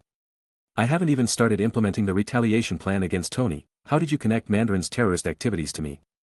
Killian couldn't accept this fact. He had always believed he had hidden himself well. With a shining surface identity as a perfect successful person. All the dirty work was arranged by his subordinates or manipulated through Mandarin. He couldn't figure out how he had slipped up and allowed Vico to discover his involvement. There's nothing impossible. There are no airtight walls in this world. If you don't want others to know, don't do it. As for how I did it, you don't need to worry about it. I have my ways. Do I have to reveal to you that I'm a time traveler? Or that I activated the plot cheat? So what do you want? Now that I'm in your hands, you can make any demands, and I can fulfill them. Money? Technical data for extremist transformation? Or the original shares of AI? Corporation? I believe that as long as the price is right, there's nothing that can't be traded. And if there is, I'll offer double. Heh, faced with Killian's shameless surrender and begging, Vico responded with a cold laugh. No matter how much money you ask, I'll offer double. The condition for the trade is that you revive the innocent lives that perished because of your involvement. If you do that, I'll let you go. How does that sound? That's impossible. Killian shouted excitedly. You simply don't want to let me go. That's why you're making things difficult for me. I'm making things difficult for you. Vico's voice grew louder upon hearing Killian's words. The fact is that not everything can be measured in terms of money and other external things, such as life. You want to trade your own life with me but consider other people's lives worthless. All for the sake of fulfilling your ambitions, indiscriminately killing and causing chaos. And now you have the audacity to say that I'm making things difficult for you. Those who live by the sword, die by the sword. This is just the retribution you deserve. Upon hearing Vico's words, Killian's expression remained indignant. Clearly showing his anger towards Vico valuing his own life and the lives of those who had already died differently. However, when he wanted to retort, he couldn't find any words to attack Vico's viewpoint. But don't worry, I won't kill you. I'm not like you, and if I let you die so easily, that would be too cheap for you. I will make you lose everything, bring you down to dust, and then lock you up in prison, where you'll spend the rest of your miserable life in agony. While you were unconscious, I contacted the other shareholders of AI Corporation and provided them with my support. I believe that your beloved creation, AI, has already been devoured and divided by them. In other words, you are now a penniless pauper. Furthermore, I have just developed a serum called the Hope Serum, which can reverse the extremist transformation. Under its effect, all your subordinates have returned to their normal human states. Your super army no longer exists, and now you are all alone. But I can give you a choice. In front of you are 2 syringes, one contains the Hope Serum, and the other contains adrenaline. You can choose one to inject yourself, and then I will hand you over to the Iron Patriot to face a public trial. I choose adrenaline. Killian hardly had any hesitation or contemplation and directly chose adrenaline. He didn't know what adrenaline meant for him, having undergone an imperfect extremist transformation. He only knew that he now had this altered body that surpassed ordinary individuals. And if he lost even that, he would truly have nothing and no chance of turning the tables. He wasn't sure if the syringe truly contained adrenaline as Vico claimed, but now he had no choice but to make a decision. In order to preserve his abilities, he had to believe Vico's words. With firm determination, Killian made his choice, and Vico wasted no time. He aimed directly at Killian's neck and injected over 10 milliliters of adrenaline into his body. Under normal circumstances, a regular person could only tolerate a dose of 1 milliliter of adrenaline. Now, Vico not only increased the dosage by tenfold, but more importantly, the adrenaline injected into Killian's body would greatly activate the repair center in his brain. For Killian, who hadn't suffered any injuries, this kind of activation was extremely deadly because it essentially transformed the normal cells in his body into abnormally proliferating cancer cells. His body would collapse under the immense strain and endless consumption. Soon, Killian felt that something was seriously wrong with his condition. His body began to heat up uncontrollably, and at the same time, the hair on his body and face started to grow wildly. His body tissues also began to undergo uncontrolled proliferation and expansion. Killian felt that if this continued, he would inevitably explode due to the overwhelming internal pressure. What did you inject into me? What is happening to me? Sensing his deteriorating condition, Killian became increasingly frantic and loudly questioned Vico. I didn't do anything. That syringe indeed contained adrenaline. It seems you haven't conducted in-depth research and understanding of your prideful extremist transformation project. Due to the imperfections in your extremist repair algorithm, after the modification, your body lacks important inhibitory mechanisms, making it prone to uncontrollable self-destruction. And adrenaline is the best catalyst to trigger this reaction. If you want to stay alive, there is only one option now: inject the Hope Serum before your body completely collapses, reverse the extremist transformation, and eliminate the lethal effects it brings. Ah! You tricked me. You didn't leave me any other choice from the beginning. I can only inject the Hope Serum and return to being an ordinary person. Killian went completely mad. He first shouted and yelled, then burst into laughter, and finally started crying. This was exactly the effect Vico wanted to achieve. Why did he deliberately make Killian make a choice? It was to take away his last thing, hope.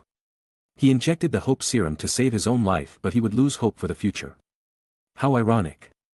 In the end, Killian, driven by the fear of losing his life and unbearable pain, chose to inject the Hope Serum prepared by Vico, extinguishing his last flicker of hope. As soon as the serum was injected, it quickly took effect. Killian's vitals started to normalize, returning to the level of an ordinary person. The previously proliferating cells also ceased their activity. However, the proliferative tissue that had already formed could not return to its original state. He had to endure the grotesque and bloated appearance and face judgment and punishment. With this, Vico's revenge finally came to an end. Killian and his henchmen were handed over to the military. Along with the evidence Vico had gathered and Trevor Slattery's confession, which had already been given to the military. They would not escape legal sanctions, and it was likely that Killian would spend the rest of his life in prison. However, it is worth mentioning that in the prison where Killian was held, he had a cellmate who shared his interests, Justin Hammer. The two were confined in the same cell, both being company bosses, both hating Stark. And both having assisted the military in modifying War Machine. In the end, they ended up in the same fate, both locked up in a prison cell. Sometimes fate works in mysterious ways. On the other hand, Maya Hansen, who assisted Killian in the extremist transformation research, was handed over by Vico to S.H.I.E.L.D. Or more precisely, was intercepted by Nick Fury. Upon receiving news about Maya Hansen and seeing the research results she had obtained, Fury decisively used his authority to recruit Maya Hansen, claiming it was a way to redeem her for her deeds. She has now been sent to the Medical Technology Research Institute under Dr. Helen Cho's supervision, to collaborate on the development of the Cradle of Regeneration. Vico had no objections to this. He knew that Maya initially joined the project to complete her own research and collaborated with Killian with the support of AI's funding on the extremist transformation project. Regarding the events involving Mandarin and the terrorist attacks, Killian had deceived Maya Hansen. So, Vico didn't bother investigating the little trickery by Fury. He was more curious about the next time Maya Hansen and his old man, Tony Stark, who were once lovers, would meet again in S.H.I.E.L.D. What kind of scene would that be? Chapter 166. The matter of revenge has come to an end, and Vico has made proper arrangements for the deceased employees and their surviving families. With one thing off his mind, Vico can now continue to dedicate himself to his research projects. Regarding the research on the Space Stone and the Mind Stone, Vico has made significant breakthroughs. Firstly, in the application of space portals. Vico has completed theoretical research on utilizing the cosmic cube's energy to break through spatial barriers and establish connections between two locations. However, due to the lack of an infinite power source to conduct the actual experiment, it has only been simulated in a virtual laboratory and has not been tested practically. As for the kind of dimensional portals that can transcend dimensions like in Big Hero 6, Vico currently has no clue on how to achieve it. Finding the space of other dimensions has become a bottleneck that troubles Vico. However, after some contemplation, Vico has come to some conclusions.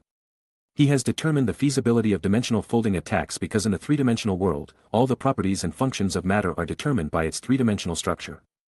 Once the dimension is reduced, all its properties will disappear, and all activities will cease, reaching absolute zero, which is deemed impossible to achieve in three-dimensional cosmic space according to the third law of thermodynamics. Of course, this kind of dimensional attack is not irreversible, it is possible to reverse it. However, for organisms, the most crucial protein structure in their bodies is three-dimensional. In the process of dimensional folding and subsequent restoration to three-dimensional molecules, proteins lose their activity.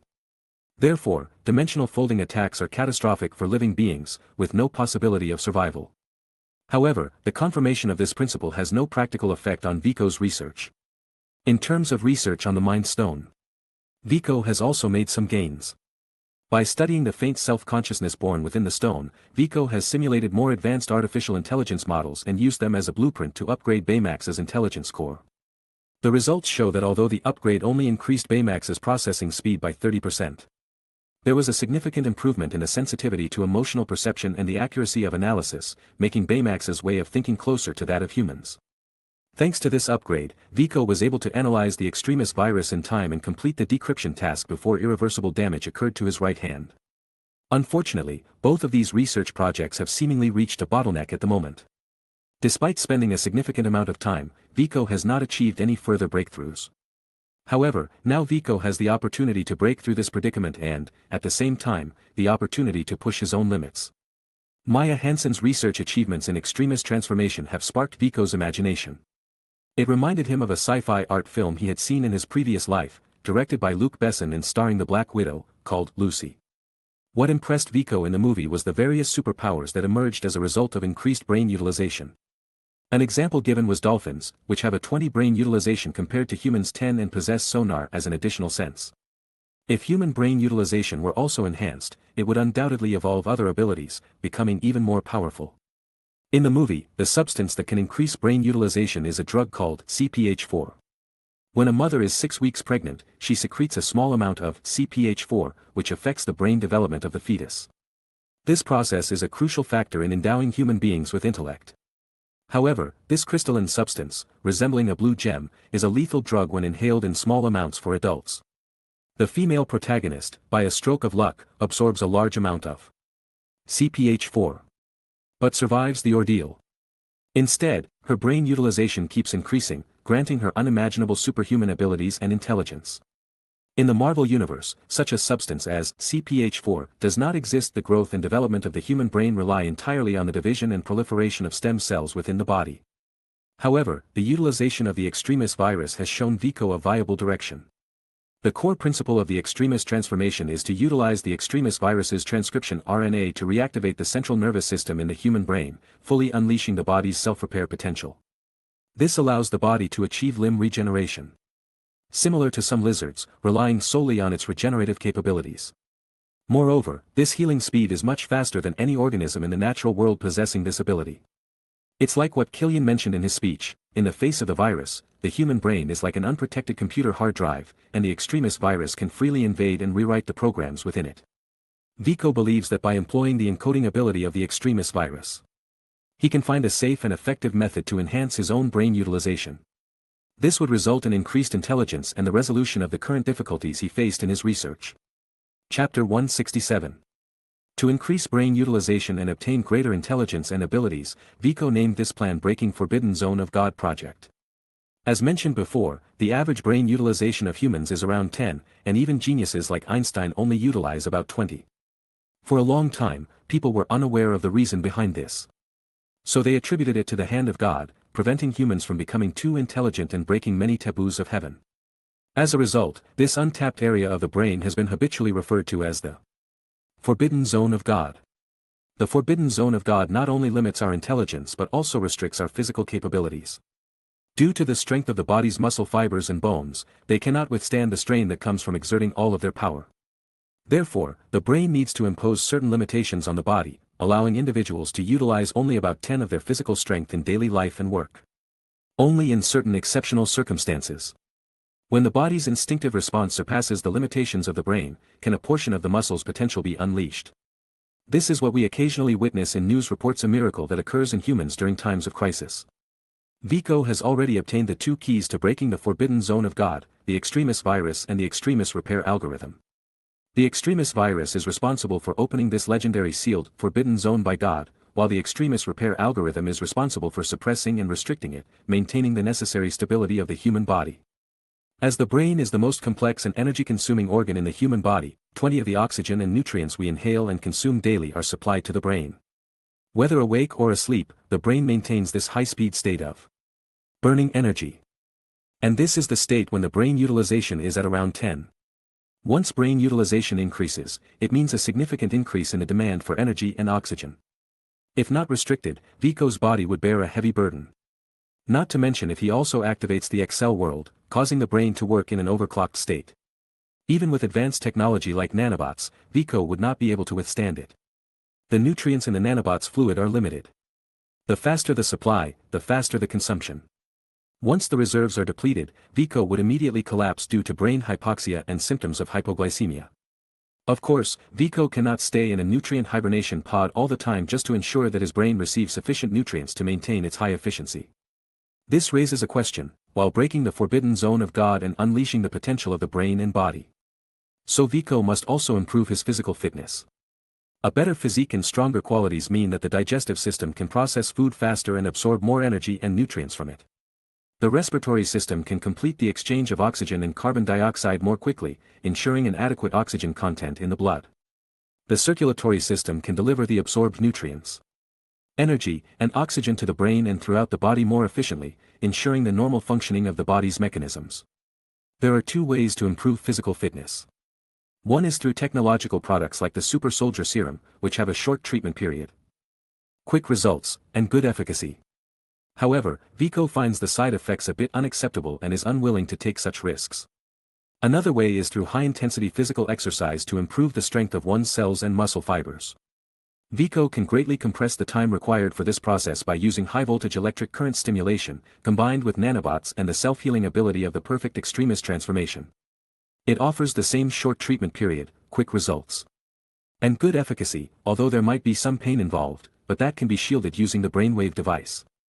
So, there is now only one remaining challenge for Vico to solve in his plan: the genetic encoding of the Extremis virus. The Extremis virus that Vico currently possesses, modified and cultivated by Dr. Maya Hansen, has a genetic sequence that functions to activate the human brain's repair center. However, further research and experimentation are needed for Vico to transform the virus, enabling them to activate other functional centers in the brain and even increase brain utilization. He needs to continue his studies and experiments to modify and select the virus. Why does it feel like my skill points are drifting further and further away from my expertise in electronic engineering and mechanical engineering? While venting frustrations, the projects that need to be advanced and researched still need to be carried out. It's not yet time to become a couch potato. However, the modification and cultivation of the Extremis virus certainly cannot be resolved in a short period. Before that, Vico needs to accomplish one thing. That is to inject the Extremis virus again for the Extremis transformation. But this time, Vico will use the completely new and improved Extremis repair algorithm, which will prevent the potential risk of losing control over temperature regulation and ultimately causing self-destruction after the transformation is complete. Chapter 168. Vico is not opposed to transforming his own body as long as it is safe, reliable, and the risks are controllable. He is willing to accept any means of enhancing himself. Moreover, after perfecting the Extremis repair algorithm, the drawbacks of the Extremis transformation project have been completely eliminated. There is no risk of self-destruction during the process, and there is no need to worry about temperature control issues after the transformation is complete. Apart from the agonizing pain during the transformation process, this is even a more perfect method of human enhancement than the super soldier serum. After all, as long as one endures that brief period of pain, they can gain the ability to control extremely high temperatures, possess super healing abilities, and achieve a comprehensive improvement in physical fitness. And this pain can be shielded. What's more, the abilities of the Extremis virus can better alleviate the burden on the nanobots within Vico's body, compensating for their shortcomings in super-fast healing and avoiding the risks that may arise from the depletion of nutrient fluids. Without much hesitation or testing, after verifying the feasibility of the theory, Vico directly began experimenting on himself. Since he has nanobots protecting his body, any issues that arise can be immediately stopped, or if the results of the transformation are unsatisfactory, he can simply use a serum of hope to reverse the entire transformation.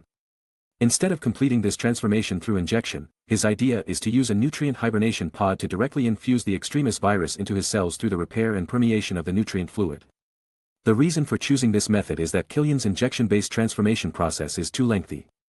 By injecting the virus into the bloodstream and allowing it to spread through circulation, this method has a slow diffusion rate, uneven and incomplete permeation. As a result, the transformation needs to be divided into several stages, as mentioned by Killian as Phase 1 and Phase 2. On the other hand, by using the assistance of nutrient fluid permeation, the Extremis virus can penetrate all body cells in a single transformation, making the process much faster than the old method. Furthermore, the nutrient fluid itself can lower the body temperature of the transformer and simultaneously repair damaged cells, further reducing the risks of the transformation. With everything prepared, Viko removed his excess clothing, leaving only a pair of boxers, and then lay directly into the newly upgraded high-temperature-resistant nutrient hibernation pod. After blocking the sense of pain, Viko directly activated the equipment and began his Extremis transformation, then entered the virtual laboratory to conduct research, leaving the monitoring and control of the entire process to Baymax. If any dangerous situation occurs, Baymax will immediately stop the experiment, terminate any harm, and inform Viko in the virtual reality. However, the development of things went very smoothly, and Viko was completely focused on the creation and transformation of the Extremis virus, without paying attention to the changes that occurred in his own body in the real world. Baymax also did not provide any information, which indirectly proved that the transformation process did not encounter any problems and was progressing accurately according to Viko's calculated path. Master, it took a total of 3 hours and 15 minutes, the Extremis transformation has been completed, would you like to exit the virtual lab and return to the real world? Viko, who had been immersed in virus research, lifted his head upon hearing Baymax's prompt and shifted his gaze away from the screen. Only a little over 3 hours, that's pretty fast. Of course, I should exit and see what changes have occurred in my body and whether the results satisfy me. After saying that, Viko raised his hand and made gestures in the air, summoning the control menu and clicking on it. As soon as his consciousness returned to his physical body in the real world, Viko immediately felt the difference in his body. The first sensation was hunger because the enhancement of the immune system and repair center had raised Viko's normal body temperature from 36 degrees Celsius to 45 degrees Celsius, naturally increasing the body's energy consumption. Viko's second sensation was a sense of fullness. This sense of fullness permeated every cell from head to toe. Perhaps it was due to the activation of the brain's repair center during the Extremis transformation, which also led to an increase in Viko's brain utilization.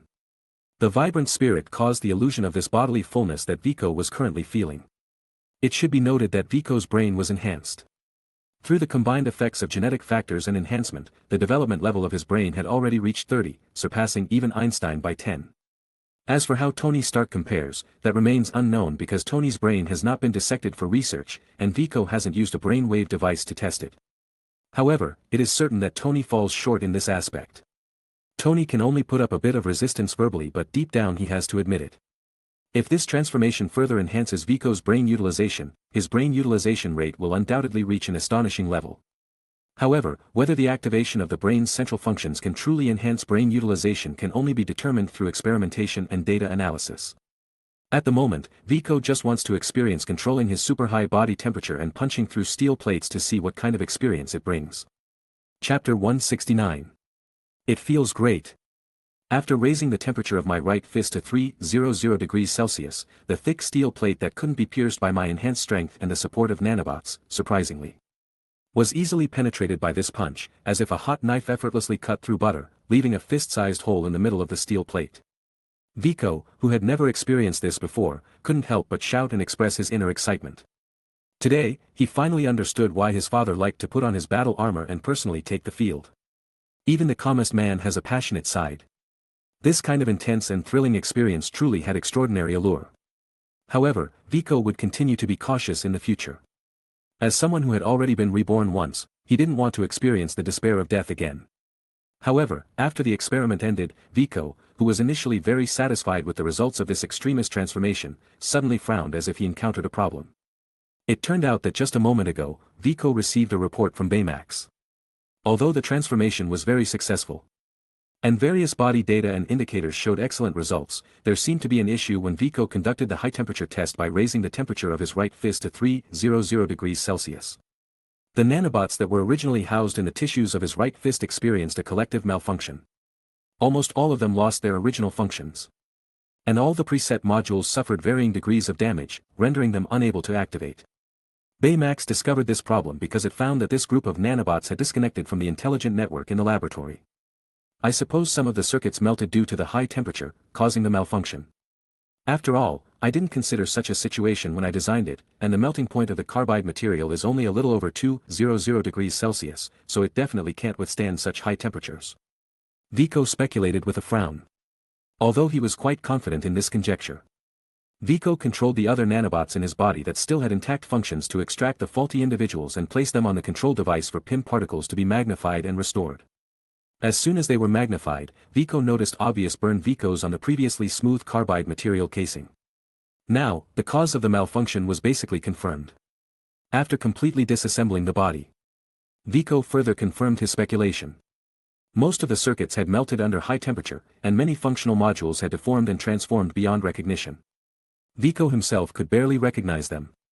Now, it seemed that before proceeding with the next stage of research, Vico needed to perform a transformation and upgrade on the nanobots inside his body. First and foremost, it was essential to add a heat-resistant coating to protect the internal and external components of the nanobots, enabling them to function normally even when exposed to high temperatures inside Vico's body. And as for the preferred material for this heat-resistant coating, Vico has already made up his mind. The naturally successful choice is the tetratantalum pentacarbide hafnium, which was very effective in restraining Killian at that time. With a melting point exceeding 400 degrees Celsius, combined with Vico's heat insulation structural design, it is sufficient to withstand the ultra-high temperatures emitted when he exerts his full power. Secondly, Vico also wants to add a superconducting magnetic levitation module. With the functionality of this module, it can truly achieve self-suspended flight without external assistance. Vico is now able to exert his combat power on land, and the nutrient solution stored in the nanobots can assist Vico in short-term underwater combat as well. After loading the superconducting magnetic levitation module, it greatly increases Vico's operational range and reduces environmental limitations. This way, whether Vico is on land, sea, or air, he can fully leverage his advantages on any type of battlefield. While Vico is enthusiastically carrying out the upgrade and transformation project of the nanobots, Baymax notifies him that Coulson is calling and wants to talk to him about something, forcing Vico to stop his work. "What's the matter, Coulson? Has something happened with S.H.I.E.L.D.? Or do you want to make a deal with me again? I do have quite a lot of good stuff on hand lately." On the other end of the phone, Coulson, who had remained silent after the call was connected, suddenly interrupted Vico and said, "Vico, listen to me after I tell you this news, you must stay calm and not act impulsively." "Alright, go ahead, I will control my emotions, do you want me to put on the emotion controller?" From Coulson's serious tone, Vico seemed to sense a hint of complexity. The emotion controller was developed by Vico to help Dr. Banner control his emotions after the Battle of New York. Compared to the primitive version hastily modified with artificial white eyes, the remade version has more power, better effects, and higher durability. It also added a timing function. Dr. Banner can set the transformation time, and when the time is up, the controller will restart and suppress the inner anger of the Hulk, allowing Dr. Banner to return to normal. That won't be necessary. What I'm about to tell you is, Trevor Slattery has been rescued from prison by someone. Chapter 170. Coulson's worries are not unfounded. After all, Vico is capable of devising a meticulous revenge plan in a fit of anger to leave the mastermind Killian with nothing and throw him behind bars. Coulson is genuinely afraid of what terrifying ideas and plans Vico might come up with after learning that one of the accomplices, Trevor Slattery, has been rescued. That would be disastrous. However, Coulson has underestimated Vico's character a bit. The reason he seeks revenge is for justice and to find peace of mind for himself. As for clowns like Trevor, a pitiful puppet, a manipulated washed-up actor, Viko wouldn't fly into a rage just because someone rescued him. Tell me more, what happened? An out-of-favor actor like him doesn't seem to have a powerful force behind him ready to rescue him at a time like this.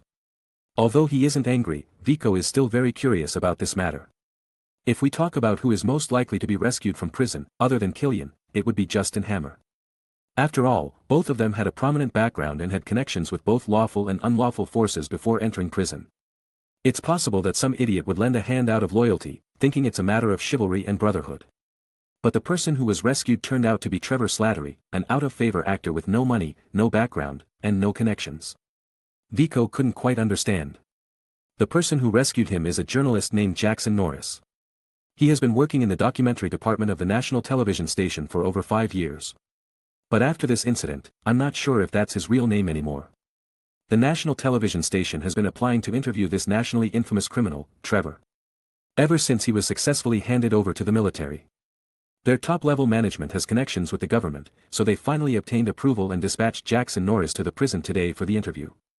Based on the surveillance footage recorded in the room during the interview, we learned that this Jackson Norris appears to be a true member of the Ten Rings organization.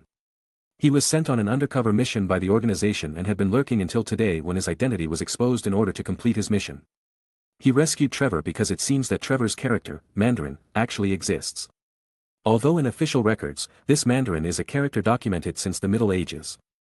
According to Jackson Norris's words, this supposed old man who should have already become a part of history seems to be persistently engaging in terrorist activities and has become increasingly active in recent years. The Ten Rings is the organization he established, the same Ten Rings that once assisted Obadiah in kidnapping your father.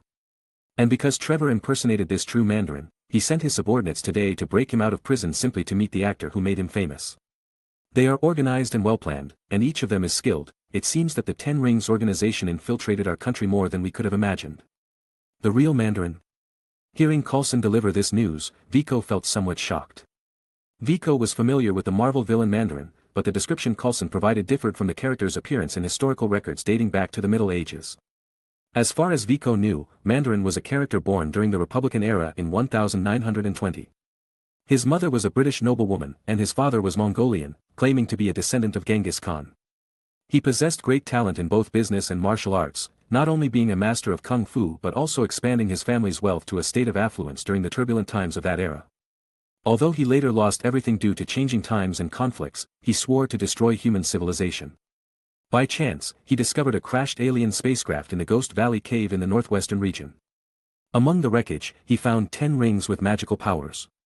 He also learned a vast amount of futuristic science and magic knowledge within the spaceship, using the rings to create his own army. And thanks to the rings, he gained immortality, forever preserving his youth. The Mandarin Viko knew of was a character from the comics, and this information contradicted what Coulson had told him. In other words, everything about this Mandarin, including his specific abilities, was unknown to Viko. It's a shame I couldn't time travel a few years later. I heard that in the Marvel Cinematic Universe, Shang-Chi and the Legend of the Ten Rings will be released in 2021. I wonder if the Mandarin described in the Legend of the Ten Rings matches the medieval character mentioned by Coulson. Facing the unknown, the sudden appearance of the real Mandarin, Viko did not feel fear. Because regardless of the opponent's abilities, Viko could explain them with a scientific theory. His predominant emotions were curiosity and interest. If the other party truly found magical rings from a crashed extraterrestrial spacecraft and gained extensive knowledge, then this Mandarin would undoubtedly be a massive treasure trove for Viko. I'm aware of this matter, and I won't interfere with what needs to be done next, which is your government agency's concern. My revenge is already over. However, if there is any valuable information about this true Mandarin afterward, feel free to approach me for a trade. I am very interested in him. Chapter 171. Baymax, Christmas is coming, what do you think I should prepare as gifts for Dad and Pepper? Viko asked Baymax while busy with his work. He had already given gifts before, like Nene, Pepper's personal life assistant, and the transforming robot Thunderbolt and Tornado for Tony. Viko hoped Baymax could provide some fresh and creative ideas. I believe as long as you put thought and sincerity into it, they will like whatever you give. Baymax performed a Tai Chi move but couldn't give Viko the answer he was looking for.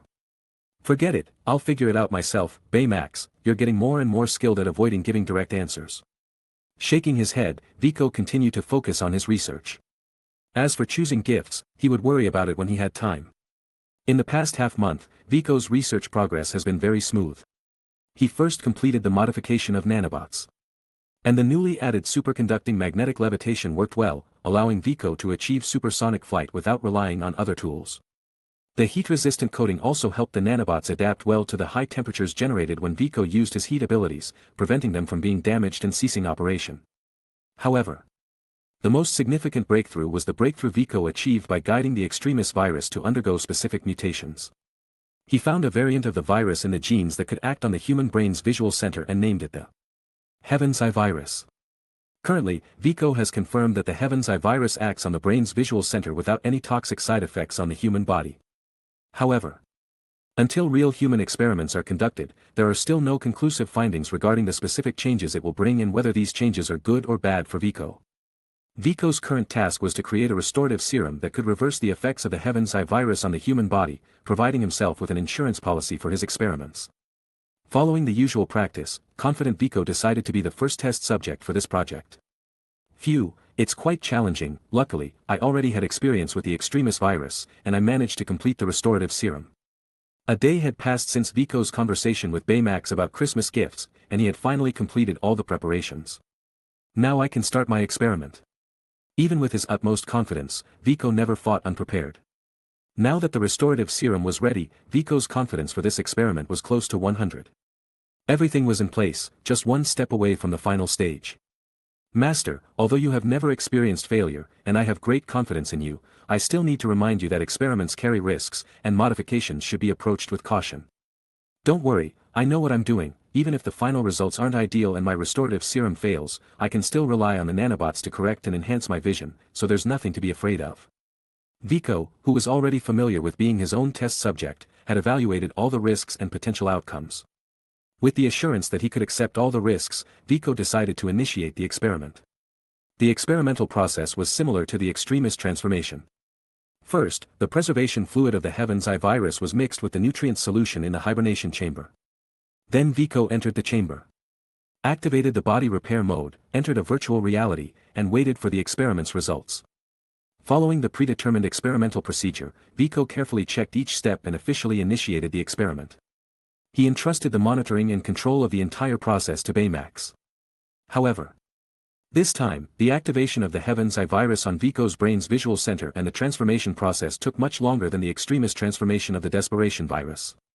It consumed a full 12 hours before Baymax notified Viko that the experiment was over within the virtual reality. The extended modification time, nearly 4 times longer than before, would have led Baymax to terminate the experiment if it hadn't detected that Viko's vital signs were healthy and even strengthened. Congratulations, Master, it seems you have succeeded once again. Based on the collected data, Baymax observed that while the enhancement of Viko's physical functions wasn't as noticeable as during the extremis transformation, there was indeed improvement.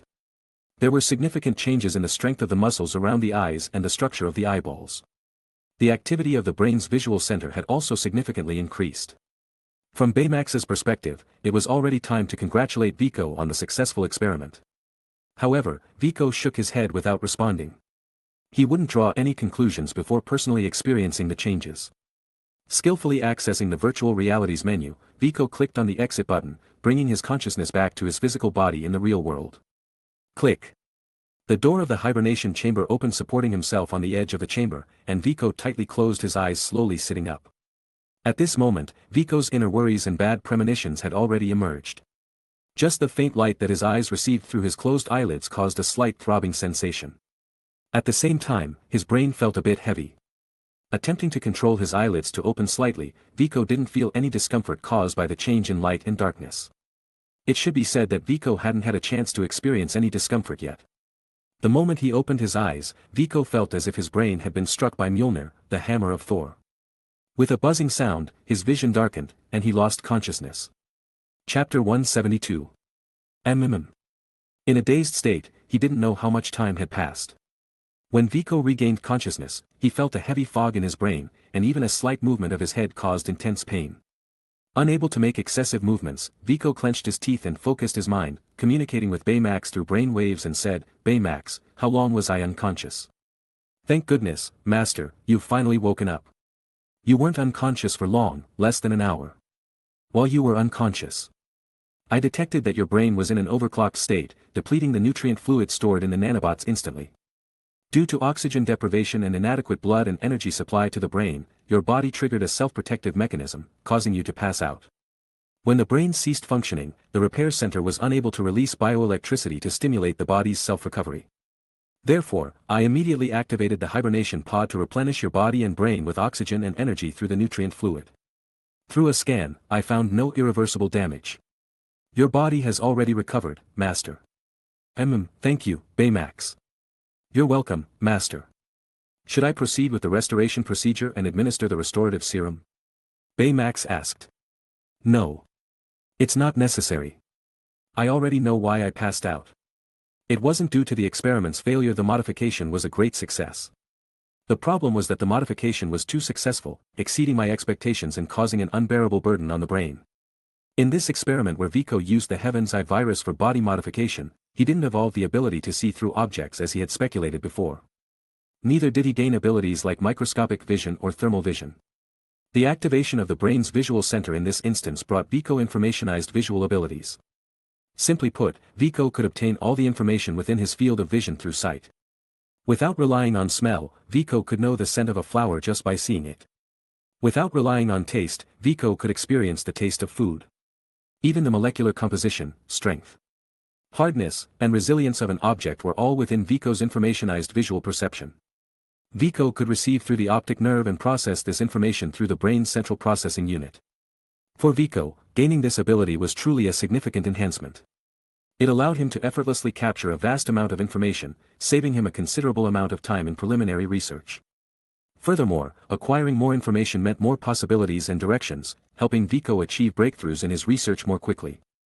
However, the sudden influx of such a massive amount of information into the brain posed a tremendous burden. To cope with this challenge, the brain had to passively overclock, resulting in a sharp increase in the consumption of oxygen, nutrients, and energy. Without sufficient nutrient supply, the brain triggered an emergency mechanism, causing Vico to fall into a state of unconsciousness. The visual center, which is already activated by the Heaven's Eye virus, could withstand the information received through informationized vision. However, this information wasn't solely visual. It also involved smell, taste, memory, and other cognitive processes that required coordination from other brain centers. And other inactive brain centers do not possess such powerful processing capabilities. Even if all the necessary elements are adequately supplied, they cannot sustain such a working state for an extended period of time. That's why Vico feels a heavy and painful sensation in his head. The brain is overworked and overwhelmed. It seems like I need to reconfigure the nanobots inside my body once again. After careful analysis, Vico already knew that this experiment was indeed incredibly lucky. It successfully activated the visual center of his brain and granted him a superpower ability. However, good fortune often comes with its own troubles. And troubles often lurk behind good fortune. Vico has also learned a lesson from this. Before solving this problem, he can only stay in this completely enclosed and lightless hibernation chamber, without allowing his eyes to receive any visual information. But Vico also dares not inject the restorative serum. He worries that if he returns to normal and activates the ability again during the next experiment, it may not be the same as it is now. If the answer is negative, he will suffer a great loss. Fortunately, after activating the visual center, Vico's brain utilization rate has once again improved. Although there is still a slight pain when he uses his brain after overexertion, it does not hinder his thinking. He quickly found a solution. Vico's strategy is to add an information processing module to the nanobots. Essentially, this serves as Vico's second brain, assisting him in processing a massive amount of information beyond his own capacity. First, using the brainwave device. Most of the information received through informationized vision would be intercepted and sent to the information processing module of the nanobots. Once they have processed the information, the results are directly sent to the corresponding brain centers, thereby reducing their workload. In addition, Vico can also set up a dedicated server cluster specifically responsible for this information processing. The intercepted information from the nanobots can be uploaded to the server cluster via wireless networking. After high-speed processing, the results are then sent back. With this plan in mind, Vico urgently needs to solve this problem, otherwise, he will truly become like a living dead trapped in a coffin. Baymax, I can't go out right now, so I have to rely on you. First, help me set up the dedicated server cluster and establish a dedicated network channel. I need to regain my visual ability first and then proceed with the upgrade of the nanobots. I guarantee the completion of the task, Master. Chapter 173. In order to alleviate the burden that information-based vision brought to his body, Viko ultimately failed to prepare Christmas gifts for his two beloved family members before Christmas Eve. In the end, he had to choose a popular set of cosmetics and a bottle of Tony's favorite whiskey as gifts for Pepper and Tony. However, for Viko, being able to solve this troublesome issue before Christmas Eve was already great news. At least he didn't miss the wonderful time of family gathering. Now, whenever Viko opens his eyes, or even without opening them in well-lit conditions, he receives a constant stream of information from the surrounding environment. After the data is processed by the visual center, the nanobots in his body select the most important information and send it directly to the central brain for analysis and processing. The remaining information is processed by the information processing module inside the nanobots or uploaded to server clusters for processing. The analysis results are then fed back to the brain, completing the entire information chain. For Viko, in his current situation, he cannot escape his dependence on external objects until all other brain center functions are fully activated. But Viko doesn't regret his decision at all because information-based vision is truly amazing. You see, with the help of Baymax. After completing the server cluster for relaying and processing information, it took Viko just over an hour to personally modify the nanobots, which was only 1/30th of the time it took for the previous modification. Viko spent less than 3 minutes designing the entire functional module. The remaining nearly an hour was spent waiting for the 3D printer in the production room to produce the components and complete the assembly of the new module. All of this was made possible by information-based vision, which increased the speed of acquiring information. It allowed Viko to immediately obtain results for whatever he desired, greatly enhancing his research and development efficiency. Therefore, Viko had no hesitation in making sacrifices for this superpower. Entering the Stark Manor, the hover cannon slowly stopped in front of the villa's gate. Beside the hover cannon, a silver-gray Audi had already parked there. Viko knew that this was the business car arranged by Stark Industries for Pepper. Since the car was already here, it meant that its owner should have also arrived. The hover cannon door opened, and Viko got out of the car, holding a Christmas gift that looked quite awkward and acidic. But Viko didn't care about his appearance at the moment. He wanted to quickly go inside the villa and see how the relationship between his father and Pepper was progressing. Ever since Viko came to meet Tony for his revenge plan last time, the two of them hadn't been in contact. Viko was busy with his revenge and research, while Tony was busy making up for his neglect of Pepper and pursuing her more passionately.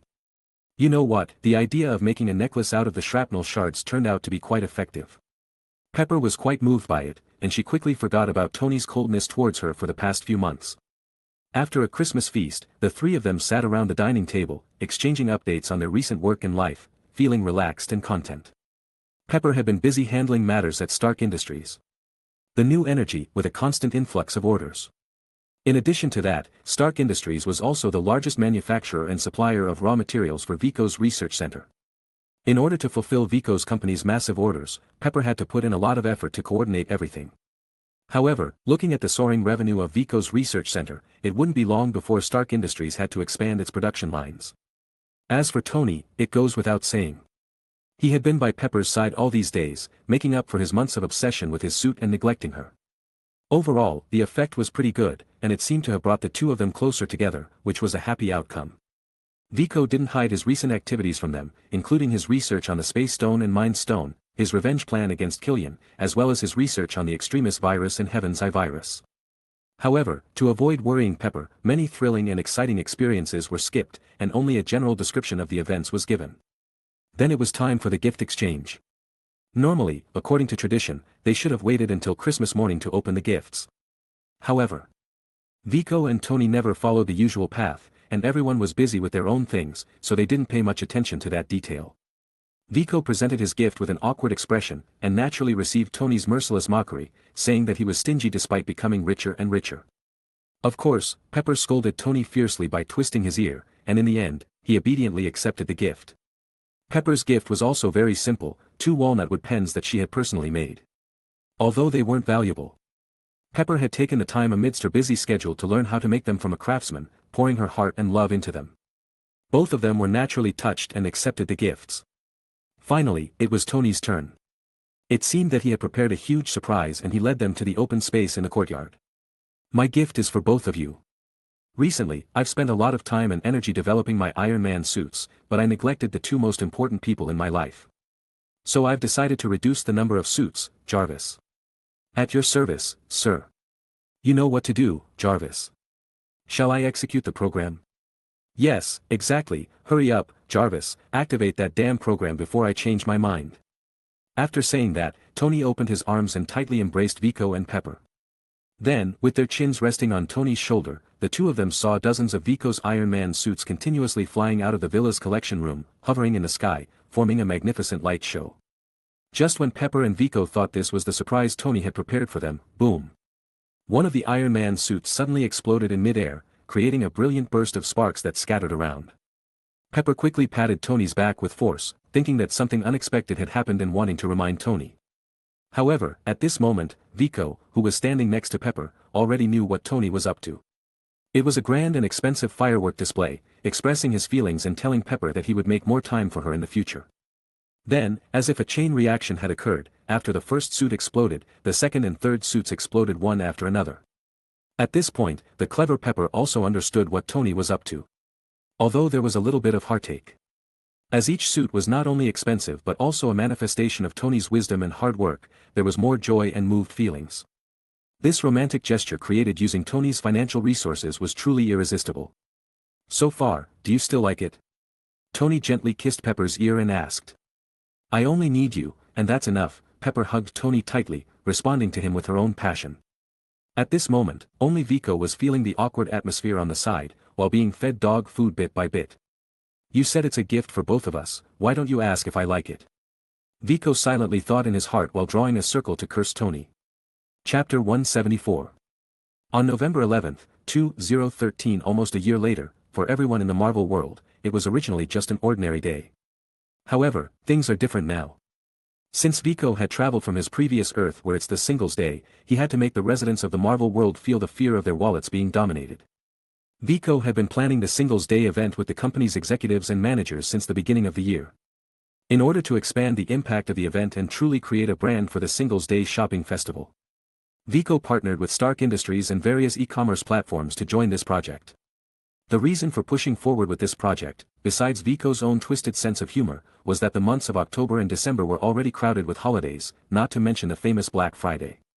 However, in the past, those were all celebrations for physical stores, and they had nothing to do with e-commerce. This was mainly due to the slow delivery speed in the logistics industry which lagged behind the industry.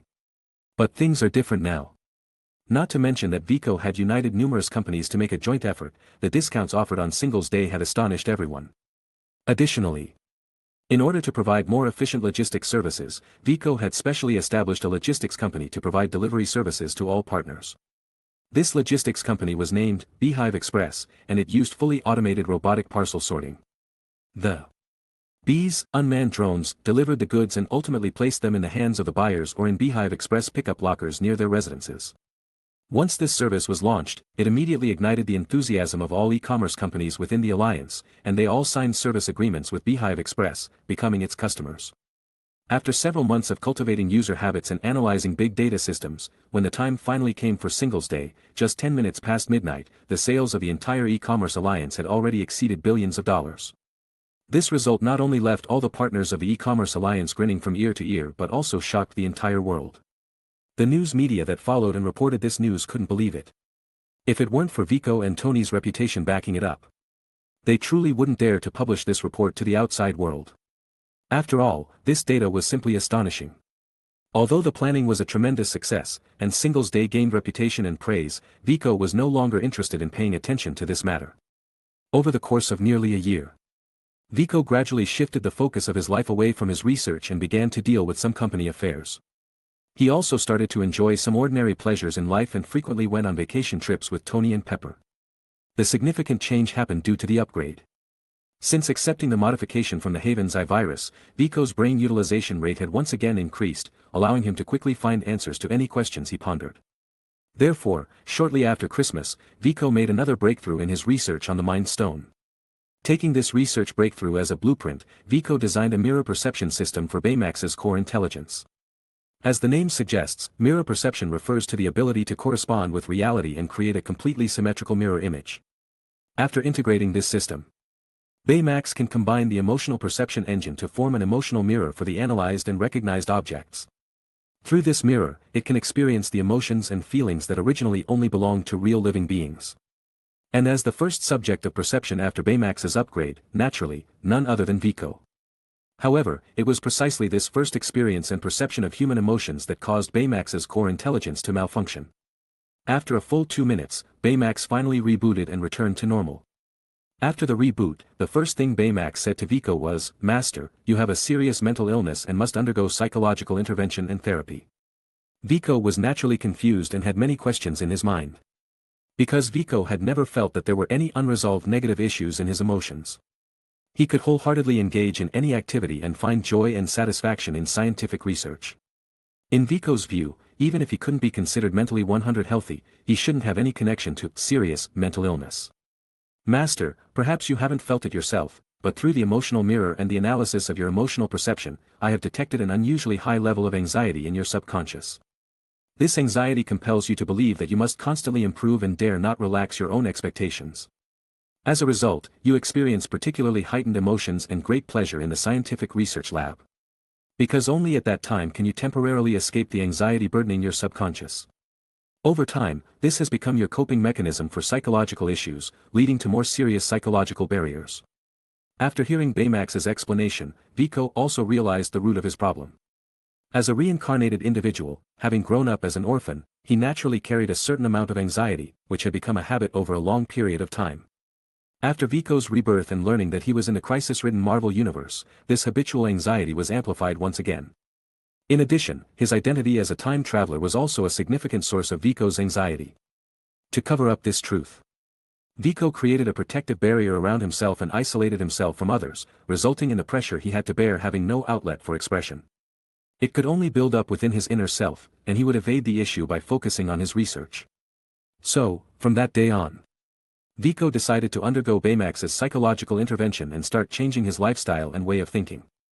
Firstly, it was to prevent a potential psychological breakdown when facing even greater challenges in the future and being unable to self-regulate. Secondly, this subconscious anxiety, besides being a shackle on Vico's mind, also constrained his brain. It would occupy limited resources in the brain's activation area and restrict the brain's utilization space. By resolving this issue, it would provide some assistance in advancing future projects. Therefore, Vico was willing to invest this time cost to solve this seemingly insignificant trouble. However, after Vico was excited to see the data he had created on Singles Day and the excitement it brought, an old friend's appearance interrupted his thoughts. "Vico, I need your help." Thor looked at Vico with an anxious expression, sincerely seeking his assistance. Chapter 175. Thor. Vico looked at the tall man standing in front of him with surprise. It was Thor, a member of the Avengers whom he hadn't seen for over a year since their parting in New York. Vico, who had been undergoing psychological therapy throughout the year, quickly recalled the timeline of the Marvel Universe. At this moment, after Thor returned the Space Stone to Asgard, the Bifrost, which had been destroyed by Thor, had been repaired. That's why he was able to come to Earth smoothly to seek Vico's help.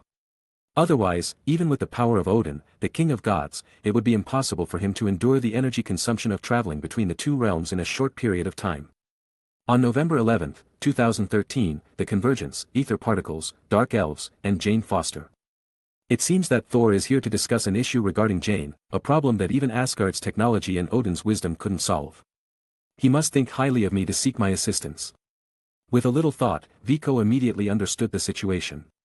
Thor's concerned expression indicated that he was probably here about his girlfriend. "Since you think highly of me and have come to me for help, I won't stand by and do nothing. However, I can't guarantee to solve a problem that even the power of Asgard is incapable of resolving." Vico didn't refuse Thor's request and promptly agreed. On one hand, it was because of their relationship and friendship, and on the other hand, it was an excellent opportunity to have contact with the ether particles, or the reality stone, for research purposes. Upon hearing Vico's immediate agreement, Thor excitedly embraced him, squeezing him so tightly that Vico felt a bit deformed. Fortunately, Vico's body had undergone 2 virus enhancements and was protected by nanobots, so he didn't end up disabled from the enthusiastic embrace. Vico didn't hesitate to knee Thor in the stomach, forcefully separating the two. "Really, you almost choked me to death. It's a good thing I have many means to save my life, otherwise, would end up disabled despite helping you." "Ha, my apologies, Vico, I forgot that Earthlings don't have such sturdy bodies. This is how I usually embrace my brothers and comrades." After listening to Vico's words, Thor smiled sheepishly and apologized. However, for some reason, upon hearing Thor's words, Vico felt even more inclined to hit him in the stomach again. Vico, you are the smartest person I have ever met, bar none. Even my father, with his thousands of years of accumulated experience, may be wiser and more knowledgeable, but when it comes to intelligence, I believe he can't compare to you. So I trust that you can help me solve this problem. Since you've already agreed, let's see what preparations we need to make. I'll also brief you on the situation. Later, you'll accompany me back to Asgard. Oh. Go to Asgard? He didn't anticipate that Thor had already taken Jane to Asgard for treatment and now wanted to bring him along as well. It was truly fantastic news. To know that Asgard can be said to be the birthplace of runic script, being able to personally go to Asgard and witness it would greatly benefit Vico's research on runic technology. Not to mention, with Vico's current pair of eyes, it would definitely bring him a wealth of information and become nourishment for his continued progress in his research journey. Later, Thor briefly explained to Vico the tricky problem he encountered, which was roughly the same as Vico's speculation. It involved the convergence of the 9 realms and the appearance of anomalies in the interconnected nodes of the 9 realms. As an astrophysicist, Jane naturally wasted no time in investigating and researching this phenomenon.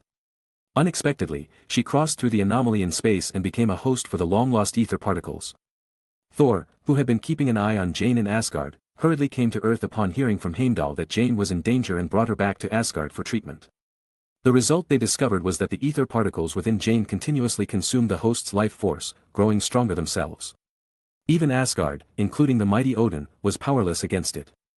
Thus, Thor, who had no other choice, had a brilliant idea and thought of seeking help from Vico on Earth. He had witnessed Vico's intelligence and wit during the Battle of New York, so he descended to Earth and found Vico to seek assistance. Considering Jane Foster's current condition, Vico quickly made some preparations and brought along some conveniently portable tools to better address the issues at hand. In addition, Vico had Baymax upload an intelligent duplicate to the core of his nanobots within his body so that even after leaving Earth's information network, he could still receive assistance from Baymax. With the preparations complete, Vico followed Thor to the location where he descended in Los Angeles, where he could still see the runic symbols on the ground, symbols that Vico was very familiar with. Then Thor looked up and greeted the sky, and a rainbow beam of light descended, enveloping Thor and Vico within it. A few seconds later, as the Bifrost disappeared, Vico and Thor on the ground also vanished, leaving only a deepened runic symbol imprint, indicating their presence in that location. Enveloped by the powerful energy of the Bifrost, Vico felt himself being reduced to a quantum state, with his own mass approaching zero. His mind and body were highly fused and unified, truly becoming one. In this quantum state, Vico's brain and body were fully liberated. His central nervous system began continuously receiving and processing massive amounts of information vision, without relying on the assistance of nanobots. The information Vico obtained through analysis and processing informed him that the energy channel they were passing through was a massive dark energy construct driven by the Bifrost, constructing a quantum tunnel between Earth and Asgard. Within this quantum tunnel, in their quantum state, they could move at speed surpassing that of light, allowing them to be rapidly transported to distant Asgard in a short period of time. Soon, Vico sensed that the energy maintaining the entire quantum channel was gradually weakening, and the part of the tunnel they had already passed through began to collapse and converge, gradually sealing itself. Finally, the quantum state of Vico and Thor became highly unstable, and they transformed from a pile of quantum information back into solid entities. At this point, they had arrived at their destination for this journey, Asgard. Chapter 176. Just as Vico arrived in Asgard, he fell to the ground in pain, his face contorted. Seeing this scene, Thor quickly crouched down and asked about Vico's condition. "Vico, what's wrong with you?" I'm fine." Vico waved his hand, indicating that he was not seriously injured. There were two main reasons for his discomfort.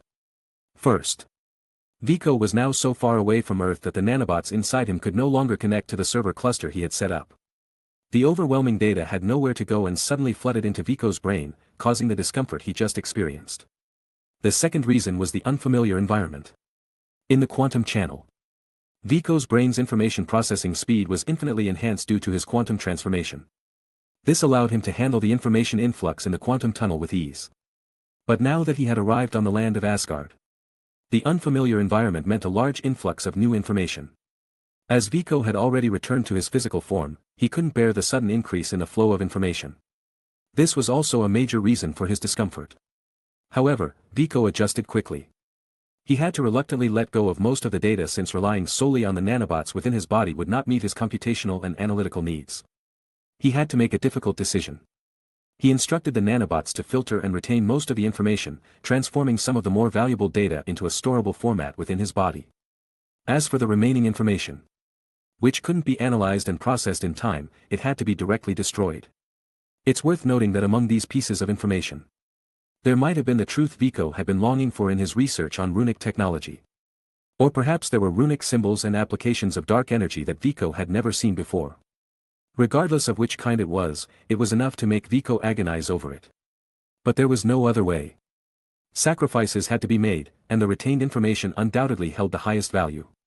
If one didn't know how to make the appropriate choices, in the end, they would lose sight of the bigger picture and suffer unnecessary losses. "Welcome to Asgard, guest from Midgard," the Wise One, said a towering figure in golden armor, stepping forward to welcome Vico after his discomfort had faded and his complexion had returned to normal. Clearly, this golden-armored warrior knew of Vico's presence and seemed to hold a favorable attitude towards him. At this moment, Thor introduced Vico, saying, "Vico, this is my dear friend, Heimdall. He is the guardian of Asgard, overseeing the realm's gates and the Bifrost that leads to various realms. He is one of the mightiest warriors in the divine realm. He possesses extraordinary hearing and vision, able to perceive almost any obstruction and observe any place within the 9 realms. During the Battle of New York, he happened to witness your performance and has been praising you ever since I returned, considering you possibly the most intelligent sage among the 9 realms." Hearing Thor's introduction, Vico appeared somewhat surprised. Although he had absolute confidence in his own intelligence, he hadn't expected Heimdall's assessment of him to be so high. For Heimdall, who can oversee the 9 realms, it was not easy to make such an evaluation. He had seen too many people, and hardly anyone in the 9 realms could escape his gaze. Even so, he was willing to give Vico such high praise for his intelligence. Although it might not be entirely accurate, it was evident that Vico's wisdom was at least among the top in these 9 realms. So, despite the initial setback upon arriving in Asgard, hearing such praise instantly lifted Vico's spirits, and a smile appeared on his face. He replied, "Oh, no, you're giving me too much credit, I still have a lot of room for improvement." After exchanging a few polite words and expressing mutual appreciation, Thor forcefully pulled Vico along. Thor's main concern was still Jane Foster's condition. And he didn't want to waste a single second. They could have a conversation after resolving the issue, and at that time, Thor wouldn't stop them. But it wasn't possible at the moment. As Thor dragged Vico along, they arrived in a dimly lit room. In the room, Jane Foster was lying on an illuminated platform, surrounded by Asgardian women dressed in uniform blue robes. They were performing some mysterious operations around Jane, who was in a state of unconsciousness. Vico could deduce that these women held positions in Asgard equivalent to doctors on Earth. They were currently examining Jane's physical condition, but their equipment was far more advanced than holographic scans or magnetic resonance imaging. A quantum field generator? Vico couldn't help but ask when he saw the glowing platform where Jane was located. As it continuously transferred the molecules within her body and restored the information from its quantum state, displaying it in front of these people for viewing and manipulation. It's probably something similar. Jane mentioned it just now. But here in Asgard, we call it the Soul Forge. The ether particles have already erupted once. It seems that they protect themselves, so they fiercely counterattack anyone who intends to harm Jane. The medical officers in Asgard are powerless against this, and even my father, Odin, can't find a way to extract the ether particles from her without harming Jane. After saying this, Thor looked up with a hopeful expression, gazing at Vico. "Don't worry, I'll do my best to help you solve this problem, but first, I need to thoroughly examine her condition." Chapter 177. Vico opened the only carry-on suitcase he brought with him to Asgard this time. Inside the suitcase was a small black metal robot doll, Vico's favorite tool, Magneto. As soon as the suitcase was opened, Magneto jumped out of it. It seemed that it had been pent up inside for too long. It first circled the entire room several times before leaping onto Vico's shoulder, awaiting his master's commands. Vico gently tapped Magneto's head with his finger, as if reprimanding it for its mischievous behavior. Then he raised an eyebrow towards the suitcase, and Magneto immediately understood his thoughts. It leaped down from his shoulder.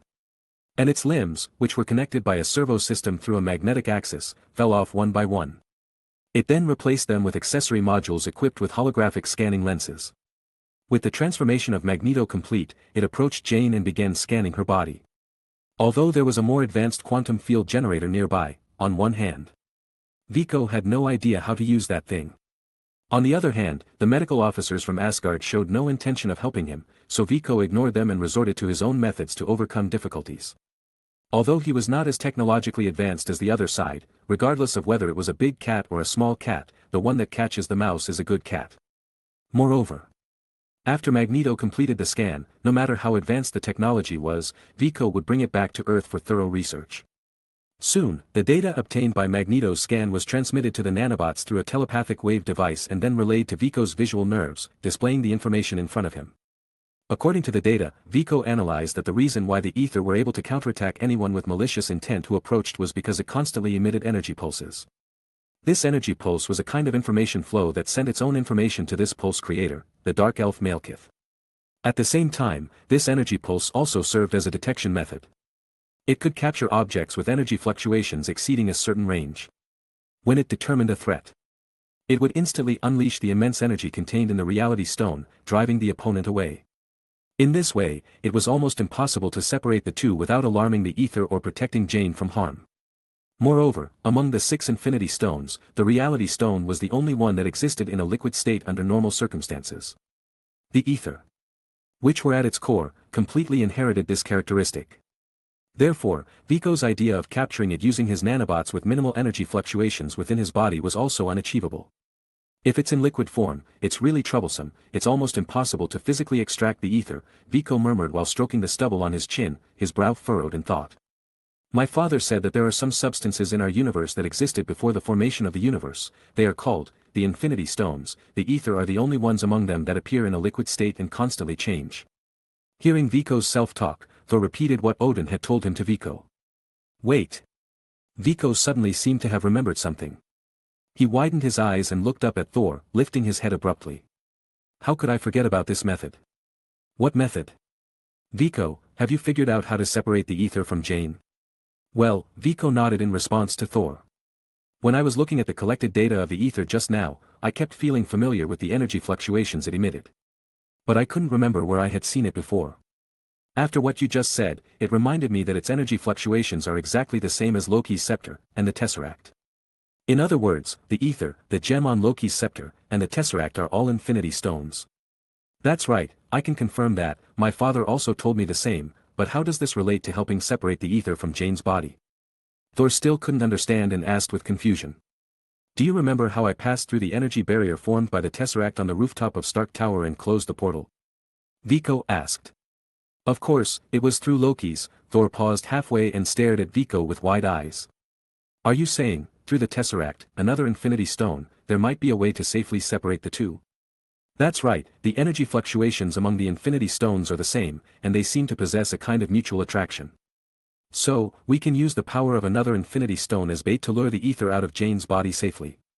One important prerequisite for this plan has already been fulfilled. The Tesseract is currently in Asgard. There's also another crucial point. I need to determine the optimal energy wavelength that can generate a strong enough attraction to the ether. However, before that, you need to convince your father to lend me the Tesseract. Chapter 178. Although Vico didn't know how Thor managed to do it, the result was that he eventually returned with the Tesseract in front of Vico. Vico didn't question Thor, he just asked him to take Jane, who had already woken up, to see Asgard. While he began his research on using the energy of the Tesseract to separate the ether. Coming into contact with the Tesseract once again, Vico felt both joy and sentiment. Being able to study it up close like this would likely lead to substantial breakthroughs in his research on the space portal once he returned to Earth. But he did not focus too much on exploring the secret of space. After all, Jane's life was still threatened by the ether. Since Vico had promised Thor to help solve this problem, he had to fulfill his commitment. As for adjusting the energy wave frequency of the Tesseract, Asgard had a complete set of mature application technologies that Vico could utilize. Now he just needed to determine the corresponding frequency range, and the plan would already be half complete. However, for Vico at this moment, this task was not easy. The main ability required for determining the wave frequency was computational power, and Vico's brain's computing capacity was significantly limited. He didn't even dare to easily activate the accelerated world for fear of suddenly losing consciousness. With less computational power, Vico needed to be more precise and careful in his calculations. Through his mathematical abilities, he aimed to narrow down the range of this frequency band as much as possible, thus reducing the computational demands. Living up to his reputation as the most powerful genius, as praised by Heimdall, Vico did not disappoint. Just as Thor and Jane were strolling in the palace gardens, planning to share a French kiss in this romantic setting, the magical stone on Thor's person began to shake. It was the stone he carried to communicate with Vico. Thor took it out, and a message was projected on it, displaying, "Results are in, plan confirmed, return immediately." Well, it seemed to be good news. Initially he was annoyed by the interruption of his kiss with Jane. Thor shrugged his shoulders and quickly led her back to Vico. "Vico, you're moving so quickly, how long has it been since you obtained the Tesseract, and you've already perfected the plan? Can you be sure it won't harm Jane's body?" "Rest assured, my calculations have never been flawed. Otherwise, you wouldn't see me standing here so intact. However, as I am a male, it's not convenient for me to carry out this treatment plan. It would be best if you find a trusted woman to execute this plan. I will guide her through remote voice communication." "Alright, time is of the essence. I will request my mother to personally carry out this task. She is one of the people I trust the most. I believe that with her executing this plan, Jane will be able to recover safely and regain her health." Queen Frigga was very open-minded and treated Thor and Jane's relationship with warmth. Unlike Odin, she didn't hold any airs of being a queen and was gentle and kind towards Jane. Coupled with her love for her son Thor, when he made this request, Frigga didn't hesitate and immediately agreed. "Your Highness, I have already set up the activation device for the Tesseract. When the time comes, you just need to activate it. And the energy fluctuations it emits will attract the ether inside Jane's body. Under this temptation, the ether will eventually leave Jane's body on their own and gravitate towards the Tesseract. Your task is to seal them in this container after the ether appears, to prevent it from inhabiting Jane's body again." Outside Frigga's chamber, Vico was explaining the detailed operational process of the entire treatment plan to her, giving her instructions on essential key steps. After that, everything had to be carried out by Frigga herself. Vico could only answer her questions through the communication stone, as he couldn't be physically present to assist her. Frigga carefully noted down the key points Vico described and repeated them to verify accuracy. Once everything was confirmed to be correct, she entered the chamber to begin treating Jane. At this moment, Jane was wearing a pristine white gown in the style of Asgard and had already been put under a sleep spell by Frigga. She lay quietly on the bed. Frigga approached the bed and gently stroked Jane's face. "Poor child, even though you and Thor love each other so much, your feelings will eventually be hindered by time. But I still want to bless you both and thank you for teaching Thor what love is and how to love. I will make sure you recover safely and return to normal." After saying that, Frigga stood up and went to the device where the Tesseract was placed. She mobilized her own magical power and activated the device. In an instant, the Tesseract emitted dazzling brilliance, casting a blue halo throughout the room. Sensing the energy fluctuations unleashed by the Tesseract, the ether within Jane's body seemed to stir. Under their influence, Jane's entire body was completely levitated. Witnessing this scene, Frigga felt a sense of certainty. If the ether were reacting, it meant that the plan devised by Midgard's genius friend of Thor's was flawless. Now she had to wait for the ether to leave Jane's body and then seal them. Everything would then be successfully accomplished. However, at that moment, a loud noise resounded in Asgard, accompanied by strong vibrations. Even Frigga, located in the central position of Asgard where her chamber was, felt the tremors coming from the ground. Sensing that something was amiss, Frigga quickly contacted Thor through the magical stone. "Thor, what is happening in the realm?" "Mother, enemies have invaded the realm with a large fleet. I am currently trapped by the intruders. Please ensure your own safety and protect Jane. I will quickly deal with the enemies and come to you." Chapter 179. Magneto, find a vantage point. I need a broad, panoramic view. Zoom. Magneto spun around at Vico's feet and then rushed out of the room towards the high point of Asgard's Palace of the Gods. In the instant the loud noise reached his ears, Vico knew exactly what had happened. The Dark Elves, who had been dormant for thousands of years, had invaded Asgard and launched another war. Understanding the gravity of the situation, Vico immediately dispatched Magneto to the high point of Asgard to gain the widest view and the most comprehensive information. Soon, the visual information obtained by Magneto through holographic and optical lenses was transmitted to Vico's eyes through the wireless communication network constructed by the nanobots inside his body. At the outer periphery of Asgard's airspace, there was a massive mothership of a space battleship, accompanied by at least hundreds of micro-sized warships attempting to invade the central palace, by breaking through the layered defenses of Asgard. These micro-sized warships resemble daggers, small in size, agile in movement, and equipped with formidable energy weapons. Although Asgard's defense network was strong like the one in Wakanda, long-term defense would eventually lead to defeat. The enemy broke through in large numbers and approached the location of the palace. Seeing the approaching enemy and their own precarious situation, Heimdall, in order to protect the core of Asgard's palace where the Allfather Odin resided, decisively activated the energy shield of the palace, attempting to keep the enemy outside. After the energy shield was activated, its effect was indeed impressive. It quickly closed, enveloping the palace in protection. When the enemy ships collided with the shield, they either exploded and crashed or had no other outcome. As for the few ships that managed to change direction in time or passed through before the energy shield closed, they were quickly eliminated by Asgard's defense forces due to their limited number. Viko was very envious of Asgard's energy shield technology. Although he could also achieve the function of an energy shield using the electrical energy output from the arc reactor, its energy density, scale, and defensive capabilities could not compare to Asgard's protective artifact. The key to the strength of this shield lay in the fact that it was created using runic technology and its energy source came from the nearly limitless dark energy in the universe. The shield's ability to absorb and supply energy allowed it to maintain a high-density energy level for a long time, resisting powerful impacts. However, the strongest defense is often undermined from within, and the energy shield of Asgard was no exception. Just as the shield was about to reach its peak and fully close, it suddenly lost power and began to gradually fade away. Viko knew that this was the work of the curse warriors the Dark Elves had dispatched into Asgard's interior. They had sabotaged the control core of the energy shield, completely rendering this defense measure ineffective. At this moment, a warship seized the opportunity, broke through all defenses, smashed through the walls of the central palace, and entered the central hub.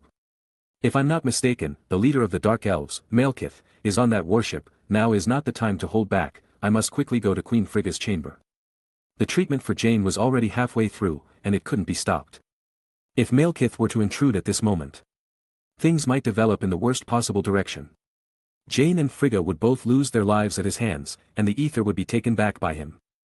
In that case, Thor would undoubtedly be devastated. Once Malekith obtained the ether, the level of difficulty in dealing with him would escalate once again, and it wouldn't just threaten Asgard anymore. After all, the Dark Elves' goal was to plunge the entire universe back into darkness. For Earth, which relied on the sun for almost all vital energy, this would undoubtedly be a catastrophic disaster. Thinking of this, Viko dared not delay. He had to prevent Malekith from obtaining the ether, otherwise, Earth would fall into a tremendous crisis, and it was uncertain whether Thor could stop this crisis in time. Activating the superconductive magnetic levitation module, under the influence of a special force field, Viko's own gravity was relatively neutralized, allowing him to float in mid-air with a gentle leap. Then, the nanobots within Viko's body became visible, assembling and combining to form a set of energy thrusters. Buzz swoosh. Then, with the sound of wind, Viko disappeared from his original position, heading towards Frigga's chamber. Meanwhile, inside her own chamber, Frigga was sweating profusely as she manipulated the tesseract. Due to the unexpected events in the realm, Frigga sensed a hint of danger. To ensure the smooth success of the treatment, she had to speed up and extract the ether from Jane's body as soon as possible. To do so, she spared no effort in depleting her stored magical energy, intensifying the stimulation of the tesseract, hoping to increase the attraction between the tesseract and the ether. Her approach indeed achieved success. Although her magical energy was on the verge of depletion, the ether inside Jane's body had already emerged and was about to completely separate. Frigga couldn't afford to be complacent. Because even a small misstep at this moment could cause all the efforts in this entire process to go in vain. And if her magical energy was depleted, she wouldn't be able to provide further treatment for Jane in the short term. Her eyes fixed tightly on the ether about to leave Jane's body, while simultaneously diverting her attention to the activation device of the tesseract. Additionally, she reached out her left hand, picking up the container used to seal the ether. Success was within sight.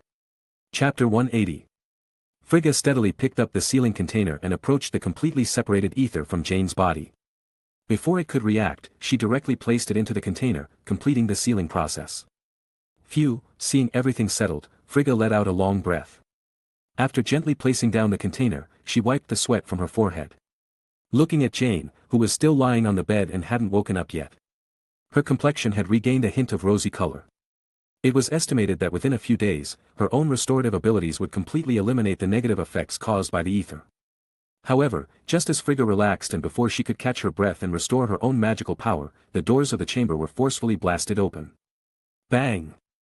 The enormous doors shattered, and in front of Frigga appeared a masked warrior even taller and more robust than Thor. Beside him was a lean and pale-faced man. "Stand back, monsters! I will not spare your lives." Frigga's reaction was swift.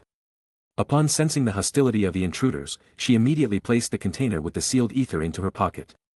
Since her magical power had been depleted while separating the ether from Jane, she could only draw the short sword from her waist, hoping to intimidate the two individuals before her. I have been very lucky, woman. But Frigga's threats had no effect on Malekith. As the leader of the Dark Elves, who once dominated the battlefields and forced the other 9 realms to unite against him, how could he fear the threat of a seemingly weak woman? Who are you? Why have you invaded my chamber?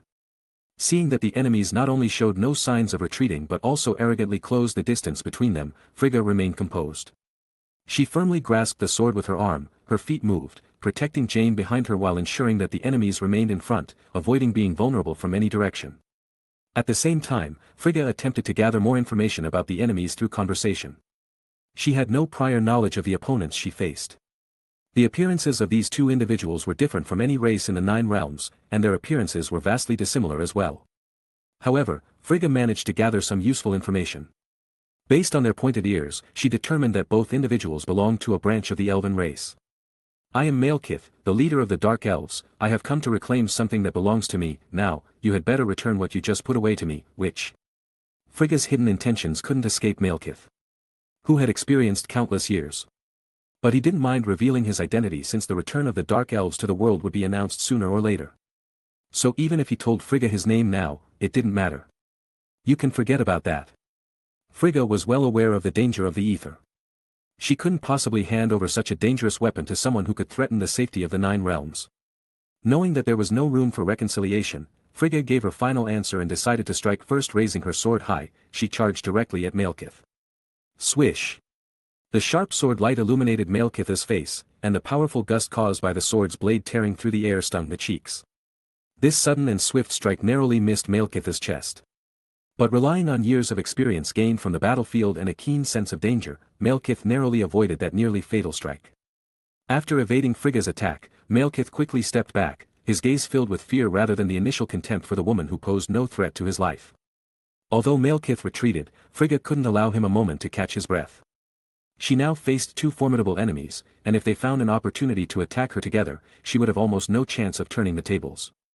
Frigga took several big steps forward, continuously executing sword techniques of hacking and thrusting, forcing Malekith to barely defend himself. Nonetheless, he still sustained some injuries, deep sword Vikos on his arms and body, demonstrating Frigga's formidable strength. One could truly say that she was a woman befitting a queen. She excelled not only in domestic affairs and raising children but also in horseback riding and warfare. To become the goddess and queen whom all of Asgard respected and admired, it took more than just personal charisma. She had to possess genuine skills and abilities. However, after her attack failed to yield results, Frigga ceased her offensive. While she had cornered Malekith, their continuous retreat had allowed the 2 enemies to converge. If she continued pursuing them, she would face the danger of being surrounded on both sides, risking not only her own life but also the possibility of the ether being taken by the enemy, leading to even greater crises. Seeing that Frigga had stopped her assault, Malekith would not easily let her go. Now that he had the upper hand, he needed to swiftly resolve the battle and seize the ether. Otherwise, if Odin or other Asgardian soldiers arrived, his plan might be thwarted, and he would lose the opportunity to reclaim the ether.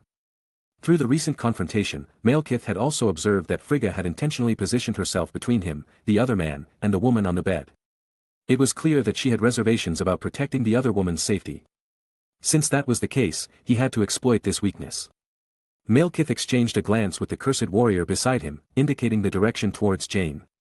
The cursed warrior immediately understood his intention, nodded, and bypassed Frigga, heading straight for Jane's location. Meanwhile, Malekith continued to engage Frigga, keeping her too occupied to focus on anything else. Stop! As expected, after Malekith and his companion made their move, Frigga's expression immediately turned chaotic as she tried to prevent the cursed warrior from approaching Jane. But Malekith would not allow her to succeed. Seeing the cursed warrior drawing near Jane, Frigga grew increasingly anxious but had no means to stop him. However, at that moment, as if by a twist of fate, a vulnerability suddenly appeared in Malekith's attack. Frigga, who was desperately eager, wouldn't miss such an opportunity. With a horizontal sweep of her sword, she created distance between herself and Malekith, swiftly lunging behind the cursed warrior, intending to prevent him from harming Jane. However, in the instant she arrived beside the cursed warrior, his hand that had been reaching for Jane suddenly clenched into a fist and changed its trajectory, striking Frigga's abdomen. Bang! Frigga, completely unable to defend herself, was sent flying by the force of the punch, crashing into the wall of the chamber before coming to a stop. Pooh! As a result of the blow, Frigga couldn't help but spit out a mouthful of blood. Her right hand, which had tightly gripped the sword hilt, now trembled, and she appeared utterly weakened. As it turned out, the opening Malekith revealed earlier was nothing more than a deliberately set trap, designed to lure Frigga into it. The cursed warrior's target from the beginning had been Frigga herself, not Jane Foster. After Frigga completely fell into their scheme, the cursed warrior immediately redirected his attack, resulting in a heavy punch just now. Seeing Frigga, who could only support herself against the wall, Malekith's face revealed a cold smile. Now it's my turn to speak, surrender the ether you have on you, and I may spare your life, otherwise, I'll have to take what I want from your lifeless body. I'll say it again, you can forget about that. Frigga knew that even if she staked her own life, she could not hand over the ether to him for the sake of the safety of the 9 realms. Just as Frigga made up her mind to use the Tesseract to transfer the ether and sacrifice herself along with the 2 opponents, a figure suddenly rushed into the chamber at an extremely high speed. Frigga only had time to catch a glimpse of a blur before a loud explosion sounded in her ears. She saw that the spot where Malekith and the cursed warrior had been standing was now empty. Then, she heard a familiar voice beside her. "Apologies for being late, Your Highness." The person was none other than Viko, who had rushed here as quickly as possible. He had spotted Malekith preparing to harm Frigga from a distance and, while accelerating towards them, controlled the nanobots within his body to form 2 floating cannon bodies, launching an attack against Malekith and the cursed warrior. Although Frigga had been seriously injured, Viko arrived just in time, preventing the tragedy from unfolding. "Your Highness, stay by Jane's side and wait for me. Once I subdue those 2, I'll help you recover from your injuries."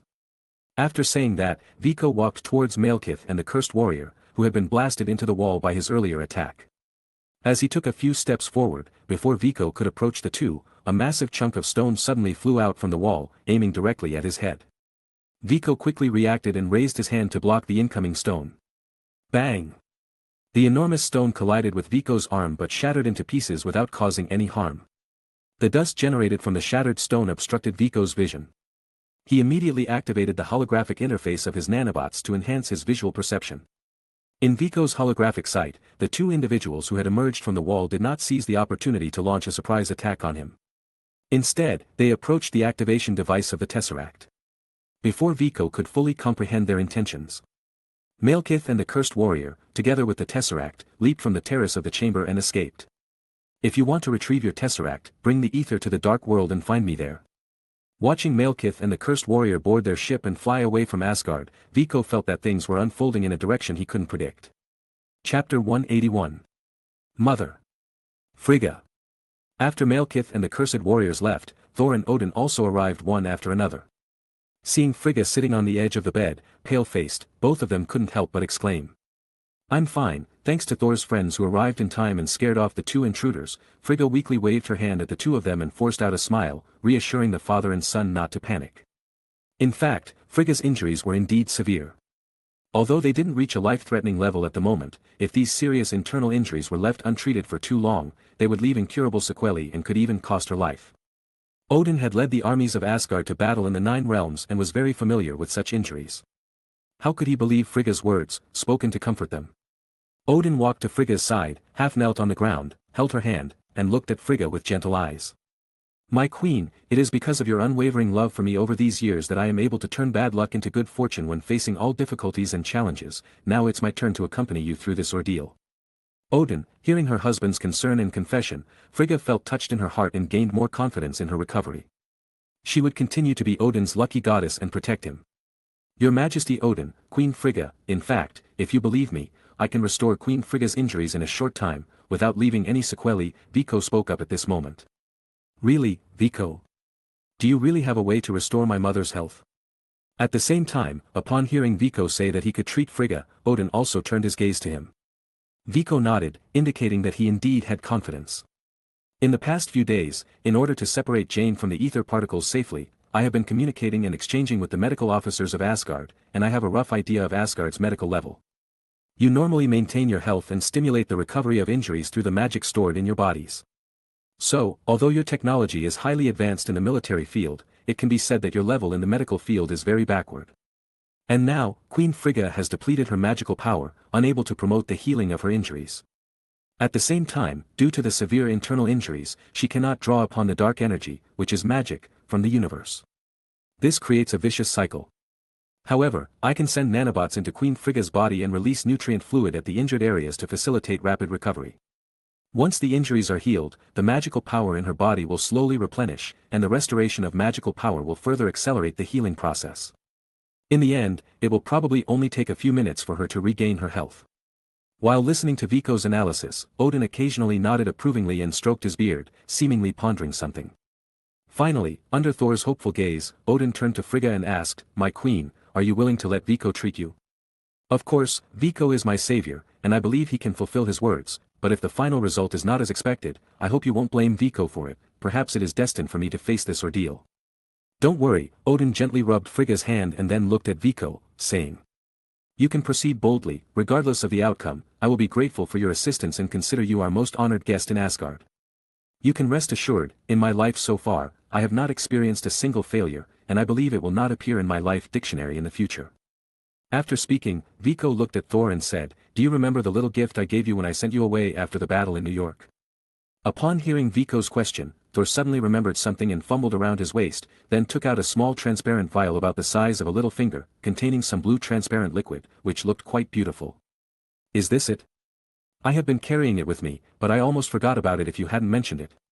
It seems you said that after injecting this powerful serum and combining it with my lightning, it can help heal most injuries for the patient." Yes, this is a concentrated special nutrient fluid. With sufficient energy stimulation, it can instantly restore the injuries of the wounded. Even if the injuries are severe, they can at least recover to about 80 to 90%. Of course, directly using the lightning energy to activate it is a last resort in special circumstances and cannot fully unleash the effectiveness of the nutrient fluid. However, if my nanobots carry the nutrient fluid to the injured areas inside Princess Frigga and then activate it, this small amount of nutrient fluid will be completely sufficient to restore her injuries. That's great. I didn't expect this gift you gave me to really come in handy one day. Vico, go ahead and do it quickly, I trust your abilities. Vico gave Thor a confident look, indicating that he could be assured, and then released the nanobots inside him, carrying the concentrated special nutrient fluid into Frigga's body. In less than 3 seconds, Frigga's complexion visibly became rosy, and Odin could feel the flow of magic in the air, indicating that Frigga's body had started to autonomously absorb external magic. It was a good sign. As time passed, Frigga became more and more spirited, not like the brilliance released by the dying embers of life, but a genuine change brought about by her restored health.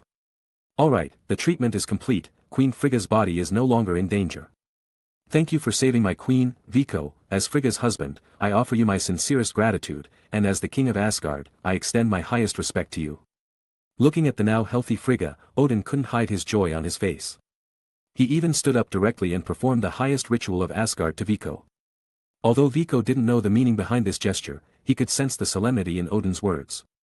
He quickly waved his hand and said, "You are too kind. I cannot bear such honor. Since Thor and I are comrades and friends, this is what I should do.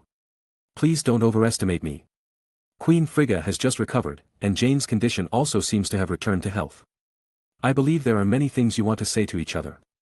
I will go back to my guest room first.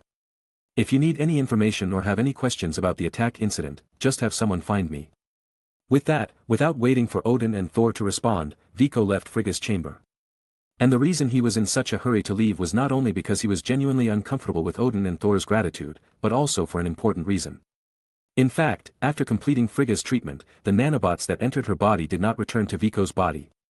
At this moment, these robots were concentrated in an empty bottle, which was the syringe bottle that previously contained the concentrated nutrient fluid. As the nanobots inside it spun rapidly, some thick red liquid appeared inside the bottle. "Sorry, Thor, I collected a blood sample from your mother without her consent, but let's consider it as a small reward for helping her recover. If my research makes progress in the future, I will not forget the contribution you have made." Looking at the blood vial in his hand, Vico murmured to himself. Chapter 182. After leaving Frigga's chamber and returning to the guest room arranged by Thor, Vico found that Magneto, who had been sent out earlier to occupy the high ground and gather information about the overall battle situation, had returned to the room from the central palace of Asgard. This mischievous little creature had promptly abandoned the task assigned to it by Vico once it judged that the enemy had started to retreat. Instead, it entered the central palace to meticulously scan and record the parameters and models of the Dark Elf mini-warships that had penetrated inside. It seems that the mirror perception I developed through the Mind Stone is quite effective, now you even know how to flatter me. Knowing about Magneto's actions, Vico could only shake his head helplessly. However, it was good news for him as well.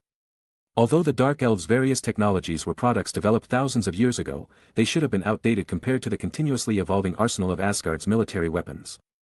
But the information revealed by today's sudden attack was not like that.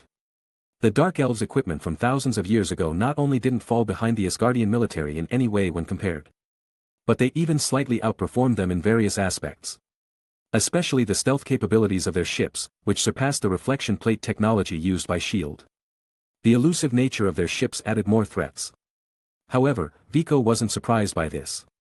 After all, the Dark Elves' various technologies were derived from the study of ether.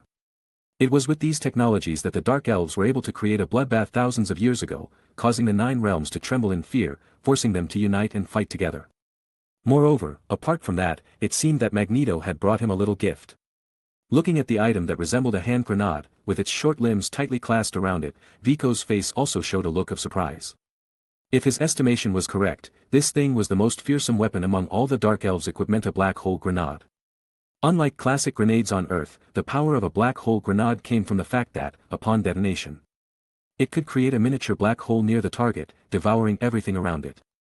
Everything near the black hole would be irresistibly drawn into it by its incredibly strong gravitational force, unable to escape, and ultimately completely absorbed. What was even more dangerous and lethal was not the black hole grenade's ability to devour everything upon detonation, but the fact that the miniature black hole it formed would slow down the flow of time in its vicinity.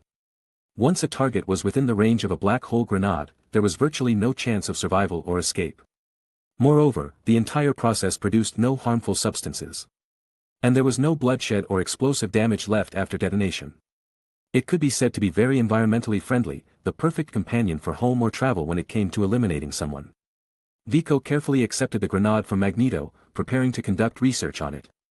Vico's interest wasn't just in the immense power of the black hole grenade, but also in the desire to explore the technology of artificially creating black holes. This was because black holes, as one of the most mysterious celestial bodies in the universe, offered very limited opportunities for human research and experimentation.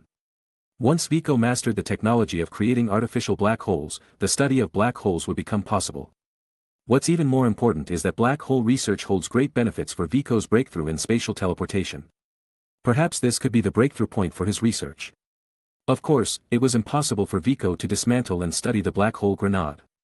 If he accidentally triggered the device and created a miniature black hole, even with the tremendous regenerative power brought about by his extremist transformation, he would have no chance of escaping. Magneto, send the scan results to me, don't tell me that you haven't finished this task after such a long time. Sure enough, as soon as Vico finished speaking, a holographic scan forming a three-dimensional model appeared in Vico's visual system. Then, Vico immediately noticed the core key of this grenade, antimatter. Indeed, after carefully identifying the substances in the detonation core of the grenade, Vico confirmed that they were all antimatter. In other words, if Vico had just dismantled the entire grenade, he might have been reduced to ashes, scattered in the tremendous energy of antimatter annihilation. Seeing the antimatter in the detonation core of the black hole grenade, Vico also had an answer regarding its underlying principle. The Dark Elves seemed to have used the power of ether to convert regular matter into antimatter. When the grenade was detonated, a large amount of antimatter would annihilate. And the immense energy produced would be compressed within the compact and sturdy casing, resulting in an unstable miniature black hole. After losing the ether, the Dark Elves were also very conservative with these non-renewable weapon resources. Throughout their invasion of Asgard, they probably used no more than 10 of these grenades, but each one played an important role in helping Malekith swiftly bypass the defense of the palace guards and reach Frigga's chamber. If it weren't for Vico's interference in the end, their plan might have succeeded. However, for Vico, who had already mastered the preparation of antimatter, even without ether, he could create black hole grenades. By using extremely durable carbide materials as the casing, all the necessary conditions would be met. This time, he not only obtained technological intelligence from the Dark Elves, Frigga's blood, but also found a new application for antimatter. It could be said that Vico's trip to Asgard was quite fruitful. Chapter 183. The core of the palace's energy shield has been damaged and cannot be repaired in a short period of time. The defense facilities have also suffered significant damage in this confrontation and require manpower and resources for repairs. Moreover, Through this confrontation, it has exposed the inadequacy of Asgard's military capabilities, as their weapons performance falls behind that of the Dark Elves. What's more, the Tesseract has been taken by Malekith. The Tesseract is the key to opening the door to any location in the universe. Once the Dark Elves successfully master its use, they can appear at any location they choose to launch an attack. Coupled with their excellent stealth capabilities on their warships, it can be said that once such a surprise attack occurs, the success rate is nearly 100%.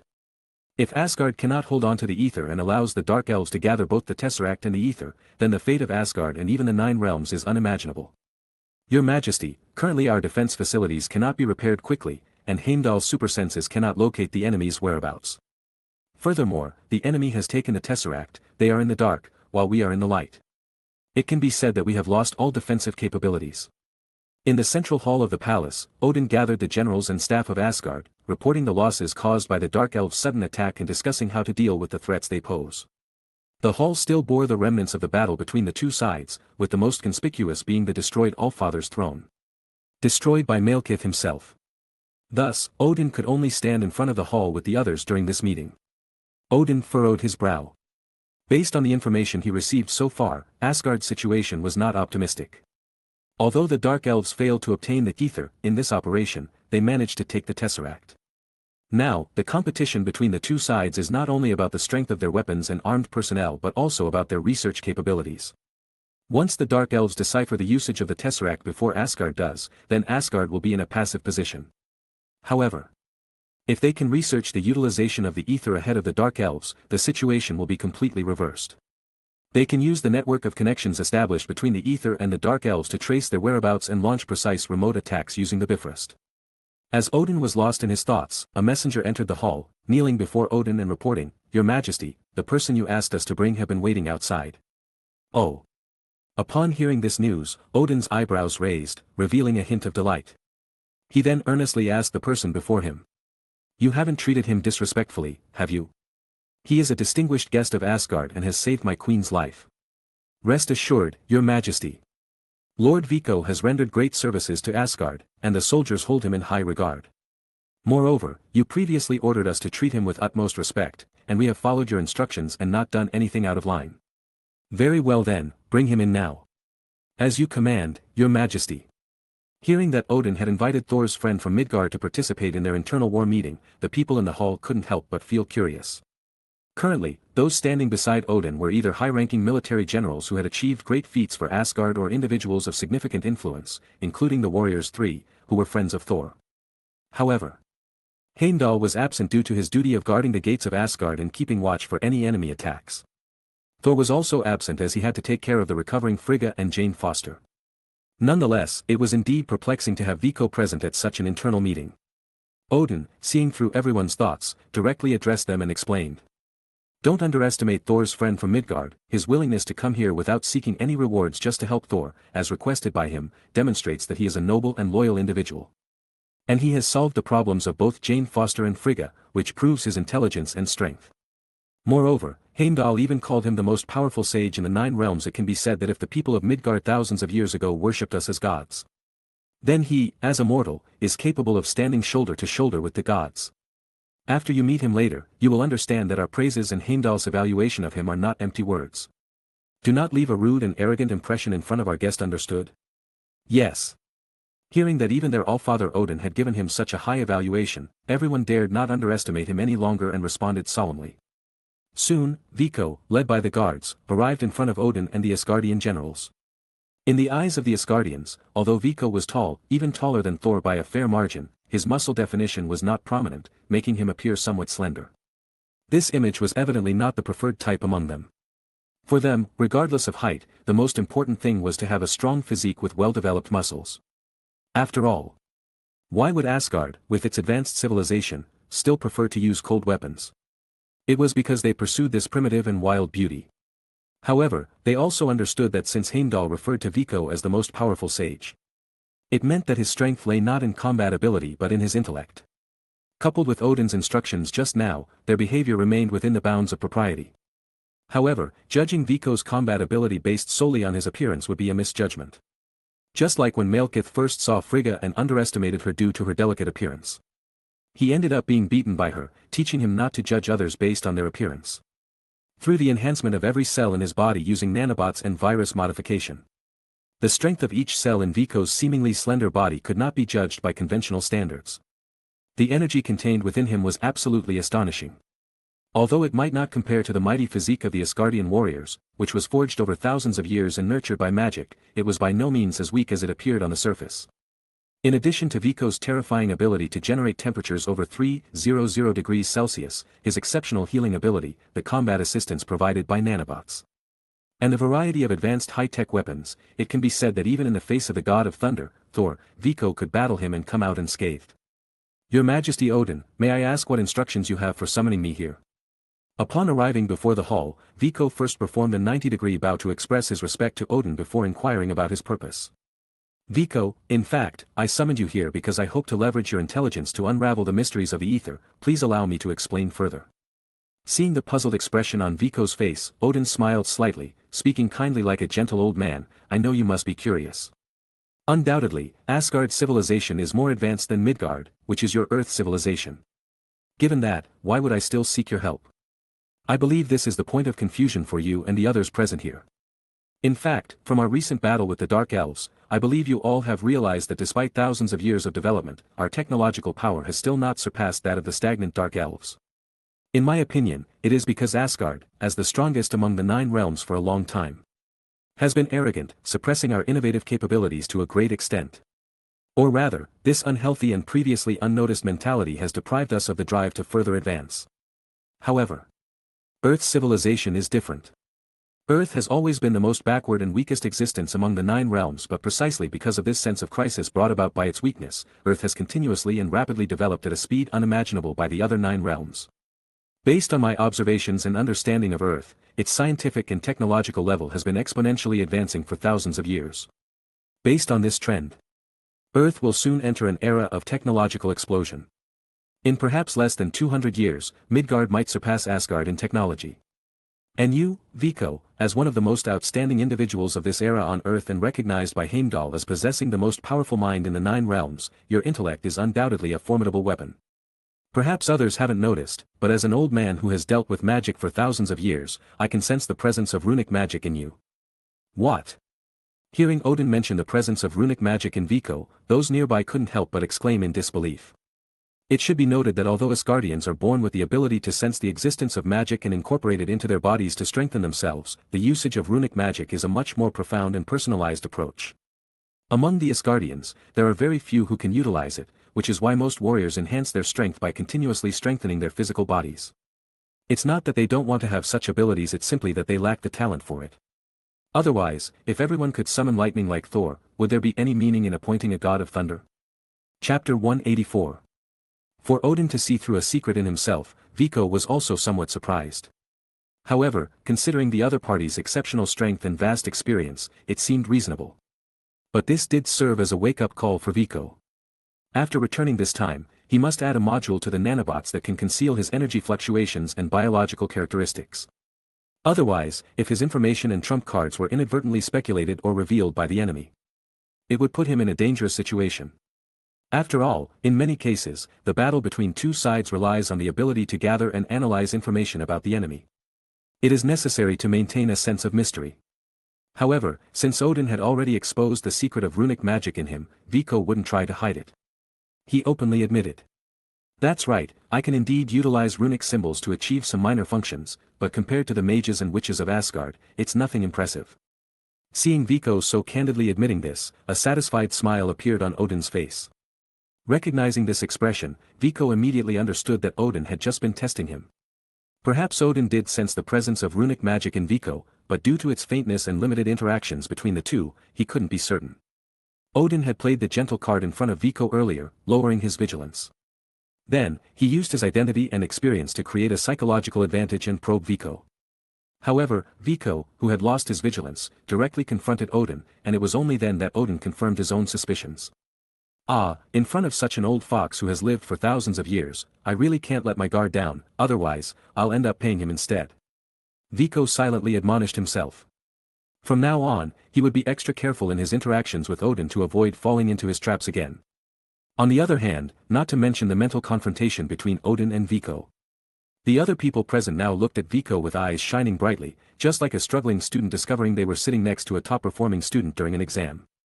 Once Viko confirmed his ability to use runic magic, they no longer had any doubts about him. To be able to bring such a powerful ally was definitely a good thing for Asgard, and they didn't want to ruin it due to their own reasons. I'm curious, how did you learn runic magic? As far as I know, Thor did not teach you any related knowledge, and even Thor himself uses this ability through instinct and natural talent. He shouldn't have the ability to teach you runic magic, right?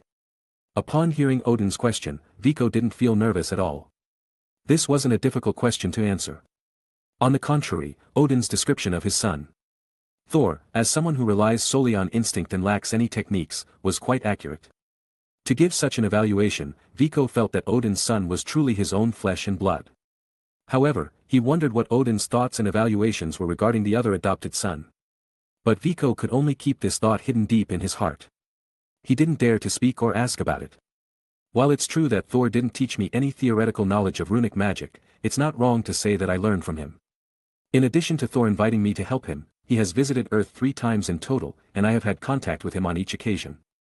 It was through the special runic symbols on his hammer, Mjolnir, and the imprints left by the Bifrost teleportation, combined with the runic inscriptions left on Earth by all of you thousands of years ago, that I analyzed and deduced their usage.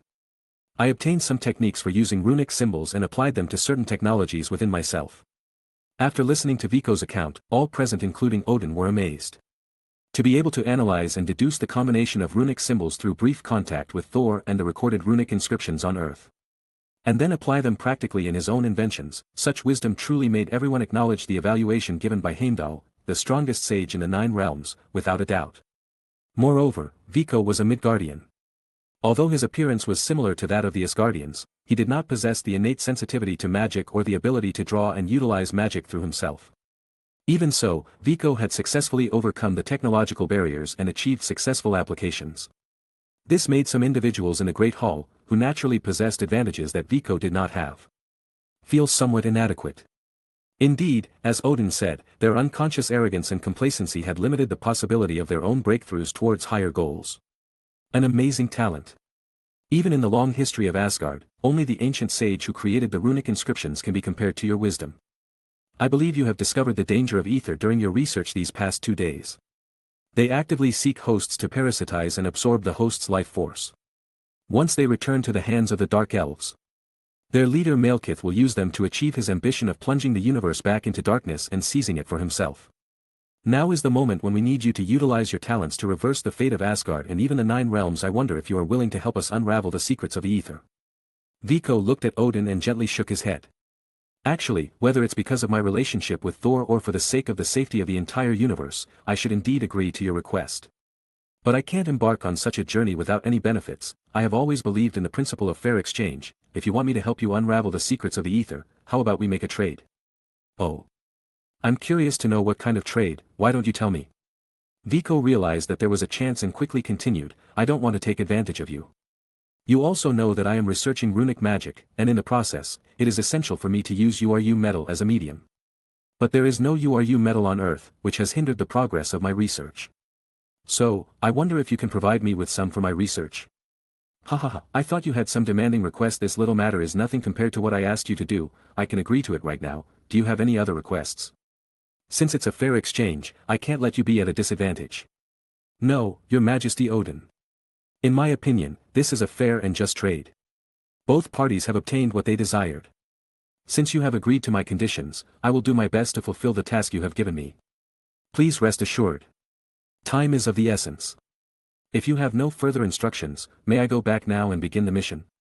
Very well, the current situation is not optimistic, so please take good care of it. Chapter 185.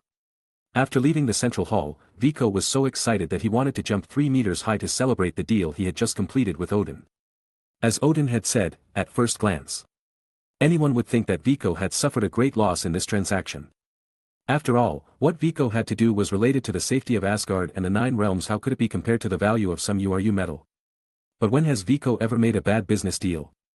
Although this transaction seemed like a loss on the surface, upon careful analysis, it would be discovered that Viko gained more than just the URU metal he requested from Odin.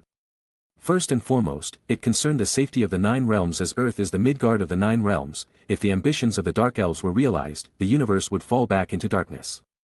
In such a scenario, everything Vico had, including his loved ones, friends, employees, and all his possessions, would be in jeopardy.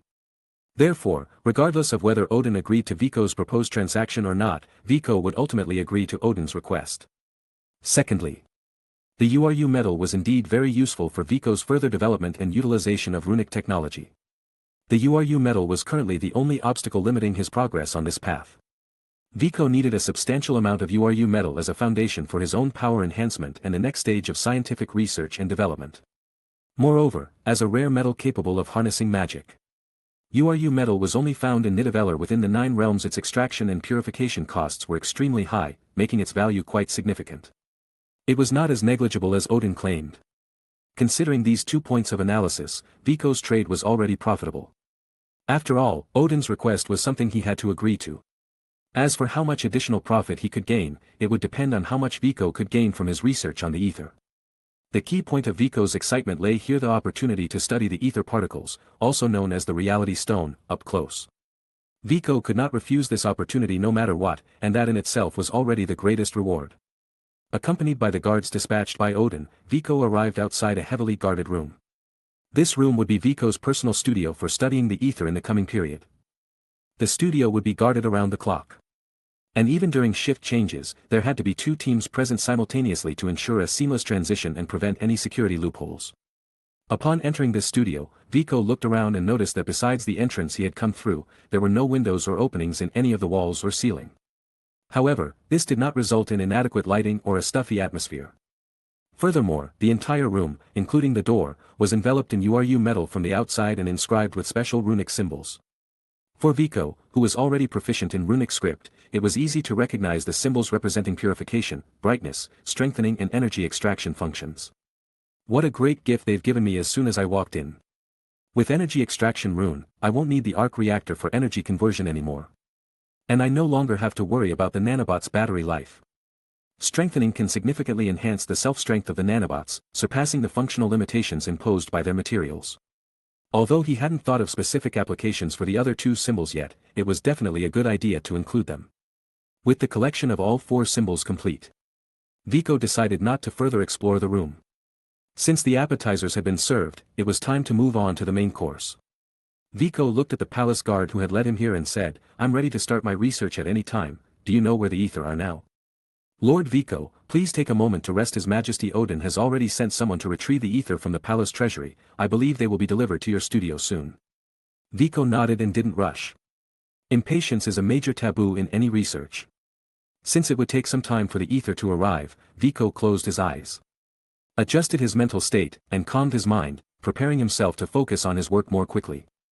Soon, Vico heard a regiment of soldiers marching in a disciplined manner outside the studio door. They formed a standard square formation, stepping in perfect unison, with the ether guarded in the center of the formation, making their way towards Vico's studio. Upon reaching the door, the entire regiment swiftly changed formation. The soldiers who were originally on the outermost perimeter moved back and formed a human wall. The escort, who was originally in the center position, appeared in front of Vico. He solemnly and carefully held the container sealing the ether particles and said to Vico, "Mr. Vico, this is the item that His Majesty Odin instructed to be handed over to you, please accept it." Observing the other person's demeanor, Vico unconsciously stood up straight and gently took the container. "Okay, I have confirmed, thank you. It's my honor." The escort bowed to Vico and exclaimed loudly. Then, he jogged back to the formation, and the entire regiment marched away in perfect harmony, disappearing from Vico's sight. "Lord Vico, the item has been delivered.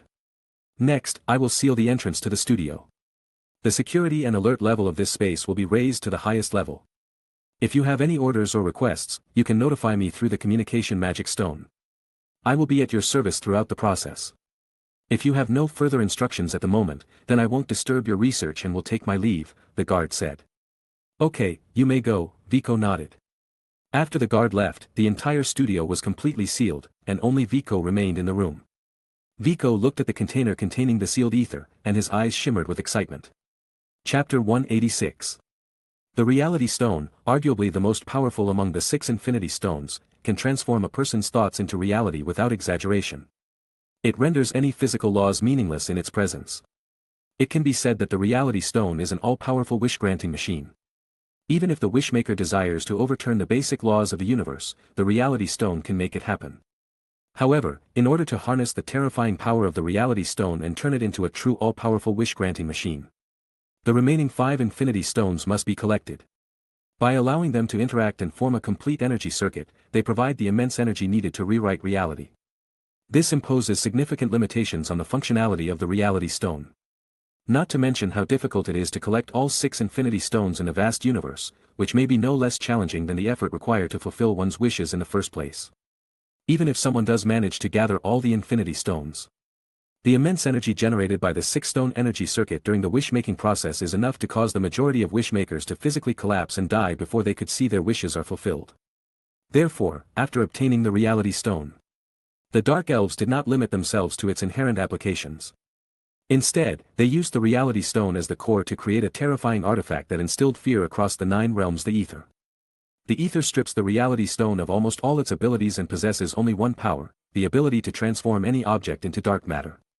The principle behind this is to preconfigure the wish to be made to the reality stone, transforming the object into dark matter and continuously extract the infinite energy from the reality stone, storing it as the required energy to fulfill the wish.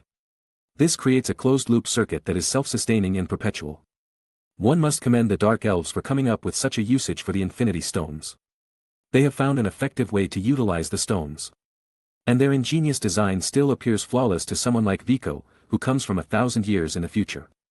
Such a design has led to another functionality of the ether particles: the creation of cursed warriors. This is a capability that only affects the Dark Elves. As a race born from the endless darkness, the bodies of Dark Elves are different from those of races born from the light. They are composed of dark matter. When the cursed stones, created using fragments of the ether, enter the bodies of Dark Elves, they continuously absorb the life energy within them and convert it into dark matter, further strengthening their bodies and turning them into cursed warriors. The reason it is called a curse is that while becoming powerful, they also constantly experience the loss of their life energy, hastening their journey toward death. If one refuses the cursed stone, they will die in battle due to their own weakness. Once they accept the cursed stone, they can only fight until they meet their end. It is a tragic curse that cannot be broken. As the only race born from darkness, their tragic fate seems to have been destined from the very beginning. The deeper Viko delves into the study of the reality stone, the more obsessed he becomes with it. He has already come into contact with 3 of the infinity stones: the space stone, the mind stone, and the reality stone he is currently researching. Each stone shares a common characteristic: the seemingly infinite energy contained within them. This is something that Viko finds difficult to comprehend. In Viko's logical thinking, everything must have its source. And these energies clearly cannot arise out of nowhere. If the interior of the stones is an advanced energy generator, more advanced than the arc reactor, then after experiencing such a long period from before the birth of the universe to the present, their energy should not have remained without any decay. Therefore, Viko put forward 2 bold speculations regarding the source of this energy. First, the reality stone rewrote the corresponding rules, allowing the infinity stones to possess infinite energy within this universe.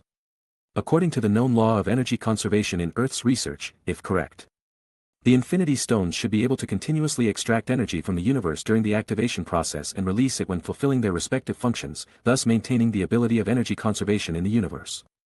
The modified universal rule by the reality stone is that the infinity stones, when exerting their powers, do not cause an increase in entropy. The second conjecture Viko made completely transcended the limitations of his own universe and even the dimensions. According to Odin's description of the infinity stones, they existed before the formation of this universe.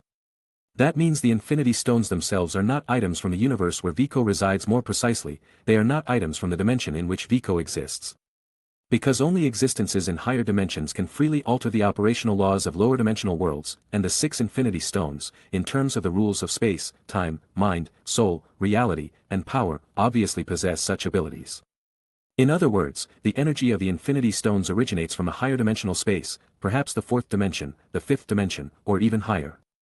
Viko cannot determine this.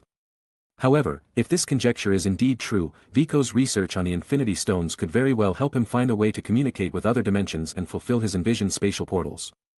Viko currently laments that he is in Asgard, which prevents him from connecting to the servers on Earth.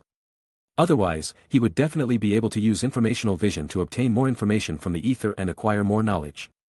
Restricted by the current conditions, Viko can only rely on the holographic scanning device he carries and the soul forge provided by Asgard, namely the quantum field generator. To study the ether. Compared to informational vision, this approach undoubtedly reduces efficiency, the intuitiveness of data, and its credibility by several notches. Since informational vision is definitely not an option, as it would inevitably cause him to lose consciousness and waste more time, it is better to completely shut down his vision to enhance the brain's computational power for processing and memorizing information. Baymax. At your service, Master. Help me intercept all information transmitted from the visual nerves to the visual center, and let the nanobots take over visual assistance and deliver image information. Viko's intention is to block all the various and complicated information conveyed by informational vision and let the visual assistance module replace the eye function before Heaven's eye modification. This will maximize the brain's available computing power. Understood, Master. A few seconds after Baymax's response, Viko's vision suddenly turned black, and then, after a few more seconds, it regained brightness. The visual augmentation module, after undergoing system calibration, is no different from that of a normal person. However, after completely cutting off the burden caused by informational vision, Viko can clearly feel the relief and ease in his brain after being liberated. In that case, it is now time to fully devote himself to solving the problem with all his might. Chapter 187. After Viko's brain processing power was liberated, his research speed once again experienced a tremendous boost. Soon, he discovered why the Dark Elves could disregard spatial and distance barriers and accurately sense the location of the ether particles. Originally, he had thought that the Dark Elves had set up a signal transmission program on the ether particles, allowing Malekith to accurately perceive their whereabouts. However, if that were true, it couldn't explain the Dark Elves' rapid reaction speed. The distance between the ether's sealing location and the Dark Elves' hiding place in the Dark World was quite far. Even without considering signal attenuation, it would take a considerable amount of time for the signal to be emitted, transmitted, and received by the Dark Elves. This time frame would be insufficient for the Dark Elves to lead a large army and complete the attack on Asgard within a day of the ether's emergence. Thus, another possibility must be considered. The ever-changing and scattered nature of the ether particles resembled Viko's micromagnetic axis robots. This awakened a memory in his mind belonging to Hiro. After Hiro's older brother died, he went through a period of depression. It was ultimately because Baymax accidentally discovered a stray micromagnetic axis robot on him. It seemed to be attracted by some signal, constantly wanting to move in a certain direction, much like a compass. Curious. They conducted an investigation and discovered the enormous conspiracy hidden behind his brother's death. The signal that attracted the stray micro-robots was the superimposed signal formed by tens of thousands of micro-robots gathering together. As a weapon that existed in liquid form, the ether particles had been divided into countless small fragments by the Dark Elves throughout the long time after their birth. These fragments were then used to create the Curse Stones. These ether fragments, after entering the bodies of the Dark Elves and transforming them into Curse Warriors, did not disappear. Instead, they resided within their bodies, constantly absorbing the life energy of the host to maintain their functionality. And when these Curse Warriors died, the ether fragments would once again be attracted by the main body of the ether particles and return to merge with it. This process was very similar to the attraction of the aggregate body to micromagnetic axis robots. That's why, when the ether was accidentally unsealed by Jane Foster, the Dark Elves could quickly learn the news, gather their army, and launch a surprise attack on Asgard. Only the core of the ether particles, the Reality Stone, possessed such an ability, disregarding spatial and temporal barriers and summoning its separated entities. After conducting experiments using the quantum field generator, the results also confirmed the correctness of this idea. The ether particles, or rather the Reality Stone itself, could summon its separated entities without any time delay, regardless of the distance between them. But according to the description of Queen Frigga, even after she used the containment vessel to conceal the ether particles, the Dark Elves could still sense that she had hidden the ether within her. This could be because the distance between the two was too close, greatly enhancing the ether fragment's perception of the main body, or because the containment was too thin to completely shield the connection between the two. Before the ether emerged due to the recent Nine Stars convergence phenomenon, Odin's father, King Bor, used a large sealing device and buried it deep within the core of a planet to seal it. Looking at it this way, King Bor, after sealing it, buried it underground again, not only to better hide this terrifying weapon but also perhaps to utilize the planet's magnetic field to shield external perception. After learning about this characteristic of the ether, Viko's research made some progress. However, for the current situation, this achievement did not have any positive impact. If it were before the cosmic cube was stolen by the Dark Elves, they could certainly find another place to reseal the ether particles. Even if the next 9 stars convergence occurred. The ether would have the luck to be unsealed again, and the Dark Elves wouldn't have such a long lifespan to wait for that time. But now, it's a situation where it's either you die or I die, with no possibility of turning back. Moreover, compared to the stakes the Dark Elves have pressed down, which is the fate of their own race, Asgard shoulders the heavy responsibility of protecting the lives of all the 9 realms. It's a case of only victory and no room for failure, making the pressure naturally much heavier.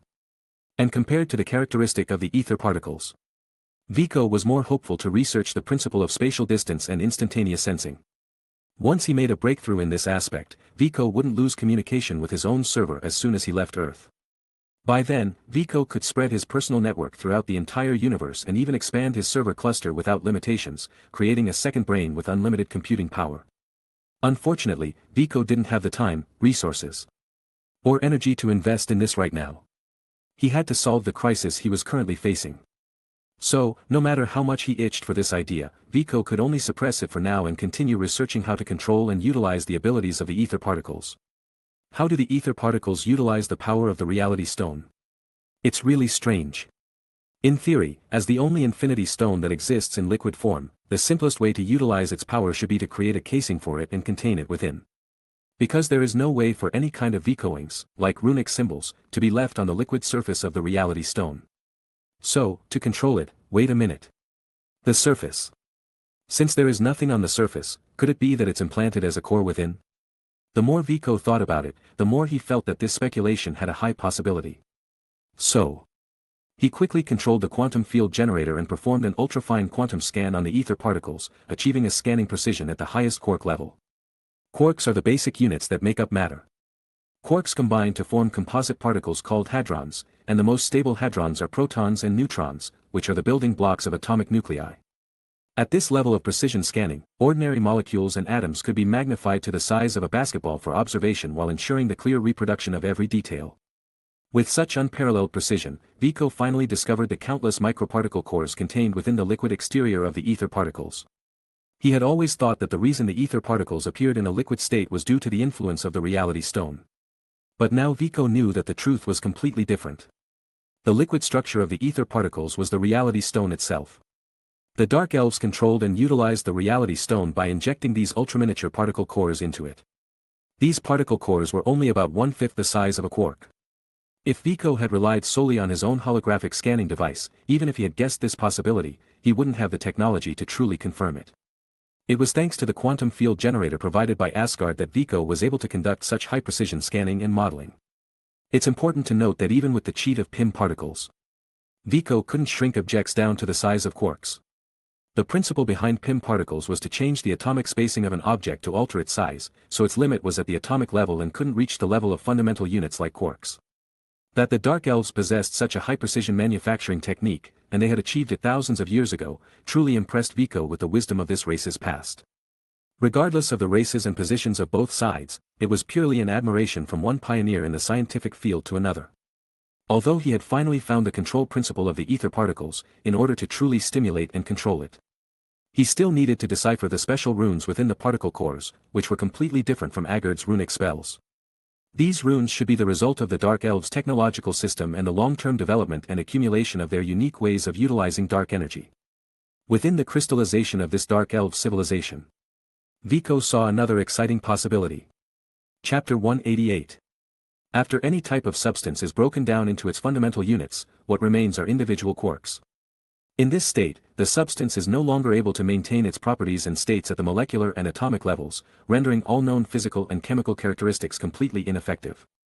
This means that if URU metal is broken down into quarks, its most important property as a medium for storing magical energy would be completely lost. However, the examples of the cores of the ether particles show that they can carry runic patterns and serve as a medium for magic. Therefore, Vico boldly inferred that in the quark state, all the physical and chemical properties that hinder the transmission of magic in a substance are completely shattered, and any particle at the quark level can become a suitable medium and carrier for magic. If that's the case, Vico could potentially free runic technology from the limitations and constraints of URU metal in the future. He made a note of this in his notebook, as it was another research direction for the future that would require scientific exploration. Although Vico didn't mind digging a big hole for himself, he was accustomed to the life of leaving old holes unfilled and starting new ones. Moreover, after undergoing psychological intervention therapy with Baymax, Vico clearly felt that his passion for scientific research was even more intense than before. Unlike in the past, when he invested his energy into research as a way to escape inner anxieties, after truly accepting his new life in the Marvel Universe, Vico discovered a genuine love for scientific research. As a result, his efficiency had greatly improved. He wasn't afraid of continuously starting new research projects, he was only afraid of not finding interesting projects that would pique his interest. Having scanned the special runes on the ultrafine core particles of the ether particles, Vico now needed to decipher their meaning and the functions they represented. He temporarily named these special runes Dark Rune, which originated from the Dark Elves civilization. As a unique race born in darkness, the Dark Elves possessed a long and ancient civilization and history. The records left in all Asgardian literature described them as brutal, ambitious, and extremely mysterious. However, these descriptions were vague and concise, providing only fragments of information regarding their civilization and technology. There was hardly any mention in these records. The only relevant description was that the Dark Elves had created a dangerous weapon capable of threatening the safety of the entire universe, the ether particles. This meant that even Asgard, which had a long history and had clashed with the Dark Elves multiple times, knew very little about the Dark Elves themselves. The remaining information was even more fragmented.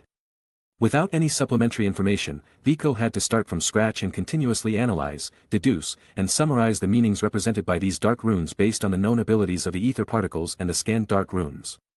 Knowing that these runes originated from a race born in darkness, Vico abandoned the idea of using runic script as a reference from the beginning. However, Vico wasn't completely devoid of other sources of information to expedite his research. This could be attributed to Magneto's previous actions. After the major battle in which the Dark Elves attacked Asgard, Magneto conducted a detailed scan of the weapons and technologies left behind by the Dark Elves on the battlefield. Although these weapons differ significantly from Asgard's standards, their functionalities are nearly identical. In other words, Vico can use them as tools with similar functions to decipher the dark runes of the Dark Elves. By employing this analytical method, Vico made rapid progress in deciphering the dark runes right from the start of his research. He quickly classified all the runes with similar functionalities and, by drawing analogies with Asgard's runic script, decoded their meanings and functions. With the deciphered dark runes as a foundation, Vico had obtained some reference points. For the remaining runes with unclear meanings, he found corresponding directions for deduction. By conducting continuous research experiments in a virtual laboratory facilitated by nanorobots, Vico spent just 2 short days creating a complete decryption of all the dark runes on the surface of the ether particles, starting from scratch. Furthermore, during this process, he summarized and formulated an entire methodology for analyzing dark runes and principles for their construction and combination. This means that even if Vico encounters other unknown dark runes in the future, he will be able to quickly analyze their meanings using this methodology. By adhering to the principles of construction and combination, he can create the desired runic patterns and achieve the corresponding functionalities. After completing the analysis of the dark runes, it can be said that Vico's task for the trade with Odin has come to an end.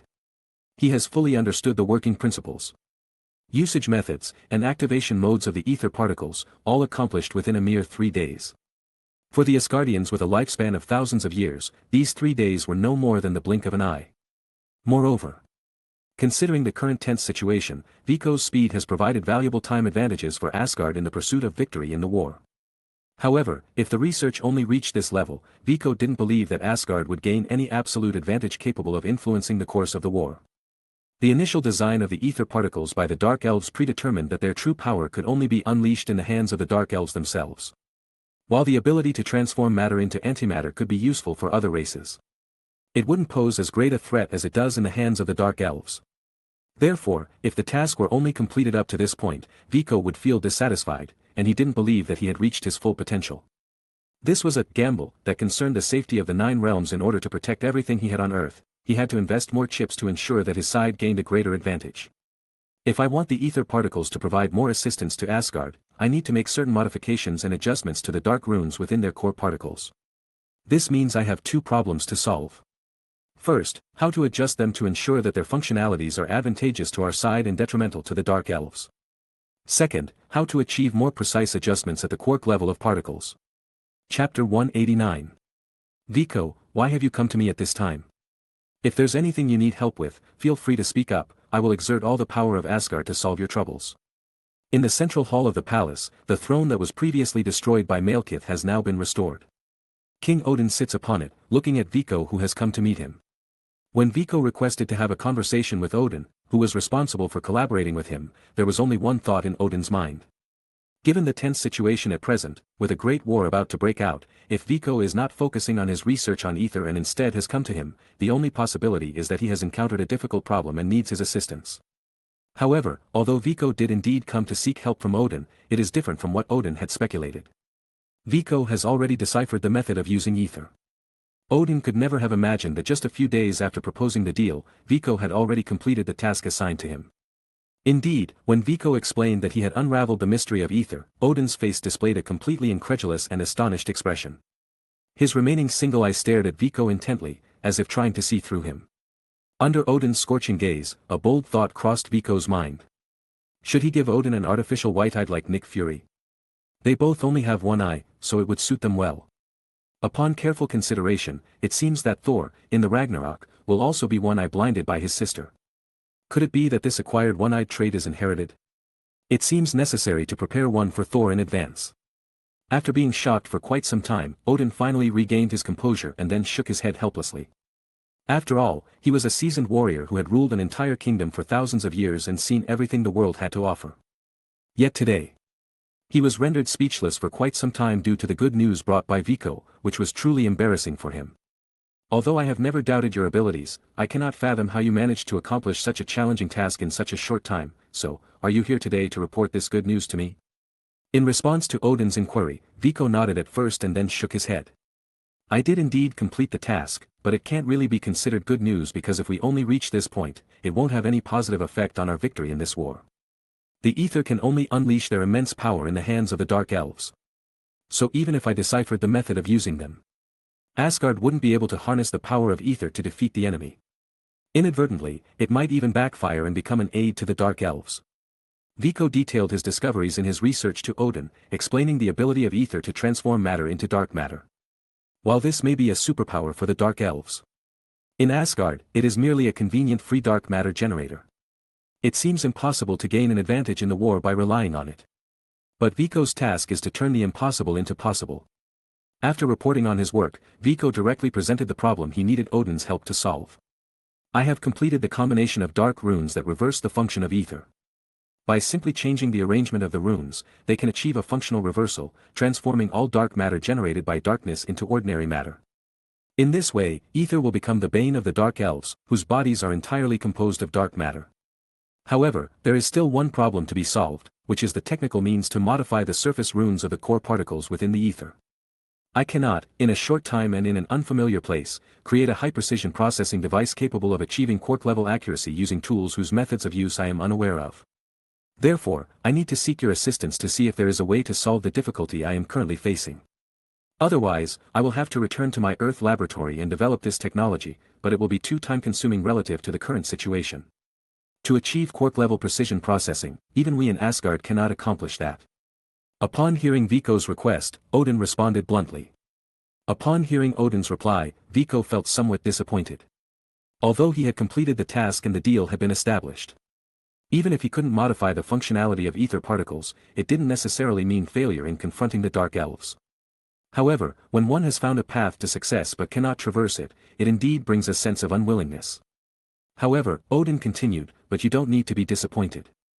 Although Asgard cannot achieve it, it doesn't mean I cannot solve your problem. Asgard and the Dwarven of Nidavellir have established a long-standing alliance and diplomatic relations. Asgard provides protection to Nidavellir, while the dwarves help forge powerful weapons for Asgard. If there's anyone among the 9 realms who can fulfill your request, it would be the dwarf king Eitri. Chapter 190. Nidavellir, the most incredible weapon forge in the entire Marvel Universe. Odin's eternal spear Gungnir, Thor's hammer Mjolnir. And later on, Thanos' Infinity Gauntlet and Thor's Stormbreaker, all the iconic weapons you can name in the Marvel Universe, they mostly come from Nidavellir. Gungnir, capable of penetrating any physical defense, with 100% accuracy. It has always been the symbol of power for rulers of Asgard. Mjolnir, the hammer that can shatter anything. With it, Thor can unleash his hidden thunder god powers and fly across the heavens and earth. The Infinity Gauntlet, a super weapon capable of perfectly harnessing the terrifying power of the 6 Infinity Stones.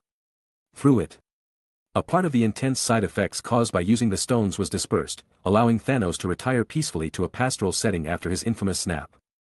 And not to mention the Stormbreaker, the last weapon forged by the dwarf King Eitri. Embodying both the revenge of the dwarves and Thor. The Stormbreaker not only possesses all the functions of Mjolnir but also has the ability to teleport through space, fully unleashing the thunder power within Thor. Have you not seen how, after obtaining the Stormbreaker, Thor not only broke through the energy barrier created by the 6 Infinity Stones but also made the once arrogant Thanos taste the bitterness of being injured? Nidavellir. As the renowned Holy Land of artifact production, can be said to produce nothing but masterpieces in the entire 9 realms and even beyond the 9 realms of the universe. Anyone who has heard their name knows that Nidavellir's products are of the highest quality. The one and only material in the entire universe capable of storing magic, the metal known as Uru, which serves as a medium for magical power, also comes from Nidavellir. And the dwarves of Nidavellir are the only ones in the universe capable of forging with Uru metal. However, the dwarves' unique forging skills have always been coveted by the powerful forces of the universe. Unable to use the weapons they create themselves, they have had to rely on the protection of mighty Asgard and exchange their craftsmanship for Asgard's protection. But if there comes a time when Asgard itself cannot be protected, where will Nidavellir go? The massacre brought by Thanos may be one of the countless possible futures they face. However, for now, Thanos is wary of Odin's deterrence and has not visited Nidavellir to have the Infinity Gauntlet forged. The skilled hands of the dwarf King Eitri are still alive and well. As Odin said, if there is only one person in the entire universe who can fulfill Vico's request, it undoubtedly belongs to the dwarf King Eitri. Upon learning of Vico's request, Odin immediately arranged for contact to be made with the dwarf King Eitri. After learning about the dangers facing the 9 realms, Eitri confirmed that he could indeed perform high-precision operations at the quark level and readily agreed to provide Vico with any help within his capabilities. With the approval of the dwarf King Eitri, Odin wasted no time in arranging Vico's journey to Nidavellir. Viko will bring the ether with him on this trip. To ensure the absolute safety of the ether, Odin will undoubtedly assign guards to accompany him, to prevent any covert attacks from the Dark Elves. However, as Nidavellir is the smallest among the 9 realms, with only a few hundred dwarves living on the entire planet, it is impossible to arrange for an entire army to accompany them. Such an action would not only raise concerns and suspicions from dwarf King Eitri but also overcrowd the planet, preventing the dwarves from carrying out their forging work, let alone fulfilling Vico's request. Therefore, Odin specifically selected 5 elite warriors to serve as Vico's personal guards, ensuring the safety of Vico and the ether. They are Thor, the god of thunder, and his friends, the warriors 3 along with Lady Sif. Nice to see you again, Heimdall. As they arrived on the Bifrost Bridge, Vico greeted Heimdall. The last time they met, Vico had just arrived, and Heimdall had welcomed him. This time Vico'd their second encounter, as Vico was about to leave Asgard for Nidavellir. He preemptively greeted Heimdall, as a gesture of courtesy. Heimdall nodded in response to Vico's greeting and then looked at the 5 individuals beside him. With their deep friendship, just a glance conveyed the messages they wanted to transmit to each other. Without many words, Heimdall, who already knew their destination, silently wished them a smooth journey. He then activated the Bifrost and transported the 6 of them to the realm of the dwarves, Nidavellir. During the teleportation journey, enveloped by the immense energy of the Bifrost Bridge, Vico, now in a quantum state, did not waste a precious moment. In this quantum state, Vico's brain can be considered an unlimited speed quantum computer. Utilizing this time, Vico continuously calculated the modifications to the dark runes he deduced, while also multitasking in analyzing other research projects derived from the ether. It is in this current quantum state that Vico can simultaneously activate multiple threads of tasks while ensuring that the processing speed of each task remains unaffected. Under normal circumstances, due to insufficient brain energy supply, he would have long fallen into a coma or gone into shock. Chapter 191.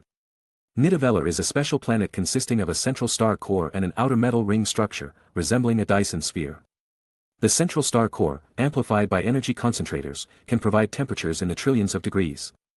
Even the highly resistant special metal like Uru is capable of melting under such high temperatures. The clever dwarves have built Nidavellir, their unique home, using their own intelligence.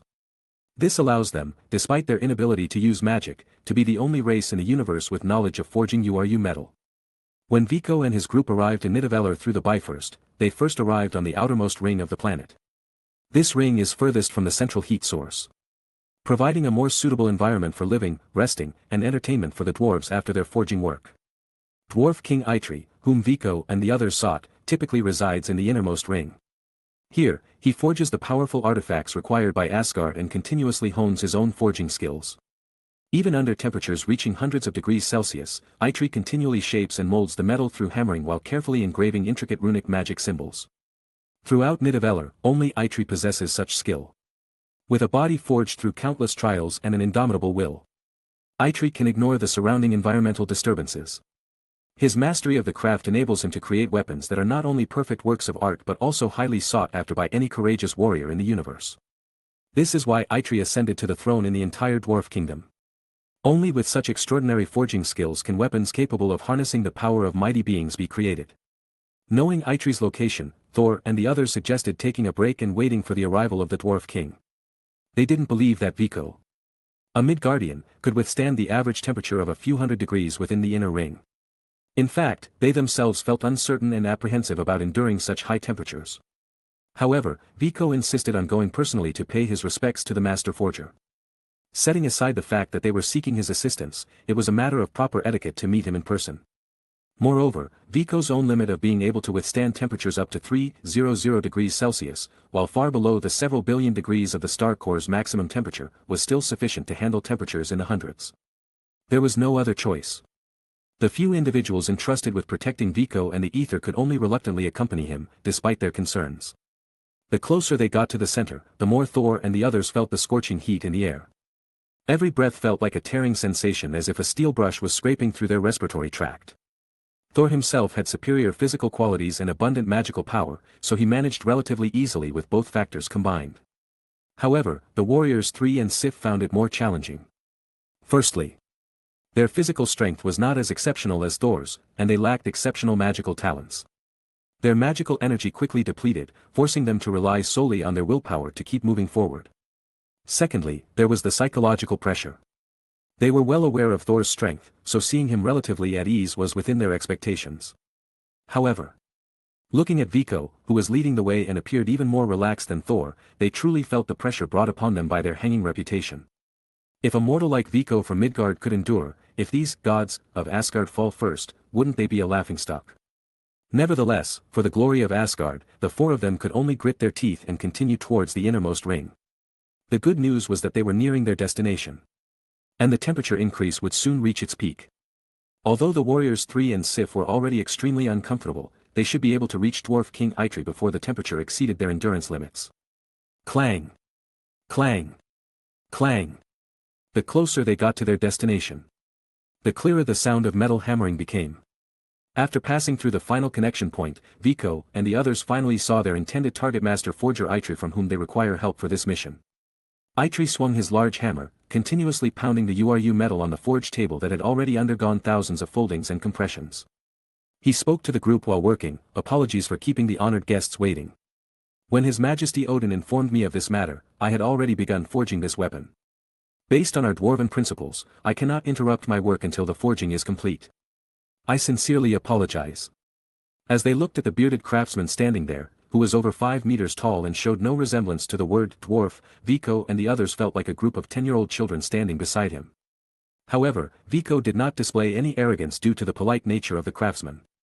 He responded with great respect, saying, "We are the ones causing the disturbance. I believe only a craftsman like yourself, who adheres to principles and meticulousness, can meet the requirement for high precision." Chapter 192.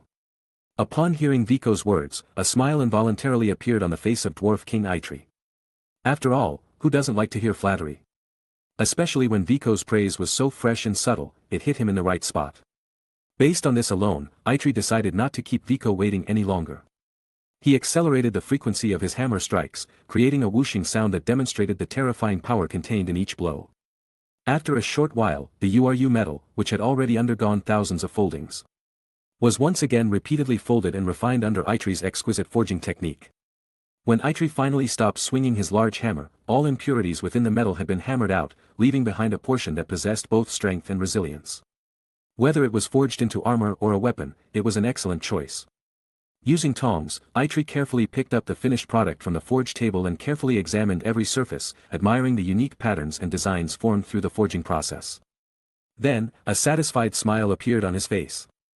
Gently placing the finished piece in its designated spot, Eitri lowered his head and said to Vico and the others, "Thank you for your understanding. Now that I have completed my work, let's talk about the matter you came here for." Vico nodded and then looked at Thor beside him, raising an eyebrow. Thor immediately understood and took out the container carrying the ether, which he had been protecting, from his backpack and handed it to Vico. After receiving it, Vico held it high above his head and presented it to Eitri, saying, "When His Majesty Odin contacted you earlier, he had already introduced my request. This item in my hand is the ether, which, thousands of years ago, caused havoc in the 9 realms when the Dark Elves wielded its power, and now, they plan to return and plunge the entire universe into endless darkness. To gain an advantage in this war, I need you to modify the runes on the surface of the ether, at the quark-level core," Vico continued. "So, this is the ether." Eitri gently received the container that sealed the ether with his 2 fingers and carefully examined it. "I have come across descriptions of it in the records left by our dwarven ancestors. Thousands of years ago, when Odin had not yet inherited the throne of Asgard, and Nidavellir had not yet allied with Asgard, Vanaheim was one of the most powerful among the 9 realms. Even Asgard had to handle the Dark Elves of Vanaheim with caution. One day, the leader of the Dark Elves, Malekith, brought a mysterious artifact they had obtained by chance to the then-ruling dwarf king of Nidavellir, requesting his assistance in forging it into an extraordinary weapon. Fearing the might of Vanaheim and moved by Malekith's personal visit, the dwarf king at that time ultimately agreed to his request. And this is that weapon ether. What the dwarf king didn't expect was that, after obtaining it, Malekith led the Dark Elves to begin a mad plan. They wanted to take away all the light and plunge the entire universe into darkness. This action undoubtedly declared war against all the realms of the 9 realms. They dispatched armies one after another, attempting to intimidate the Dark Elves and make them abandon their plan. However, the Dark Elves remained steadfast. They directly gathered the power of the entire realm of Vanaheim and launched their attack. With the help of the ether, although they fought on multiple battlefields simultaneously, stretching their forces thin, the Dark Elves achieved continuous victories. They even directly forced the surrender of the 3 small realms of Nornheim, Nibelheim, and Svartalfheim, and withdrew from the war. With the defeat of these 3 realms, the remaining kingdoms also felt a strong sense of crisis. After discussions and consultations, the kings of each realm decided to temporarily set aside their grievances and form a coalition to resist the invasion of the Dark Elves. You already know the outcome of the war. It ended with the failure of the Dark Elves, and the ether was sealed away by King Bor, never to see the light of day again. But I didn't expect that in my lifetime, I would have the opportunity to see this weapon and appreciate its exquisite craftsmanship." Upon hearing Eitri's account, Vico and the others were also very surprised. They had not expected such a little-known history behind it. However, the information they gained from this story added confidence to Vico and the others. Since the ether was created by the dwarf king thousands of years ago, Eitri must have a way to fulfill Vico's request. "You should return to the living area in the outermost ring and wait. The ultra-precision runic engraving is a closely guarded secret of our dwarf race. I will modify the ether according to your request," Eitri said. "You are well aware that our dwarf race cannot fully unleash the power of the weapons we create. There is no need to worry that I will covet this treasure," he assured them. Vico and the others nodded and agreed to Eitri's proposal. Vico and Thor were not concerned that Eitri would do anything foolish for the ether. After all, if he had that intention, he would have already dominated the 9 realms and waged wars across the universe with the weapons he created. Why would he need to trade his forging for the protection of Asgard? As for the warriors 3 and Sif, they were simply unable to endure the extreme heat in this environment. As long as they could leave this place as soon as possible, they no longer cared about anything else. However, even though they left, Vico was very curious about the secret that Eitri mentioned. Since it couldn't be observed openly and directly, he could only resort to some tricks and secretly learn from it. As Vico followed Thor and the others away, no one, including Eitri, noticed that 3 barely noticeable nanobots detached from Vico's fingertips and settled on Eitri's thick beard. After undergoing upgrades and modifications, these nanobots were capable of withstanding temperatures exceeding 300 degrees Celsius. Even in the extreme environment where Eitri resided, they would be able to carry out the tasks assigned by Vico.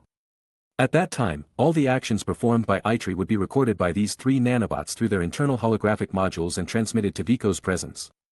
Vico would then know what the closely guarded secret of the dwarf race was and whether he could learn from it and develop a production device with quark-level precision. Chapter 193. Returning to the outskirts of Nidavellir's living circle, Vico was prepared to stay up late and watch the live show of the dwarf king Eitri's ultra-precision skills. He intended to learn a few tricks and gather inspiration for his future development of new manufacturing equipment. You see, quarks, as the basic particles that make up all matter and also the smallest units of particles, are incredibly difficult to engrave with runes. It is even comparable to collecting all 6 infinity stones and making a wish come true. The fact that the successive kings of the dwarves possessed such extraordinary skills made Vico eager to know the secrets behind it. However, Vico only guessed the beginning but not the end. After carefully comparing and memorizing the runic styles that Vico requested for modification, Eitri did not stay on the circular platform where he had been working but instead walked directly to the gate sealing the heart of the star, carrying ether. In the astonished gaze of Vico, Eitri calmly stepped into it. Soon after, due to the extremely high temperature of the star's core, which had already exceeded the nanobots' tolerance limit, the 3 robots left by Vico turned into ashes in an instant, and the live broadcast was interrupted. Vico had no idea how Eitri managed to withstand the billions of degrees of heat from the star's core without any harm. He also didn't know what Eitri did on the star's core or what the secret of the dwarves' ultra-precision craftsmanship was. When Eitri appeared again in front of Vico and his group, it had been exactly 3 days. Eitri appeared extremely haggard and weak, lacking the imposing aura he had when wielding his hammer for the first time. However, the gleam in his eyes showed his excitement. Obviously, completing the transformation of ether through that forging technique was a tremendous test for his skills, and Eitri was thrilled after successfully meeting the challenge. However, what intrigued Vico the most was how Eitri managed to withstand the terrifying temperatures of the star's core and still keep his hair intact. Unfortunately, this would be a regret for Vico. He could only carry this unsolved mystery back to Asgard. Because just now, Eitri had already handed the successfully transformed ether to Thor. Their only mission for this trip had been completed, which meant they had to leave and prepare for the impending war. After Eitri's work, the function of the ether had changed from transforming matter into dark matter to transforming dark matter into normal matter. This meant that the Dark Elves, composed of dark matter, had no way to resist Asgard with the transformed ether. After their bodies were corroded, their consciousness would dissipate, and they would become lifeless bodies. Even if the Dark Elves were able to take back the ether, they would be unable to activate them due to their reversed function. As long as the dwarves on Nidavellir were protected, the Dark Elves would be powerless. Heimdall. After a brief thanks and farewell to Eitri, Thor shouted Heimdall's name loudly into the sky. Soon, the Bifrost descended from the sky, enveloping the 6 of them, and then carried them back to Asgard. But just then, a sudden change occurred. Within the quantum tunnel constructed by the Bifrost, where everyone had been completely quantum informationized, they suddenly felt a distance shaking throughout the entire passage. Then, a burst of energy pierced through the quantum tunnel's membrane, propelling Vico and Thor out of the tunnel. Meanwhile, the Warriors 3 and Lady Sif, who had turned into a quantum state, could only helplessly watch as Vico and Thor gradually disappeared from their sight, unable to provide any assistance. At least luckily, the 4 of them still followed the established route and returned to Asgard, where they could report the detailed situation to Odin.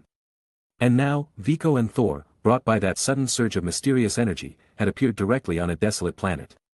Others might not know the origin of the mysterious energy, but for Vico, from this sudden event, he had already deduced 2 pieces of information. First, the mastermind behind bringing them here is the Dark Elves, and this desolate and sandy planet is the birthplace of the Dark Elves, the Dark World of Svartalfheim. Second, it is highly likely that the Dark Elves have also gained control of the Tesseract. The Space Stone. The energy surge just now was triggered by the Tesseract. Vico, who had conducted extensive research on the cube, was very familiar with such energy fluctuations and immediately deduced the result. Although the Dark Elves were now able to activate the cube's power, their application of it was inevitably still immature. This is why, originally intending to transport everyone in the group, only Vico and Thor were affected by the energy surge. However, this indicates that the Dark Elves had been watching them since the moment Vico and the others left Asgard. They waited until this final opportunity for their return to strike. Vico speculated that the Dark Elves probably didn't know the true purpose of their visit to Nidavellir to find the Dwarf King otherwise. They wouldn't have waited until now to make their move. As he gazed at the Dark Elf warship hovering in the distance, Vico revealed a smirk filled with mockery. Chapter 194. Although the Dark Elves were not slow, they managed to decipher the usage of the Tesseract within a few days. After all, unlike Ether, the Tesseract does not have specific limitations based on the user's race. Coupled with the Dark Elves' extensive technological accumulation, their progress was within reason. However, compared to Vico's side, the Dark Elves were ultimately a step behind.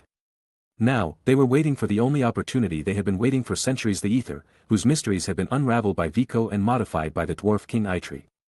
After the triumphant return of the Warriors 3 and Lady Sif to Asgard, they would undoubtedly provide a detailed report of the situation to Odin. Nidavellir would then receive tight protection from Asgard. This meant that the Dark Elf leader Malekith and his army of Dark Elves had lost their chance of victory. No matter how they struggled, they could not change the ultimate outcome of defeat. Therefore, when Viko saw Malekith, accompanied by the Curse Warriors and a group of soldiers, marching towards him and Thor with an aggressive stance, he couldn't help but display a mocking smile. It seems our calibration had a slight deviation. The energy release failed to wipe you all out. Furthermore, I don't sense any trace of ether particles from you, but it doesn't matter. Now that Odin's son and a troublesome Midgardian like you are in my hands, I don't believe Odin will resist. Malekith approached Viko and Thor, looking at them with great confidence, clearly considering them his captives. The Curse Warriors and the Dark Elf soldiers behind him dispersed, surrounding the two, emanating a terrifying aura. However, the more confident the Dark Elves appeared, the angrier it made Thor. They were underestimating him. Beside Thor, Viko appeared very relaxed, finding the Dark Elves' behavior increasingly laughable. Not only had he disrupted their chance for a comeback, but Malekith and the Curse Warriors were also defeated by him before. Now, they thought they were invincible just because they had greater numbers, which was nothing short of arrogance. But before Viko could utter a few mocking words and undermine their morale, Thor couldn't hold back any longer and directly attacked. In his mind, he thought, "You act all high and mighty, but I want to see if you, the leader of the Dark Elves, are truly worthy of your name." He leaped high, using the full power of his legs, and raised Mjolnir, the hammer of Thor, aiming to strike Malekith's head with a mighty blow. Boom! The impact of the hammer, combined with the accompanying lightning power, would severely injure Malekith if it struck his head, possibly disfiguring him. However, Thor's attack failed to land on Malekith. Just as his hammer was about to hit its target, a tall figure suddenly appeared. Standing in front of Malekith, and with his right hand firmly gripping Thor's wrist, he not only prevented Thor's attack but also put him in a passive position. The one who blocked Thor's attack was his most loyal subordinate, the Curse Warrior. With one hand, the Curse Warrior lifted Thor's hammer-wielding right hand into the air, while his other hand clenched into a fist, striking heavily on Thor's abdomen with a powerful gust of wind and thunder. Bang! Thor, enduring the punch from the Curse Warrior, displayed a pained expression on his face.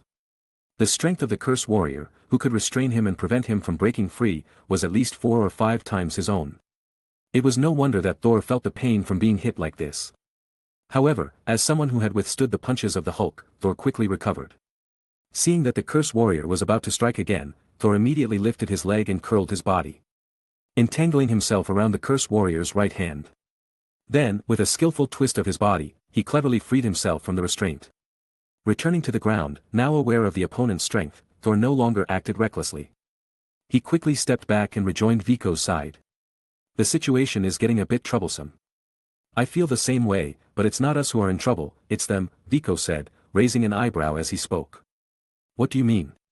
Thor asked, puzzled. They want the ether, right? Let's give it to them, let's see if that big guy has what it takes to handle this generous gift. Upon hearing Viko's words, Thor suddenly understood, and a mischievous smile appeared on his face as he took out the container sealed with ether. Indeed, as soon as Malekith saw Thor's action, he took the bait immediately. Ether? I didn't expect to find it with you, so, this is what you obtained in Nidavellir? It completely shielded my perception of the ether. In fact, not long after Viko and the others entered Nidavellir, the Dark Elves lost their connection with the ether particles. It was precisely for this reason that Malekith was eager to take action against Viko's group before their side fully mastered the power of the Tesseract. That's right, what's sealed inside is the ether you've been yearning for. If you promise to release us, I will hand it over to you, Thor directly presented his terms. Ha ha ha. Upon hearing Thor's words, Malekith laughed out loud. Now your lives are in my hands, what right do you have to negotiate with me? As long as I capture you now, the ether will be within my grasp. Warriors, attack. At Malekith's command, the Curse Warriors rushed forward, followed closely by the Dark Elf soldiers, all converging on Viko and Thor, narrowing the encirclement. As the Curse Warriors approached, Thor's face blossomed with a radiant smile. Since you want it so badly, then have it. Then, Thor opened the seal of the ether particles and directly threw it toward the position of the Curse Warriors. Chapter 195. Snap. Instinctively, the Curse Warrior raised his hand and caught the gift that Thor suspiciously handed to him. As expected, the modified ether, despite only changing one thing, acted on their natural instinct. When not activated and controlled, they would actively seek a host to parasitize and absorb the life energy within the host's body. Sure enough, in the moment the Curse Warrior caught it, the ether, like a shark smelling blood, surged out from the opened seal and directly parasitized the Curse Warrior's body. Faced with this sudden change, the curse warrior first froze, but then intense pain spread throughout his body. He began to tremble uncontrollably, rolling and thrashing on the ground like a fish just caught from the sea. What have you done to my subordinate? This thing can't be ether. Ether only makes us dark elves stronger. Besides, I don't sense any dark aura from this thing. Malekith exclaimed while questioning Vico and Thor, feeling a wave of fear in his heart. If it had been him just now, he would have undoubtedly reached out and caught that thing without hesitation, resulting in a fate similar to the Curse Warrior's current state. If he were to die here, the Dark Elves would be leaderless, and their only outcome would be destruction by Asgard. Tsk tisk. Vico wagged his right index finger back and forth. You're wrong. The thing that parasitized him just now is indeed ether, no doubt about it. As for why you didn't sense a hint of darkness, well, that's because we modified it. Now the function of the ether has completely reversed. For you, it's no longer the supreme source of power or an invincible world-ending weapon. It's now the deadliest poison, the ultimate nemesis. Do you see what's happening to your subordinate now? The ether that entered his body is converting the remaining fragments of ether. Once the conversion is complete, all the body tissues composed of dark matter will be transformed into ordinary matter by the ether particles. First, his immune system instinctively rejects these newly appearing abnormal tissues, and his body will start to deteriorate from the mutated areas. As the conversion spreads wider and faster, the immune system will eventually fail completely, and the body's organs will collapse. In the end, he will appear normal on the surface, and because the nervous system will also fail, he won't feel the pain of death, nor will he even know that he has entered the realm of the dead. And before Malekith's eyes, the events unfolded exactly as Vico described, step by step. The ether that had originally entered the Curse Warrior's body through the ether stone gradually assimilated. He began to revert back to his original appearance. But due to the excessive consumption of life energy earlier, he now appeared even more aged. Then, his body started to experience tissue breakdown. Intense pain caused him to curl up on the ground, gasping for breath. The constant flow of blood from his body added to the irregular rhythm of his breathing. Finally, the severe internal bleeding seemed to have stopped, but the Curse Warrior's breath grew weaker and weaker, a symptom of organ failure. However, despite the impending suffocation, his expression became increasingly relaxed and calm, indicating a loss of sensory perception. In the end, everything fell into tranquility, and Malekith's most trusted comrade and loyal subordinate died such a tragic death. Malekith felt grief and despair in his heart. His brother, who had been with him for thousands of years, had died, and the ether had become a poison that the Dark Elves could not touch. Their only hope for a comeback was shattered. All the psychological support that had sustained Malekith's hidden existence for thousands of years collapsed in an instant, and he felt an unprecedented sense of darkness that he had never experienced even in the Dark World. But as a cunning strategist, after a brief struggle, Malekith adjusted his mindset. As long as he was still alive, there would always be a glimmer of hope. The sensing of the ether stopped when the other party entered Nidavellir. In other words, they completed the modification of the ether with the help of the Dwarf King. So if he had the chance to find the Dwarf King and threaten him to restore the ether to their original state, then there would still be hope for the Dark Elves. Malekith was well aware that under these circumstances, Asgard would definitely dispatch heavy forces to protect Nidavellir, so going there now would be futile. Moreover, having lost the Curse Warrior, his side no longer possessed the Curse Stone, and both their top-tier and low-tier combat power were inferior to Asgard. Going there now would only add to their losses and walk into a trap. His thoughts quickly turned, and in an instant, Malekith made all his considerations. The first thing to do now was to safely leave this place. Without the Curse Warrior, even though his side had more people, they would not be able to handle the son of Odin and the powerful Midgardian. He had to quickly escape from here, ensure his own safety, and prepare for the next step of his plan. Therefore, Malekith had already decided on his destination after leaving Svartalfame's Nine-Realm Center, Midgard. Since they couldn't match the mighty Asgard, they could only target the softest spot. Midgard, being the latest civilization among the 9 realms and with the lowest technological level, would be a piece of cake for the Dark Elves to occupy. Once they controlled Midgard, they would have a hold on Vico's lifeline. At that time, they could threaten Vico to deliver information about Asgard and gain advantages for their own actions. Considering Odin's level of trust in Vico, after gaining control over him, it might even be possible to use Vico's hand to eliminate Odin. When Asgard is in chaos, there would be an opportunity for him to enter Nidavellir and restore the power of the ether. With this in mind, Malekith had made up his mind.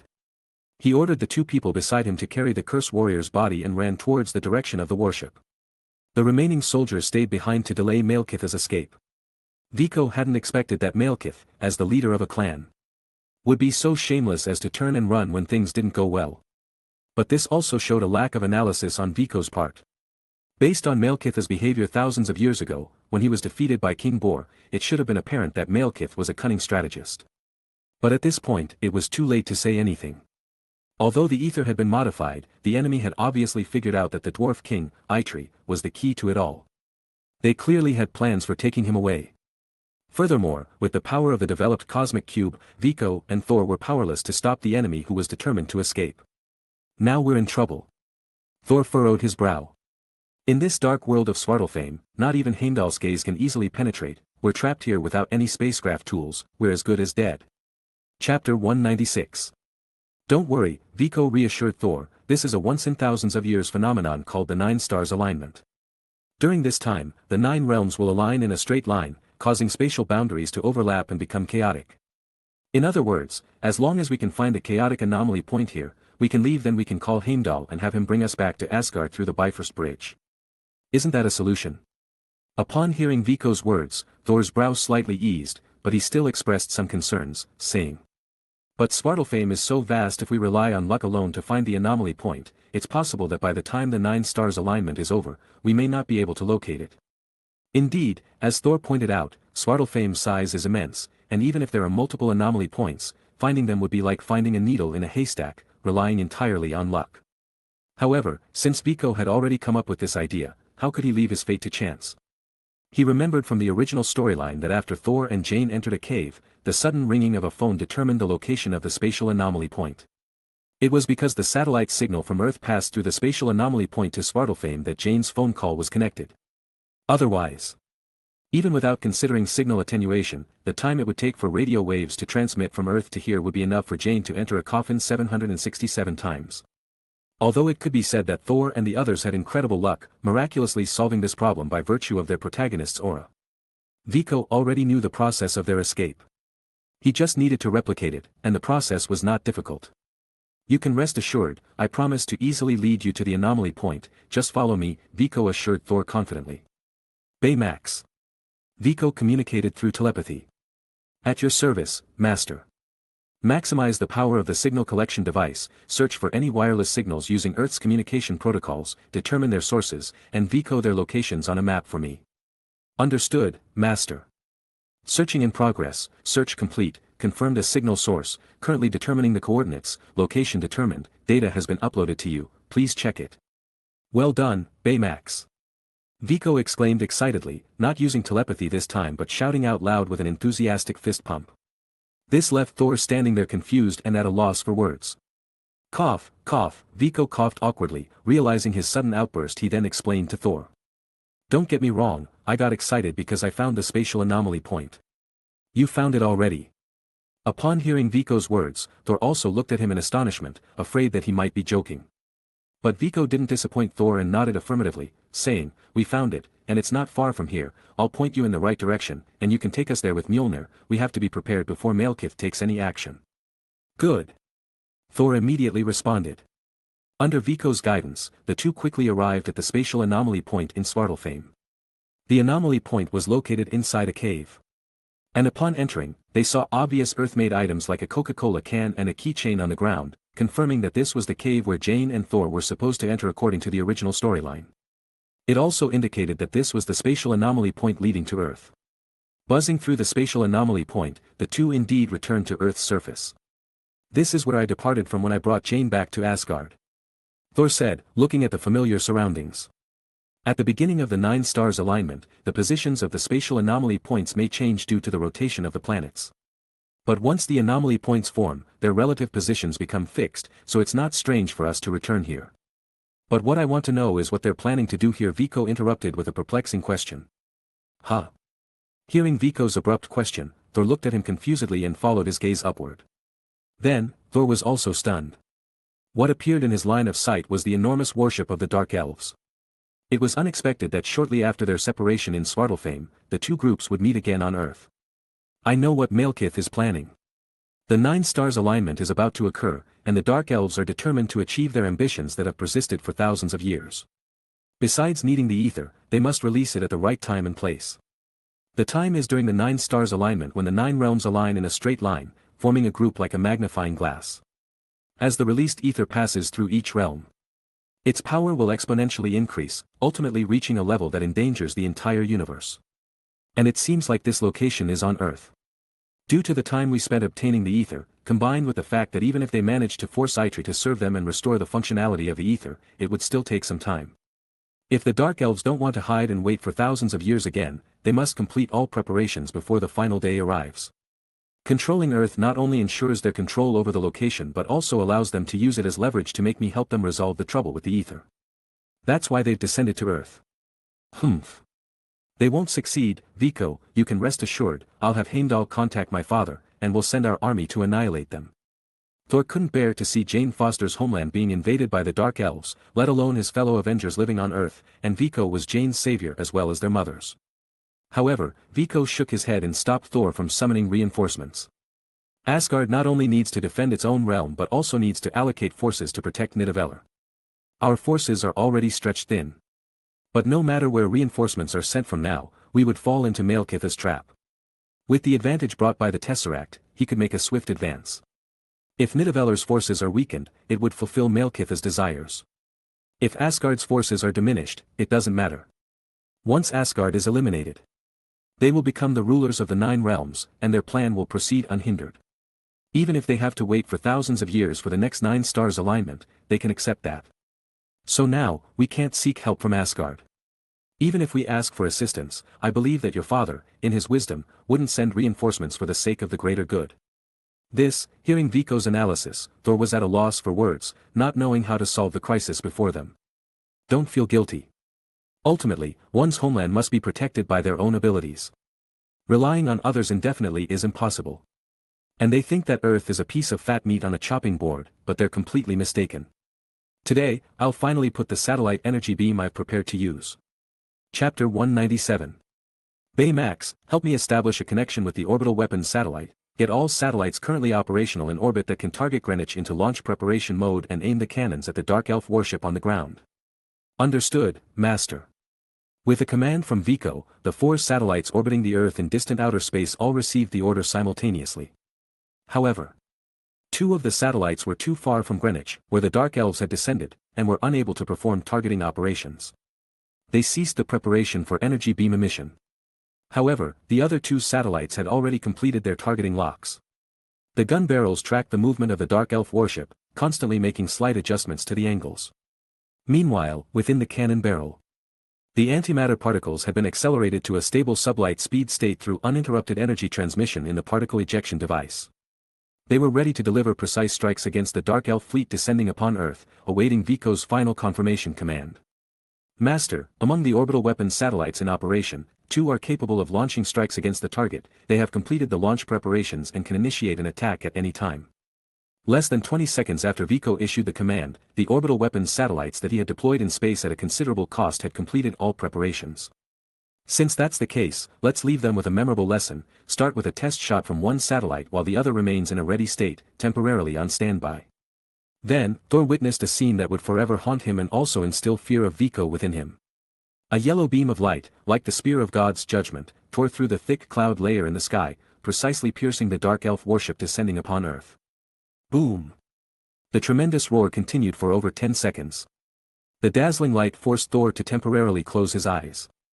When the beam disappeared, and Thor opened his eyes again, what he saw was a deep black hole, devoid of bottom. The warship that was once there had vanished without a trace. The destructive power of such an attack was almost comparable to the Bifrost. Even Thor himself felt a shiver in his heart, wondering if he would be able to withstand such an attack if caught off guard. And he believed that if Viko were provided with an abundant energy source and high-intensity materials capable of withstanding prolonged output of high-energy particle beams, he could definitely bring it to the level of the Bifrost's world-ending destruction. Baymax, during the process of the orbital weapons output attack just now, did you detect any spatial fluctuations? Viko was concerned that the Dark Elves might have escaped through the cosmic cube before the attack landed, rendering his previous strike futile. Master, based on all the data information I have analyzed, there were no signs of spatial fluctuations. I believe the enemy has been completely eliminated. Very well, then let the other satellite cancel its standby status. We don't need to launch the remaining shot. I didn't expect the first test shot to be quite effective, hitting the target directly. Malekith should have perished in this fatal, base strike. Baymax. Contact the damage control company and have them send the micromagnetic axis robots to restore this area to its original state. Also, carefully search the vicinity for traces of the cosmic cube and ether particles. I believe the Dark Elves would have kept these two things on their warship, so they must be lost nearby. It seems you were right, Viko. Earth no longer needs protection from other forces, you can handle threats from the universe on your own. Thor displayed a congratulatory smile and spoke to Viko. However, Viko could easily see the hidden fear in Thor's eyes, despite Thor having visual information processing capabilities. Viko felt helpless about it as well. Sometimes, relationships between people are like this. Even with close friends. Once the balance of power between them shifts, most of the time, the friendship comes to an end. The side that originally held the advantage finds it difficult to adapt to a vulnerable state of mind and starts resisting interaction and contact. Although Viko's current abilities and Earth's technological level were far from reaching Asgard's level, the fact that Earth no longer needed Thor's protection was indeed a cause for Thor's melancholy. However, Viko couldn't do much to help with Thor's mindset. It was up to Thor to adjust and overcome it. As a friend and comrade, Viko felt it necessary to say. Indeed, Earth is now capable of facing threats from the universe with its own strength. This was established when the Avengers officially formed. Indeed, after hearing these words from Viko, a contented smile appeared on Thor's face. The slight fear he felt towards Viko was temporarily buried deep within, as if it had never existed. But who could say that this didn't sow a seed of fear in Thor's heart, which would sprout someday if given enough nourishment? And at that time, when this feeling called fear had grown into a towering tree, it would completely devour Thor's rationality and create irreparable cracks in his friendship with Viko. Meanwhile, on the other side of the Earth. As the sun had just risen, chaos reigned in the command center of S.H.I.E.L.D. All agents and researchers were in a frenzy, and the reason behind their agitation was none other than the super particle beam Viko had just launched from the orbital weapons. The concentration of the power equivalent to a small nuclear explosion into a particle beam capable of precise air-to-ground strikes from space was like holding the sword of Damocles over the heads of various governments. This enormous threat was naturally the trouble that S.H.I.E.L.D. needed to resolve. Have you found the source? Fury asked urgently as he rushed to the command center from his office, addressing his right-hand man, Agent Hill. We have found it, and I don't think you'll be surprised once you see it. Saying that, Hill displayed a holographic projection in front of Fury. If it's him, then it's not surprising at all, Fury nodded in agreement after seeing the contents of the projection. However, that doesn't mean I'm comfortable with the feeling of having a gun pointed at my head at any time. Tell me the details. Chapter 198. Our military satellites captured footage in Greenwich, showing an unknown alien army suddenly descending upon Earth. Shortly after their appearance, Viko and Thor also appeared there, not through the Bifrost of Asgard but seemingly materializing out of thin air, similar to the spatial portal opened by the Cosmic Cube during the Battle of New York. According to the recent research conducted by Dr. Selvig, whom we have been closely monitoring, there have been phenomena of spatial disruptions in the area. This is related to the rare alignment of the 9 realms that occurs once every few thousand years, which affects the stability of space between them. Therefore, we speculate that Viko and Thor appeared in Greenwich through a spatial anomaly. The particle beam that triggered an extremely high-energy alarm response in our agency was the devastating strike launched against the unknown alien warship after their arrival. According to the satellite data, the impact left a crater with a diameter exceeding 120 meters and a depth of nearly 70 meters. Crystalline materials resembling those near a volcano were found in the vicinity. Thermal imaging thermography showed that the highest temperature at the center of the beam reached an astonishing 120.00 degrees Celsius. What's even more astonishing is that such immense energy was perfectly contained within the entire beam range without dissipating outward. Finally, based on the optical data of this beam and computer analysis, we obtained its emission data. Combining it with the latest real-time satellite orbit map, we found the only satellite that met all the criteria at the time. It was one of the 4 satellites Viko launched into space under the guise of private communication satellites 2 years ago. After obtaining this result, we quickly checked the real-time status of the other 3 satellites. The results showed that the other 3 satellites also exhibited varying degrees of anomalies. We have reason to believe that these 3 satellites also possessed the same orbital strike capabilities. So you mean the 4 satellites Viko launched into space are not communication satellites for personal use, but rather orbital weapons capable of launching deadly strikes? Fury asked with a grave expression. Exactly, these 4 satellites indeed serve the purpose of Viko's private communication satellites, but at the same time, they are powerful carriers of orbital weapons, Hill replied meticulously to Fury's question. Contact Viko and have him relinquish control of the 4 satellites. We are willing to provide him with the necessary compensation. If he refuses, don't hesitate to shoot down all 4 satellites. We cannot allow such a significant threat to linger over our heads at all times. Also, notify Alexander Pierce that I agree with his proposal. If we really have to aim guns at everyone's heads, it should be handled by S.H.I.E.L.D. Yes, Director. The scene returns to Greenwich. Just moments ago, Thor, after conducting a thorough search, returned with the cosmic cube and ether particles, which were now back in his possession, to Asgard. He needed to report the events to Odin and reallocate the destination of the ether particles because ancient prophecies in Asgard had issued warnings. Under no circumstances should the 6 Infinity Stones be reunited, as it would bring unimaginable calamity. Therefore, although Odin had never thought of collecting all 6 Infinity Stones and had hidden the stones separately, like how he hid the cosmic cube on Earth before, now the ether particles also need to find a reliable destination.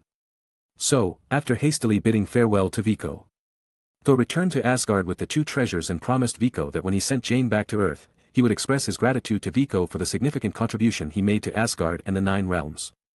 Viko did not feel disappointed about missing another opportunity to obtain the ether particles and the cosmic cube, because this experience had already brought him tremendous gains, which would keep him busy for a while. It seems I'll return to that state of mad research again. Fortunately, my psychological issues have been resolved. While contemplating his future research plans and work arrangements, Baymax suddenly interrupted Viko's thoughts. Master, there's an incoming call, it's Agent Coulson from S.H.I.E.L.D. Patch it through, I already have an idea why he's calling me. At this point, the purpose of the call was already evident. It was definitely about his orbital weapons satellites, even a child could figure that out.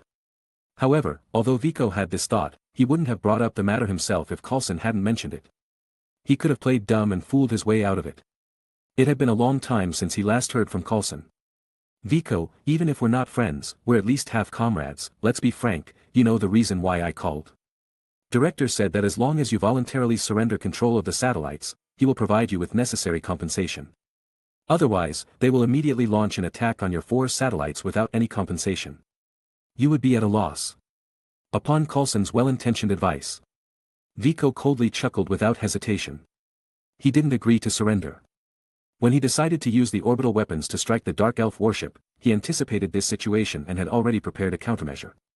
What he didn't expect was that S.H.I.E.L.D.'s phone call came so quickly. He had just saved the Earth from a crisis, and now S.H.I.E.L.D. was immediately coming to him for something. This action made Viko feel somewhat uncomfortable. However, Viko didn't show it. He also understood Fury's nature, and he knew that it wasn't worth feeling upset about such matters. What mattered was that he had done the right thing and didn't regret it. Coulson, tell Director Fury this, I won't hand over the control of the orbital weapons satellites, such weapons are far safer in my hands than in S.H.I.E.L.D.'s hands. But since you are not at ease, I won't insist, give me a few days, and I will dismantle the satellites and return them to Earth through appropriate means. I believe that should resolve any concerns, right? Okay, I got it, I'll relay your message to the Director. Also, Viko, I believe in your intentions for developing and launching the orbital weapons, I trust you to make the right choice. After saying that, Coulson hung up the phone, not putting much thought into Viko's slip of the tongue about S.H.I.E.L.D. Chapter 199. Handing over control of the satellites is impossible, not in this lifetime. It is to prevent the orbital weapons from falling into the hands of Hydra or becoming a tool for authoritarianism and domination. Likewise, Viko will not actually dismantle the satellites and bring them back to Earth from space. The future enemies that Earth will face are not only numerous but also unimaginably powerful. Without the orbital weapons as a trump card, Earth will undoubtedly pay a heavy price. Therefore, Viko must retain them. The reason Viko had Coulson reply in this manner to Nick Fury was twofold. Firstly, it was to clearly tell the other party that he would not surrender this technology, cutting off any hopes that S.H.I.E.L.D. and other forces behind them may have had.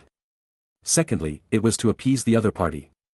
Since the government is concerned about the threat posed by the orbital weapons, Viko can remove the weapons. In doing so, he voluntarily conceded a step, giving the other party face. Although neither side gained nor lost anything, it can be said that this is a mutually acceptable outcome. Considering the Stark family's economic influence on the country, the personal influence of father and son, and the assessment of their future value output, it is also impossible for S.H.I.E.L.D. or the forces behind them to turn against Viko over just this orbital weapon. So, the situation can only be settled this way. Of course, this is only the surface result. Viko will not really retrieve the orbital weapons he has painstakingly deployed. Vico's consideration is that his proposed suggestion will inevitably be conveyed to the World Security Council and the true masterminds behind the scenes by S.H.I.E.L.D. Regardless of whether they agree with Vico's proposal or reject it. Viko can use the time they spend discussing it to prepare for his deceptive plan. His confidence in being able to deceive them comes from the detailed technical data on the Dark Elf warship that Magneto collected. Among them, the technology used by the Dark Elves to achieve ship invisibility can help Viko smoothly carry out his dismantling and retrieval plan for the orbital weapons. The Dark Elves' invisibility technology is different from S.H.I.E.L.D.'s reflective plate technology. It does not achieve ship invisibility through optical reflection. Instead, it has an energy field generator inside the ship. When activated, an energy field surrounds the ship, causing light to be distorted and continue along its original path without illuminating the ship's hull. Compared to S.H.I.E.L.D.'s reflective plate technology, the Dark Elves' energy field technology is not only easier to modify but also has advantages in reliability and stealth capability. As long as Viko reproduces the energy field radiation modules, puts on a show of dismantling and retrieval, installs them on the orbital weapons satellites, shuts off the monitoring interface open to the NASA, and cuts off the satellite's external communication, Viko can continue to covertly operate these 4 satellites in space, executing his plan of deception. However, in doing so, the orbital weapons will truly become Viko's last resort. Unless it is an absolute necessity, launching the orbital weapons will never be the first choice against enemies because once the orbital weapons are used, all hidden methods will become ineffective. Even though the stealth capabilities of these 4 satellites remain intact, everyone understands that the orbital weapons, this metaphorical sword of Damocles, will always hang over their heads. Coulson should have already reported my proposal, and I need to quickly start deciphering the Dark Elf stealth technology. In that case, I can't leisurely fly back on a plane. Baymax, you supervise the cleanup work here. I have a more important task to handle now. After speaking, Viko's body floated in mid-air, and nanobots surged out of his body, forming a black battle armor. At the same time, a pair of thrusters gradually took shape behind Viko. Boom! In the next moment, the thrusters accelerated abruptly, leaving behind a terrifying roar, as Viko soared into the sky and disappeared over Greenwich Square. 2 days had passed in the blink of an eye. During these 2 days, with the assistance of the server cluster, Viko's brain was firing on all cylinders. All restrictions were lifted, and his mind entered a fully operational state. In this state, Viko completely deciphered the Dark Elf stealth technology in less than an hour. The next step was to let Baymax handle material procurement and fully automated production and assembly based on the design and production flow charts provided by Viko. However, while Viko acted swiftly, S.H.I.E.L.D. was not slow to respond either. Nick Fury, without going through Coulson, directly called Viko to express his agreement with Viko's plan. However, he requested that Viko complete the retrieval of the orbital weapons satellites within 1 week.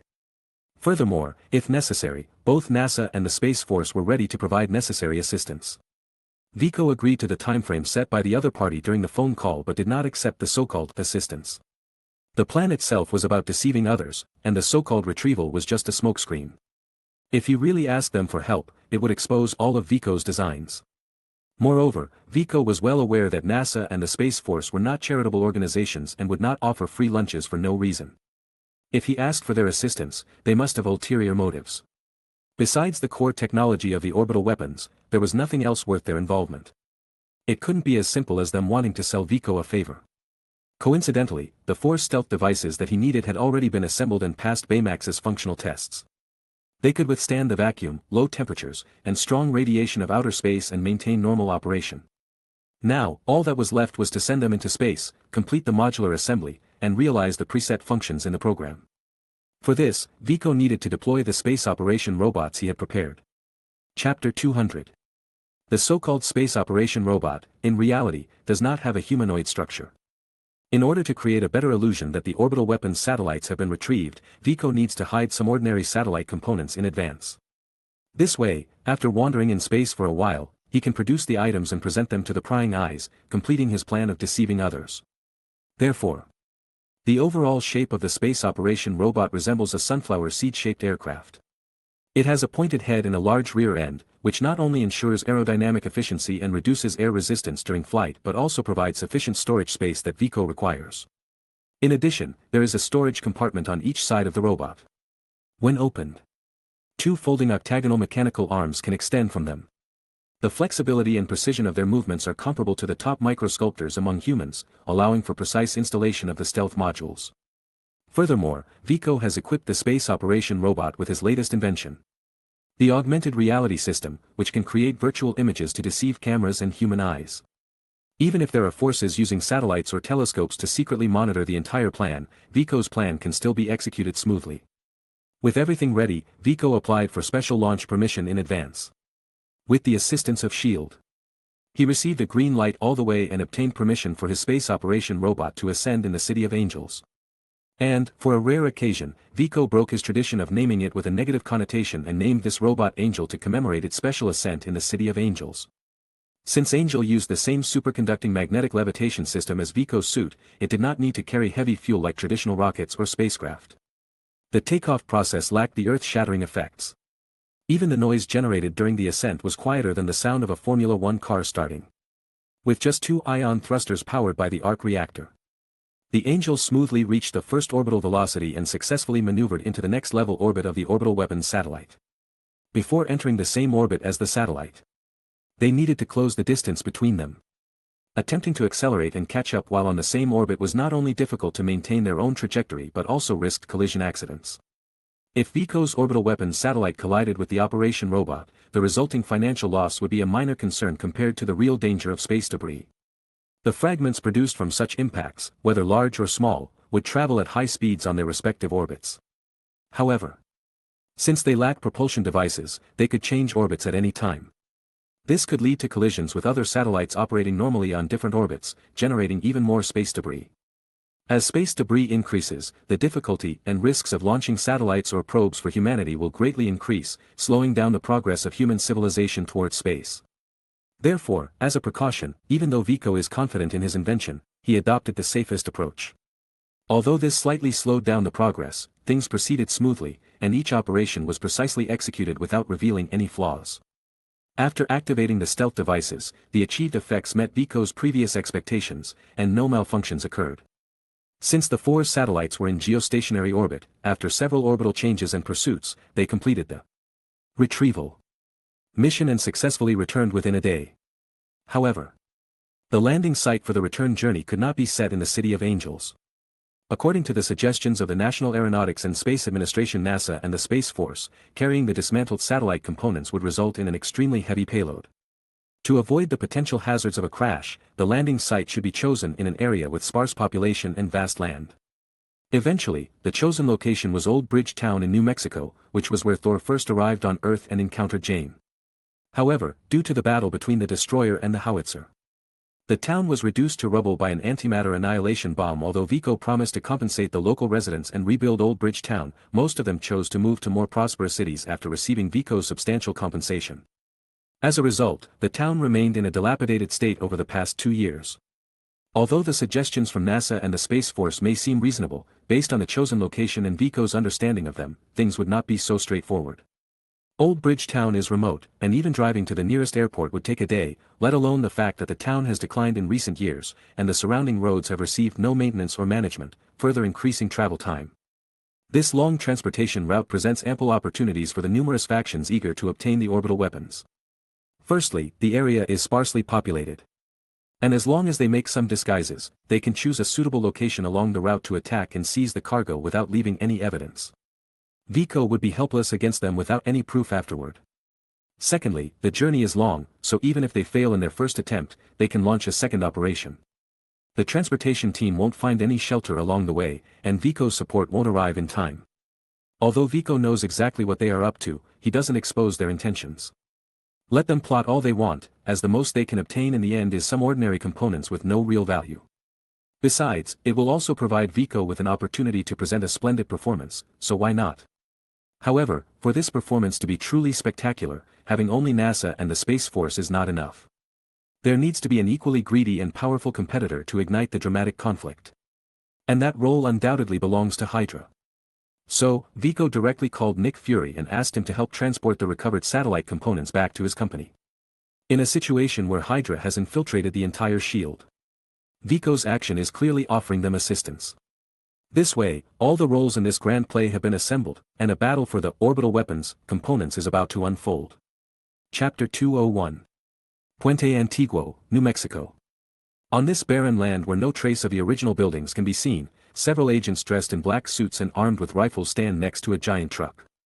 They form a defensive formation, back to back, as they observe their surroundings. "Sir, we have reached the designated location." Grant Ward reported his mission status to the commander of this operation, John Garrett, through a communication device. It must be said that Hydra's methods and efficiency are indeed impressive. Not only did they succeed in infiltrating for many years and promoting John Garrett, known as the Clairvoyant, to the rank of Level 8 agent, but they also pulled Grant Ward, who had already joined Coulson's team, to serve as the field captain for this mission. In addition, the rest of the team executing this mission are also members of Hydra who have infiltrated S.H.I.E.L.D. It can be said that the mission entrusted to S.H.I.E.L.D. by Director Fury has completely fallen into Hydra's hands, just as Vico anticipated. Agent Ward, maintain a vigilant position and await further instructions. According to the data, the aircraft carrying the components of the orbital weapon will land near your current location in 1 minute. After unloading the components, the aircraft will depart on its own. Your task is to safely deliver the item in your possession to the designated destination. Do not forget your true mission and ensure the safety of the item at all costs. After briefing the mission, John Garrett softly added, "Hail Hydra," and ended the communication. Just as Garrett informed, right on time, the aircraft landed precisely on the open ground in Puente Antiguo town. After completing the landing procedure, it immediately locked onto Ward and his team, analyzed their identities, and confirmed their match with the facial data provided by S.H.I.E.L.D. Then, 2 long mechanical arms extended and transferred everything to the large truck that the team arrived in. The aircraft ascended once again and flew towards the direction of the City of Angels. "The cargo has been delivered, get on the truck and leave this place. We cannot allow any force other than Hydra to obtain this weapon, move out." "Yes, sir." Upon Ward's command, all the agents immediately sprang into action, closing the truck doors and preparing to leave. However, things didn't seem to go smoothly from the beginning. Bang! A gunshot shattered the silence of the desolate plain, like a sudden thunderclap in the early morning, immediately alerting Grant Ward. Indeed, as he turned his head towards the direction of the gunshot, Grant Ward immediately spotted a sniper wearing a ghillie suit, lying prone on the ground and aiming at them. If it weren't for the gunshot just now and the faint sense of incongruity between the sniper and the surrounding environment, Ward would have had a hard time detecting the enemy's position. Without hesitation, Ward raised his assault rifle and without aiming, he fired a shot. Bang! To others' surprise, the hidden sniper was directly hit by Ward's shot. Blood flowed from the sniper's body, staining the desolate ground with a striking crimson color. On the other side, the team member who was knocked down by the ambush earlier had also stood up, dusted off his clothes, picked up the fallen gun from the ground, and continued with the mission. Whether it was the miraculously surviving team member who got shot or Ward's miraculous Vicosmanship, it was actually thanks to the black suits they were wearing. The reason they went on this escort mission without switching to standard military gear and instead wore the suits used for special operations was that these suits were not ordinary clothing. They were the incredible suits purchased by S.H.I.E.L.D. at a high price from Viko. Even before the sniper fired the shot, the incredible suits had already sensed the threat and automatically activated their warning and evasion systems. Although they couldn't completely dodge the high-speed sniper bullet, it hit the suit made of graphene special fibers instead of the intended target, effectively blocking the surprise attack and saving the unlucky team member's life. Ward's deadly shot also relied on the incredible suit's targeting assistance, allowing him to achieve a flashy effect of a lethal shot without aiming. "Get on the vehicle quickly, it seems that we have attracted some attention, and it's not safe to stay here for long. Also, put on the artificial white eye and activate the holographic view, beware of another enemy ambush." Ward's team was truly equipped with a variety of equipment acquired through the deal between S.H.I.E.L.D. and Viko, forming a big package that they carried with them. Although they had been exposed to this black tech equipment for a long time, even the internal members of HYDRA couldn't fully grasp their secrets. However, that didn't prevent the undercover members in S.H.I.E.L.D. from using this equipment to accomplish various high-difficulty missions. Even Grant Ward, who originally advocated close-quarters combat and solving problems with his fists, became an avid supporter of these Viko's gadgets after experiencing the wonderful feeling of using them during a mission with Coulson's team. So, this time, he directly requested permission from Garrett to use the full set of equipment. Aware of the importance of this mission to HYDRA, Garrett used his connections within the organization to grant the approval. Now it seemed that it was indeed a wise decision, as it gave them a strong start in their first battle. Interesting. They actually brought the entire set of equipment that I traded with S.H.I.E.L.D. I initially thought that Hydra only dispatched a few people, and this grand show would come to an end quickly. But it seems the excitement is just getting started. Vico, in the top-floor laboratory of his research center, watched the entire battle unfold through the optical module carried by the orbital weapon satellite. I wonder what kind of expressions they will make when they realize that they have gone through all the trouble to fight over something that turned out to be a fake. Vico thought with a sadistic sense of amusement. Chapter 202. Damn it. They actually dared to use anti-material sniper rifles. Inside the large truck, a member of the Hydra team exclaimed angrily, pounding the seat of the truck. Just moments ago, they encountered another ambush. The enemy had set up a sniper position 400 meters away from them, a distance that exceeded the search range of their artificial ocular lenses without additional equipment. The reason the enemy was able to deploy the ambush from such a far distance was because they used anti-material rifles. An anti-material rifle is a sniper rifle specifically designed to destroy military equipment and supplies, with a higher destructive power compared to ordinary sniper rifles. They generally use large-caliber bullets with high destructive power. As their purpose is to counter materials, they often employ specialized ammunition such as armor-piercing rounds, explosive rounds, high-explosive rounds, and long-range sniper rounds. The specialized rounds used by anti-material rifles have a similar appearance to ordinary sniper rifle bullets but with a much larger caliber. They can easily penetrate bulletproof glass and body armor. Once the powerful ammunition hits a human body, it often results in limb separation. Due to the excessively graphic and cruel nature of this scenario, it can have a psychological impact on the sniper. Therefore, unless it is a mission of a special nature, such as eliminating pirates, combating terrorists, or engaging in large-scale warfare, snipers are generally not assigned to carry out tasks using anti-material rifles.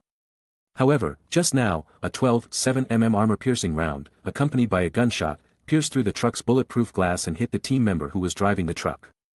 Although the incredible suits reacted in time, the power of the specialized round exceeded their protective limits. The bullet still penetrated the entire suit and lodged into the body of the team member. The only good news was that the incredible suit had weakened most of the bullet's energy, so the appearance of the deceased team member wasn't gruesome, and the body remained intact. What do we do next? A team member asked Grant Ward, the team leader of this operation. With the team member driving the truck dead due to the gunshot, the truck lost control and veered off the road. With its considerable weight and carrying components for satellites. The sudden loss of control caused the two drive wheels at the front to burst. The team found themselves in a dire situation. There was a sniper armed with an anti-material rifle lurking in the distance, watching their every move.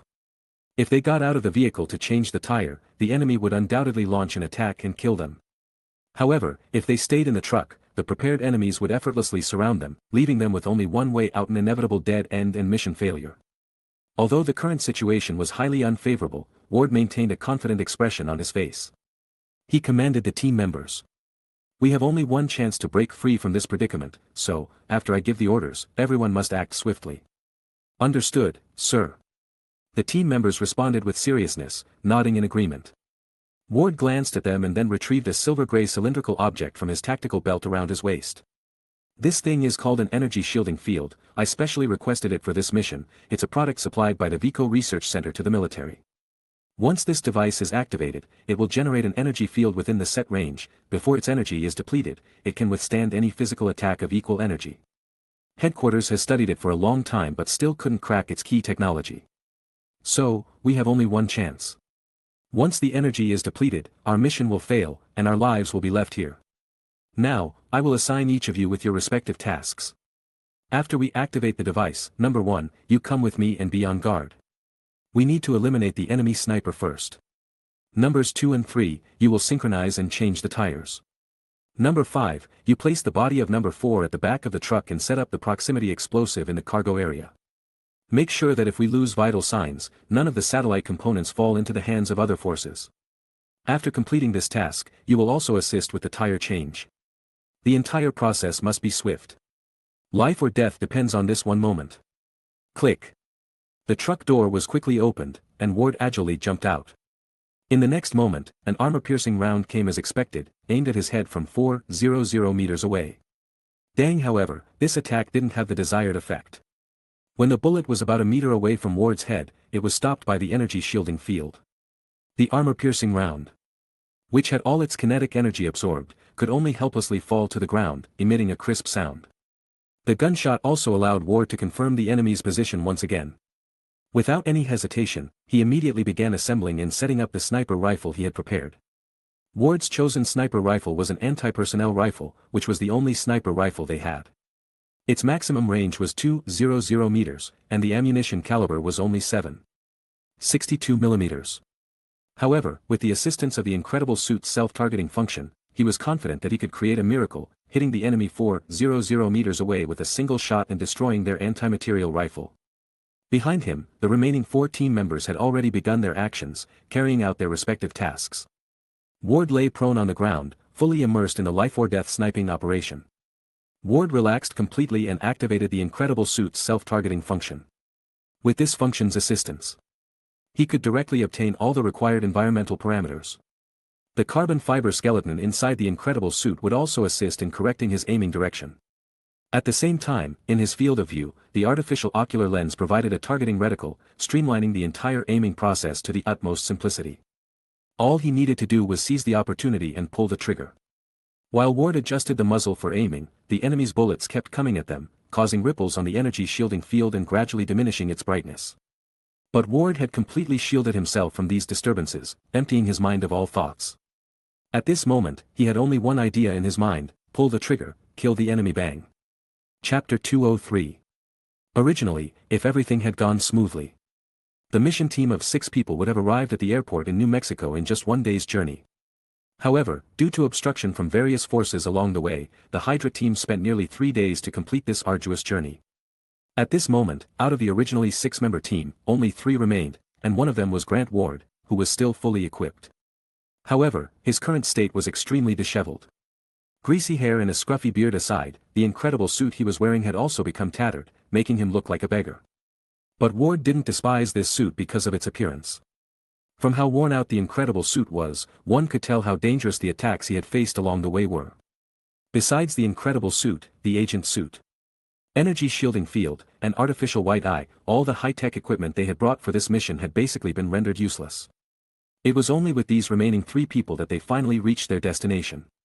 Inside the airport, Hydra's dark web had already arranged a transport plane for them. Now, all they needed to do was hand over the items to the other party, and their mission would be mostly complete. The reason it was only mostly complete was that Ward still had one final task to accomplish after completing the transfer. That was to have the last 2 members of their team also sacrifice heroically on the soil of New Mexico. In order to keep the information about the satellite weapons as confidential as possible, Hydra preferred fewer people to know. Those 2 team members, serving as expendable pawns on the periphery of Hydra, could be sacrificed at any time for the sake of their grand cause. Ward wouldn't feel any sadness or unworthiness for them just because they had completed a difficult mission together and shared life and death. From the moment they joined Hydra, everyone should have been prepared to sacrifice themselves and dedicate everything to the organization. Since the organization now required them to give up their lives, they should embrace a glorious martyrdom. But deep down, Ward also felt a trace of melancholy. Would there come a day when he, too, would be abandoned like this by the organization to which he had remained loyal and dedicated? Ward didn't dare to dwell on such thoughts. He was afraid that if he continued down that path, he would lose himself. I just have to believe in Garrett. He raised me and nurtured me since I was young, he won't abandon me. Ward consoled himself in this way. Presenting their credentials to the airport staff, Ward and his 2 companions drove the entire truck directly onto the airport tarmac. The transport plane that was there to receive them was already parked. It was a stealth aircraft developed by Hydra, equipped with reflective panels that provided the same stealth capabilities as an aircraft carrier in the sky. As a core member of Hydra, Ward immediately recognized it. Arriving next to the transport plane, Ward got out of the car and walked towards his waiting companion by the cabin. He said, "We'll rely on you from here on, Hail Hydra." However, in response to Ward's Hydra slogan, the companion across from him showed no reaction. Ward tentatively spoke again. "Hail Hydra." This time, the companion finally responded, but it wasn't the answer Ward was expecting. The other party said, "For the 10 rings." Hearing this response, alarm bells immediately went off in Ward's mind, and the warning module of his incredible suit reacted first, controlling his body's movements. Suddenly, Ward lunged toward the ground and rolled multiple times. At the same time, the sound of bullets being fired echoed in his ears, and he could even hear the swish, swish, swish as the bullets whizzed past him. With his quick reflexes and the assistance of the suit, Ward managed to roll past the imposter and quickly stood up, rushing into the cabin of the transport plane. Bang, bang, bang. At this point, Ward no longer had any other high-tech products on him. The only thing that could assist him was the heavily damaged Incredible suit on his body. Using the remaining equipment to his advantage, Ward rapidly fired his weapon, taking out several enemies ambushed inside the cabin and also killing the 2 pilots in the cockpit. Then, as the sound of intense gunfire outside grew louder, Ward realized that the 10 rings had prepared extensively, and their forces must have been positioned near the transport plane. He decisively closed the cabin door, effectively abandoning his 2 remaining companions. It was only then that he noticed several other bodies placed in a corner of the cabin, apart from those he had just killed. It seemed that these individuals were the Hydra agents sent to meet him, but they had all been eliminated by the 10 rings. I never expected that just as we were about to complete the mission, other forces would emerge to disrupt everything. The forces that had previously competed with Hydra were government organizations or members under the World Security Council. The struggle for the satellite weapon had only taken place on desolate highways, where there was no population. It was impossible to directly engage in combat at an airport, a place filled with civilians. Only a terrorist organization like the 10 Rings would disregard all rules and launch an attack in public. In this situation, it was impossible to complete the mission and bring the satellite weapon back to Hydra's base. In that case, Ward could only take the final step, detonating the bomb in the cargo hold and dispersing the focus of the conflict. Neither Hydra nor any other forces will get their hands on these satellite weapon parts. Sitting inside the transport plane's cabin, Ward started the aircraft and taxied onto the runway. Without any guidance from the control tower, he accelerated and took off into the sky. Go to hell along with the weapon parts. After successfully taking off, Ward pressed the remote control and detonated the pre-planted bomb. Accompanied by a massive fireball, the satellite weapon that countless forces had fought over was reduced to ashes and debris in the inferno. Although we can't bring back the physical object, we scanned all the parts in real time and generated digital models. We'll see if the scientists in the organization can break the myth that Vico Stark's inventions cannot be decrypted. Chapter 204. It's the 10 Rings again. Vico, who was thousands of miles away, had been avidly following the power struggle between various factions for the fake item. But now, due to the sudden appearance of the 10 Rings, his expression turned serious. Ever since the True Mandarin's intervention to save Trevor Slattery last year, Vico had been paying attention to this mysterious organization that had supposedly existed since the Middle Ages. However, whether it was the information collected by Baymax on the internet or the intelligence obtained from S.H.I.E.L.D., nothing could dispel Vico's doubts. The Mandarin seemed like a deity existing solely in the imagination of his followers, shrouded in mist and untouchable. Yet, the sporadic appearances of the 10 Rings around the world made Vico firmly believe that the Mandarin did exist as a real person, not a fabrication of anyone's imagination. So far, the information Vico had obtained was limited to these scattered incidents, either a terrorist organization claiming to be the 10 Rings in the Middle East or suspicious cases exhibiting the 10 Rings modus operandi. For him, the more information he acquired about the 10 Rings and the Mandarin, the more curiosity and questions arose in his mind. The unknown and the mysterious still unsettled Vico.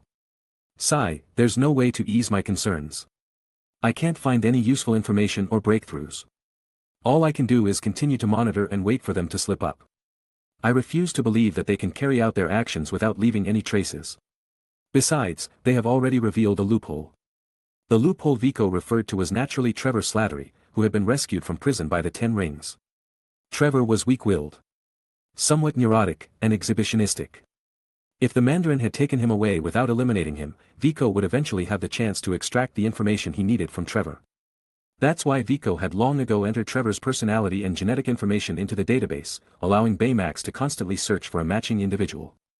Unfortunately, this plan has not yielded any results so far. Boom! Just as old Vico was pondering about the 10 Rings, a thunderous explosion suddenly sounded from the sky. Logically speaking, with the multiple layers of protection in his laboratory and the excellent soundproof design, even if external thunder could reach his ears, it shouldn't be this loud. Since there were no issues with his laboratory, there was only one possibility: the origin of this thunderous sound was extraordinary. Instantly, Vico thought of a familiar person, as this individual was always accompanied by Thunder Thor, the god of thunder. Having Baymax activate the rooftop Hawkeye surveillance drone, Vico indeed saw.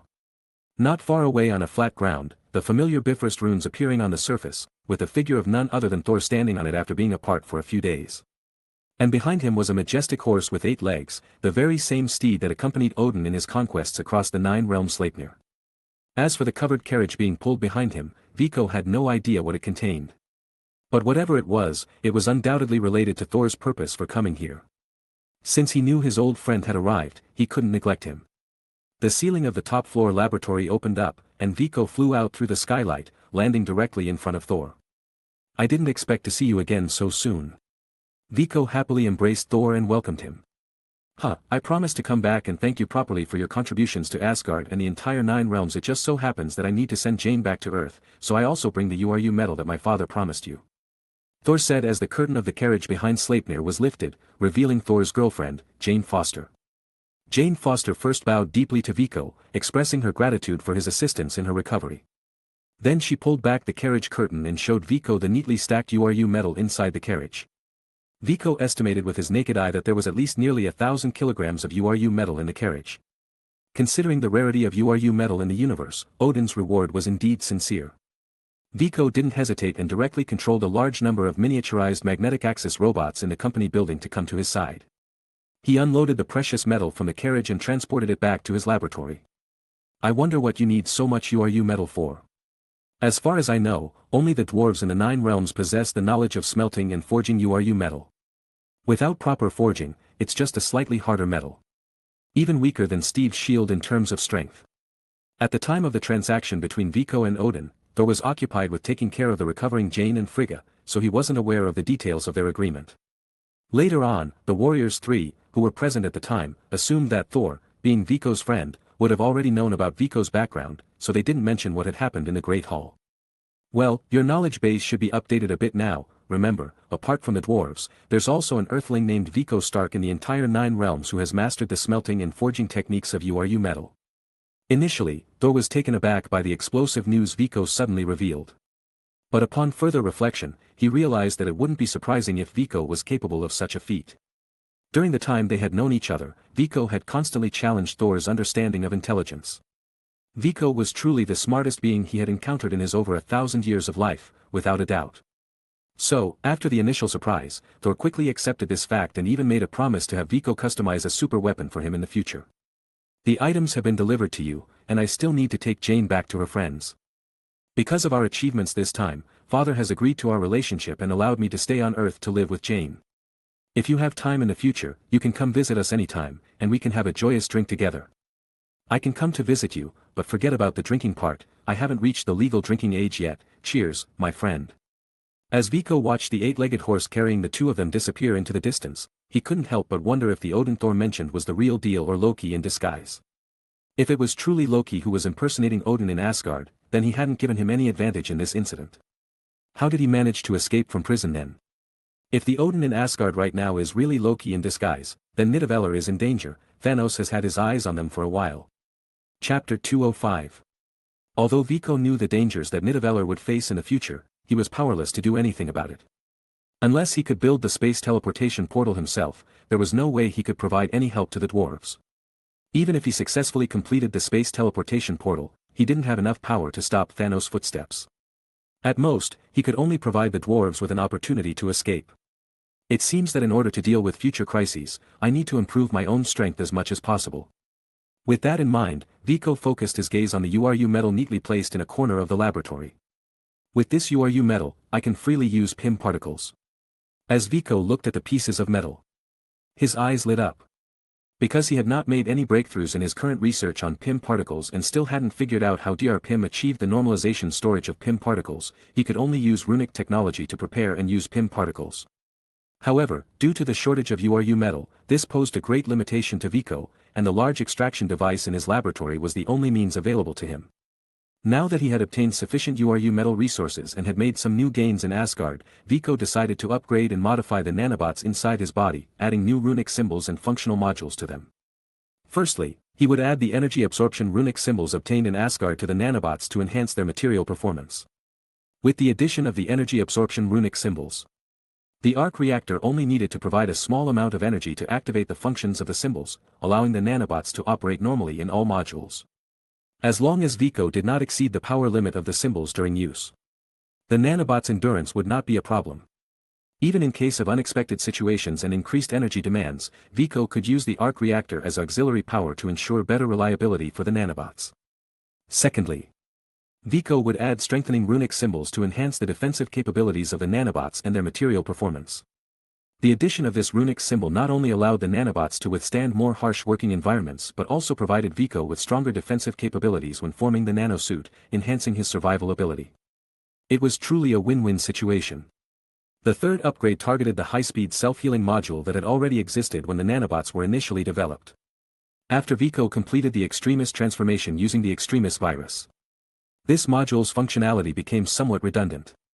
Not only did it fall short in terms of repair capabilities compared to the effects of the Extremis transformation, but each repair also required the consumption of the nutrient fluid in its own storage module. Once the nutrient fluid was depleted, the entire module would basically be considered scrap. The reason it had been kept all this time was not only to provide an additional safety measure for himself but also because Viko was concerned that in the future, if he encountered someone severely injured, the nanobots could provide emergency treatment and increase their chances of survival. Therefore, with the purification rune obtained from Asgard's workshop and the life extraction dark rune from the Dark Elves, Viko came up with a good idea to completely upgrade this module. The addition of the purification runic symbol was mainly to counter toxins and pathogens that invade the human circulatory system, posing a threat to health and life. The runic symbols could break them down and reassemble them into beneficial nutrients or energy sources for the human body to absorb. As for the life extraction dark rune, they were the true reason why Ether actively sought hosts, parasitically drawing on the life energy of the host. Of course, Viko didn't intend to incorporate this dangerous rune into the nanobots. Instead, he planned to reverse its effects to life release and use it as a substitute for nutrient fluid on top of the nanobots. During his previous research on the core runes of the Ether, Viko had accumulated enough knowledge about the dark runes. For him, reversing them was not a difficult task. Life release, the function of the runes was similar to that of nutrient fluid, capable of repairing cellular damage and providing necessary nutrition and energy to the human body. However, unlike nutrient fluid, which has its limitations, life release can form a nearly perpetual motion effect through the energy cycle composed of energy absorption and energy transformation runes. It could be said that even if Viko used his enhanced visual information processing abilities to the fullest in the future, the runes would be able to repair brain damage occurring at every moment, ensuring the brain could continuously perform high-intensity computational work. The last module added to the upgrade of the nanobots allowed Viko to freely use the functionality of PIM particles. With the Uru metal brought to him by Thor today, Viko had sufficient materials to manufacture an adequate PIM particle preparation device, which he would add as a new module to the nanobots. After adding this module, as long as there was sufficient energy, PIM particles would be generated in response to Viko's usage needs and could be directly utilized. This approach, compared to Ant-Man's suit, which required the replacement of the PIM particle storage chamber after each use, allowed for more flexible size manipulation of oneself or objects with fewer limitations. Using this ability, Viko could even achieve the supernatural power of Buddhist mythology known as the animacity. Anima refers to the ability to reduce the size of one's body or any other object at will. It is considered a form of psychic power or a supernatural ability that arises from deep concentration and mastery over the mind. By shrinking an item and storing it in the nanobot storage compartment, Viko could carry any item he needed on his person, truly becoming a human treasure trove. But what excited Viko the most was finally having the opportunity to fulfill his dream of becoming a giant. In his past life, for kids born in Viko's generation, apart from Digimon and Power Rangers, it was mostly Ultraman in their childhood memories. So, it looks like I'm really going to become a giant of light. Viko imagined the scene and suddenly felt a little thrilled. Should I cosplay as Ultraman? Or maybe Taro? Or Belial? Lost in such fantasies, Viko found himself facing the dilemma of choosing. Chapter 206. The upgrade and modification of the nanobots went smoothly for Viko. Whether it was the application of runic symbols or the installation of new modules, he was adept at the work. Although it was the first time he practically applied the dark runes in his equipment, Viko had accumulated enough experience studying runic technology, so he handled it with ease. The test results of the new functionalities also confirmed that Viko's good feelings were not an illusion. The energy absorption runes operated smoothly, and with the arc reactor consuming only 360,000 joules of energy per hour, the dark energy collected from the surroundings was enough to sustain the normal operation of all the nanobots' functional modules. The efficiency of energy acquisition was truly Vikoable. It's important to note that 360,000 joules per hour of power consumption may sound significant. But in reality, it's just the energy required for an LED light bulb to illuminate for 1 hour. Exchanging such a small energy supply for an unimaginable energy output demonstrated the immense advantage of runic technology in energy utilization. The performance of the other newly added runes during testing was also excellent. Strengthening the magic talisman is made of carbine materials, significantly enhancing the overall performance of the nanobots, which already possessed high strength. One test result in particular demonstrated the power of the runes. With only a thin film composed of a single layer of nanobots, the nanosuit's defensive capabilities could easily withstand 9mm bullets fired from standard police pistols. The Purification Magic Rune and the Life Release Rune, when supplied with sufficient energy, can perfectly replace high-speed self-healing modules. Viko could now serve as both a meat shield and support on the battlefield, as well as carry out powerful assaults. As for the PIM particle module, Viko only tested its capabilities for the anima. While fantasizing about transforming into Ultraman was exhilarating, when it came to actual operation, Viko couldn't help but feel embarrassed, and ultimately didn't attempt it. However, in designing the PIM particle functionality, Viko had learned a valuable lesson from the Wasp. To avoid shrinking himself too much and getting lost in the quantum realm, Viko strictly imposed limitations on the scale of his own size. This limitation could not be lifted except in emergency situations. Regarding what constitutes an emergency situation, well, if the presence of himself and others couldn't prevent Thanos from snapping his fingers, then there would be no choice but to enter the quantum realm to evade that disaster. Viko would rather believe in his ability to find a way out of the quantum realm on his own than rely on a 50 chance of survival under the snap. With the completion of the nanobots upgrade, Viko's overall abilities received a significant boost, especially after adding the PIM particle module. Viko could practically be considered invincible.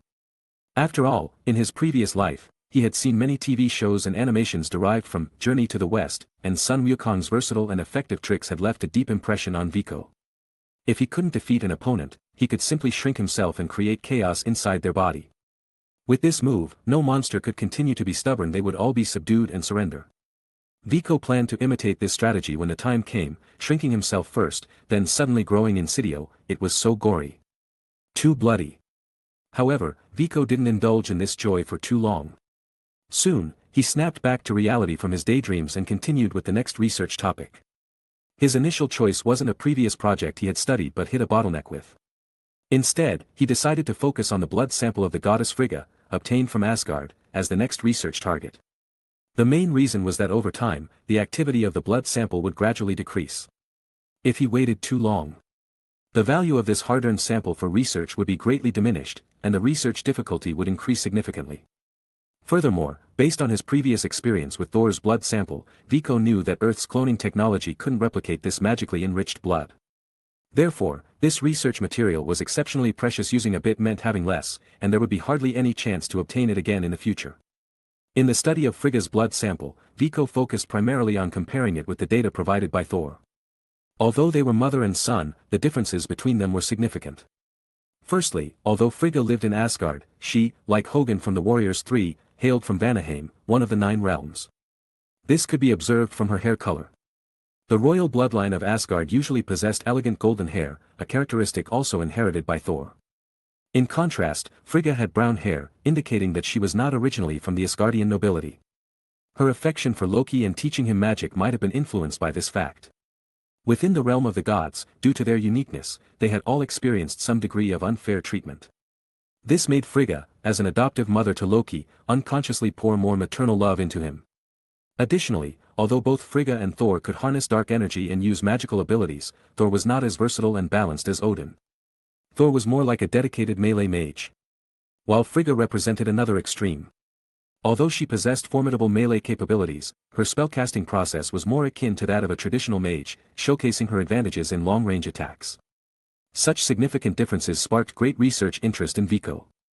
After all, a mage's greatest strength lies in manipulating and controlling magical power, which was currently beyond Viko's knowledge and genetic limits. But once Viko makes a breakthrough in his research, he can use this blood sample to induce the extremis virus.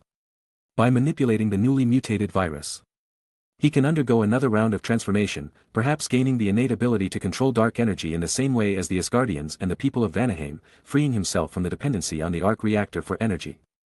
Sharpening the knife doesn't hinder the cutting process. In order to better carry out the genetic research on Frigga, the first step is to upgrade the laboratory equipment. The quantum field generator, or as it is known in Asgard, the Soul Forge, had its working principles and technical details figured out by Viko during his research on the ether. The only regret was not having the opportunity to dismantle it and observe its internal structure, so Viko was unsure about which runic symbols were used in the Soul Forge and how they were combined for optimal results. However, this didn't hinder Vico from manufacturing a quantum field generator. With sufficient supplies of Uru metal, Vico was confident in using alternative technologies to complete his makeshift version. The key to the alternative technology lay in the PIM particles. As the key to accessing the quantum realm, they were the perfect choice for the quantum field generator. Of course. Given Vico's level of research in quantum physics, he didn't have any better options. By manipulating molecular micromovements through PIM particles, the resulting effect easily transfers energy at the molecular level. Then, by setting up an energy-sensing field to capture the fluctuations of this energy release, and displaying the obtained information through holographic projection, a brand new version of the Soul Forge was completed. With the assistance of the quantum field generator, Vico made great progress in his research on Frigga's blood sample. Compared to traditional methods of genetic testing and analysis, the quantum field generator provided more detailed and confidential information to Vico. With this information as the core, Vico could quickly select the data he needed from the vast resources of visualized information, focus on key points, streamline the entire research process, and maximize computational efficiency. After a series of complex and rigorous analyses and deductions, Vico finally discovered the secret behind the extraordinary individual strength of these advanced civilizations. He also found a new path that would allow him to continuously grow stronger. In fact, it might not be accurate to say that he was finding ways to become stronger. The true essence of Vico's research conclusion lay in the elevation of the life level, while becoming stronger was merely a natural result or an additional aspect after the elevation of life level. Whether through scientific means or magical means, or as Thor said, these two were essentially the same concept. Generation after generation of intelligent beings from different races devoted themselves to research, all with the ultimate goal of advancing their civilization and elevating their own life level. This elevation of life level, based on Vico's current knowledge and understanding, could be divided into three evolutionary directions. The first direction was the research path Vico had been exploring all along. By continuously developing the brain, he would eventually free his intellect from the limitations of the physical body, becoming a quantum life form entirely dependent on the information world. The advantage of this existence was that the life level would increase along with the enhancement of the information network one existed in. The larger the amount of information possessed, the stronger the abilities acquired. It was akin to Baymax only being able to rely on the server cluster provided by Vico when within the company's intranet. However, once connected to the internet, entering a broader information network, Baymax could leverage the computational power of all internet-connected devices, an unlimited augmentation of its own capabilities. This represented the self-upgrades gained through the enhancement of the information network. Of course, the information network didn't solely refer to the internet. Magical networks constructed by Kumartaj on Earth, the dark energy network existing between the cosmos, any existence capable of carrying information could be called an information network. However, as the network level increased, the form of information transmission would also differ. Entering a new network required analyzing new rules and protocols. Just like how analog networks and fiber optic networks needed hardware for signal conversion to establish connectivity, not to mention the difficulty of transitioning from the internet to the magical network.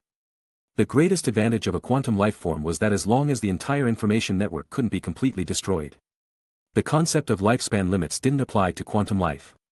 It was a form of life capable of achieving immortality regardless of life level. This was the most appealing aspect for Vico. The second method of elevating the life level was through the enhancement of the physical body, as seen in the races such as Asgardians and the people of Vanaheim who had unlocked their genetic potential.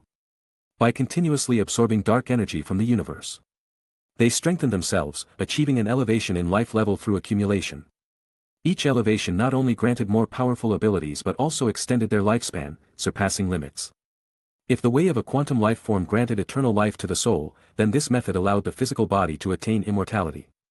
Compared to a quantum life form that needed to continuously elevate its life level to become stronger, the method of enhancing the physical body had an immediate effect. Even without an elevation in life level, continuous improvement in strength was still possible. The disadvantage, however, was that if breakthroughs and enhancements couldn't be achieved before reaching the limits of lifespan, even possessing immense power couldn't prevent the ravages of time. As for the third method, it involved progressing simultaneously on both paths.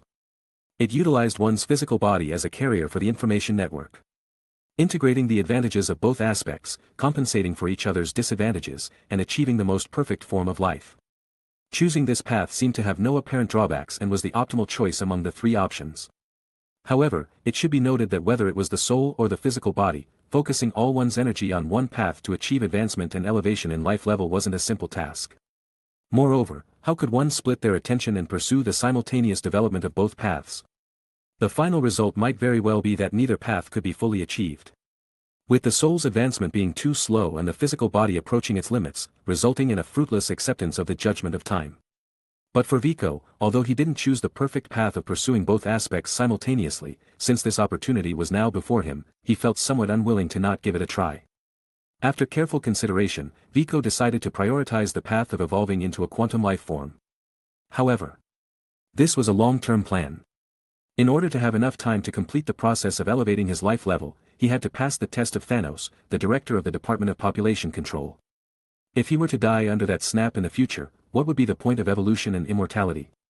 Therefore, in the short term, Viko had to focus on enhancing his own abilities as much as possible to face the challenges of life and death in the future. As a result, the path of unlocking genetic potential and continuously enhancing the physical body had to be incorporated into the plan. Chapter 207. Project Deity Creation, that's the name Viko gave to his project plan. Firstly, it's because in the past, when Earth's civilization wasn't as advanced and scientific and technological progress wasn't as developed, beings that exceeded their understanding were referred to as gods. And what Viko plans to do in this project is to elevate his own life level and become an existence beyond current understanding. In that case, calling this process deity creation is not unwarranted. The second point is that the establishment of this project initially began with the blood of Thor and Frigga, two deities from Norse mythology. Viko aims to become an existence comparable to, or even surpassing, them, making it a process of creating a deity and ultimately transcending into a god. Considering this, Viko couldn't help but ponder whether he had the opportunity to realize the concept of superhuman genetic engineering from Super Seminary. After all, he had already begun to delve into magic. Or rather, the study of dark energy. If he were to further advance, he might be able to decrypt the dark energy information network and solve the problem of upgrading after becoming a quantum life form in advance. Moreover, he already possessed some research progress in spatial teleportation technology. Once he achieved a breakthrough, he would have the chance to overcome the theoretical barriers of micro-wormhole transportation through this technology. However, Viko soon shook his head abruptly, dismissing the idea from his mind.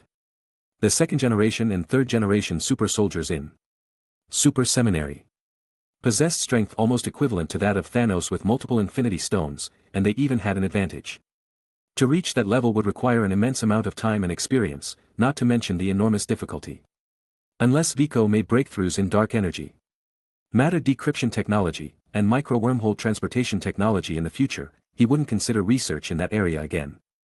The most important thing now was to complete the first and most crucial step of the deity creation plan, unlocking the genetic lock.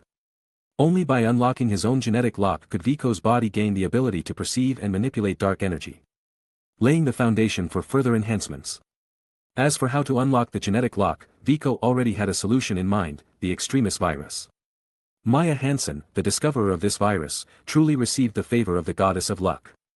If human genes were a set of intricately complex program codes, then this virus was the programming software designed to rewrite them. As long as Viko could successfully induce and select mutations in the extremis virus, eventually leaving behind specific strains with targeting capabilities, he could perform targeted modifications on any gene in the human body.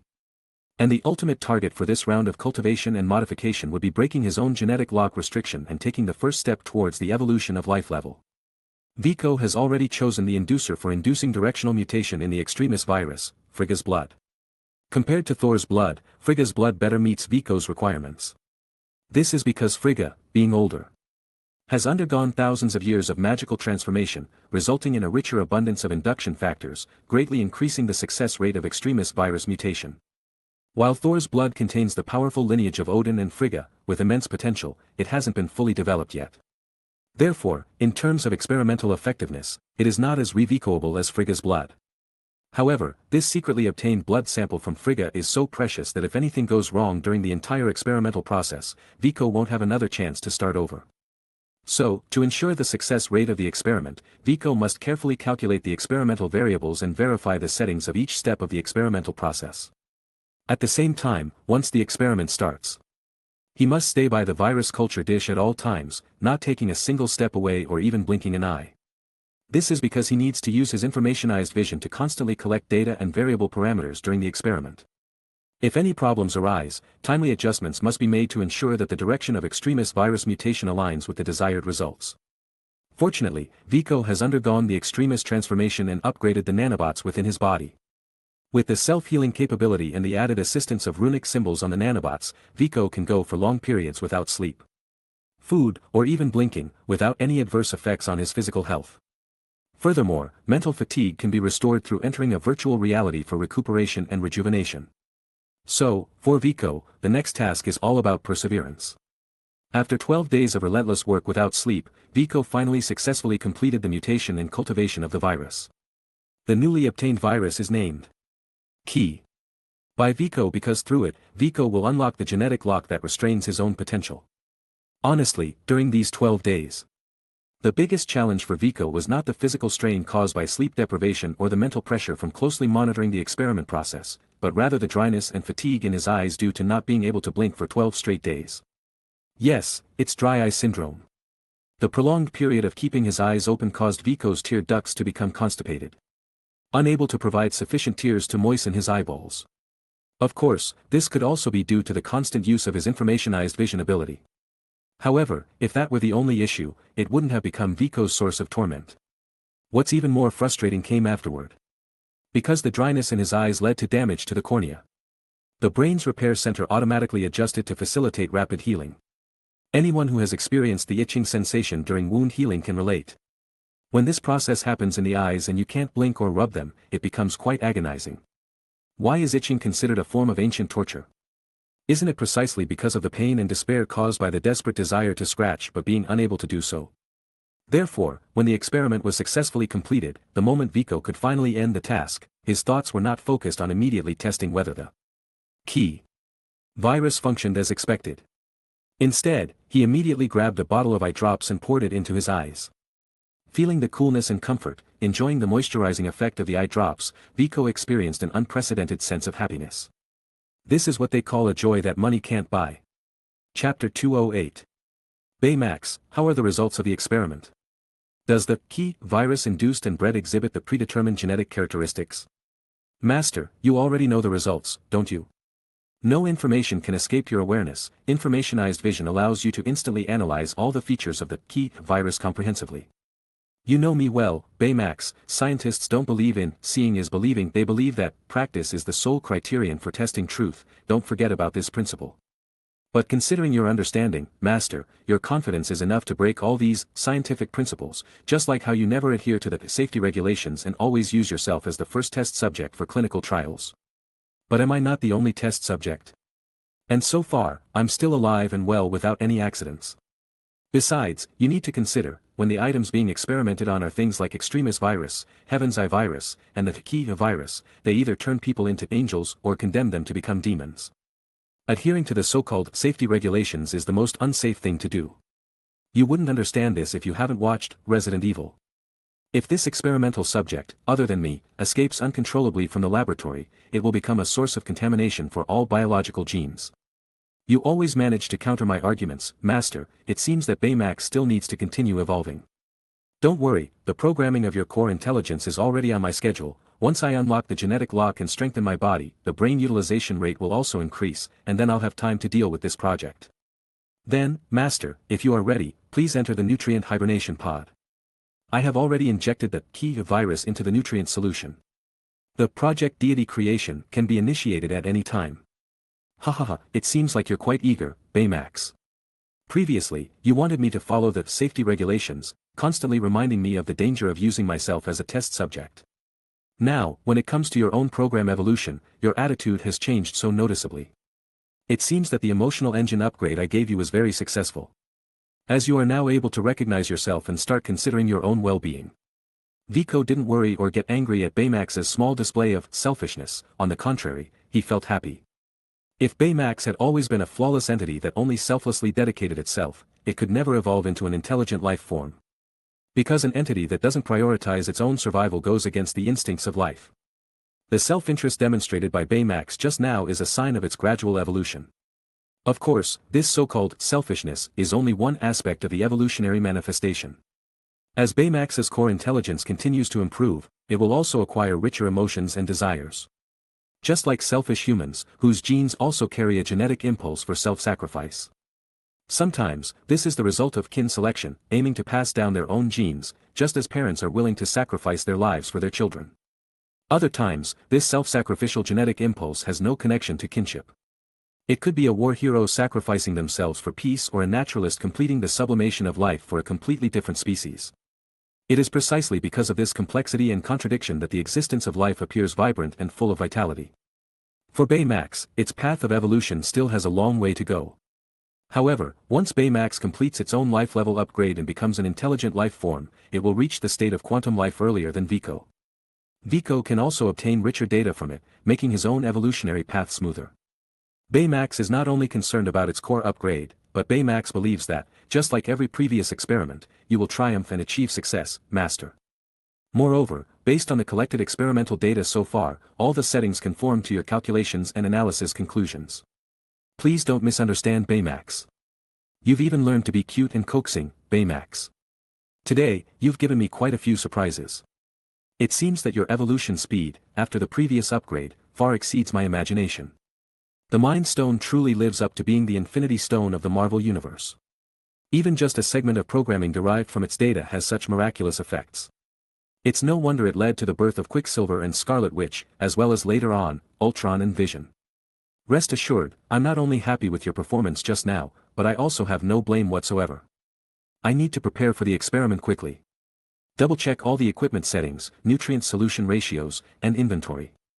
Once confirmed, we'll start the experiment immediately.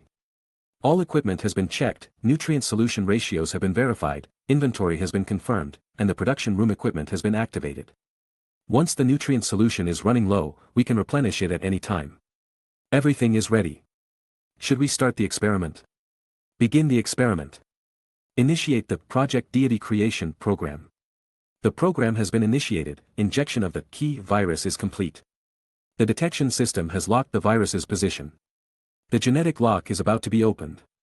Due to the intense pain involved in the transformation, I will connect you to the virtual reality, Master. Should I proceed? Execute. Oh. And activate the cooling system of the nutrient hibernation chamber. Almost forgot, I have undergone the extremist transformation. If my self-healing function is activated during the process of unlocking the genetic lock, it would melt down the entire hibernation chamber, resulting in the failure of the experiment. That would be quite a joke. The transformation experiment began after the injection of the nutrient solution. The key virus swiftly invaded every cell in Vico's body along with the infiltration of the nutrient solution. The genetic material, encased in protein shells, was released and continuously transcribed new genetic DNA within the cells. These genetic materials seemed to possess self-awareness. After assembly within the cells, they began targeted attacks on Vico's existing gene chains. Under the powerful assault, the fragile gene links quickly became fragmented. This presented an excellent opportunity for the transcribed genetic materials from the key virus. They voluntarily replaced the gene sequences in the gene chains and joined the broken double-stranded structures. When every cell in Vico's body completed this replacement, the experiment was successfully accomplished. The newly generated gene sequence, referencing Frigga's genetic sample, fully unlocked the genetic lock during the virus breeding process. Precisely adjusted according to experimental conditions. The replaced gene sequences were, in fact, fragments of Vico's gene lock. As the experiment progressed, the gene chains suffered attacks and damage from the key virus. This stimulated the body's immune response and self-healing mechanism, as Vico had anticipated. Vico's body attempted to eliminate the invading key virus by constantly raising the body temperature. However, this mechanism had no effect. As a newly bred virus strain derived from the extremis virus, it inherited certain characteristics, including high temperature resistance. If Vico's body temperature could be raised to 400 degrees Celsius or higher, it would undoubtedly exterminate the key virus. Unfortunately, Vico's body temperature limit could only reach a maximum of 30 degrees Celsius. Beyond that, the terminal enzymes in his body would prevent further increase as per the refined repair algorithm, to avoid the risk of self-destruction due to excessive temperature. However, the automatic regulation of the body does not consider the success rate. Since the virus could not be eliminated, it was assumed that the current temperature was not high enough. As a result, the central repair center in the brain would send instructions to continue raising the body temperature. Thus, throughout the entire transformation process, Vico's body temperature could be described as constantly energized. After continuous elevation in the early stages, It eventually stabilized at 300 degrees Celsius. If it weren't for Vico's foresight in ordering Baymax to activate the cooling system of the nutrient hibernation chamber in advance, the experiment might have indeed failed. Moreover, Vico encountered difficulties beyond the body temperature issue. The increase in body temperature was merely a reaction caused by the body's immune system. The real obstacle to the entire transformation process was Vico's extraordinary self-healing ability after the extremist transformation. Under the scheduling of the repair center, self-healing factors continuously arrived within the cells, repairing the damaged genes. This meant that the gene links, which had been painstakingly broken by the key virus, were restored to their original state in less than a second, greatly reducing the efficiency of the transformation process. Fortunately, Baymax detected this issue through real-time monitoring of Vico's body. It immediately injected an inhibitor for self-healing factors into the nutrient solution and temporarily deactivated the runes on the nanobots. This allowed the key virus to finally accomplish its mission smoothly. The entire transformation process, which involved altering every gene in Vico's body, took a total of 5 days and 4 nights to complete the replacement of all gene sequences. The genetic lock within Vico's body was truly opened. However, this was not the end of the transformation project. Opening the genetic lock was merely the first step in the entire process. After unlocking the genetic lock, the internal potential of Vico himself was freed. However, to truly manifest the changes it brought, time was needed for the internal genes to be expressed externally through Vico's body's metabolism. During this process, through the unraveling and replication of the entirely new genes, new cells would continue to multiply, while aging cells would gradually be eliminated through the process of metabolism.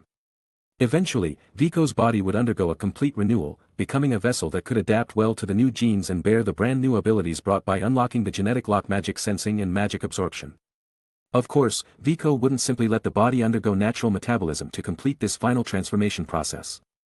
As a man who had been continuously enhanced since birth, he naturally sought ways to shorten the entire process. Therefore, after unlocking the genetic lock, following the modification process predetermined by Vico, Baymax connected the nutrient hibernation chamber to a high-voltage current of 1200 volts and 22 amperes. Since the new cells were influenced by gene expression, their strength and energy-carrying capacity significantly increased.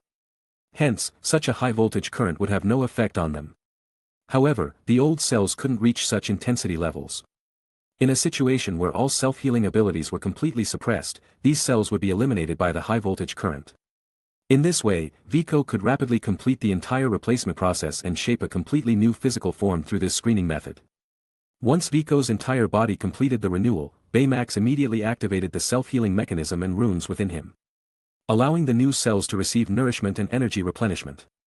At the same time, the nutrient solution was injected with a virus inhibitor. The key virus within Vico's body was suppressed and would gradually lose its activity, ultimately being eliminated by the immune system. Under a meticulously designed and intricately structured transformation process, after enduring numerous difficulties and challenges, Vico finally completed the first step of the project deity creation, unlocking his own genetic lock. This also meant that he would completely break free from the dependence on the arc reactor for energy and the medium dependency on URU. He would embark on a new chapter in the realm of dark energy, opening up new possibilities. Chapter 209. After receiving the good news of a successful experiment from Baymax, Vico swiftly exited the virtual reality and gradually regained consciousness from his drowsiness. Just as Vico woke up, he felt that the surrounding environment was different from before. Opening his eyes, even though he was inside a nutrient hibernation pod and there was no trace of light at the moment, the information received through visualized perception was not diminished at all. Vico knew that this was because after unlocking his genetic lock, his perception had entered a completely new realm. In the absence of any visible light, the optic nerves, which should have had no information input, were now receiving feedback from the omnipresent dark energy and dark matter of the cosmic space. Dark energy and dark matter do not absorb, reflect, or radiate light, so humans cannot directly observe them using existing technology. However, due to Vico unlocking his genetic lock and gaining the ability to perceive dark energy, these pieces of information were now appearing before Vico's eyes. In his eyes, all the information formed a complete vector system. Dark energy was continuously driving the motion of the universe, creating a negative pressure, which caused the continuous expansion of the universe. At the same time, dark matter, as the framework and adhesive of the universe, was being constantly devoured by dark energy, leading the entire space towards chaotic and unstable entropy increase. On one hand, as the stabilizing agent, dark matter decreased. And on the other hand, according to the mass energy equation, the devoured dark matter would be transformed into dark energy, further propelling the expansion of the universe. The information obtained by Vico also confirmed the scientific community's current conjectures about cosmic expansion and the nature of dark energy and dark matter. After adapting to this new sensory experience in the nutrient hibernation pod for a while, Vico's enhanced brain immediately began to proficiently process this information. Since the genetic lock was opened, a new processing center had formed in Vico's brain, dedicated to handling his perception of dark energy. Leaving the nutrient hibernation pod, Vico stood quietly in the laboratory, experiencing the surging power contained within his transformed body. To cope with the pressure brought by dark energy, every cell in Vico's body had undergone significant enhancement. This meant that muscle fiber tissues of the same size could now generate even greater strength compared to the past, while also possessing astonishing defensive capabilities. Moreover, as a result of this enhancement, the limit temperature for Vico's body temperature regulation had greatly increased, with the highest temperature reaching 500 degrees Celsius. If it weren't for the modification and upgrade of the nanobots, incorporating magical symbols, it would be impossible to withstand the extreme temperature environment generated when Vico's abilities erupted. Furthermore, besides the vibranium in Wakanda and the Uru metal in Vico's hands, there was no other material on Earth that could withstand such high temperatures. It could be said that solely based on this ability, Vico's overall strength had received a tremendous boost. Baymax, help me plan and arrange an ultimate test as soon as possible. I need a comprehensive and precise understanding of the data regarding my modified body. Understood, Master. Baymax accepted the task. The testing experiment was arranged in an abandoned bunker on the outskirts of Los Angeles, a place Vico found through connections with Rhodey. It was remote and located underground, allowing Vico to freely conduct various destructive tests without worrying about affecting the surrounding environment and civilians. Then, with a big wave of his hand, Vico directly approached the military and made a purchase request under the power of Vico's significant financial and the cutoff of graphene fiber supply. The transaction was easily accomplished. Vico tested various performance indicators of his body, which was relatively straightforward. However, in order to withstand his tremendous surge in power, careful consideration was needed when selecting the equipment materials. The final test results showed that Vico's physical fitness had already reached the standard of Asgardian soldiers. This was because the genetic lock had only recently been unlocked, and his cells had not been nurtured and strengthened by dark energy. The magical content within his cells was still at a very low level for the time being. But as long as Vico was given enough time to grow, coupled with his ability to research and summarize, and his tendency to effortlessly access extraordinary abilities, reaching the level of Thor or even the Hulk was not an impossible feat. Next, Vico tested the calculation speed of his brain. Due to the enhancement of brain cells, although Vico's brain utilization rate did not show a noticeable improvement, his data processing capability had increased significantly. Faced with the massive amount of information constantly delivered through informationized vision, it did not pose too much of a burden to process it without relying on external servers. Moreover, with the formation of a neural center specifically dedicated to managing dark energy information in his brain, the efficiency of information processing had improved by leaps and bounds. What surprised Vico the most was that he could now clearly sense the dense magical elements, i.e., dark energy, in the surrounding environment. The deeper he delved into this mysterious realm, the more fascinated Vico became. It was an incredibly vast field of study, and whether for Earth or other realms of the 9 realms, it was an untapped treasure trove.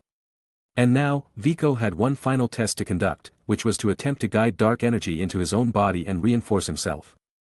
Baymax, in the upcoming test, closely monitor my physical condition and record detailed data. Although you can't directly observe dark energy with current technology, by analyzing indirect data, perhaps it can provide valuable references for future research and development. Understood, Master. Then, now, the test begins. Chapter 210. The new cells that appeared after the genetic lock was unlocked were different from the past in that, in addition to becoming stronger and more resilient, these cells were able to absorb and store dark energy and utilize it. This was due to the emergence of a new organelle within them. Just like how mitochondria in cells play a role in aerobic respiration, producing energy for various cellular activities, this new organelle was similar. It continuously drew dark energy from the surrounding space, storing and transforming it. Vico referred to this new organelle as the magic factor. In advanced civilizations like Asgard, where the methods of utilizing dark energy had long been mastered, almost all newly born life forms possessed the magic factor within their bodies. However, the concentration of the magic factor varied among different bloodlines and races, which manifested as differences in innate talents during their growth. The more concentrated the magic factor in an individual, the more outstanding their magical talent or personal strength would be. On the other hand, individuals with a lower concentration of the magic factor often needed to put in several times the effort to achieve a similar level. Of course, this gap in talent was not insurmountable. With time and effort, the concentration of the magic factor could be increased through absorption and strengthening of magical energy. However, for individuals who chose to enhance their physical strength to surpass their own life level, time was the most precious commodity. Moreover, there might be people who were not only talented but also worked harder than you, making the efforts of those with mediocre talents a bitter consolation. Even the most outstanding beings in Asgardian history could not have every cell in their body contain the magic factor like Vico did at this moment. This is where the power of wisdom and technology lies. Even if one initially lags behind at the starting line, they can still take alternative routes to overtake and regain victory.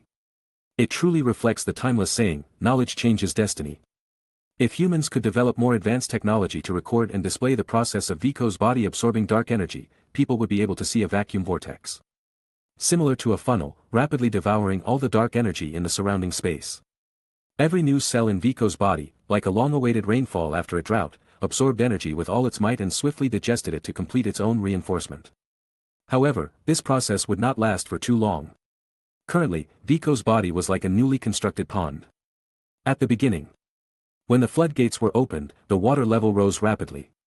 But once the pond was filled, even if more water flowed in, it could only overflow and could not increase the capacity any further. To continue growing and expanding cell capacity, Vico needed to continuously consume and recover, strengthening the cell's bearing capacity. Eventually, quantity would lead to a qualitative transformation, successfully advancing his physical life level. The dark energy absorbed and stored within Vico's cells not only gradually increased the cell's bearing capacity, strengthening it, but it could also be utilized, just like Thor using weapons made of Uru metal with runic symbols engraved on them as a medium to unleash powerful magical attacks. Of course, if Vico could unlock the secret of performing magic without relying on artifacts and incantations like Frigga and Loki, or learn the Vishanti's legacy from the Kamartaj, he could also more flexibly and versatilely utilize the magic within his body. Baymax, display the data results you just monitored. I need to complete a quantitative comparison. Understood, Master. The holographic projection activated, and during Vico's process of absorbing dark energy from space, Baymax controlled the quantum field generator, as well as all the sensors and monitoring devices in the laboratory, collecting all relevant data. Looking at the neatly arranged data presented before him after being organized by Baymax, Vico furrowed his brow at the beginning, seemingly encountering an unsolvable puzzle. But after a while, Vico's furrowed brow relaxed, and an increasingly excited expression appeared on his face. Indeed, just as I suspected, my guess was correct. This is the largest ultimate network in the entire universe, the ultimate form in which quantum life can exist. Its mysteries are contained within this endless void. Vico danced with excitement, seemingly celebrating the validation of his speculation and reveling in the awe-inspiring impact of this new discovery. Since the time I first encountered and studied the ether in Asgard, I have been speculating that within this boundless universe, there must exist a network of information channels that is larger and swifter than the electromagnetic wave network, and this network is the ultimate network. In Vico's conjecture, this network could be a quantum channel network, a gravitational wave network, or a high-dimensional network. However, as Vico calculated and deduced these conjectures step by step, the final verification results indicated that these speculations were unfounded. Although the quantum channel network could eliminate the time delay caused by distance, its coverage scale could not reach the level of the entire universe, making this conjecture evidently invalid. While the gravitational wave network could achieve the required coverage range, it failed to solve the delay problem caused by distance, leading Vico to dismiss it as well. The hypothesis of a high-dimensional network was the one closest to the correct answer, satisfying all known requirements both spatially and temporally according to high-dimensional theories. However, during the process of dimensionality reduction and elevation, information deformation and transmission distortion would occur. Therefore, a high-dimensional network could not be the correct answer to the ultimate network Vico pursued. It was only when Vico unlocked the genetic lock and witnessed the vector information of dark energy through informationized vision that he had a premonition that he had found the correct answer to this question. The dark energy network could also be called the magic network, and its largest form existed as an information channel within the ubiquitous dark energy of the universe. As dark energy served as a bridge connecting spatial dimensions and temporal dimensions, it itself transcended both. Therefore, regardless of the information being transmitted, it could disregard the barriers of space and time while ensuring the integrity and accuracy of the information. When Vico requested Baymax to project the data and conduct checks, it was to compare whether the data obtained from the magic network could truly guarantee 100% accuracy and integrity in transmission. And the final result proved that the magic network was truly deserving of the title of the ultimate network. With its zero delay and zero distortion characteristics, leaving Viko extremely excited. He couldn't control his body any longer and danced with joy. Having gained magic perception and the ability to manipulate magic, it meant that Viko could use this vast network to send and receive data. However, if he wanted to connect his own devices to the dark energy network, Uru metal remained an essential and indispensable medium. Since these machines and devices couldn't open a genetic lock like Viko, it would require the development of a signal converter to accomplish the transformation and interaction of information between the magic network and the electronic network.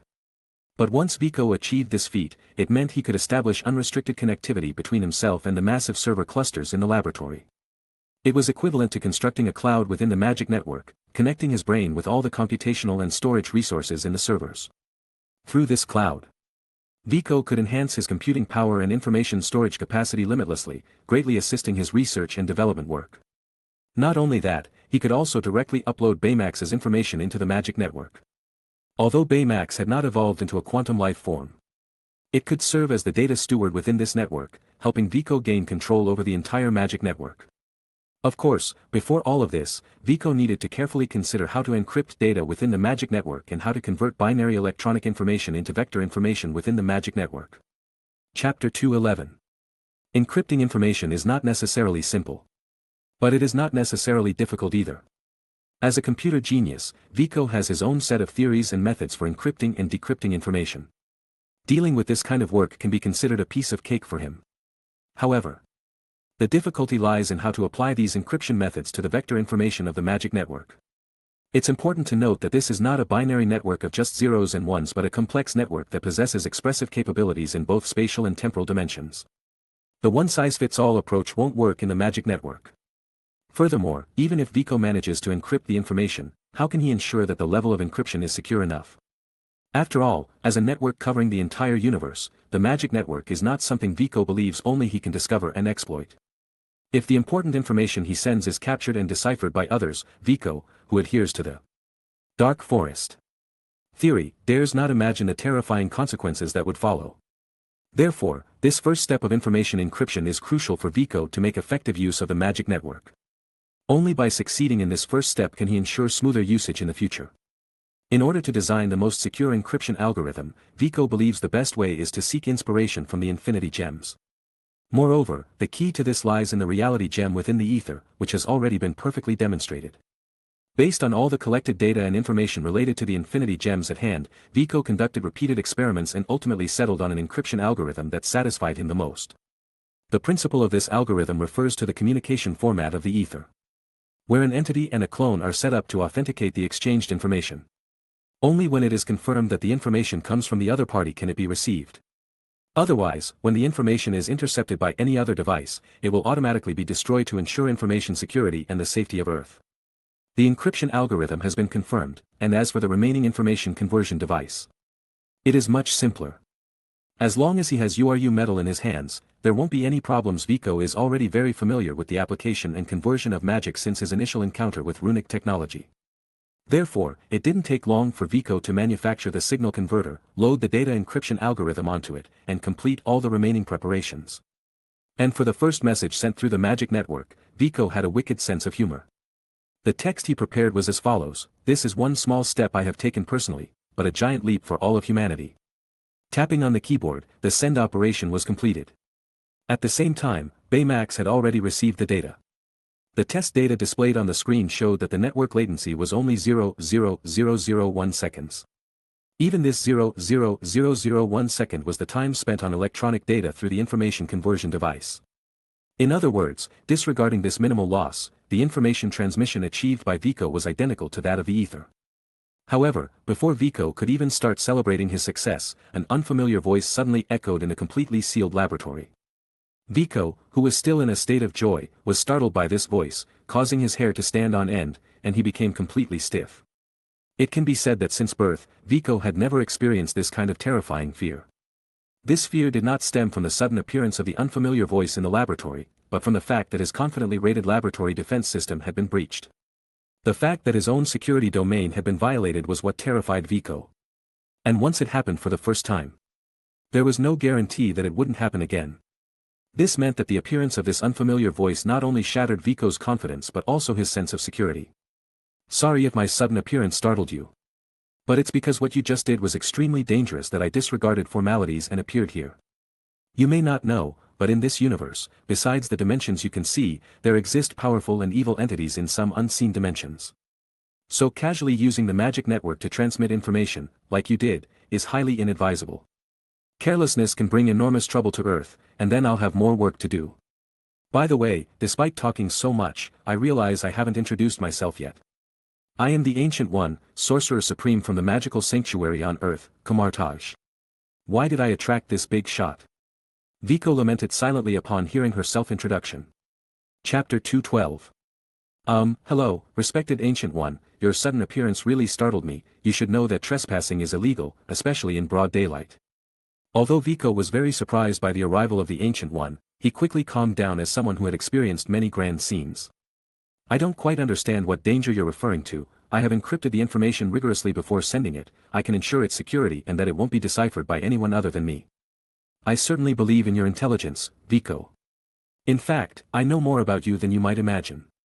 Through some means, I have explored the trajectory of your life over the past 17 years, and I dare say you are the smartest person I have ever encountered in my long existence.